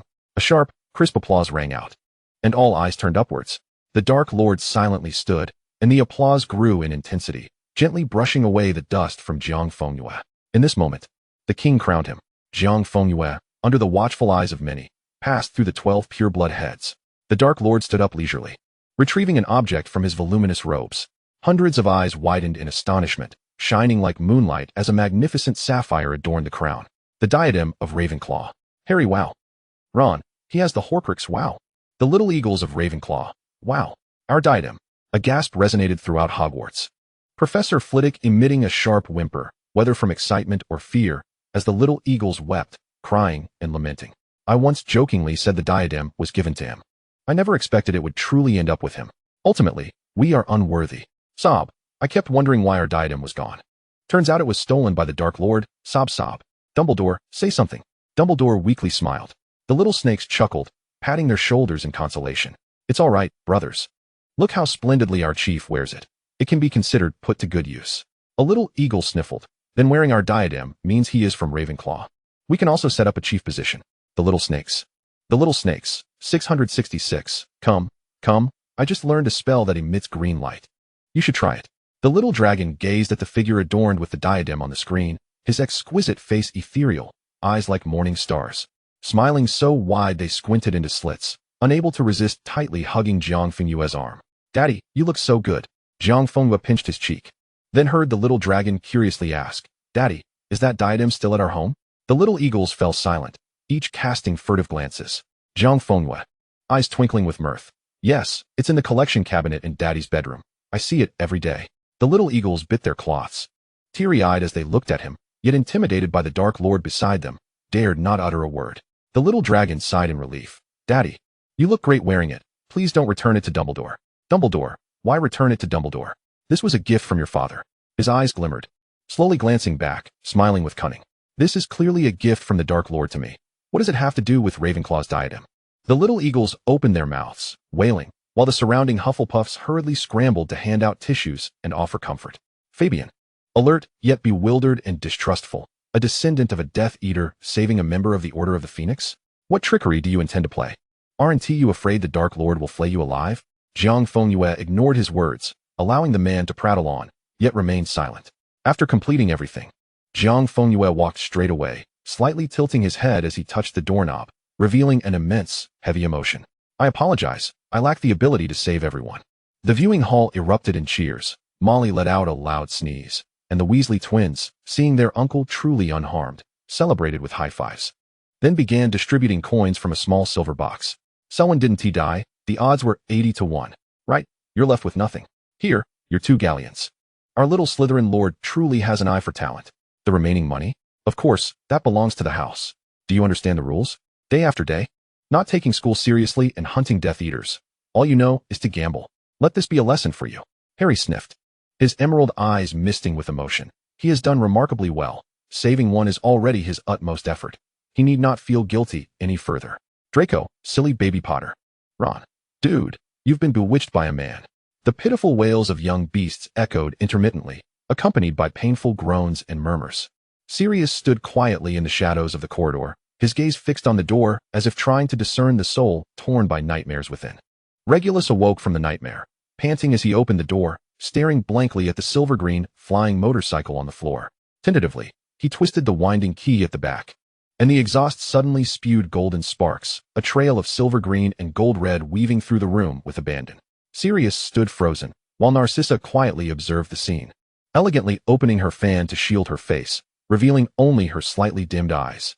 Sirius Black fell into a prolonged silence, then suddenly turned to Jiang Fengyue and exclaimed, "Hey, that Malfoy." Jiang Fengyue turned his head, while the Dark Lord tilted his own, narrowing his eyes as he scrutinized the rebellious dark-haired man. Pressured by the Dark Lord's presence, Sirius inhaled deeply but raised his gaze, solemnly inquiring, "Malfoy, has that Regulus joined the Death Eaters?" Jiang Fengyue replied with a faint smile, "No, his brother and sister are protecting him." Sirius was momentarily taken aback. "That's quite good." He leaned back in his chair, staring vacantly at the screen. Jiang Fengyue regarded him, raising an eyebrow slightly. "Why don't you ask how your Regulus has fared in your absence?" Sirius gazed at him in silence, suddenly jolted. He was not a fool and perceived the unspoken implications in those words. "What do you mean?" he murmured. "Clarify." Jiang Fengyue looked towards Harry, slightly lifting his chin. "Why not ask your godson what he has discovered?" Voldemort narrowed his eyes, casting a dangerous glance in their direction. Sirius trembled as he turned to Harry, while Narcissa also shifted her gaze. Harry took a deep breath and spoke aloud. Jiang Fengyue turned his face back to the crystal screen, Voldemort's voice echoing in his ears, unclear yet as cold as ice. "So, that Regulus betrayed him too?" "Indeed." Jiang Fengyue smiled. "He played another one against you." Voldemort scoffed. "Useless." "Huh." Voldemort's voice suddenly boomed, his scarlet-slit pupils locking onto the Dark Lord's silhouette. His voice hoarse with derision. "And what about you? Hiding amidst the fragrant comforts?" The Dark Lord's previously stern expression softened abruptly as he raised an eyebrow. "How do you know my little moon is only gentle with me?" He chuckled lightly. "Given the charm of your words, I shall overlook it." "Voldemort." Voldemort turned to glare at Jiang Fengyue, then whirled back, his chest heaving with rage as he bit out, "You wait." Viewing body 44, willing. Harry spoke the final words dryly. "When you encounter your destined adversary, you are but a mere mortal. I willingly embrace death." Rab. Narcissa's hand gripping her fan trembled, her beautiful eyes misting momentarily, tears clinging to her lashes, yet she did not bow her head in sorrow. Draco and Lucius attempted to console her, but she waved them away, tightly clutching the fabric of her garment, her hands sinking lower until the fan fell limply, exposing her grief-stricken visage. She fixed her gaze on Harry, as if recalling the moment she had helplessly watched Regulus embark on that fateful path. Sirius slowly shook his head, denying it with a sigh, fragmented and shattered, as if trying to shake off this absurd verdict. How could Harry not understand? He recalled the shadow that always hid behind their mother-esque skirts, the brother he believed had been consumed by the corrupt dogma of their family. And his breath grew heavy. He remembered the day when Regulus cautiously held his hand, stumbling alongside him. He recalled the day he resolved to leave the Black family home. The sunlight glaringly bright. He turned back with youthful exuberance, only to see Regulus standing in the shadows, silently watching him. At that moment, he felt elated, even laughing and waving goodbye to Regulus, calling out, "Real, farewell, farewell." He thought he was escaping death and darkness, believing that those left behind were destined to sink. He never imagined it would only be at this very moment that he would truly comprehend what that light-hearted farewell signified. Only now did he realize. How could it be that he only understood this now? Just a few words had unwittingly pinned the final chapter of his brother's brief life, not in silent obliteration, but in the solitary courage of self-sacrifice. In a dark, unseen cave, he had executed a silent rebellion with his life. Sirius's voice was dry, a profound regret and sorrow nearly tearing him apart. Just one person in that cold, dark place. His words caught in his throat, his dazed gaze drifting over Harry's worried face, vacantly searching the void, as if hoping to retrieve his brother's already blurred visage from that emptiness. All the unsaid words, all the missed moments and misunderstandings crystallized into a suffocating, near-choking sob. The entire Hogwarts fell into silence, leaving only his uncontrollable, broken weeping. Jiang Fengyue sat beside the Dark Lord, who tapped his fingers on the parchment. The annex to the transit channel in Eastern Europe is not here. Bowed slightly. It is in my study, yet to be compiled. Go fetch it. Abraxas glanced at Jiang Fengyue, his brow furrowing. Yes, master. Harry, no. Old Malfoy, don't go. Ron, blimey. Don't leave them alone together. Draco, I feel like the other grandfather has already figured it out. Jiang Fengyue let out a soft hiss, lowering his head to look at the little dragon. You must not peek. Do you understand? The little dragon was momentarily stunned, then panic flickered in his eyes. But he suppressed his questions, stiffly nodding and covering his eyes with his hands. After Jiang Fengyue turned back, he quietly peeked through the gap between his fingers. If you're bored, go play, Voldemort said without glancing aside. Hearing this, Jiang Fengyue leaned forward, cradling the elegantly sculpted jaw with his palm. My lord, truly not even a glance in my direction?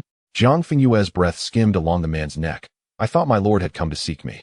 Voldemort raised his gaze, and what greeted his eyes was the boy's hair cascading down by his neck, silver-green ribbons intertwining in a dazzling display. The V-neck shirt slipped open further as he leaned in, revealing the delicate shadows beneath his collarbone. Sit properly, the Dark Lord rasped. What are you doing?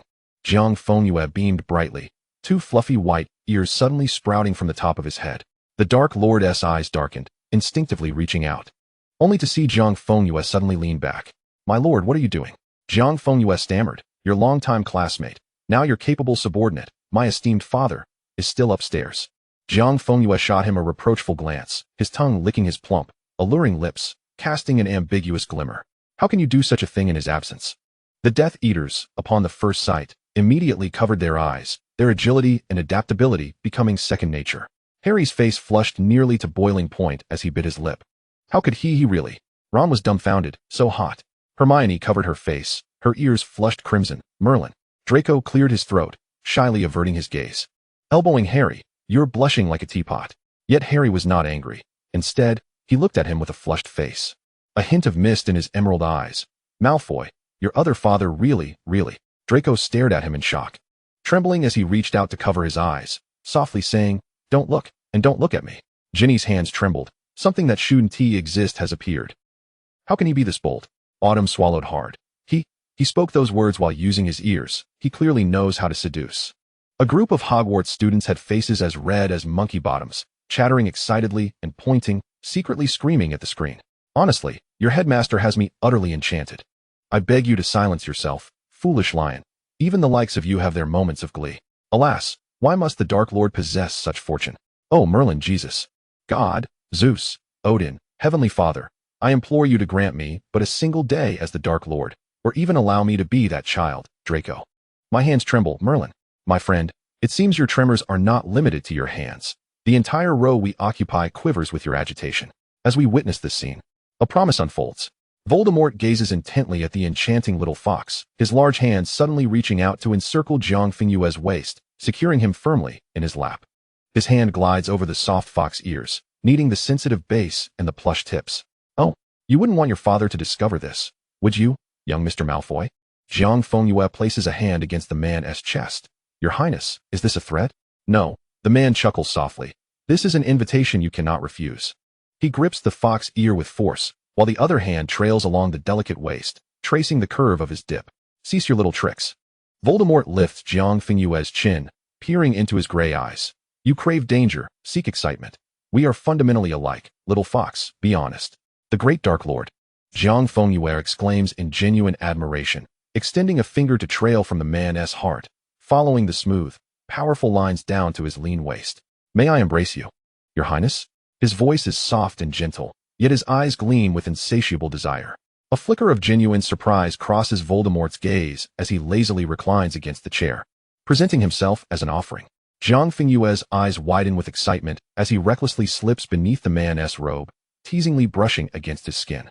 Voldemort exhales a soft chuckle, tightening his grip around Jiang Fengyue's slender waist, his fingers exploring the delicate hollow at the base of his spine. Jiang Fengyue's body instantly softens, struggling to hold onto the man's clothing, his gray eyes glistening with moisture. Reveal your tail, Voldemort commands, maliciously squeezing once more. I shall touch it, nothing more. Jiang Fengyue straightens, and 9 tails unfurl behind him in a glorious display, the fluffy tips entwining around Voldemort's arm. The Dark Lord trails down, pressing heavily at the most sensitive root of the tail, an indescribable surge of exquisite stimulation and an electrifying current instantly radiating from his spine, enveloping Jiang Fengyue entirely. He cannot contain a whimper as the 9 tails are firmly held within the man's palm, struggling helplessly, quivering and curling. Voldemort presses down on the back of Jiang Fengyue's neck, preparing to lean in, yet the sensation of fingers brushing against his ears halts him. Jiang Fengyue raises his head, tears streaming down his face, yet a provocative smile graces his lips. What will you kiss me with, Your Highness? The sudden sound of approaching footsteps catches them off guard. Abraxas has returned. Yet Voldemort opens his mouth, biting down on the delicate ear of the white fox, his teeth grazing the tender, sensitive tip with a gentle touch, tormenting the poor flesh with a slow, deliberate pace, savoring its helpless quiver and warmth. His warm tongue brushing ever so lightly along the edge of the ear. Harry gnaws on his hand. What is the Dark Lord, with only fox ears and tail, doing? Can someone release him? Can't you see he is in distress and crying? I told you he is not a good person. Ron interjects. Bro, I'm fine. Go on and enjoy it. I see the gentleman is clearly enjoying himself. It's obviously intentional. Draco covers his eyes, daring not to look, and swiftly smacks the back of Ron's head. Did you see? That's my other father. Shut your eyes. He hastily covers Harry's eyes as well, sternly commanding, no peeking. Ginny leans back against her chair, gasping. I can't take it anymore. Oh my. The one who is rubbing the base of the tail and nibbling the ear is crying. Autumn howls towards the heavens. This is thrilling. Someone bring me oxygen. I've begun to imagine things I shouldn't see. Quickly stop me. A group of small heads are flushed, radiating heat. This system is functional. I must pay my respects to it. Ah, the gentleman is crying. Yet it seems not from sorrow. Should we close our eyes? But it's somewhat captivating. The Dark Lord is actually biting ears. How can this be? I want it too. Coughing. I only wish to touch, nothing more. Oh, look at how entranced Voldemort is. Merlin, the gentleman is truly spicy, akin to a prince of fiery delights. You foolish lions, refrain from such comparisons. You lack the culture. Oh, I wish to engage in a life-or-death struggle with the Dark Lord. Brother, it's quite challenging to collect your remains if you are torn apart. Dumbledore cheerfully retrieves candy from his pocket. Wow, the romantic tension between the two is rather unique and exceedingly exhilarating. Grindelwald observes with keen interest. TSK, Tom still pretends. He should simply execute it right here. If it were me back in the day, huh? Dumbledore forces candy into his mouth. Gellert, do not speak of such dreadful things. Jiang Fengyue remains focused, yet his hand stealthily caresses the Dark Lord's waist. The man appears oblivious, encouraging him to press further, his fingers exploring beneath the thin fabric of the shirt, feeling the power and warmth hidden beneath when he brushes against the hard abs. The man's hand swiftly captures his own. Father. The call of the young dragon echoes suddenly, causing Jiang Fengyue to retract his hand from Voldemort's grip, coughing lightly into his hand, then turning seriously to the young dragon. Little dragon, did I not say you mustn't look? Father. The young dragon gazes up at him, his youthful face now bearing a solemnity that carries a hint of authority. Why are you crying? Did the Dark Lord bully you? Voldemort fixes his gaze on the screen, a knowing smirk curling at the corners of his lips. Jiang Fengyue stiffens momentarily, then ruffles the young dragon's hair. No, he did not bully me. It is I who wishes to play with him. The young dragon nods seriously, glancing at Voldemort with unease, shrinking back slightly, as if frightened, yet still leans closer to Jiang Fengyue's ear, whispering, Father, if the Dark Lord bullies you, you must tell me. Jiang Fengyue is taken aback, warmth blooming in his eyes as he nods. All right, Father will tell you. The young dragon's expression grows even more solemn as he takes Jiang Fengyue's hand, as if making a grave oath. Father, I will always protect you, should the Dark Lord bully you. His voice is resolute. I would give everything to safeguard you. Jiang Fengyue stares blankly at the child before him, his youthful visage seeming to transcend time, overlapping with Abraxas from 10 years prior. both looking at him with the same unwavering determination, both vowing protection. The three most important individuals in his life have bestowed upon him eternal promises with utmost sincerity. Voldemort casts a glance at the young dragon, silently enveloping Jiang Fengyue's hand, gradually closing his palm. Jiang Fengyue gently nods, speaking softly. That is wonderful. Father is the happiest person in the world. As we transition to the next scene, Voldemort has matured. Jiang Fengyue forces himself to return to Malfoy Manor, only to find Abraxas standing in the center of the parlor. Abraxas's gray eyes pierce deeply into Jiang Fengyue's, an expression far too complex and heavy to articulate. Words are unnecessary. Jiang Fengyue follows Abraxas up the staircase to the corridor. Abraxas's veins bulge as all the ancestors of the Malfoy line gaze upon them. His voice is stifled. Kneel. Jiang Fengyue pauses briefly, then leans forward, kneeling in the long corridor. Death Eater. Oh dear, Abraxas, give it to him. The Dark Lord observed the screen, his brow furrowing. He had witnessed this scene in Jiang Fengyue's memories, yet seeing the entirety of it again, especially the sight of him kneeling, stirred displeasure within him. Harry felt uneasy. Is it because he let the members of the Order go? Is Lucius going to hit him? With a brave poke, Harry nudged Lucius. Hey, has your father ever hit you? Lucius shot him a glare, instinctively shrinking back, gritting his teeth. Mr. Potter, is your mind intact? Ron, stroking his chin seriously, remarked. Mate, I suspect it's because his affair with Voldemort has been discovered. Just look at how obviously they flirt with each other. Draco, witnessing his grandfather's stern demeanor, hesitantly whispered to his companion. Will father punish him? Lucius's complexion paled slightly. The mistakes of his youth had not yet reached ancestral proportions, and he had once faced severe reprimand from Abraxas. Now, he merely hoped Jiang Fengyue would not be punished too harshly.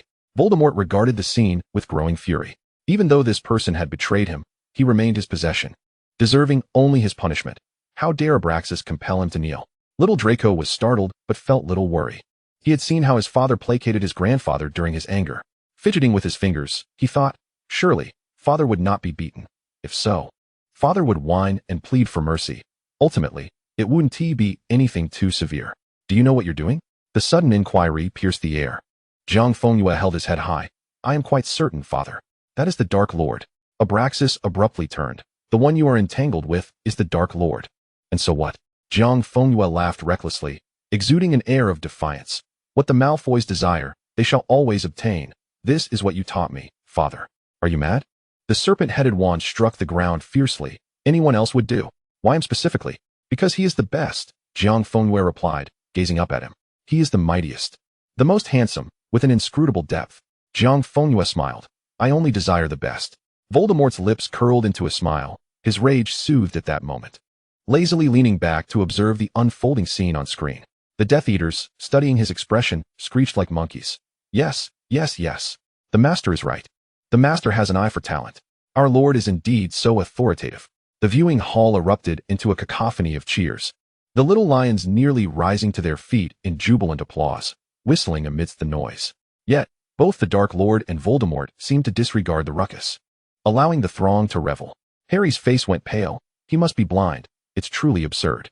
He contemplated for a moment, stubbornly asserting, but he is not the best. He is fundamentally evil. Ron lowered his voice. No, mate, why is Voldemort smiling? That best has nothing to do with him. Harry replied seriously. It used to be related. I swear he is smiling like his nose is growing. Abraxas inquired. Was it you who initiated, or did he deliberately entice you? Jiang Fengyue unhesitatingly shifted the blame. It was him. The Death Eaters erupted in muffled laughter. Hogwarts plunged into a sea of merriment. How dare he consistently pin the blame on the Dark Lord? The Dark Lord merely breathed, while Jiang Fengyue appeared utterly enchanted, as if bewitched himself. Isn't it the other way around? It isn't. They both flaunt themselves before each other. The Dark Lord let out a low chuckle, wrapping an arm around Jiang Fengyue's waist. Am I the one enticing you? Jiang Fengyue gently hummed, his eyes curving into an alluring arc. Otherwise? Just your presence makes me willing to do anything. His words dripped with ambiguous flirtation, lightly laughing. Isn't that enticing? Voldemort chuckled softly, leaning closer to his ear. Then, tonight. May I reciprocate? Jiang Fengyue immediately adopted a serious demeanor, replying earnestly. Your Highness, I am not that sort of person. Please conduct yourself with decorum.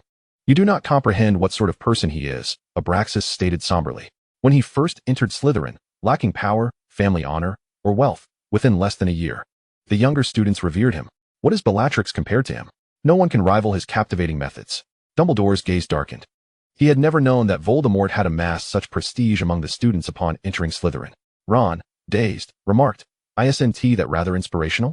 Harry frowned, unable to comprehend how Voldemort had achieved this within Slytherin's environment.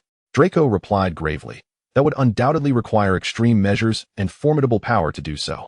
"Stop," Hermione trembled. "What is this?" Everyone followed her gaze, abruptly freezing in place.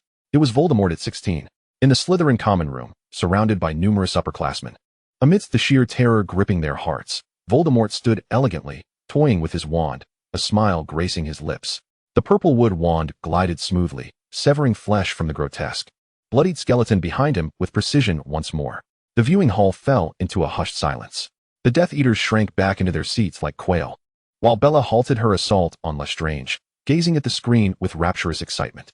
Countless older Death Eaters watched the scene unfold, their hearts trembling as they recognized their younger selves among the onlookers, quaking in fear, nearly fainting. Harry covered his mouth, desperately suppressing the urge to vomit. What is he doing? Vigilante justice? This is Hogwarts, isn't it? He is doing this to students. Tearing them apart, Autumn murmured. Ron's stomach churned violently, nearly retching as he abruptly turned his gaze away. The smiles on the students' faces vanished in an instant, replaced by pallor and terror. Countless eyes shut tightly, unable to bear the sight. Little Draco clutched Jiang Fengyue's arm tightly, pressing against him in fear, glancing up only to be astonished by the calm demeanor of the two beside him, who were conversing quietly and even chuckling. Jiang Fengyue noticed him, gently patting his head, soothingly saying, "Do not fear, little Draco, you will grow accustomed to it." He contemplated for a moment before addressing Dumbledore earnestly. "Headmaster, His Highness was young and foolish back then. He has matured now and would not act in such a manner." He thought for a moment. "Our entire family has reformed." "Truly," the crowd responded. "Can't you come up with a better excuse?" "Wow," Jiang Fengyue murmured. "He truly lives up to his reputation." Abraxas gasped in shock. "Are you mad?" The Dark Lord delightedly observed Jiang Fengyue's words, experiencing a spine-tingling satisfaction radiating from the depths of his soul. Voldemort's face, once twisted in nostalgic cruelty, abruptly twisted into sheer astonishment and warped ecstasy, his body instinctively leaning forward, his gaze shifting from the screen to Jiang Fengyue's silhouette. Harry, in despair, exclaimed, "Is he mad? Did I mishear?" Ron stammered, "What in the world?" Hermione, stunned, felt dazed. "Did Voldemort drug him?" James, expressionless, scoffed. "Haven't you gotten used to it yet? They are clearly in cahoots. Do not be deceived by that man's facade." James insisted vehemently. "He is merely pretending to be endearing before Voldemort. Have you forgotten how he smirked while ruining others' lives?" Sirius crossed his arms, coldly snorting. "The more beautiful the man, the more deceitful he is. Remember that, little ones. I find myself embroiled with a most remarkable duo of nefarious individuals. I genuinely fear that the chief may be excited by this spectacle, though it seems he is already quite exhilarated. I suggest we package them together and send them off to Azkaban. You go apprehend them, and if you succeed, the position of chief wizard, currently held by Dumbledore, will be yours to claim." The little lion shakes his head in dismay. "A blight upon our lineage for 1,000 years. The little snakes sneer with disdain, resolutely declaring, "You utterly tasteless beings. This is clearly a matter of soulmates, a match made in heaven." Daily Extra 8. On the matter of what to do when lovers reproduce, Part 1. Warning, several older versions of Voldemort make an appearance, specifically those from the Death Station. Different ages of the same individual, yet essentially the same person. At the Death Station, young Tom. Slytherin's 6th year, Riddle. Age 18, Voldemort. Age 25, he who must not be named. Present, the Dark Lord. Draco mused that his father must be enduring great hardships. In the afternoon at Hogwarts, the dungeon corridors always succumb to a chill and gloom earlier than other areas. The sound of Draco's polished shoes echoed against the cold stone floor. He had just had yet another pointless and habitual quarrel with Harry at the Quidditch pitch, a conflict that seemed fated to recur. His pale golden hair, unrestrained by any styling potion, fell over his forehead, and the flickering candlelight cast a shadow upon his strained features. His father had always advised against revealing genuine emotions. Frustration and a hint of defeat flickered in his gray eyes. Why was it that Potter could so effortlessly manipulate his feelings? A trace of malice and displeasure surfaced upon his handsome visage. Ahead, a tall figure stood with his back to Draco, gazing out of a massive glass window, through which the dark surface of the Black Lake could be seen, occasionally disturbed by the passage of aquatic creatures. The individual was clad in a Slytherin robe, yet it appeared more elegant and structured than the current school attire, exuding an air of old-fashioned grace. Draco furrowed his brow. This person did not turn to acknowledge him with a customary greeting. This was highly unusual, Since his arrival at the school, every Slytherin, regardless of age, had always greeted him. Dismissing the thought as mere rudeness, he prepared to stride past the figure, who was still a good 20 feet away when an abrupt change occurred. An icy and overwhelmingly powerful force seized his throat, not through physical contact, but rather an invisible hand forged purely from magical energy. Draco's feet left the ground in an instant, yanked into the air by this terrifying force, his wand slipping from his grasp as suffocation threatened to engulf him. He struggled in vain, fingers clawing at his neck, but found only the frigid air and a crushing sense of magical oppression. His vision began to darken at the edges as the air in his lungs was rapidly depleted. The figure slowly turned, revealing a breathtakingly handsome face, pale as frost, with eyes as sharp and deep as obsidian, now coldly scrutinizing him as if assessing an odd and bothersome object. Draco's heart nearly ceased. How could he not recognize that face? Though this version seemed impossibly youthful, the contours of the brows and eyes mirrored his own, and the overwhelming aura of power was something he had only ever sensed from one individual. With great effort, Draco managed to utter a few words. "Father?" The 16-year-old Tom Riddle paused, then strode toward him with an air of calm authority, halting a meter away. The formidable magical force continued to bind Draco. Yet Tom's voice penetrated through the buzzing in Draco's ears, clear as crystal. "You carry his scent." Riddle narrowed his eyes, interrogating, "What is your connection to my moon?" Draco's pupils constricted. He had been certain this person was indeed his father. Riddle's penetrating gaze appraised the boy's pained expression, his pale golden hair and gray eyes, and his voice dropped to a menacing tone, rolling forth with palpable malice. "Tell me." The magical grip tightened further. "Where is he?" Desperately, Draco raised a trembling finger toward his throat, and Riddle scrutinized him before loosening his grip just enough for Draco to gasp. "I am his son," Draco blurted out. "And yours too. It was your profound love that brought me into existence." Riddle faltered for a moment, and then suddenly released his hold, causing Draco to crash to the ground. Draco erupted into a fit of violent coughing, greedily inhaling the air. Thank goodness. It seemed that even his younger version of father enjoyed hearing this. The purple wood wand glided through the air, a faint glow illuminating the ancient bloodline magic that materialized at the wand's tip, revealing a clear lineage of names. Riddle's gaze was fixed intently on Draco's face, observing the resemblance that he found so distasteful. 5 parts of himself, save for his little moon. His voice was low and filled with suppressed fury. "He loved me enough to father you?" Draco nodded vigorously. Yes, father." He cautiously lifted his gaze, scanning Riddle's features and robe before quickly averting his eyes, timidly inquiring, "Father? Why do you appear so youthful now? Do you not remember me?" Riddle cast a sidelong glance at him, his raven-black lashes veiling the darkness in his gaze, fingers stroking the purple wood wand. After a moment, he raised his eyes again, now radiating an uncompromising chill. "Where is he?" Draco replied. "He should be at the manor. I cannot return home. Father wouldn't leave the manor without cause." Riddle nodded. "Follow me." Draco scrambled to his feet, brushing himself off. "Are you going to use the fireplace in the headmaster's office, Father? You may need to disguise yourself. Father said that if Dumbledore sees you at Hogwarts, he will not rest easy." He pondered momentarily. "We could ask Godfather for a favor." "Oh. He is the head of Slytherin. He will surely lend us his assistance." He hesitated, cautiously adding, "But we might need to disguise ourselves. I fear Godfather would think you are an imposter and directly report you to Headmaster Dumbledore for a truth serum." Riddle shot him a cold glance. Frowning, "What year are you in? How many OWLs have you obtained?" "Daily Extra 9. On the matter of what to do when lovers reproduce, Part 2. Draco replied, "In my 3rd year, I took 8 subjects, all of which received O's. Father, do you not engage in nocturnal escapades? Can't you even find the secret passages?"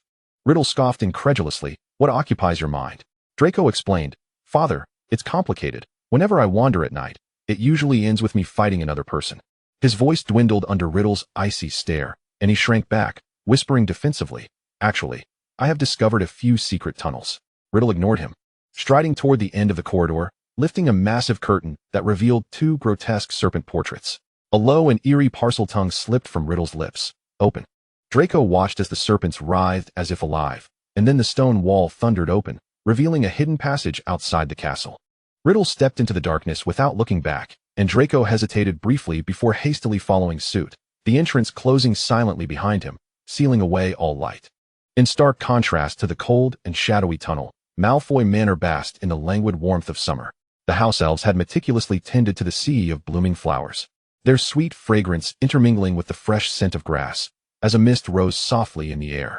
Fei timidly approached the parlor, making her way to the opulent ebony velvet armchair.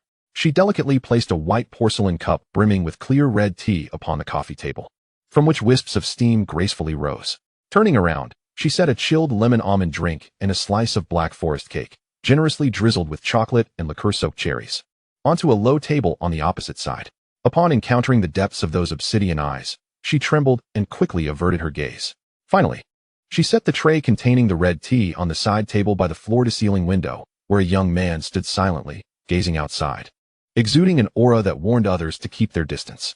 Fei bowed, intending to withdraw, but the young man by the window spoke coldly, inquiring when he would return.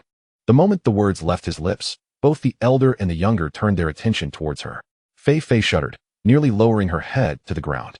The young master had gone to the Ministry of Magic for legislative decisions, and, following past customs, was expected to return home in approximately 2 hours. The air fell silent once more, and suddenly, a deeper voice emerged from the velvet armchair. Voldemort, at 25, absent-mindedly traced the handle of his wand with his long fingers. "What about me?" he asked. With trepidation, Fei replied, "I dare not inquire about the whereabouts of the Dark Lord, but I believe he has traveled to Russia. I overheard the young master mention this morning that there are significant matters concerning the Death Eaters that require the Dark Lord's direct intervention." A click echoed as the glass door swung open, drawing the attention of everyone in the room. Riddle paused mid-step, his Slytherin robes suspended in the air as he surveyed the scene, his expression darkening. Draco cautiously followed his father's lead, and upon seeing him halt, looked up in confusion.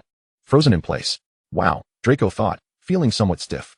Tom's features were angelic, his brooding black eyes fixed unblinkingly on the intruder as he lounged in the high-backed armchair, his legs slightly swinging in the air.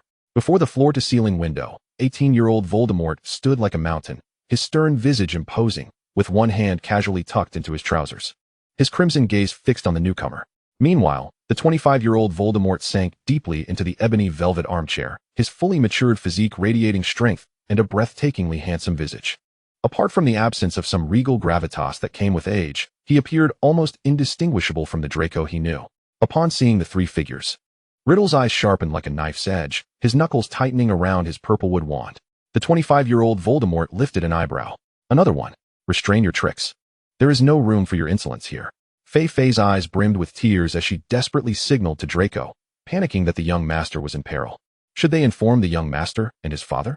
Draco remained silent, as he had just narrowly escaped being choked by his 16-year-old father and was now locked in the attention of both his fathers and a diminutive version of one. Voldemort narrowed his eyes slightly, pointing his wand at Draco. "Then what is this?" The three pairs of eyes in the room focused dangerously on Draco. "Why do you bear his scent?" Draco, accustomed to quick thinking, replied rapidly, "Fathers, I am Draco Malfoy, born from your deep affection. Although an unexpected miracle, I cunningly conceal this truth." Speaking swiftly, he made his key points clear, knowing his fathers would appreciate it. In a heartbeat, several gazes abruptly fixed intently on Draco. A brief silence enveloped the room. Voldemort raised an eyebrow, an emotion flickering in his eyes. Was it surprise or disdain?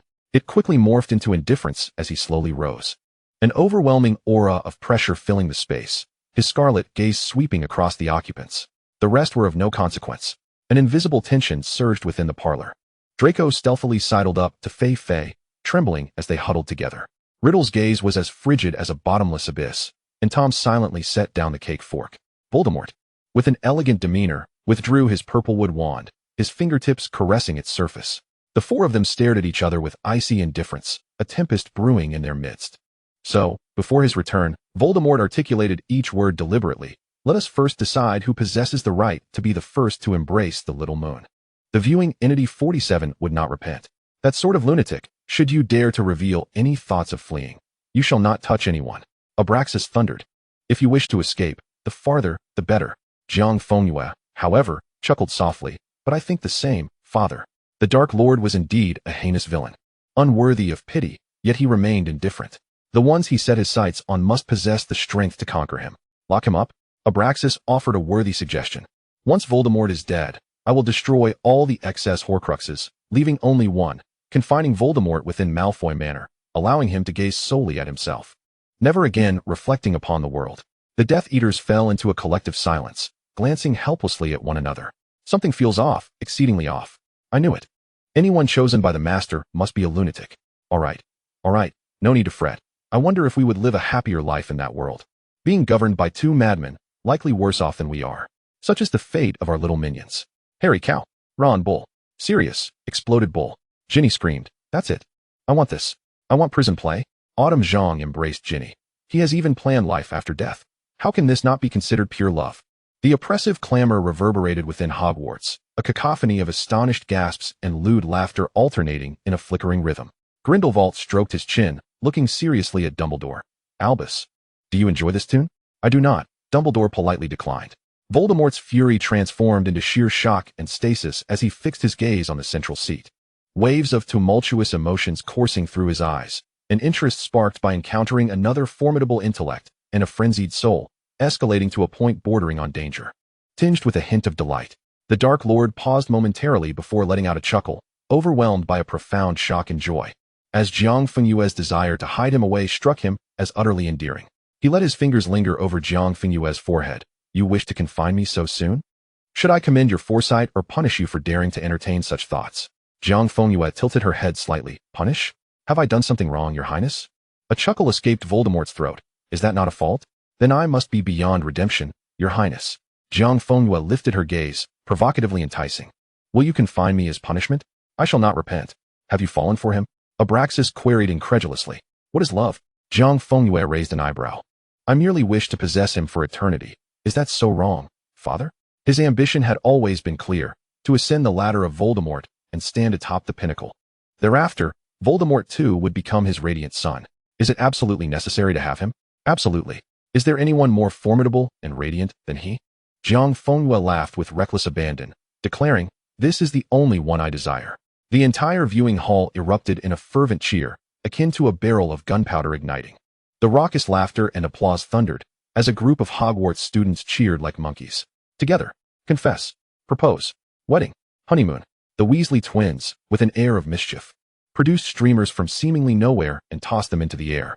The Death Eaters, ever perceptive, stood up to applaud, exclaiming, excellent. Very good. Remarkable. Hard work may go unrewarded. Yet one's laziness during crucial moments will surely be discovered by the master. Choose the wrong path, and each day becomes a struggle for survival. Ginny, with tears in her eyes, lamented, doesn't this count as meeting the parents? Even Malfoy's ancestors have consented. Where is the Dark Lord? Come forth and kiss him. Qiu Zhang declared, my dear, I fell in love with you from that very day, so sweetly and effortlessly. Harry remained expressionless, pondering whether the Dark Lord had placed a curse upon him, or perhaps administered a love potion. Ron patted his shoulder, saying, brother, you are jealous. Honestly, they suit each other rather well. Aside from one another, they seem to have no interest in anyone else. Harry, seemingly oblivious, turned to Qiu Zhang. I want a song about parting ways. Qiu Zhang playfully smacked him, not allowed. Absolutely not. Naughty Harry. Even Hermione gently chastised Harry. Harry, you shouldn't speak like that. Lucius gasped, his forehead slick with cold sweat, as he grasped Narcissa's hand tightly. How dare he? No, Lucius, it is only he who dares, even Narcissa, with a cryptic smile directed at the central seat, remarked, I believe our gentleman has succeeded completely. Whether in ascending to greatness or in confining the adult to merely witnessing himself, he has achieved it all. The hall descended into chaos, yet none could quell it.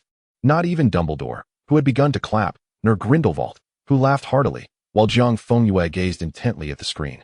Even Voldemort and the Dark Lord remained unusually silent, refraining from reprimanding the raucous applause. The Dark Lord turned his face. This is the first time I have witnessed this scene. Jiang Fengyue raised an eyebrow. I have shown you this memory before. Indeed. The Dark Lord held his hand, his crimson eyes reflecting a delayed, overwhelming infatuation. But I have never seen you speak these words. In that moment, he beheld Jiang Fengyue kneeling in the frigid corridor, moonlight filtering through the curtains to illuminate his figure, outlining that audaciously exquisite countenance, so recklessly defiant, so resolutely fearless. This was the shattered arrogance and declaration he had only now witnessed for himself, stunningly beautiful, maddeningly obsessive. He lifted Jiang Fengyue's hand and reverently kissed the back of it. I am willing, he declared, there is none but you. Draco's gray eyes widened, gasping as a fervent light sparkled within them. He embraced Little Long's neck, exclaiming, Merlin, the Dark Lord actually responded. Little Long cast him a skeptical glance. Calm down. This is quite normal. Father and Dad are far more affectionate at home. This is quite restrained. The entire assembly instantly erupted into a frenzy, the overwhelming cheers nearly toppling the roof. On the crystal screen, a small fox scampered up Abraxas's shoulder, its 9 tails joyfully swaying, with visible bite marks on its furry ears. Amidst the uproar, Voldemort's expression soured, his serpentine face contorting, his gaze dark enough to drip venom, resembling a somber statue. He glared at the central seat, sneering. The words of a traitor, how absurdly foolish. Daily Extra Chapter 10, What to Do When a Lover Breeds, Part 3. Draco nestled behind a massive velvet sofa, cautiously peeking half of his head out, only to retreat sharply at the sound of a spell-s shriek. Fifi clung to his arm pitifully, mouth agape as she whispered, "What should we do, little master? We're doomed." Yet Draco peeked out again, excitement shimmering in his eyes. "Oh, don't worry. Father is fighting himself. This chaotic spectacle must not be missed. To miss it would be an affront to Merlin." Fifi hiccuped through her tears. "But what if the Dark Lords turn against us?" "Rest assured, they won tea," Draco replied confidently. "I am his son." Draco was well aware that while the Dark Lord was strict with him, his protection and tolerance were genuine. Though these other fathers were even less fond of him than the Dark Lord, they would never turn against their own blood.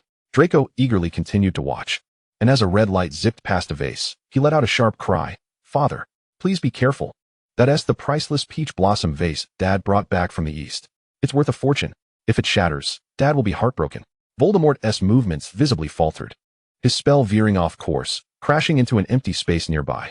Before Draco could catch his breath, Voldemort was forced back, his gaze chilling, as he raised his wand with the swiftness of a striking serpent, unleashing a silent spell in an instant. "No, Father, be careful. The painting Starry Night is something Dad bought at a staggering price from a Muggle auction. If it's damaged, Dad will certainly withhold all our pocket money. Primarily, it would be his pocket money that would suffer."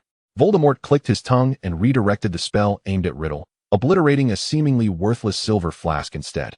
The battle was evidently unbalanced. Though they were both holding back and it was not a fight to the death, the 25-year-old Voldemort's power was undeniably overwhelming. Maintaining composure and deftness, Voldemort struggled to keep up, appearing beleaguered against the more potent magical reserves and combat experience of the elder Voldemort.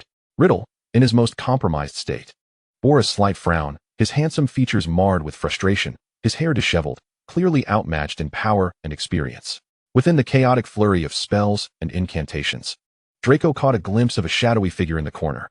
Tom stood silently in the shadows, impassively observing the conflict, his expression betraying a maturity unbefitting his age.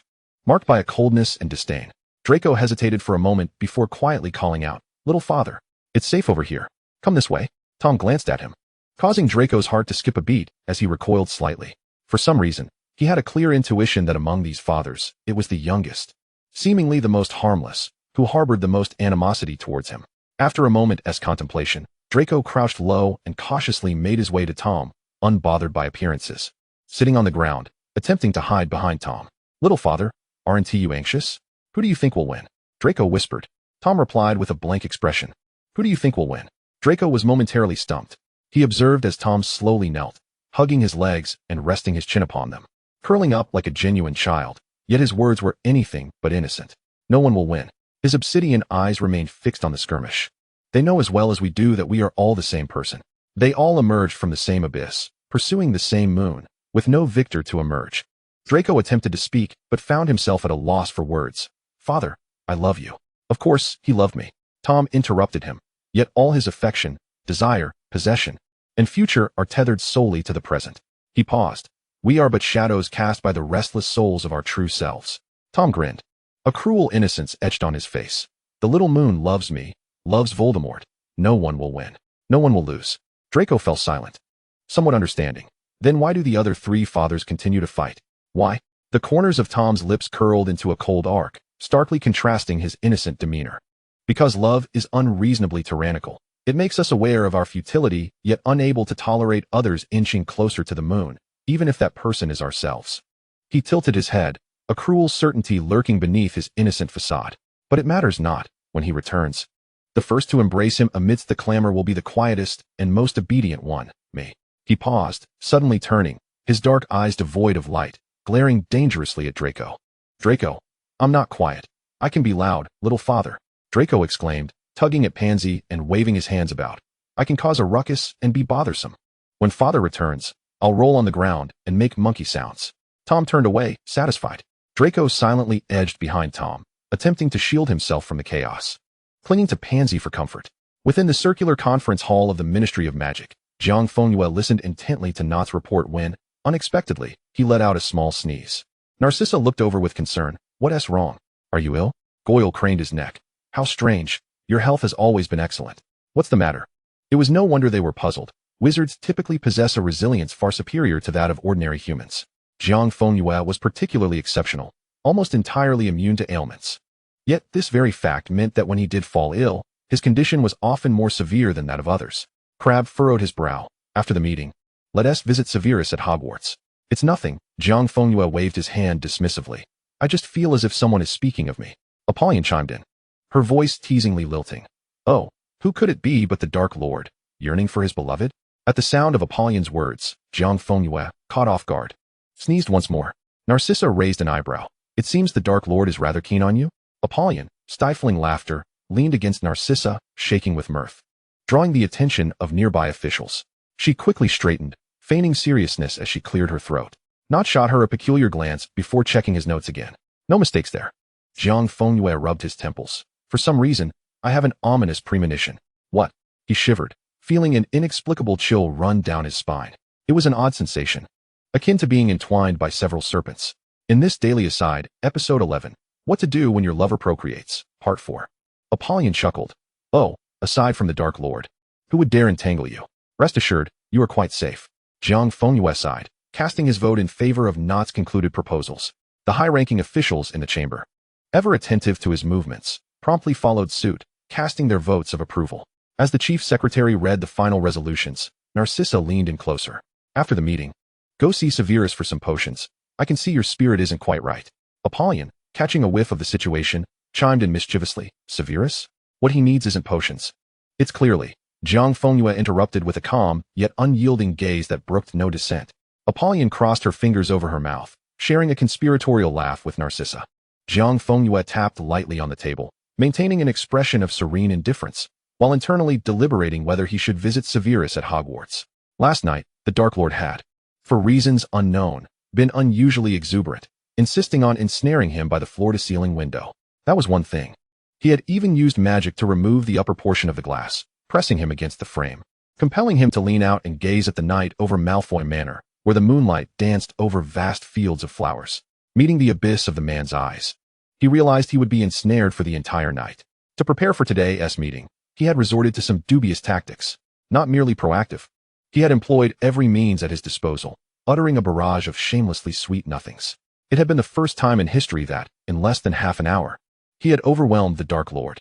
He had secretly congratulated himself on his success, convinced he would arrive on time today. However, matters turned dire. The Dark Lord, utterly disarmed by his own loss of composure, had suddenly darkened his expression, displaying an uncommon fury. That thin veneer of anger surged forth, imprisoning him against the window, launching wave after wave of fierce onslaught. Jiang Fengyue, from tears to hoarseness, endured until dawn, when the Dark Lord finally relented. Upon awakening, he found himself delicately coated in a soothing potion brewed by the Dark Lord himself. After consuming 3 vials of invigorating elixirs, he managed to attend this crucial decision-making meeting. Jiang Fengyue massaged his temples, a lingering unease gnawing at him, stemming from the Dark Lord. He felt that, of late, the Dark Lord's mood had been amiss. Each morning, he could almost feel those abyssal red eyes fixed upon him, unblinking, stubbornly holding him close even when awake. Last night, when dragged into the depths, he had clearly seen a certain unnameable tumult raging within those eyes. Today, the Dark Lord had departed for Russia. He never stayed overnight, so he would undoubtedly return. Jiang Fengyue absently fiddled with his fingers, listening to the report from the head of the Auror office, once again raising his hand to cast his vote, while the high-ranking officials below awaited his cue, following in unison like orderly sunflowers. He resolved to engage the Dark Lord in some playful banter tonight, coaxing him to reveal what was on his mind. Twilight draped a golden veil over Malfoy Manor, while the distant sky blazed with fiery oranges and deep purples. Jiang Fengyue strolled through the corridor, his fingers unconsciously caressing the crystal vial he had just received from Severus. He pondered how to pry open the Dark Lord's lips tonight, ensuring he would divulge his innermost thoughts. Suddenly, footsteps echoed, and Pansy rushed out from a small room to greet him. Little master, welcome home. I'm back. Jiang Fengyue replied. Is Draco at home? Has his highness returned? Where's father? Pansy twisted a tea towel nervously. Master was invited to the International Alchemy Symposium and has yet to return. The little master is inside, with the Dark Lords. Just then, Draco dashed out from within, his face a mixture of excitement and anxiety. "Father, you're finally back." Jiang Fengyue raised a finger, stopping his rushing son, narrowing his eyes dangerously. "Wait, Severus said some little rascal actually skipped his potions class?" The heartbroken godfather of the late-arriving Heir deducted 5 points. He leaned down, drawing closer to his son's flickering eyes, and pressed, "Explain, you little rascal, why are you at home?" Draco chuckled awkwardly and pointed. "Father, you'll find out if you go inside." Jiang Fengyue furrowed his brow, observing Fei and Draco. The ominous premonition that had been lingering today once again enveloped him, prompting him to quicken his pace toward the hall. The colorful glass doors cast a kaleidoscope of hues in the setting sun, revealing a tall, poised figure standing at the center of the hall, casually toying with a purple wood wand. Jiang Fengyue's steps suddenly froze in place. The man slowly turned around. It was a visage identical to that of the Dark Lord, strikingly handsome, though the regal aura surrounding him seemed yet to fully coalesce. Voldemort gazed at him, gradually revealing a smile. "Ah, you have returned, my treasure."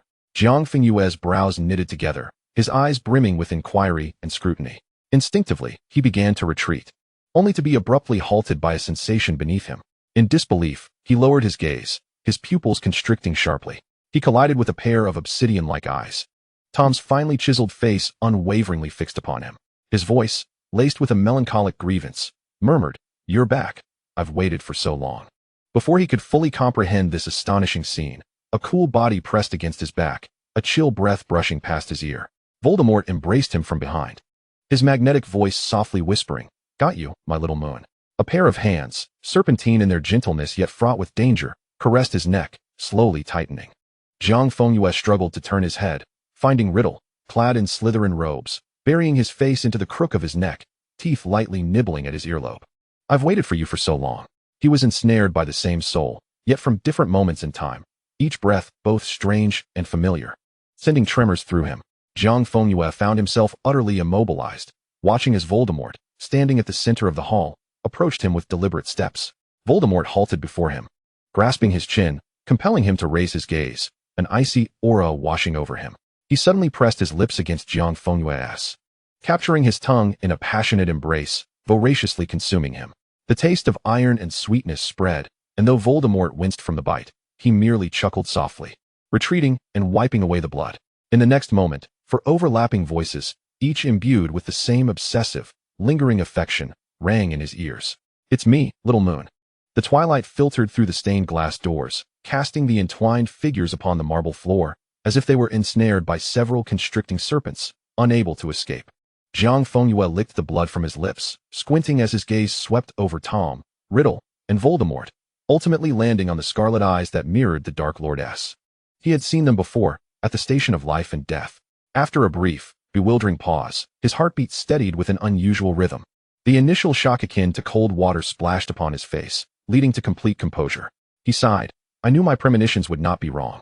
He lifted his gaze, as if beholding something both troublesome and endearing. "The only one who could make me feel as though I've fallen into a snake's den upon entering is you. However, this number is somewhat unexpected." The four paused momentarily. Though unsure of what had transpired, Jiang Fengyue chuckled softly. "Let us have a proper chat, one at a time." Tom instinctively grasped his shirt, and Jiang Fengyue lowered his head, soothingly saying, "All right, my little darling, let go for now." "My little darling?" Voldemort tightened his embrace in discontent, murmuring in his ear, "Why are you being partial, little moon?" Riddle nestled in his neck, biting at his collarbone. "Why not call me that?" As Voldemort leaned in again, Jiang Fengyue sighed in resignation. He lifted his lashes, his gray eyes shimmering, his voice softening with a hint of delicate complaint and playful reproach reserved solely for Voldemort. "Let go a bit, I can't breathe." This evidently proved effective for the four, as their constraining arms instinctively loosened. Jiang Fengyue flexed his wrist. "Shall we sit down and talk? I've had a long day." All right, this was a poor decision, for none of these four rascals showed any inclination to release him. Jiang Fengyue felt as if he had transformed into a human coat rack, entwined by four immense serpents, laboriously making his way toward the sofa in the sitting room. The short distance felt like a half-hour trek. Halfway there, he lost his temper entirely. "Let go. I can walk myself." In response, however, he was met with even tighter embraces, overlapping voices filled with endless longing and grievance resonating in his ears. "No, don't leave. It's me, little moon." Something was amiss. Jiang Fengyue surveyed the peculiar state of the four, aware that this uncontrollable clinginess and obsession could not arise from thin air. undoubtedly related to the Dark Lord. Their emotions were askew, and the Dark Lord's would be even more so. Furrowing his brow, he allowed the three, aside from Tom, to carry him until he was placed on the sofa. For figures once again coiled around him like shadows. He was forcibly nestled between Voldemort and Riddle, with Tom sprawled upon his lap, creating a distorted yet strangely harmonious tableau. He ruffled little Tom's hair, his fingers caught in the boy's grasp. Resting against his cheek, the exquisitely innocent face gliding beneath his palm. His other hand was ensnared by Voldemort, who nestled in his neck, their breaths mingling. Riddle leaned in to trace the contours of his face. None were willing to yield an inch, yet none wished to let him go. They maintained a grotesquely intimate posture. Yearning for his affection, Jiang Fengyue closed his eyes, allowing himself to be completely engulfed by the feeling of love that was simultaneously fragmented yet wholly unified. What can be done? He found himself reluctant to scold the Dark Lord, even in his youth, since this mess was inadvertently created by the Dark Lord. What else could he do but accompany and pamper them until the instigator returned to resolve it together? He gazed at the various incarnations of Voldemort, a hint of obsessive delight glimmering in his eyes. They are all mine.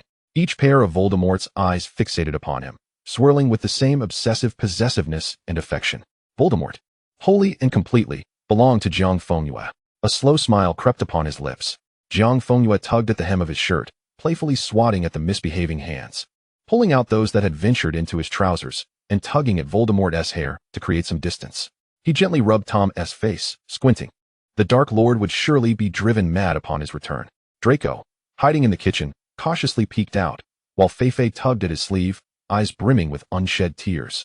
Little Master, don't look. Little Master said you mustn't watch. How could I not look? Draco furrowed his brow. What if they hurt Father?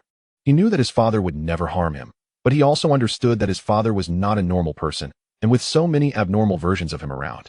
What if they went mad again and accidentally hurt Father? He had to protect Father at all costs. He endeavored to minimize his presence as much as possible, his gaze unwaveringly fixed upon the surreal tableau at the center of the parlor. His father, a figure whose authority was beyond reproach, was at this moment surrounded with utmost reverence by four paternal figures, as if they were attending to a fragile deity. Jiang Fengyue found himself ensnared between the legs of Voldemort, watching his delicate, porcelain-like fingers, perfectly manicured, presented him with peeled grapes, bringing them to his lips. Riddle's obsidian eyes bore into him, and only when he opened his mouth to swallow did he turn away with satisfaction, resuming the peeling of another grape. Tom playfully grasped his hand, occasionally guiding it to his mouth for a nibble, his dark gaze fixed upon him without blinking. Voldemort delicately speared a small piece of cake with a silver fork, and Jiang Fengyue, with a sense of resignation, turned his head to evade the cake being offered. Voldemort's arm tightened somewhat, his voice tinged with a brooding tone. You refuse to eat my offering? Are you being partial, little moon? Or is it that you do not enjoy this side of me? Jiang Fengyue had no choice but to open his mouth and bite into the cloyingly sweet cake. Voldemort, wrapping his arms around him from behind, rested his chin atop his head and coaxed softly. Little moon, will you sleep with me tonight, Jiang Fengyue replied with a firm, no. At that moment, the atmosphere in the parlor plummeted to a chilling freeze, as a vast, cold wave of wrathful magic surged in like a tsunami. The wind outside howled violently, scattering the petals of the pear tree. Thunder rumbled ominously. In an instant, Jiang Fengyue felt himself stripped away from the four surrounding him by a powerful force. Their instinctive tightening of arms was no match for the overwhelming magic that ruthlessly repelled them. He was gently carried towards the doorway, landing in the solid embrace of a man, enveloped in a familiar yet frigid hold.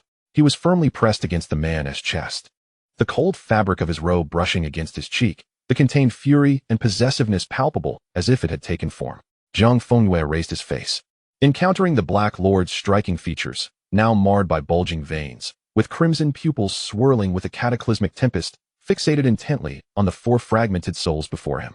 The Dark Lord's pupils contracted sharply, his extreme anger momentarily stalling.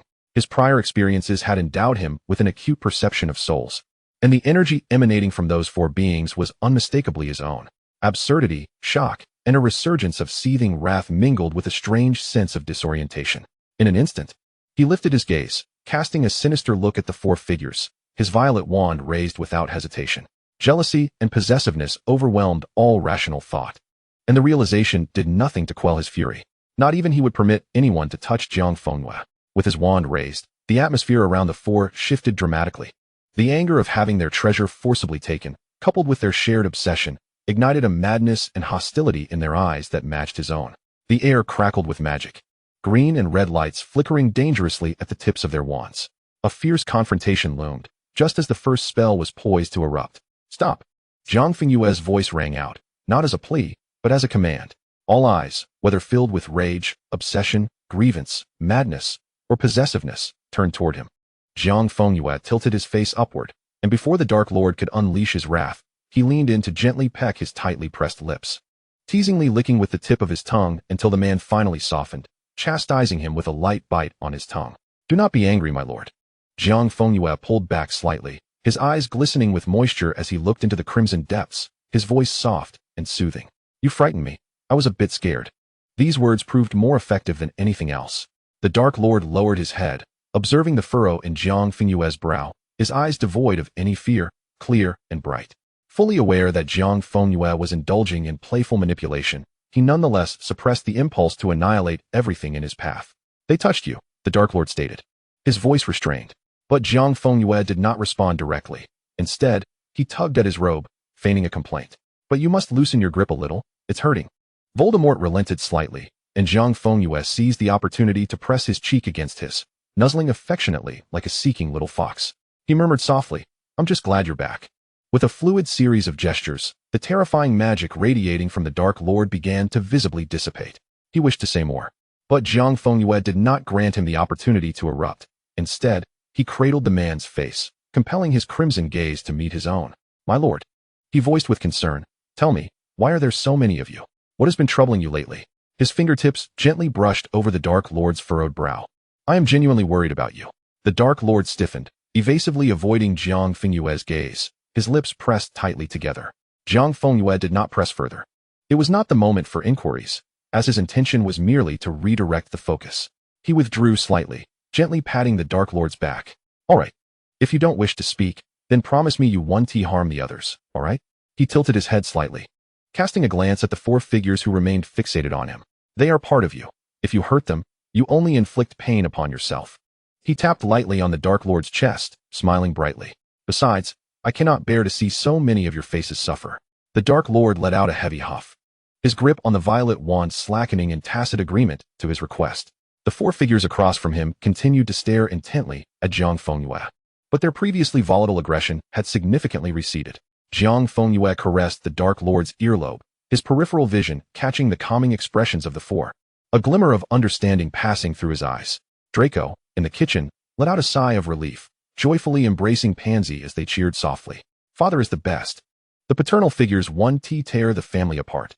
The previously tense atmosphere in the parlor finally eased, and Jiang Fengyue confidently lifted his face. My lord, I am hungry. He complained. I haven't eaten properly all day. They only fed me fruits and cake, and I'm still not satisfied. The four figures stiffened simultaneously. Tom's face bore a look of grievance. Riddle gazed helplessly at the grapes on the table. Voldemort crossed his arms in contemplation, and Voldemort narrowed his eyes, scrutinizing Jiang Fengyue. The Dark Lord frowned. You've been neglecting your meals again. He took Jiang Fengyue's hand, guiding him toward the dining room. Let us go eat. What do you wish for? Steak? No. Draco scrambled to his feet, eager to leave the kitchen for the dining room, while Pansy joyfully twirled in place, ready to arrange the meal. The familial crisis had reached a temporary respite. Abraxas felt a chill run down his spine. He gazed at the fully occupied dining table, nearly overwhelmed by the sight. After returning from the International Alchemy Conference, still carrying gifts, he had entered with the intention of calling out to Jiang Fengyue, only to be met with a shocking sight. His pupils trembled.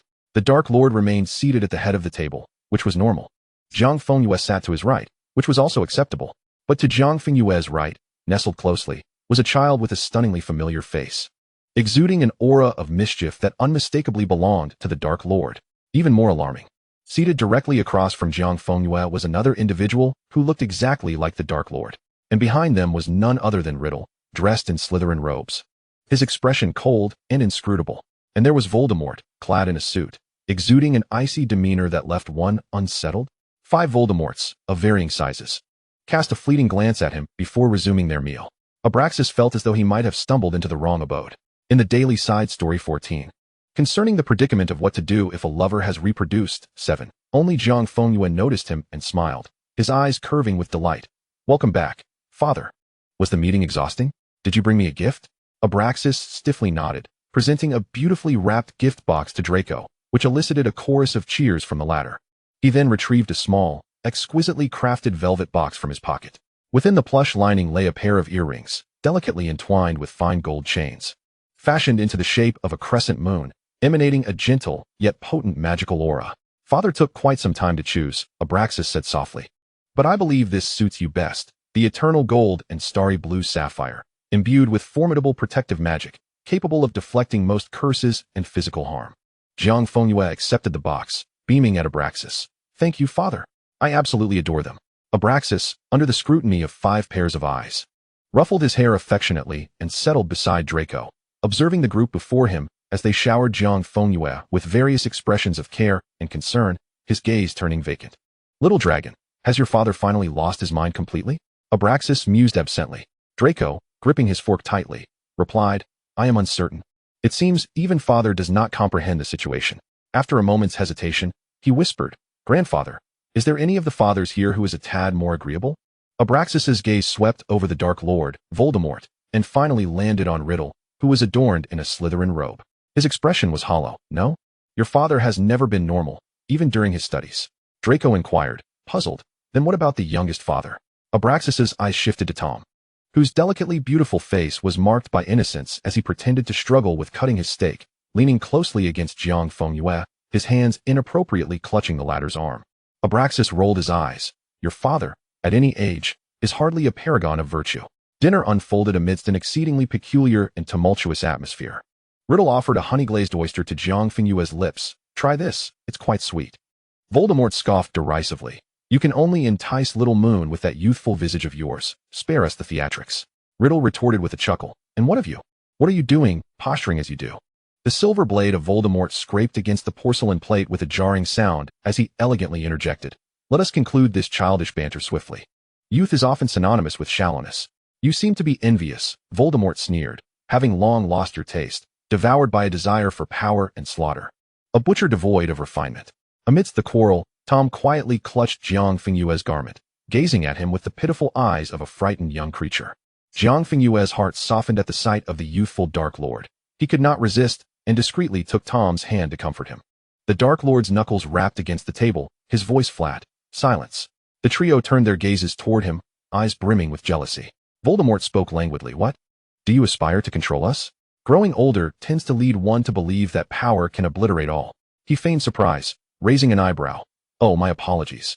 The term older may strike a sensitive chord with you. The Dark Lord's countenance remained serene as a still lake, yet his hand had already formed a fist, knuckles paling. Jiang Fengyue abruptly grasped his hand, his fingertips playfully brushing against his palm. Riddle smirked derisively. Do you dare speak of him? Look in the mirror. You and he are identical. And you? Still too green. Voldemort mocked disdainfully. You are still developing, hardly sufficient to satisfy little Moon.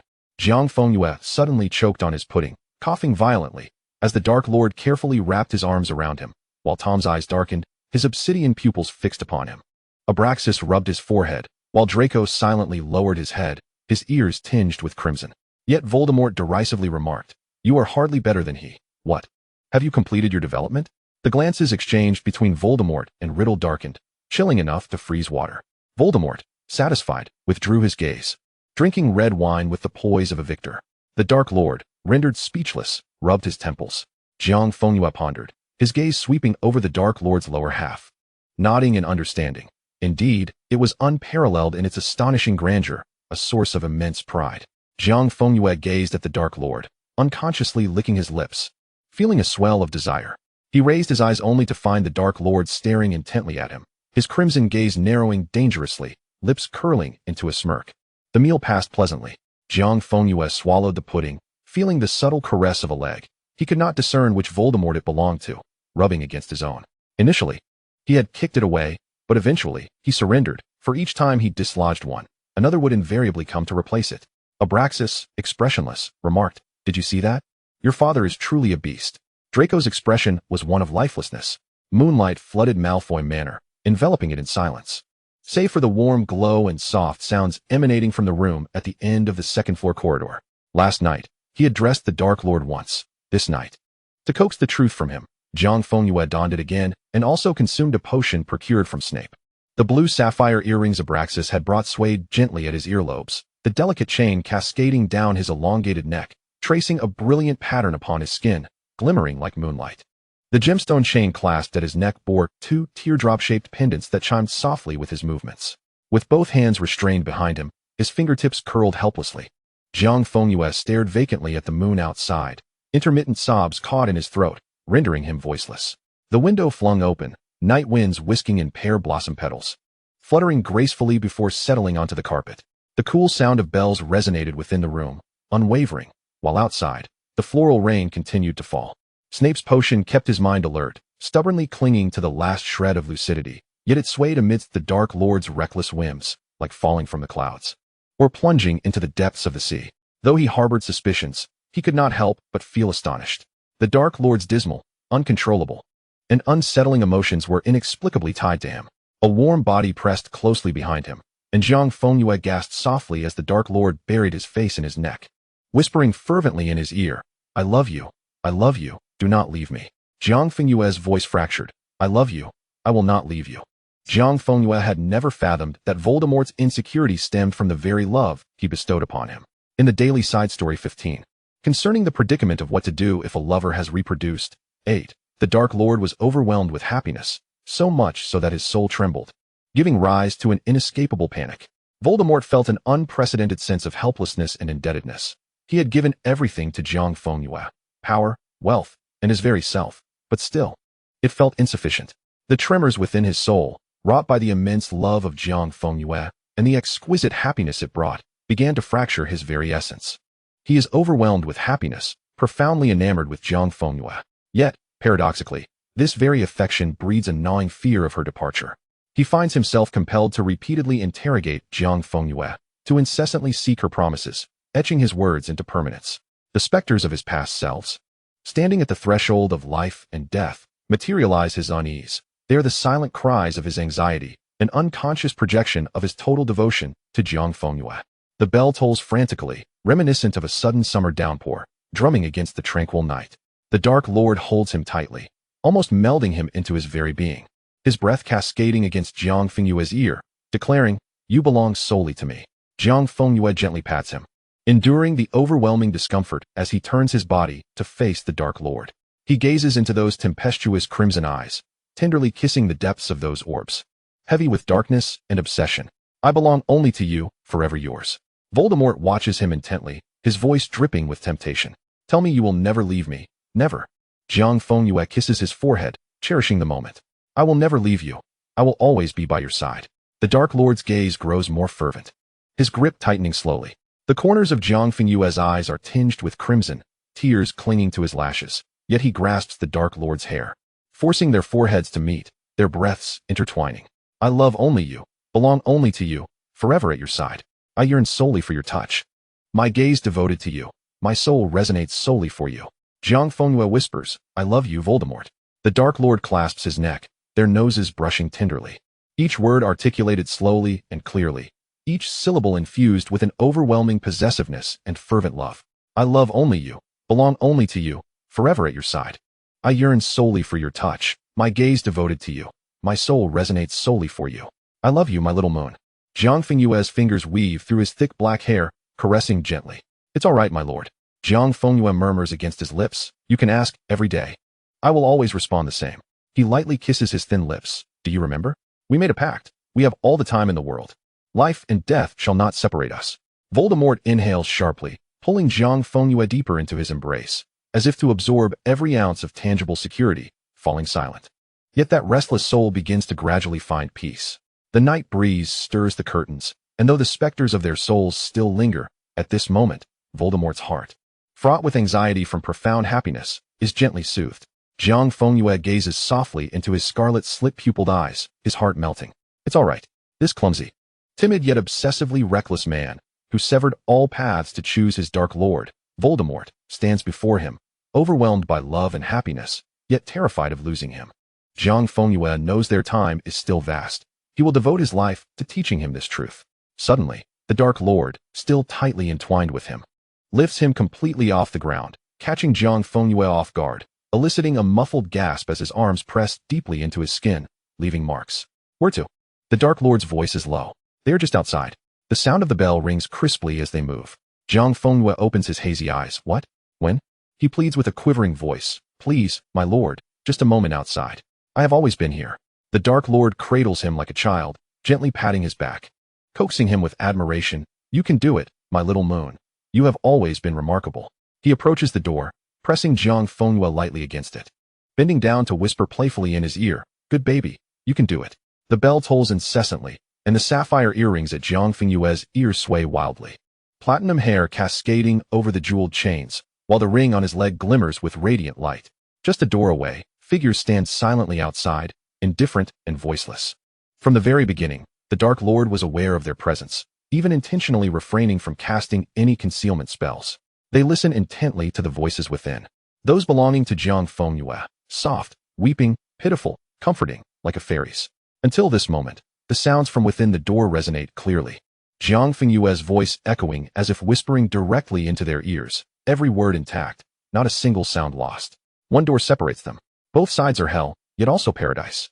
Tom slowly crouches down, resting his chin on his knees, his obsidian eyes fixed unwaveringly on the door, listening to Jiang Fengyue's voice.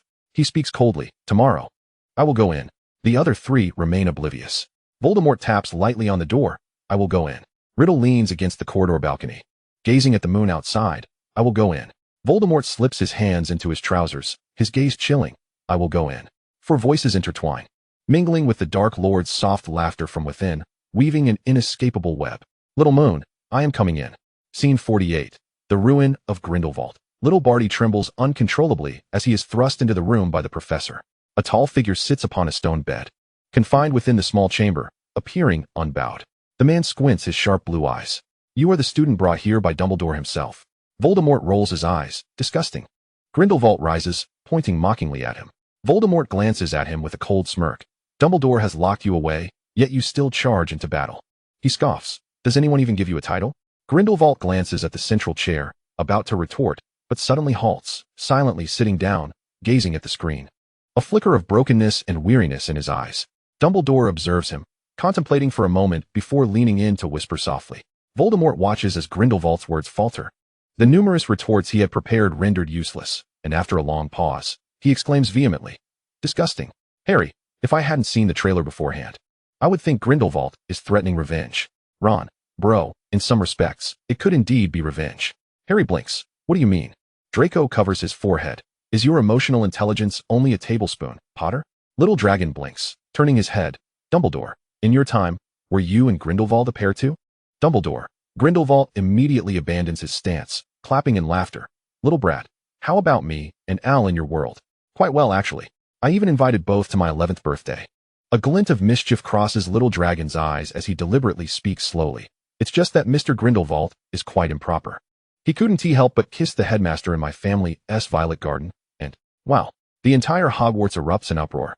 Even the Death Eaters perk up their ears, eavesdropping on the secrets of the two legendary wizards. Voldemort, repulsive. Dumbledore covers his face. Mr. Malfoy. Such tangents need not be discussed. Grindelwald, eager for more commentary, is firmly restrained by Dumbledore, who waves him off. Little brat, you have a bright future. Tonight, I shall treat you to dinner.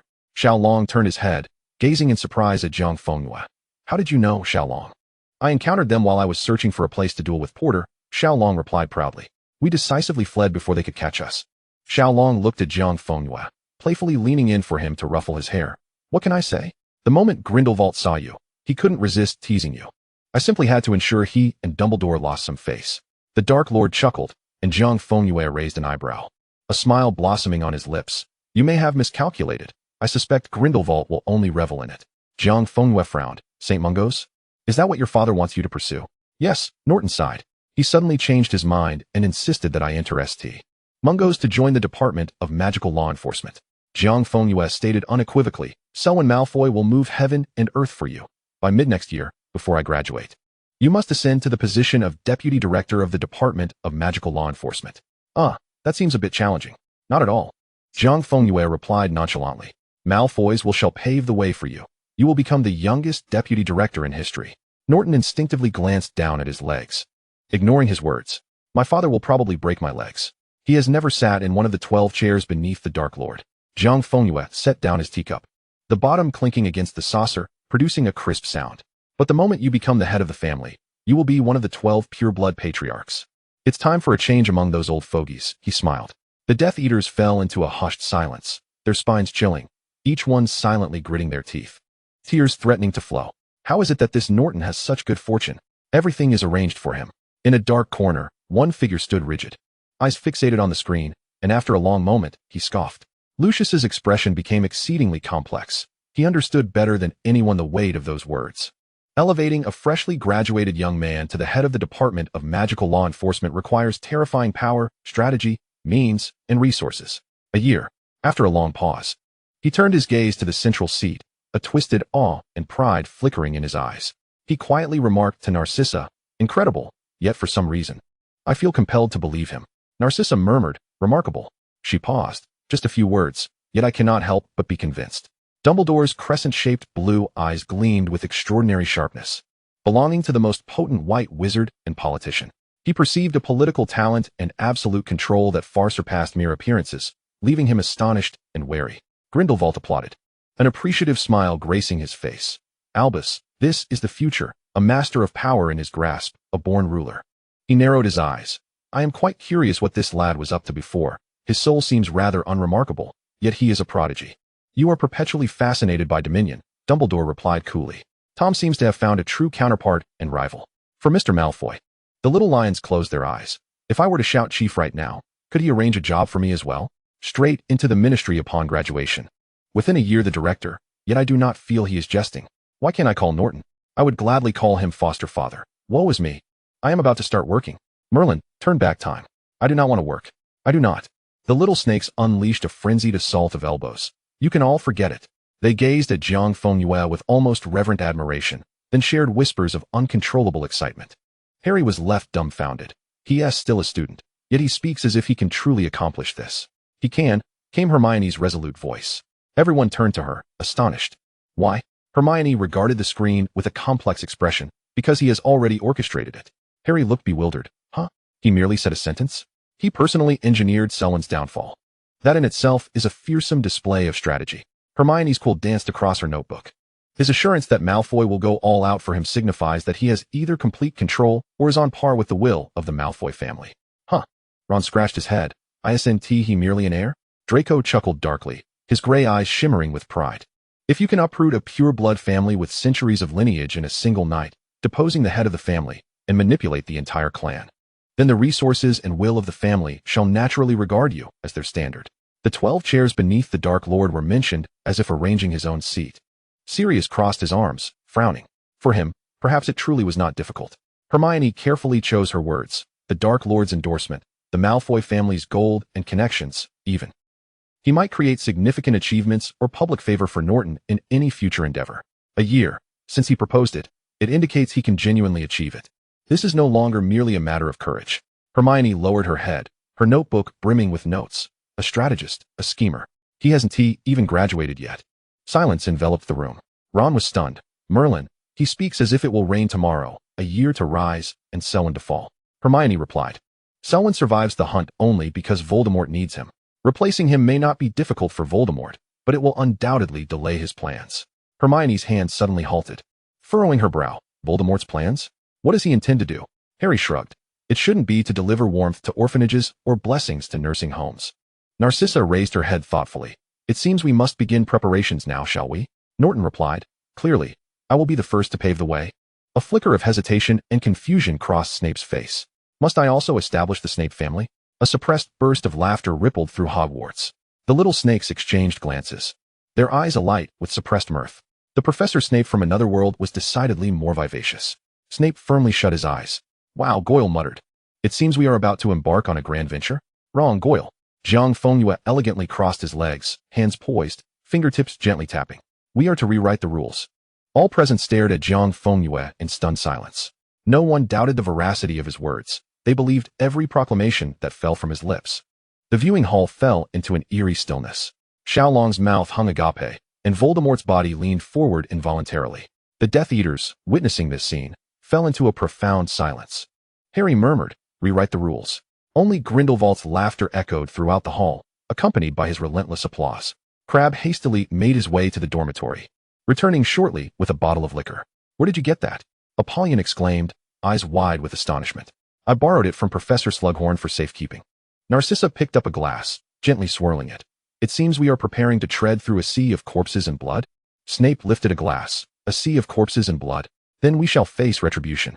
Jiang Fengyue chuckled lightly. "The path to the pinnacle will undoubtedly tread upon a mound of white bones. We shall certainly face retribution." He raised his glass, the golden liquid within shining brilliantly. "But our retribution shall be power and the adoration of the masses." 6 hands were raised in unison, while 7 goblets clinked together in the dim light, producing a crystalline sound. "To power, to ambition, for a new future." Narcissa offered a subtle smile, elegantly holding her goblet, and performed an impeccable curtsy to Jiang Fengyue, lifting her fiery blue eyes to gaze at the person before her. "For Mr. Malfoy." A knowing smile graced Apollyon's lips as she, too, curtsied beside her. Not Snape, Goyle, and Crabbe raised their hands to their chests, bowing their heads slightly. "For Mr. Malfoy." Silence enveloped the room. On the screen, the goblets of gold clashed under the dim light, their sound echoing like thunder. They beheld an ungraduated youth, within this small corner of the Slytherin dungeon, casually and assuredly setting the tone for the future political landscape of the wizarding world. The observers, astonished, could not muster a single mocking doubt. In their incredulity, they chose to believe. "Are you willing?" echoed through the air. "For Mr. Malfoy."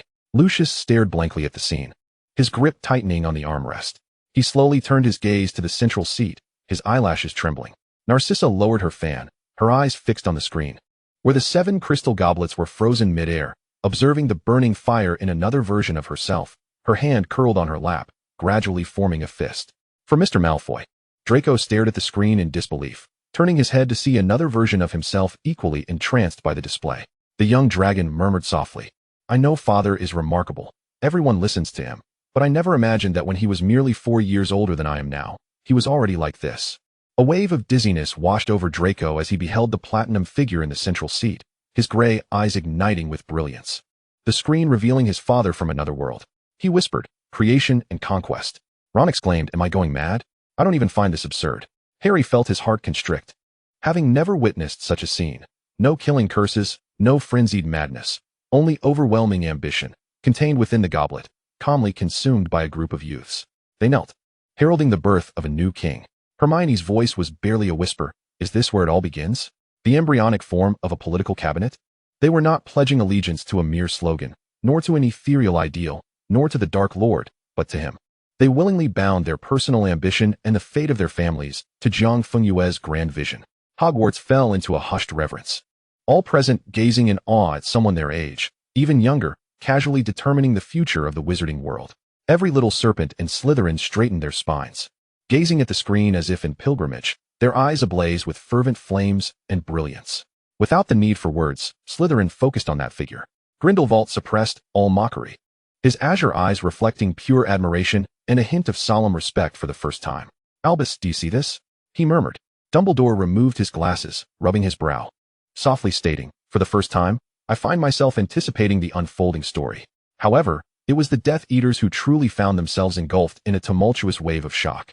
They watched the scene unfold, and among them, some who had followed Voldemort for far longer felt as if struck by lightning, their forms trembling slightly, their pupils dilated, breaths caught as if, through time, they glimpsed the dim yet revolutionary ambitions of decades past.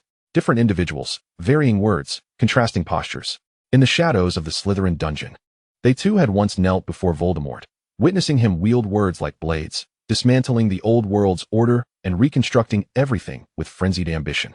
They watched as he ascended from a mere Slytherin student to a blood-soaked throne, becoming a terrifying myth that loomed over the entire magical realm. And now, they beheld this scene once more. A nearly identical tableau replayed, the same youth, the same elegance, the same manipulation of power and loyalty at their fingertips. Voldemort stood frozen, his crimson eyes fixed on the screen, feeling his soul scream, howl, and burn in a fevered obsession he could not contain. He witnessed the figure on the screen enacting the supreme law, wielding captivating charm, constructing a power core centered around himself. "No, no, no," Voldemort hissed. "This person is poison, a thorn." Yet he was also the only light worthy of standing beside him, illuminating his eternal ambition. Betrayal. His knuckles turned white from clenching. His gaze locked on the platinum figure in the central seat, his wand raised, seemingly poised to unleash the most painful curse at any moment. Yet he remained still, fixated. He yearned to obliterate him, but even more, he wished to imprison him completely. The crystal screen continued to play, and Jiang Fengyue, the protagonist, merely gazed calmly at it. As if it were a trivial past, the Dark Lord watched the screen, observing the figure constructing his own framework of power, witnessing his ambitious intent to envelop the entire wizarding world. As the witness to all that transpired, he knew full well that Jiang Fengyue would realize all his ambitions, transforming every scheme into reality. He exhaled slowly, his fingertips unconsciously tapping against the armrest, as if reliving the grand finale of a magnificent performance. He turned his head, his heavy gaze landing on the person beside him. Jiang Fengyue continued to watch the screen, yet the corners of his mouth subtly curled up. "Aren't you going to look at the screen?" The Dark Lord did not reply, his eyes unwaveringly fixed on him. Jiang Fengyue finally turned his face, his eyes swirling with a captivating depth, as if a beguiling abyss, smiling enigmatically. "Are you watching me?" "Indeed." The Dark Lord raised his hand, caressing his cheek, his voice hoarse. "You always manage to exceed all my expectations. What have I done to astonish you so?" The Dark Lord whispered, "You do everything you desire." Jiang Fengyue chuckled lightly, instinctively burying his face into the Dark Lord's large palm, akin to a cunning little fox nuzzling affectionately. "Are you pleased with what you see, my lord?" The Dark Lord's breath quickened, tightening his grip around Jiang Fengyue's waist, pulling him completely into his embrace. "I am utterly enamored with you." He lowered his head, his nose nearly brushing against Jiang Fengyue's. "Cunning, you know I cannot resist you." Jiang Fengyue pressed his palm against the Dark Lord's chest, as if pushing yet yielding, his eyelashes fluttering, casting ripples of light. "Do I know? How does it feel as if I do not know?" The Dark Lord narrowed his eyes. "You will know." Jiang Fengyue gazed into his eyes, as if lost in some frenzied memory, his body involuntarily shivering. Coddled by the Dark Lord, long familiar with the depths of joy, it melted away as softly as the first snow meeting the sun, spreading warmth like a rising tide. His voice softened unconsciously, hands gripping the Dark Lord's robes tightly, as if he were suddenly drawn into a memory. "We can't leave the little dragon with Harry and Draco tonight." The Dark Lord's gaze darkened. "We can. They will be more than willing." "Captured, haha." Snape handed Jiang Fengyue a copy of the Daily Prophet. "Look at this." A raid on dozens of historic pureblood families by the Auror office, several individuals taken back to the Ministry of Magic for questioning. This matter is undeniably led by Crouch. Jiang Fengyue's expression suddenly turned terrifying and fierce, with the name of Abraxas glaring at the forefront. In the midst of overwhelming anger, Jiang Fengyue quickly regained his composure, realizing something and turning his gaze towards Dumbledore. Harry appeared bewildered. "What is Crouch doing? Is the Ministry of Magic really this assertive at this moment? I can't believe it." Ron analyzed seriously. "When has that bunch at the Ministry ever done anything right? The truly powerful heads of families have not even been summoned for questioning." Hermione furrowed her brow. "They wouldn't dare, nor would Crouch, but why would he orchestrate such a scene? Who gives him that confidence?" Little Draco turned around. "It must be Professor Dumbledore. After all, these are all subordinates of my father." The group fell silent, and Draco looked at him. "You are quite perceptive." Little Draco proudly lifted his chin. "I've learned a great deal from my father." The warmth in the office remained, as Dumbledore regarded Jiang Fengyue with a gentle smile. "Mr. Malfoy, please take a seat."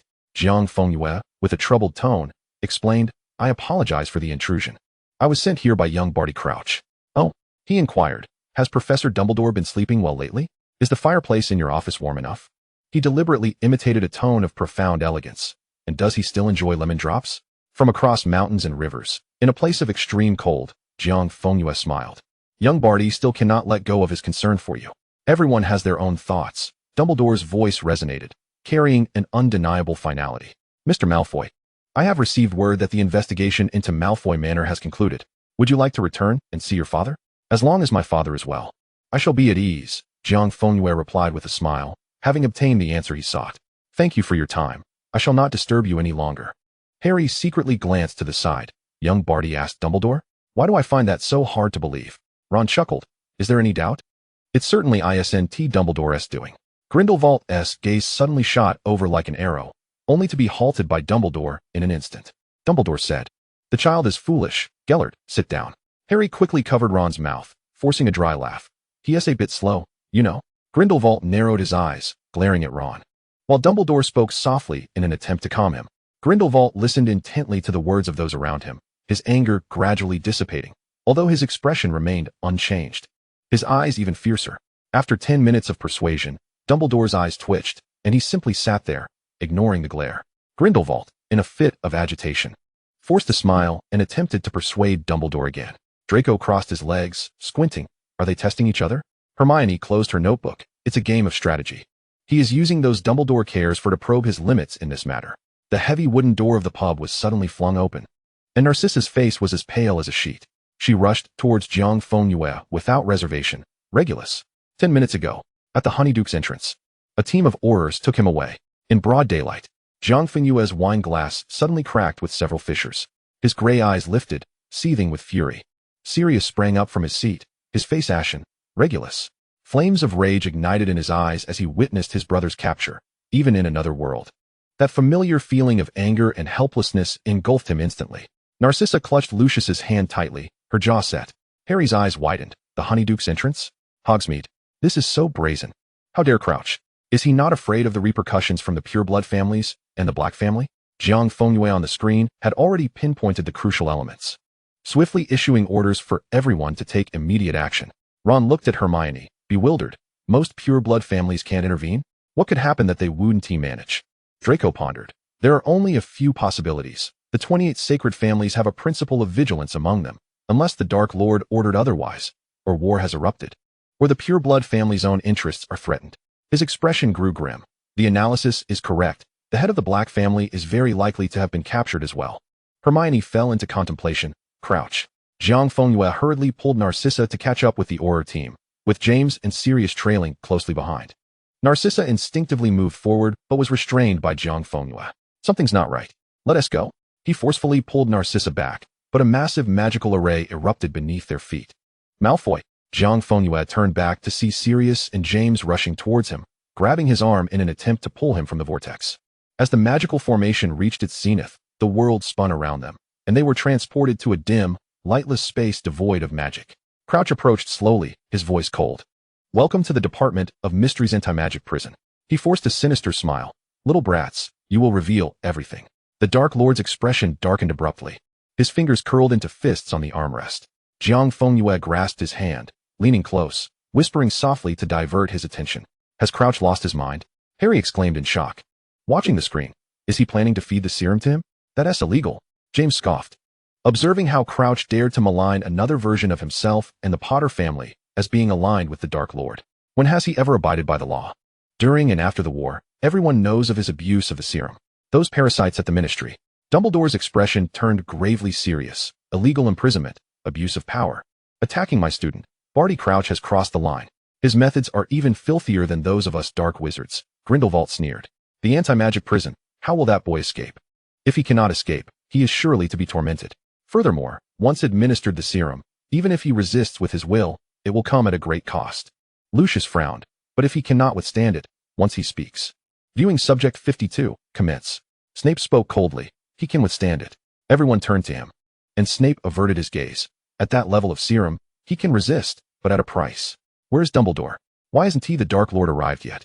Draco anxiously scanned the screen. This is the anti-magic prison. Hermione tightened her grip on her quill. They possess no magical means of communication, even if they did. Any magic forged would not transmit, even if injured here. Does that mean we must wait for Professor Snape to find Dumbledore? A little snake exclaimed eagerly. Dumbledore still doesn't know they've been captured by Crouch. How long will that take?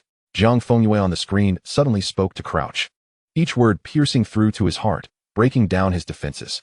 Hermione's eyes widened. He has a plan? He asked, making Crouch unstable. With a resounding crash, the basilisk on Jiang Fengyue's left wrist instantly reverted to its terrifying true form. Its massive serpentine body lashed out like a collapsing mountain, violently striking at Crouch and the Aurors. The anguished basilisk summoned its last remnants of strength, its tail sweeping violently at everything within reach. Jiang Fengyue immediately lunged towards the nearest Sirius, grasping his arm forcefully, pressing the Malfoy air ring heavily into Sirius's palm. Listen closely. Activate the ring with magic.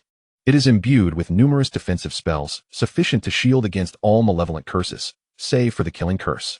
He gestured toward the sole entrance of the interrogation room, instructing, as soon as that door swings open, make haste to the fireplace in the hall on the first floor. Break through immediately. Do not look back.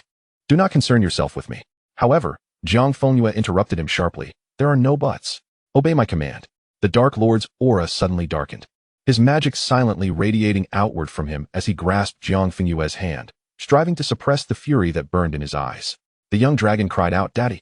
He gazed anxiously at the Malfoy heir ring on his hand, clutching Jiang Fengyue's arm with urgency. "Daddy, you've given them the ring.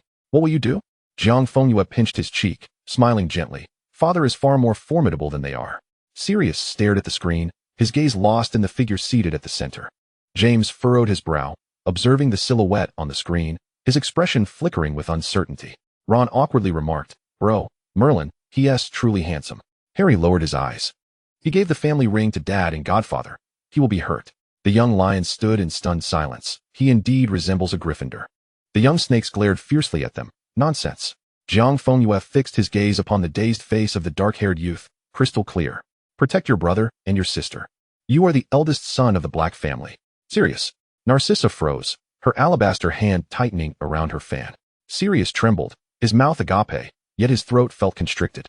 He beheld the crystal screen, where platinum strands danced in the air. The youth brandishing his wand confronted the advancing ministry personnel, defiantly blocking their path, clearing a way forward.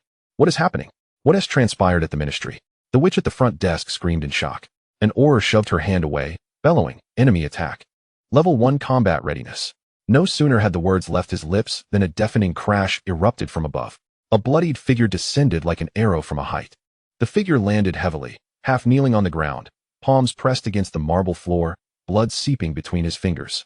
The figure raised his head, his platinum hair swirling in the air, a gash on his forehead oozing blood that streamed down his face, ultimately dripping to the ground, blooming into glaring crimson lotuses, rendering his exquisite visage akin to that of a demon.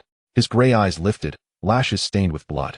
The assailant who stirred commotion throughout the ministry was but a youth. Harry scoffed. An attack from within the ministry? Ron nearly leaped from his seat. Merlin, did he just jump down from above? He single-handedly struck the ministry? Hermione covered her mouth. This is madness. A solo frontal assault on the ministry is tantamount to suicide. Draco fixated on the blood staining the youth's forehead. Barty wouldn't dare let them employ lethal spells. This grants him an opportunity. Yet even so, Sirius gazed intently at the platinum figure, while James murmured, "He aims to create sufficient chaos. Only then can we escape. He seeks to save others." Ginny covered her mouth, her eyes reddening. He is covered in wounds. Merlin. Autumn averted her gaze, unable to bear it.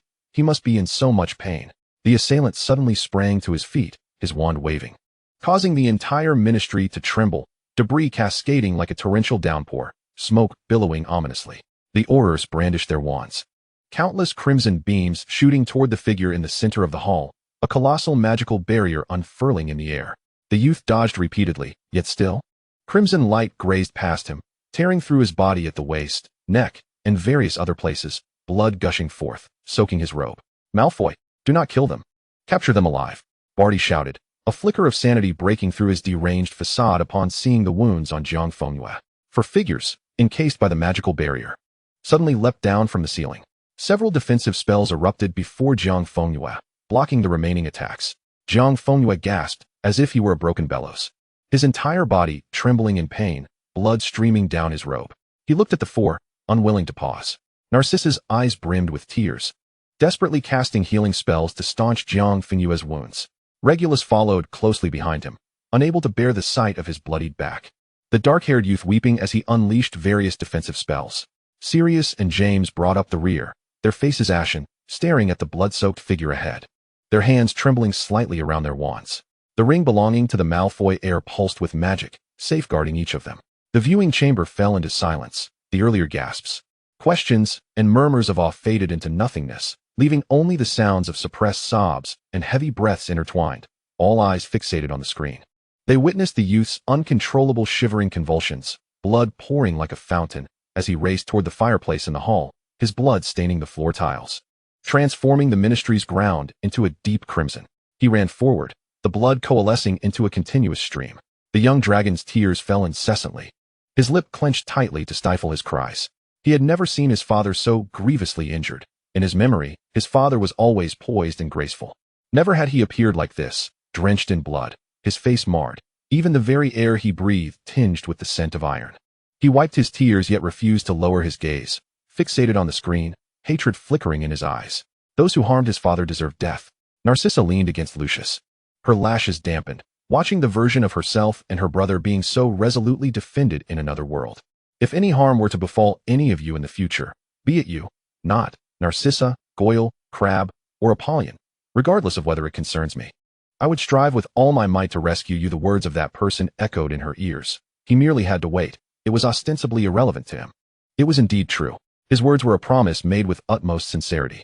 Severus took a deep breath, gazing at the screen, a glimmer of light emerging in his eyes.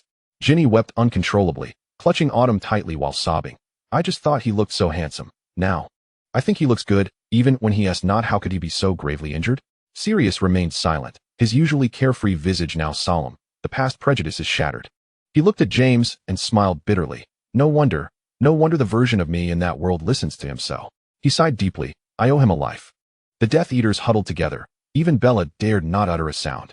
They watched in dread as Voldemort radiated terrifying magic, his crimson-slit pupils resembling an abyss. His fingers caressing his wand, now filled with unrestrained fury. The Dark Lord's destructive aura had receded, morphing into a haunting silence.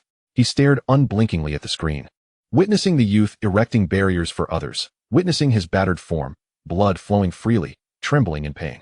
He saw it once more with his own eyes. Slowly, he turned his head to regard Jiang Fengyue, and scathed beside him, gently caressing Jiang Fengyue's waist, neck, thigh, chest, and back, where new wounds continued to appear on the screen. Suppressed gasps reverberated within his chest. Jiang Fengyue grasped his hand, resting his forehead against the Dark Lord's shoulder. My lord, you avenged me, remember? He gently patted Voldemort's chest, as if soothing a beast on the brink of rampage. I am perfectly fine here. The Dark Lord grasped his hand, kissing the fingertips with an almost insatiable greed. Intact? Where was the integrity? He would forever remember the sight of him, having captured nearly half of the healers from St. Mungo's, exhausting every potion at his disposal, vigilantly watching over him for 5 days and nights, observing the faint rise and fall of his chest, witnessing those closed eyes. The flue powder swirled in the wind, Jiang Fengyue weakly leaning against the opposite fireplace, resembling a jade sculpture ravaged by storms. He beheld 4 silhouettes dissipate amidst the dust, the overwhelming loss of blood dimming the edges of his vision. Jiang Fengyue's right hand tightly gripped his wand, while his left delved into the tattered pocket of his wizarding robe. From it, he retrieved a small box of lady cigarettes. He slightly tilted his head, placing the cigarette to his lips. The orange glow of its tip flickered in the dimness, pale smoke billowing from his equally pallid lips, rising delicately. As the smoke dissipated, it revealed his hollow yet beautiful eyes. The acrid sting of nicotine gradually invigorated his mind, forcefully igniting a flicker of awareness. Horrors surged towards the figure with the cigarette. Jiang Fengyue lifted his eyelids, peering through the swirling smoke and bloodstains. A flash of orange-red light flickered in his gaze, akin to a thorny flower blooming in the ruins, bewitchingly desolate, a beauty that was breathtakingly striking. The entire hall fell silent. Save for the sound of the boy's breaths emanating from the screen, every gaze fixated upon it, captivated by the harrowing yet beautiful interplay of images. Harry was taken aback. The redness in his emerald eyes clouded by a veil of moisture, his cheeks involuntarily flushed. Draco's complexion was as pale as parchment. He clutched the Malfoy Heir ring in his hand, a tumultuous blend of anguish and adoration exploding within his chest. He murmured, "Don't look, Potter." "I must," Harry whispered, rubbing his eyes. "I've never seen someone render the brink of death so exquisitely and cruelly." Ron's mouth opened and closed in disbelief. "Why is he smoking? Is he not leaving?" Hermione choked out. "Nicotine stimulates the central nervous system. His consciousness is in chaos." She lifted her gaze. "He's waiting for the Ministry's people to arrive, diverting their attention solely to him, buying time for Sirius and the others." Little Long was sobbing uncontrollably, and Jiang Fengyue gently soothed him, tenderly patting his back as the child nestled against him. He looked up. "Father, I will never let you be hurt again. I will no longer evade Father's training. I will protect you." Jiang Fengyue was taken aback, smiling gently. "Very well, then grow stronger and protect me." He wiped away the tears from Long's face. "But you must remain safe and happy. That is the best protection for your father." A Gryffindor nearly whispered, "I always thought Slytherins were selfish, but this..." Dumbledore slowly closed his eyes. "How dare they do this to my student?" The thunder rumbled ominously. Jiang Fengyue was unaware of where he had been transported. Without a moment's pause, he frantically disapparated. His figure flickered in the void repeatedly, only to vanish in the next instant, until all his magic was utterly depleted. Jiang Fengyue lay helplessly in a muddy depression, his once meticulously groomed platinum hair now matted with blood and filth. Agonizing pain and dizziness threatened to engulf him. Dark red blood frothing from the corner of his mouth bloomed into grotesque flowers. Summoning every ounce of strength, he trembled to his feet. In the next moment, The surrounding space twisted, countless figures materializing with a deafening crack. Barty Crouch raised his wand, pointing it at him, his face contorted with malice. Amidst the hundreds of wands aimed at him, the boy's bloodied back straightened defiantly. He trembled as he raised his hand, smoke slowly exhaling from his mouth, obscuring his enchanting yet blood-soaked visage. He looked up once more towards the vast sky, his expression hollow and distant. The serpent, adorned with the gleaming colors of the dark mark, glimmered at his neck, its eyes set with two crimson rubies radiating an eerie light. "My lord, I presume you now know where I am." Jiang Fengyue held his wand, battered and bruised, surrounded by layers of horrors. "I await your arrival." The onlookers beheld Jiang Fengyue's disheveled state, instinctively averting their eyes. Throughout the viewing, even during the Dark Lord's punishment, Jiang Fengyue had never been so wretched. Amidst the hundreds of wands aimed at him, the boy stood ever straighter, blood trickling from his hand gripping the wand, yet he never relinquished it. Grindelwald clapped slowly, a smile gracing his lips, so thoroughly disheveled, yet your spirit remains unyielded, beautiful. Dumbledore removed his glasses, his azure eyes narrowing in contemplation. When would Voldemort arrive to make the pureblood families overlook black? Would he come? Harry's eyes brightened. He's out there. That collar of his is a manifestation of Voldemort's magic. He can sense whether he is alive. Ron sighed heavily.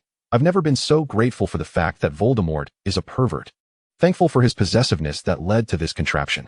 Hermione interjected. With his magic depleted and numerous open wounds, Crouch won't give up on capturing him. As for Voldemort, he should have sensed him by now. What is he hesitating for? Why isn't he coming? Little Long clutched Jiang Fengyue's sleeve, sniffling. Father, where are you? Hurry and save Daddy. Jiang Fengyue smiled and pinched his cheek. Why is it your turn to urge him? Sirius covered his forehead. I never thought I would find myself hoping for Voldemort's arrival. Bellatrix clasped her hands, fervently praying to Merlin, Master, do not go save him. It would be best to let him die. Bellatrix opened her eyes to glance at Jiang Fengyue, comfortably seated in the central chair, and resentfully closed her eyes, wishing for him to suffer torment before being captured by Crouch. Fred could no longer contain himself. He stood and called out to Jiang Fengyue, Sir, is Voldemort coming to save you?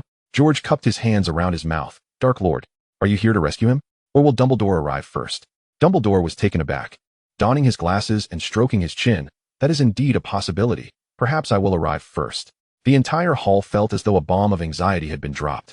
The children's chatter nearly lifting the roof. Hermione clenched her fists. Even if he arrives, it will take time. Harry's eyes widened. It can't be too late. He must have been captured by Crouch. Hermione countered. He will buy time. The question is how long he can hold out in this condition. Dumbledore would come as well. But he certainly wouldn't deal with Crouch just yet. Ugh. The Dark Lord must come and annihilate them all. These mad little snakes. Hey, Slytherins, are you alright? If he comes, he will surely wreak havoc. But it may not necessarily be the Dark Lord. It could be Dumbledore, or perhaps Jiang Fengyue won't last until then. Enough. There are too many possibilities. I'm getting anxious. Can someone create a Bayesian predictive model to calculate the probability and timing of the Dark Lord's arrival? Voldemort gazed at the screen, hissing softly. The image of the betrayer, grievously wounded and on the brink of death, should have brought him delight. Yet, following his recent overwhelming rage, an intricate mix of mockery, confusion, and a peculiar emotion washed over him. He slowly closed his eyes. He knew that another version of himself would undoubtedly come to his rescue. Because he would too. The Dark Lord gazed intently at the screen, unresponsive to the shouts and inquiries of those around him. Their voices never penetrated his ears. He watched as he trembled and exhaled wisps of smoke, uttering the light, yet clear words, I await your arrival. Once again, he bore witness to the harrowing image of him on the brink of death, shattered in the mud, blood seeping from his wounds, once more mustering his final strength to call out for him. He turned his head with excruciating slowness, his gaze falling upon the warm, corporeal presence of Jiang Fengyue beside him. He leaned down, hands gripping tightly around his waist, burying his forehead deep within the crook of his neck. Jiang Fengyue momentarily startled, then understood, gently patting his back, his fingers intertwining with his thick black hair, offering the slightest comfort. Turning his head, Jiang Fengyue surveyed a group of anxious and inquisitive young ones, their eyes darting about in confusion. Haven't you heard? He mischievously winked. The sound of thunder rumbled ominously. The scene at Gringotts instantaneously transformed into a battlefield of hell, as the goblins fought fiercely against the rebels' destruction. My vault. Those filthy wretches, I shall tear them apart. Bellatrix screeched. Countless Death Eaters and pure-blood aristocrats huddled in corners, their expressions a mixture of rage and fear as they beheld the chaos. Silence, son. Nothing is more important than the wealth we have amassed over centuries.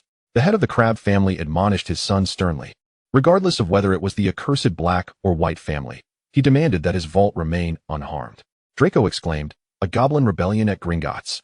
No wonder all wizards' economic lifelines are tied to this place. Pureblood families have accumulated wealth for generations, and it's no surprise they have no time for the blacks."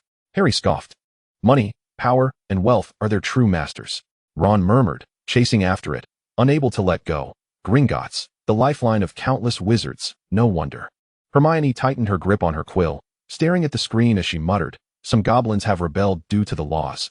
If the Ministry wishes to appease them, they must temporarily suspend certain statutes." Crabbe and Goyle paced anxiously, their words falling on deaf ears as they struggled to locate Uncle Abraxas. In the shadow of the towering spire, a figure hovered silently in midair.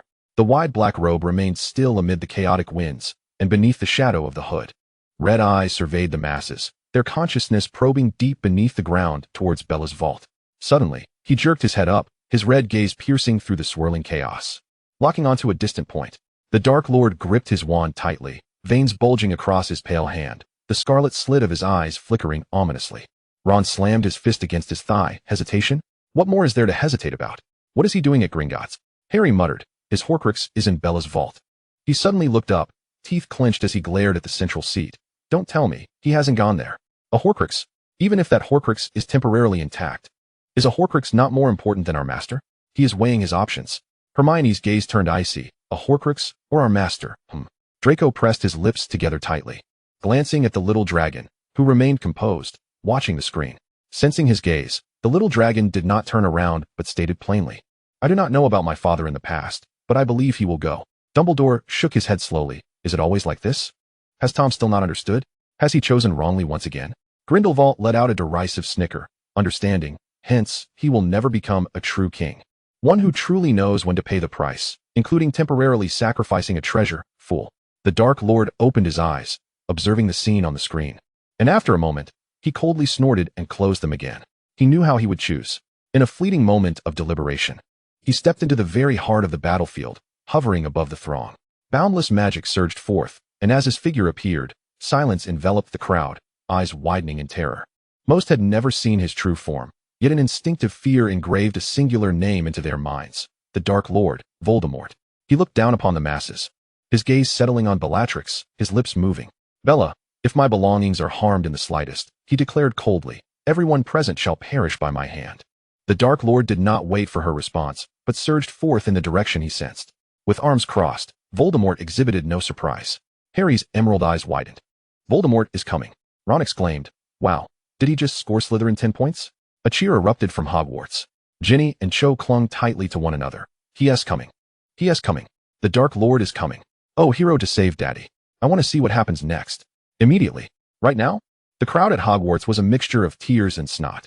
"All right, I'll take charge and give the first place to the Dark Lord." "Fine. I'll relay this to the Dark Lord later. Let us make it happen. This grand romance has finally come to us Slytherins. Let us see who dares to mock us again." The Dark Lord's words were somewhat charming. When would I also be able to speak like this? My heart aches for Bella. All right, I see her husband is about to die. You take over. Grindelwald's expression of scorn froze instantly as he observed the resolute figure of the Dark Lord departing, his fingers unconsciously tapping on his knee. After a moment, he released a long, complex sigh, left only with a sense of solemn astonishment. He turned to the central seat, his azure eyes seemingly lost in the void, then suddenly focused. Grindelwald spoke in a low voice. "In pursuit of immortality, the pseudo-king who builds fear has made the right choice." He raised an eyebrow. At this moment, he takes the first step toward the true throne. Dumbledore's gaze became exceedingly complex. "Tom." He sighed deeply. "Gellert, I believe the subsequent events will be immensely interesting, surpassing all calculated variables." The little dragon burst into a small cheer. "I told you father would go." Draco exhaled a sigh of relief, offering a relaxed smile to the little dragon. "How did you know?"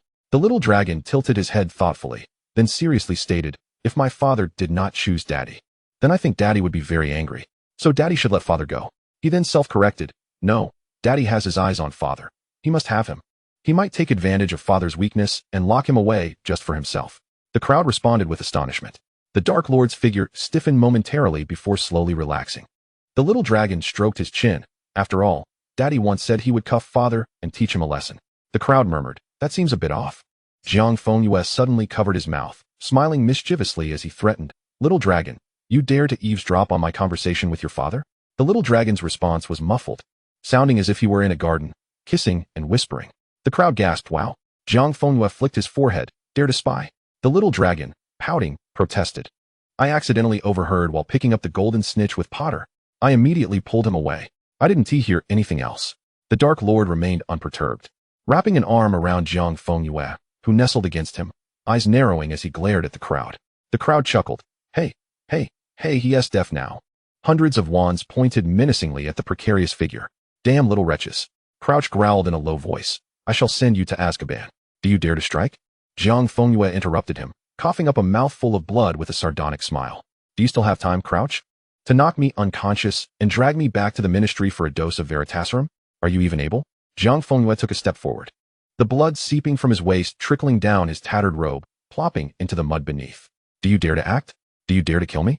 He advanced once more, his boots leaving bloody imprints in the mire, his face, soaked in blood, contorting into a wild grin that bordered on madness. "Come on, kill me.